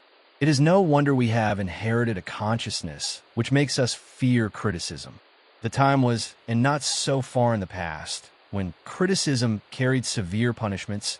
It still does in some countries. The fear of criticism robs man of his initiative, destroys his power of imagination, limits his individuality, takes away his self-reliance, and does him damage in 100 other ways. Parents often do their children irreparable injury by criticizing them. The mother of one of my boyhood chums used to punish him with a switch almost daily, always completing the job with the statement, "You'll land in the penitentiary before you are 20. He was sent to a reformatory at the age of 17. Criticism is the one form of service, of which everyone has too much. Everyone has a stock of it which is handed out gratis, whether called for or not. One's nearest relatives often are the worst offenders. It should be recognized as a crime. In reality, it is a crime of the worst nature. For any parent to build inferiority complexes in the mind of a child through unnecessary criticism. Employers who understand human nature get the best there is in men, not by criticism, but by constructive suggestion. Parents may accomplish the same results with their children. Criticism will plant fear in the human heart or resentment, but it will not build love or affection. Symptoms of the fear of criticism. This fear is almost as universal as the fear of poverty, and its effects are just as fatal to personal achievement, mainly because this fear destroys initiative and discourages the use of imagination. The major symptoms of the fear are self-consciousness, generally expressed through nervousness, timidity in conversation and in meeting strangers, awkward movement of the hands and limbs, shifting of the eyes. Lack of poise, expressed through lack of voice control, nervousness in the presence of others, poor posture of body, poor memory. Personality, lacking in firmness of decision, personal charm, and ability to express opinions definitely. The habit of sidestepping issues instead of meeting them squarely. Agreeing with others without careful examination of their opinions. Inferiority complex. The habit of expressing self-approval by word of mouth and by actions as a means of covering up a feeling of inferiority. Using big words to impress others, often without knowing the real meaning of the words. Imitating others in dress, speech, and manners. Boasting of imaginary achievements. This sometimes gives a surface appearance of a feeling of superiority. Extravagance. The habit of trying to keep up with the Joneses, spending beyond one's income. Lack of initiative. Failure to embrace opportunities for self-advancement. Fear to express opinions. Lack of confidence in one's own ideas. Giving evasive answers to questions asked by superiors. Hesitancy of manner and speech. Deceit in both words and deeds. Lack of ambition, mental and physical laziness, lack of self-assertion, slowness in reaching decisions, easily influenced by others, the habit of criticizing others behind their backs and flattering them to their faces, the habit of accepting defeat without protest, quitting an undertaking when opposed by others, suspicious of other people without cause, lacking in tactfulness of manner and speech, unwillingness to accept the blame for mistakes. The fear of ill health. This fear may be traced to both physical and social heredity. It is closely associated, as to its origin, with the causes of fear of old age and the fear of death, because it leads one closely to the border of terrible worlds of which man knows not, but concerning which he has been taught some discomforting stories. The opinion is somewhat general, also, that certain unethical people engaged in the business of selling health have had not a little to do with keeping alive the fear of ill health. In the main, man fears ill health because of the terrible pictures which have been planted in his mind of what may happen if death should overtake him. He also fears it because of the economic toll which it may claim. A reputable physician estimated that 75% of all people who visit physicians for professional service are suffering with hypochondria, imaginary illness. It has been shown most convincingly that the fear of disease, even where there is not the slightest cause for fear, often produces the physical symptoms of the disease feared. Powerful and mighty is the human mind. It builds or it destroys. Playing upon this common weakness of fear of ill health, dispensers of patent medicines have reaped fortunes. This form of imposition upon credulous humanity became so prevalent some 20 years ago that Collier's Weekly magazine conducted a bitter campaign against some of the worst offenders in the patent medicine business. During the flu epidemic which broke out during the World War, the mayor of New York City took drastic steps to check the damage which people were doing themselves through their inherent fear of ill health.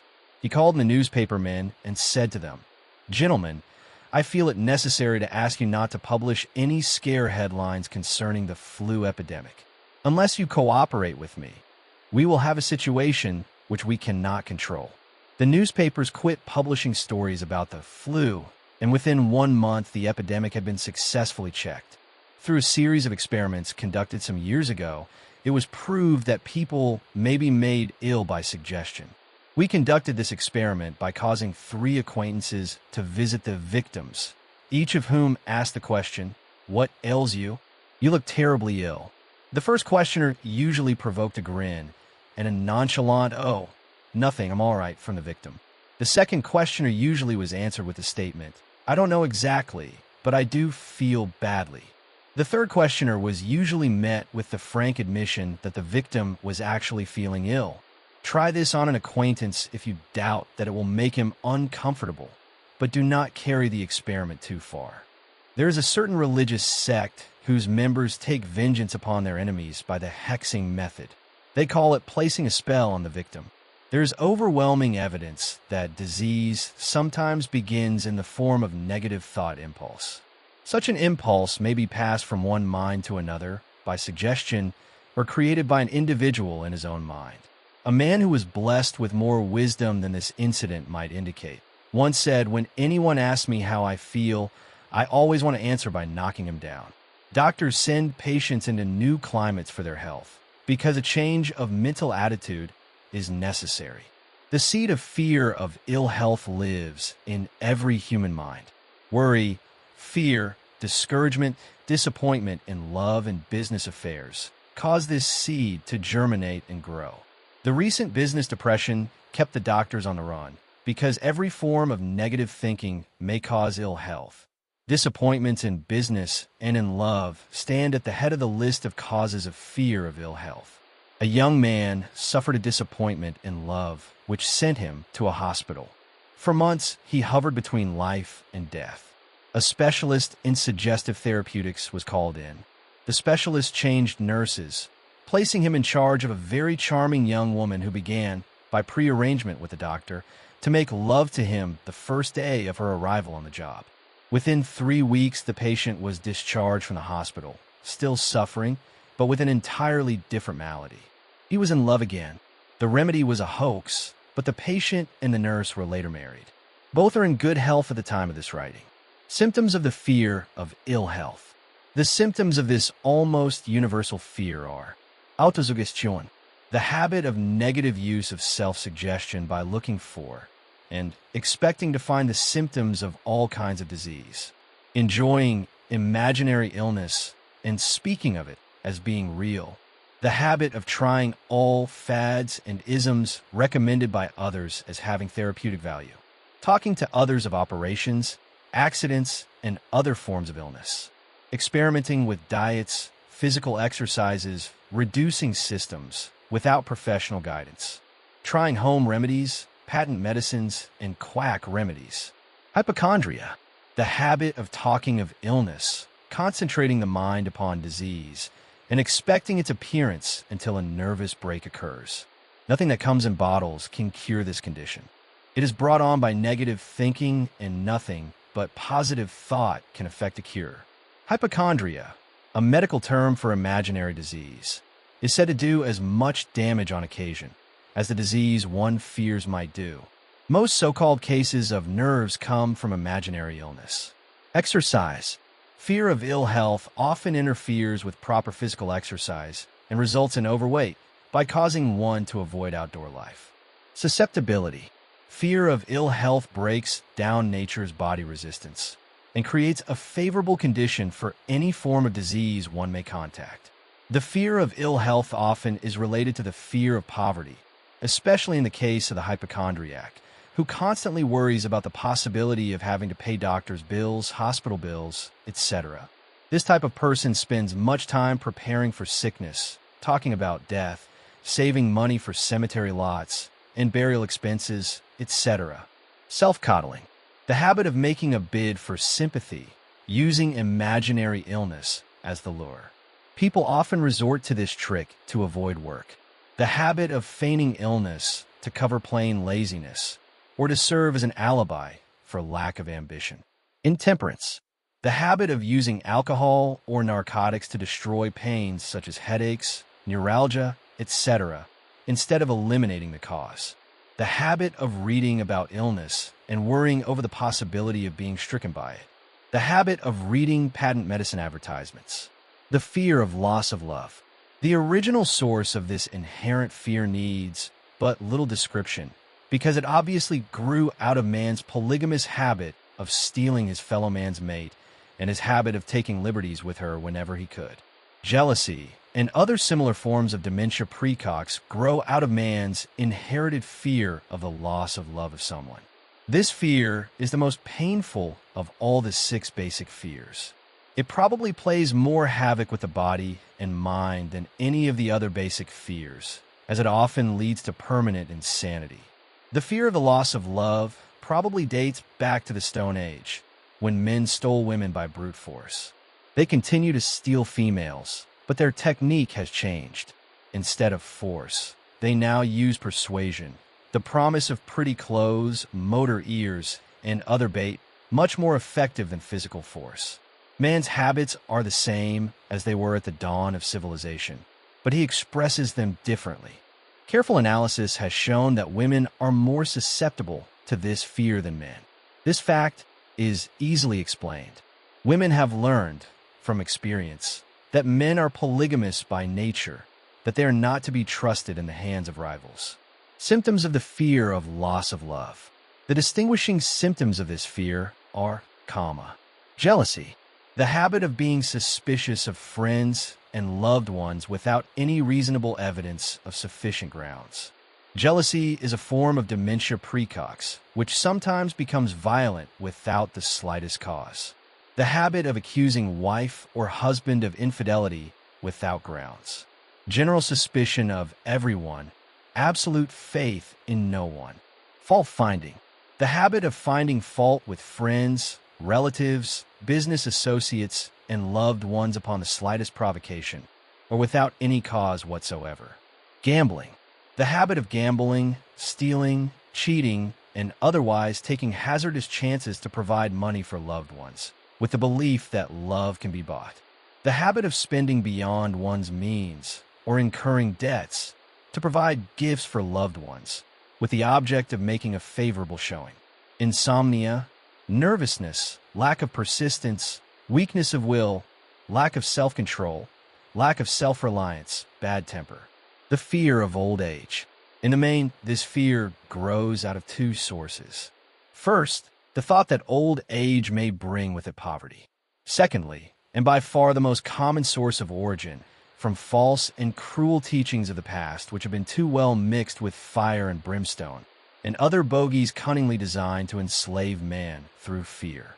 In the basic fear of old age, man has two very sound reasons for his apprehension. One, growing out of his distrust of his fellow man, who may seize whatever worldly goods he may possess, and the other arising from the terrible pictures of the world beyond, which were planted in his mind through social heredity before he came into full possession of his mind. The possibility of ill health, which is more common as people grow older, is also a contributing cause of this common fear of old age. Eroticism also enters into the cause of the fear of old age, as no man cherishes the thought of diminishing sex attraction. The most common cause of fear of old age is associated with the possibility of poverty. Poorhouse is not a pretty word. It throws a chill into the mind of every person who faces the possibility of having to spend his declining years on a poor farm. Another contributing cause of the fear of old age is the possibility of loss of freedom and independence, as old age may bring with it the loss of both physical and economic freedom. Symptoms of the fear of old age. The commonest symptoms of this fear are the tendency to slow down and develop an inferiority complex at the age of mental maturity, around the age of 40, falsely believing oneself to be slipping because of age. The truth is that man's most useful years, mentally and spiritually, are those between 40 and 60. The habit of speaking apologetically of oneself as being old merely because one has reached the age of 40 or 50, instead of reversing the rule and expressing gratitude for having reached the age of wisdom and understanding. The habit of killing off initiative, imagination, and self-reliance by falsely believing oneself too old to exercise these qualities. The habit of the man or woman of 40 dressing with the aim of trying to appear much younger and affecting mannerisms of youth, thereby inspiring ridicule by both friends and strangers. The fear of death. To some, this is the cruelest of all the basic fears. The reason is obvious. The terrible pangs of fear associated with the thought of death, in a majority of cases, may be charged directly to religious fanaticism. So-called heathen are less afraid of death than the more civilized. For hundreds of millions of years, man has been asking the still unanswered questions: whence and whither? Where did I come from, and where am I going? During the darker ages of the past, the more cunning and crafty were not slow to offer the answer to these questions for a price. Witness, now, the major source of origin of the fear of death. Come into my tent, embrace my faith, accept my dogmas, and I will give you a ticket that will admit you straightaway into heaven when you die, cries a leader of sectarianism. Remain out of my tent, says the same leader, and may the devil take you and burn you throughout eternity. Eternity is a long time. Fire is a terrible thing. The thought of eternal punishment with fire not only causes man to fear death, it often causes him to lose his reason. It destroys interest in life and makes happiness impossible. During my research, I reviewed a book entitled The Catalog of the Gods, in which were listed the 30,000 gods which man has worshipped. Think of it, 30,000 of them, represented by everything from a crawfish to a man. It is little wonder that men have become frightened at the approach of death. While the religious leader may not be able to provide safe conduct into heaven, nor, by lack of such provision, allow the unfortunate to descend into hell, the possibility of the latter seems so terrible that the very thought of it lays hold of the imagination in such a realistic way that it paralyzes reason and sets up the fear of death. In truth, no man knows, and no man has ever known, what heaven or hell is like, nor does any man know if either place actually exists. This very lack of positive knowledge opens the door of the human mind to the charlatan, so he may enter and control that mind with his stock of legerdemain and various brands of pious fraud and trickery. The fear of death is not as common now as it was during the age when there were no great colleges and universities. Men of science have turned the spotlight of truth upon the world, and this truth is rapidly freeing men and women from this terrible fear of death. The young men and young women who attend the colleges and universities are not easily impressed by fire and brimstone. Through the aid of biology, astronomy, geology, and other related sciences, the fears of the dark ages which gripped the minds of men and destroyed their reason have been dispelled. Insane asylums are filled with men and women who have gone mad because of the fear of death. This fear is useless. Death will come, no matter what anyone may think about it. Accept it as a necessity and pass the thought out of your mind. It must be a necessity or it would not come at all. Perhaps it is not as bad as it has been pictured. The entire world is made up of only two things, energy and matter. In elementary physics, we learn that neither matter nor energy, the only two realities known to man, can be created nor destroyed. Both matter and energy can be transformed, but neither can be destroyed. Life is energy if it is anything. If neither energy nor matter can be destroyed, of course life cannot be destroyed. Life, like other forms of energy, may be passed through various processes of transition or change, but it cannot be destroyed. Death is mere transition. If death is not mere change or transition, then nothing comes after death except a long, eternal, peaceful sleep, and sleep is nothing to be feared. Thus you may wipe out, forever, the fear of death. Symptoms of the fear of death. The general symptoms of this fear are the habit of thinking about dying instead of making the most of life, due, generally, to lack of purpose or lack of a suitable occupation. This fear is more prevalent among the aged, but sometimes the more youthful are victims of it. The greatest of all remedies for the fear of death is a burning desire for achievement, backed by useful service to others. A busy person seldom has time to think about dying. He finds life too thrilling to worry about death. Sometimes the fear of death is closely associated with the fear of poverty, where one's death would leave loved ones poverty-stricken. In other cases, the fear of death is caused by illness and the consequent breaking down of physical body resistance. The commonest causes of the fear of death are ill health, poverty, lack of appropriate occupation, disappointment over love, insanity, religious fanaticism. Old man worry. Worry is a state of mind based upon fear. It works slowly but persistently. It isn't subtle. Step by step, it digs itself in until it paralyzes one's reasoning faculty, destroys self-confidence and initiative. Worry is a form of sustained fear caused by indecision, therefore. It is a state of mind which can be controlled. An unsettled mind is helpless. Indecision makes an unsettled mind. Most individuals lack the willpower to reach decisions promptly and stand by them after they have been made, even during normal business conditions. During periods of economic unrest, such as the world recently experienced, the individual is handicapped, not alone by his inherent nature to be slow at reaching decisions, but he is influenced by the indecision of others around him who have created a state of mass indecision. During the Depression, the whole atmosphere, all over the world, was filled with influenza and worryitis, the two mental disease germs which began to spread themselves after the Wall Street frenzy in 1929. There is only one known antidote for these germs. It is the habit of prompt and firm decision. Moreover, it is an antidote which every individual must apply for himself. We do not worry over conditions. Once we have reached a decision to follow a definite line of action. I once interviewed a man who was to be electrocuted 2 hours later. The condemned man was the calmest of some 8 men who were in the death cell with him. His calmness prompted me to ask him how it felt to know that he was going into eternity in a short while. With a smile of confidence on his face, he said, "It feels fine. Just think, brother, my troubles will soon be over. I have had nothing but trouble all my life. It has been a hardship to get food and clothing. Soon I will not need these things. I have felt fine ever since I learned for certain that I must die. I made up my mind then to accept my fate in good spirit." As he spoke, he devoured a dinner of proportions sufficient for 3 men, eating every mouthful of the food brought to him, and apparently enjoying it as much as if no disaster awaited him. Decision gave this man resignation to his fate. Decision can also prevent one's acceptance of undesired circumstances.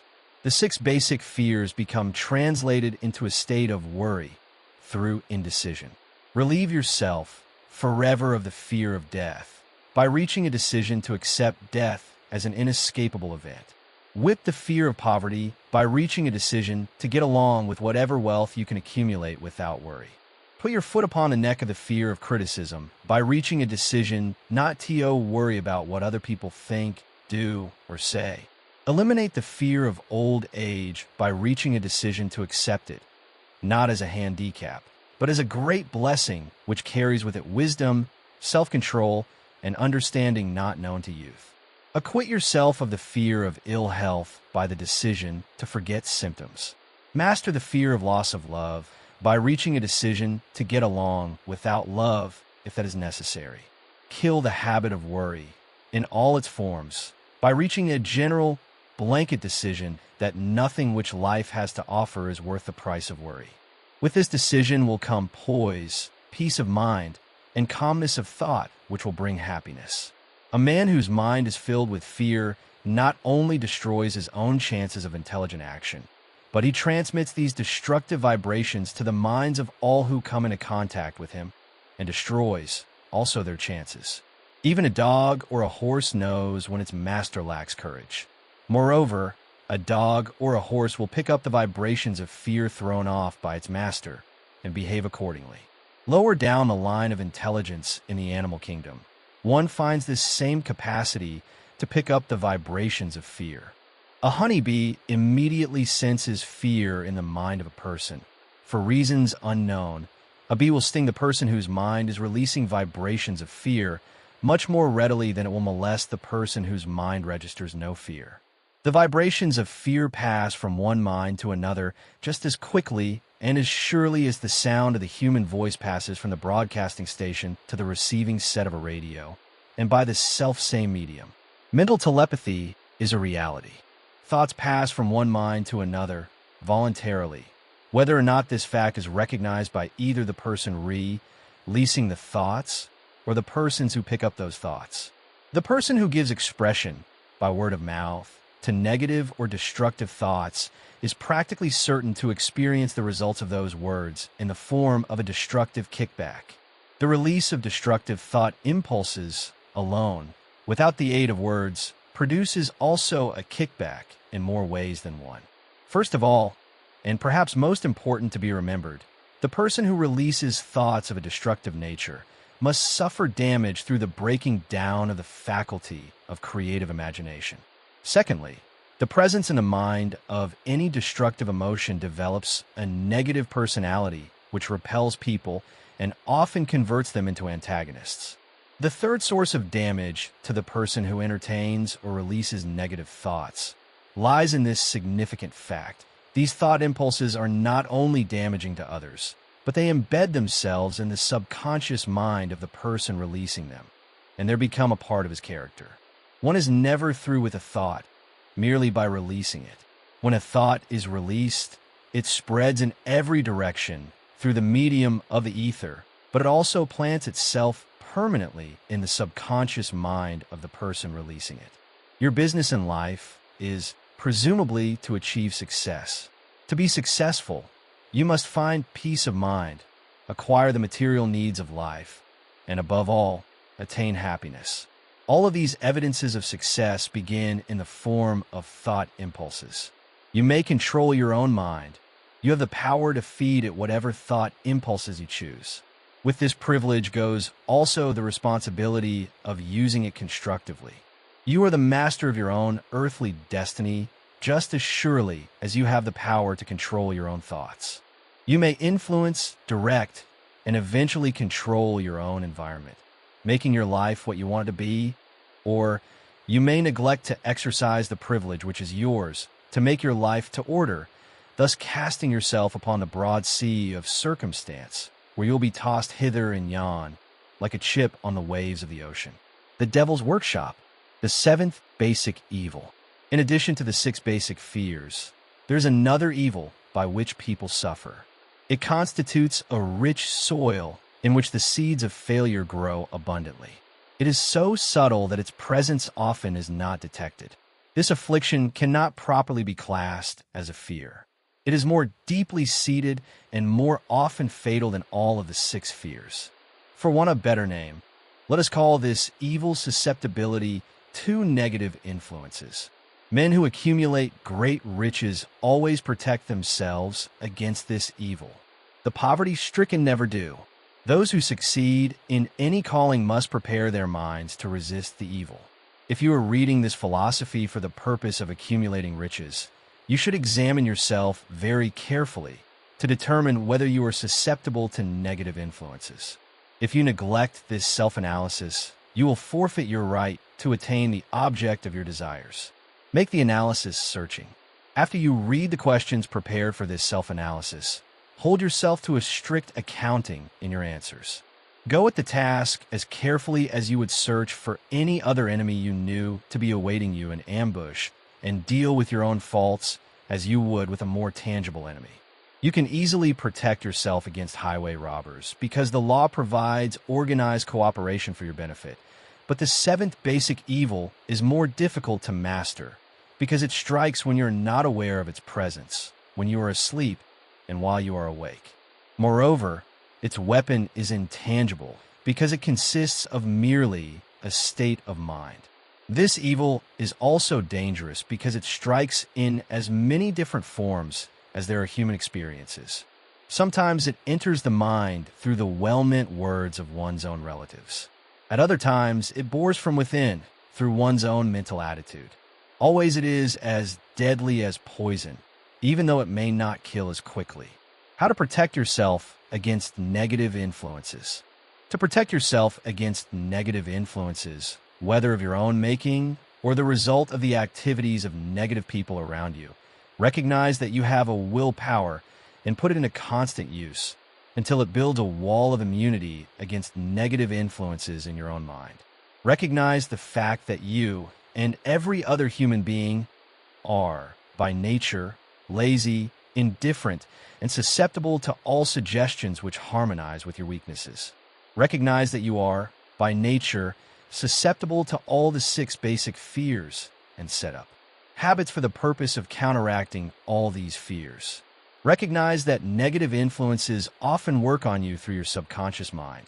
Therefore, they're difficult to detect, and keep your mind closed against all people who depress or discourage you in any way. Clean out your medicine chest, throw away all pill bottles, and stop pandering to colds, aches, pains, and imaginary illness. Deliberately seek the company of people who influence you to think and ACT for yourself. Do not expect troubles, as they have a tendency not to disappoint. Without doubt, the most common weakness of all human beings is the habit of leaving their minds open to the negative influence of other people. This weakness is all the more damaging because most people do not recognize that they're cursed by it, and many who acknowledge it, neglect, or refuse to correct the evil until it becomes an uncontrollable part of their daily habits. To aid those who wish to see themselves as they really are, the following list of questions has been prepared. Read the questions and state your answers aloud so you can hear your own voice. This will make it easier for you to be truthful with yourself. Self-analysis test questions. Do you complain often of feeling bad? And if so, what is the cause? Do you find fault with other people at the slightest provocation? Do you frequently make mistakes in your work? And if so, why? Are you sarcastic and offensive in your conversation? Do you deliberately avoid the association of anyone? And if so, why? Do you suffer frequently with indigestion? If so, what is the cause? Does life seem futile and the future hopeless to you? If so, why? Do you like your occupation? If not, why? Do you often feel self-pity? And if so, why? Are you envious of those who excel you? To which do you devote most time, thinking of success or of failure? Are you gaining or losing self-confidence as you grow older? Do you learn something of value from all mistakes? Are you permitting some relative or acquaintance to worry you? If so, why? Are you sometimes in the clouds and at other times in the depths of despondency? Who has the most inspiring influence upon you? What is the cause? Do you tolerate negative or discouraging influences which you can avoid? Are you careless of your personal appearance? If so, when and why? Have you learned how to drown your troubles by being too busy to be annoyed by them? Would you call yourself a spineless weakling if you permitted others to do your thinking for you? Do you neglect internal bathing until auto-intoxication makes you ill-tempered and irritable? How many preventable disturbances annoy you, and why do you tolerate them? Do you resort to liquor, narcotics, or cigarettes to quiet your nerves? If so, why do you not try willpower instead? Does anyone nag you? And if so, for what reason? Do you have a definite major purpose? And if so, what is it, and what plan have you for achieving it? Do you suffer from any of the 6 basic fears? If so, which ones? Have you a method by which you can shield yourself against the negative influence of others? Do you make deliberate use of auto-suggestion to make your mind positive? Which do you value most, your material possessions, or your privilege of controlling your own thoughts? Are you easily influenced by others against your own judgment? Has today added anything of value to your stock of knowledge or state of mind? Do you face squarely the circumstances which make you unhappy or sidestep the responsibility? Do you analyze all mistakes and failures and try to profit by them? Or do you take the attitude that this is not your duty? Can you name 3 of your most damaging weaknesses? What are you doing to correct them? Do you encourage other people to bring their worries to you for sympathy? Do you choose from your daily experiences, lessons, or influences which aid in your personal advancement? Does your presence have a negative influence on other people as a rule? What habits of other people annoy you most? Do you form your own opinions or permit yourself to be influenced by other people? Have you learned how to create a mental state of mind with which you can shield yourself against all discouraging influences? Does your occupation inspire you with faith and hope? Are you conscious of possessing spiritual forces of sufficient power to enable you to keep your mind free from all forms of fear? Does your religion help you to keep your own mind positive? Do you feel it your duty to share other people's worries? If so, why? If you believe that birds of a feather flock together, what have you learned about yourself by studying the friends whom you attract? What connection, if any, do you see between the people with whom you associate most closely and any unhappiness you may experience? Could it be possible that some person whom you consider to be a friend is, in reality, your worst enemy because of his negative influence on your mind? By what rules do you judge who is helpful and who is damaging to you? Are your intimate associates mentally superior or inferior to you? How much time out of every 24 hours do you devote to A, your occupation; B, sleep; C, play and relaxation; D, acquiring useful knowledge; E, plain waste? Who among your acquaintances A, encourages you most; B, cautions you most; C, discourages you most; D, helps you most in other ways? What is your greatest worry? Why do you tolerate it? When others offer you free, unsolicited advice, Do you accept it without question or analyze their motive? What, above all else, do you most desire? Do you intend to acquire it? Are you willing to subordinate all other desires for this one? How much time daily do you devote to acquiring it? Do you change your mind often? If so, why? Do you usually finish everything you begin? Are you easily impressed by other people's business or professional titles, college degrees, or wealth? Are you easily influenced by what other people think or say of you? Do you cater to people because of their social or financial status? Whom do you believe to be the greatest person living? In what respect is this person superior to yourself? How much time have you devoted to studying and answering these questions? At least one day is necessary for the analysis and the answering of the entire list. If you have answered all these questions truthfully, you know more about yourself than the majority of people. Study the questions carefully, come back to them once each week for several months, and be astounded at the amount of additional knowledge of great value to yourself you will have gained by the simple method of answering the questions truthfully. If you are not certain concerning the answers to some of the questions, seek the counsel of those who know you well, especially those who have no motive in flattering you, and see yourself through their eyes. The experience will be astonishing. You have absolute control over but one thing, and that is your thoughts. This is the most significant and inspiring of all facts known to man. It reflects man's divine nature. This divine prerogative is the sole means by which you may control your own destiny. If you fail to control your own mind, you may be sure you will control nothing else. If you must be careless with your possessions, let it be in connection with material things. Your mind is your spiritual estate. Protect and use it with the care to which divine royalty is entitled. You were given a willpower for this purpose. Unfortunately, there is no legal protection against those who, either by design or ignorance, poison the minds of others by negative suggestion. This form of destruction should be punishable by heavy legal penalties, because it may and often does destroy one's chances of acquiring material things which are protected by law. Men with negative minds tried to convince Thomas A. Edison that he could not build a machine that would record and reproduce the human voice, because they said no one else had ever produced such a machine. Edison did not believe them. He knew that the mind could produce anything the mind could conceive and believe, and that knowledge was the thing that lifted the great Edison above the common herd. Men with negative minds told F.W. Woolworth he would go broke trying to run a store on 5 and 10-cent sales. He did not believe them. He knew that he could do anything, within reason, if he backed his plans with faith. Exercising his right to keep other men's negative suggestions out of his mind, he piled up a fortune of more than $100 million. Men with negative minds told George Washington he could not hope to win against the vastly superior forces of the British, but he exercised his divine right to believe. Therefore, this book was published under the protection of the Stars and Stripes, while the name of Lord Cornwallis has been all but forgotten. Doubting Thomases scoffed scornfully when Henry Ford tried out his first crudely built automobile on the streets of Detroit.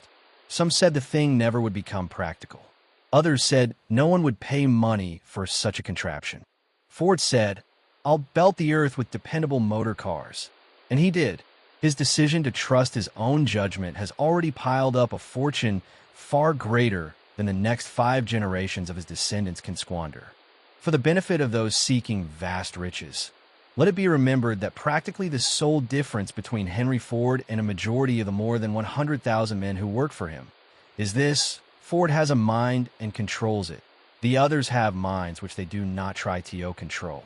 Henry Ford has been repeatedly mentioned because he is an astounding example of what a man with a mind of his own and a will to control it can accomplish.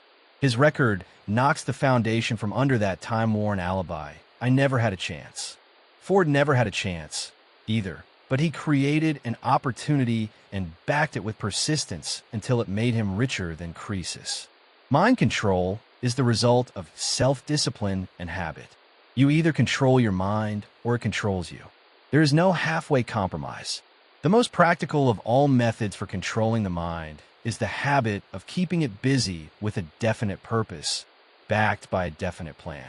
Study the record of any man who achieves noteworthy success, and you will observe that he has control over his own mind. Moreover, that he exercises that control and directs it toward the attainment of definite objectives. Without this control, success is not possible. 57 Famous Alibis by Old Maniff. People who do not succeed have one distinguishing trait in common. They know all the reasons for failure and have what they believe to be airtight alibis to explain away their own lack of achievement. Some of these alibis are clever, and a few of them are justifiable by the facts. But alibis cannot be used for money. The world wants to know only one thing. Have you achieved success? A character analyst compiled a list of the most commonly used alibis. As you read the list, examine yourself carefully and determine how many of these alibis, if any, are your own property. Remember, too, the philosophy presented in this book makes every one of these alibis obsolete.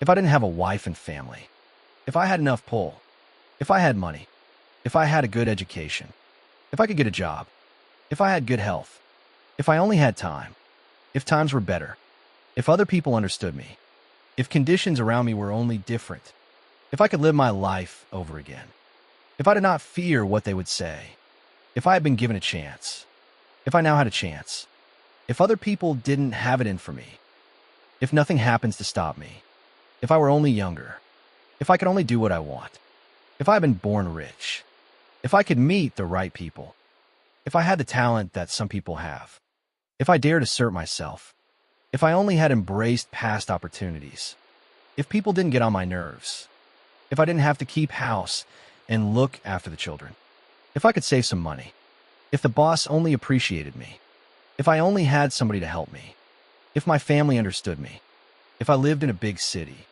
if I could just get started, if I were only free, if I had the personality of some people, if I were not so fat, if my talents were known, if I could just get a break, if I could only get out of debt, if I hadn't failed, if I only knew how, if everybody didn't oppose me, if I didn't have so many worries, if I could marry the right person, if people weren't so dumb, if my family were not so extravagant, if I were sure of myself, if luck were not against me, if I had not been born under the wrong star, if it were not true that what is to be will be, if I did not have to work so hard, if I hadn't lost my money, if I lived in a different neighborhood, if I didn't have a past, if I only had a business of my own, if other people would only listen to me, if, and this is the greatest of them all star, I had the courage to see myself as I really am, I would find out what is wrong with me and correct it, then I might have a chance to profit by my mistakes and learn something from the experience of others, for I know that there is something wrong with me, or I would now be where I would have been if I'd spent more time analyzing my weaknesses and less time building alibis to cover them. Building alibis with which to explain away failure is a national pastime. The habit is as old as the human race and is fatal to success. Why do people cling to their pet alibis? The answer is obvious. They defend their alibis because they create them. A man's alibi is the child of his own imagination. It is human nature to defend one's own brainchild. Building alibis is a deeply rooted habit. Habits are difficult to break, especially when they provide justification for something we do. Plato had this truth in mind when he said, "The first and best victory is to conquer self." To be conquered by self is, of all things, the most shameful and vile. Another philosopher had the same thought in mind when he said, "It was a great surprise to me when I discovered that most of the ugliness I saw in others was but a reflection of my own nature." "It has always been a mystery to me," said Elbert Hubbard, "why people spend so much time deliberately fooling themselves by creating alibis to cover their weaknesses. If used differently, this same time would be sufficient to cure the weakness. Then no alibis would be needed. In parting, I would remind you that life is a checkerboard, and the player opposite you is time. If you hesitate before moving or neglect to move promptly, your men will be wiped off the board by time. You are playing against a partner who will not tolerate indecision. Previously, you may have had a logical excuse for not having forced life to come through with whatever you asked, but that alibi is now obsolete. because you are in possession of the master key that unlocks the door to life's bountiful riches. The master key is intangible, but it is powerful.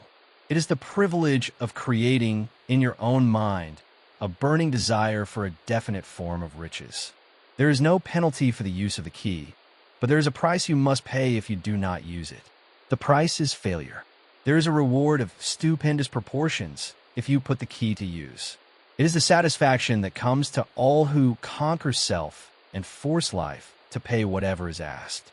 The reward is worthy of your effort. Will you make the start and be convinced? If we are related, said the immortal Emerson, we shall meet. In closing, may I borrow his thought and say, if we are related, we have, through these pages, met. The end. Thanks for listening to Think and Grow Rich by Napoleon Hill.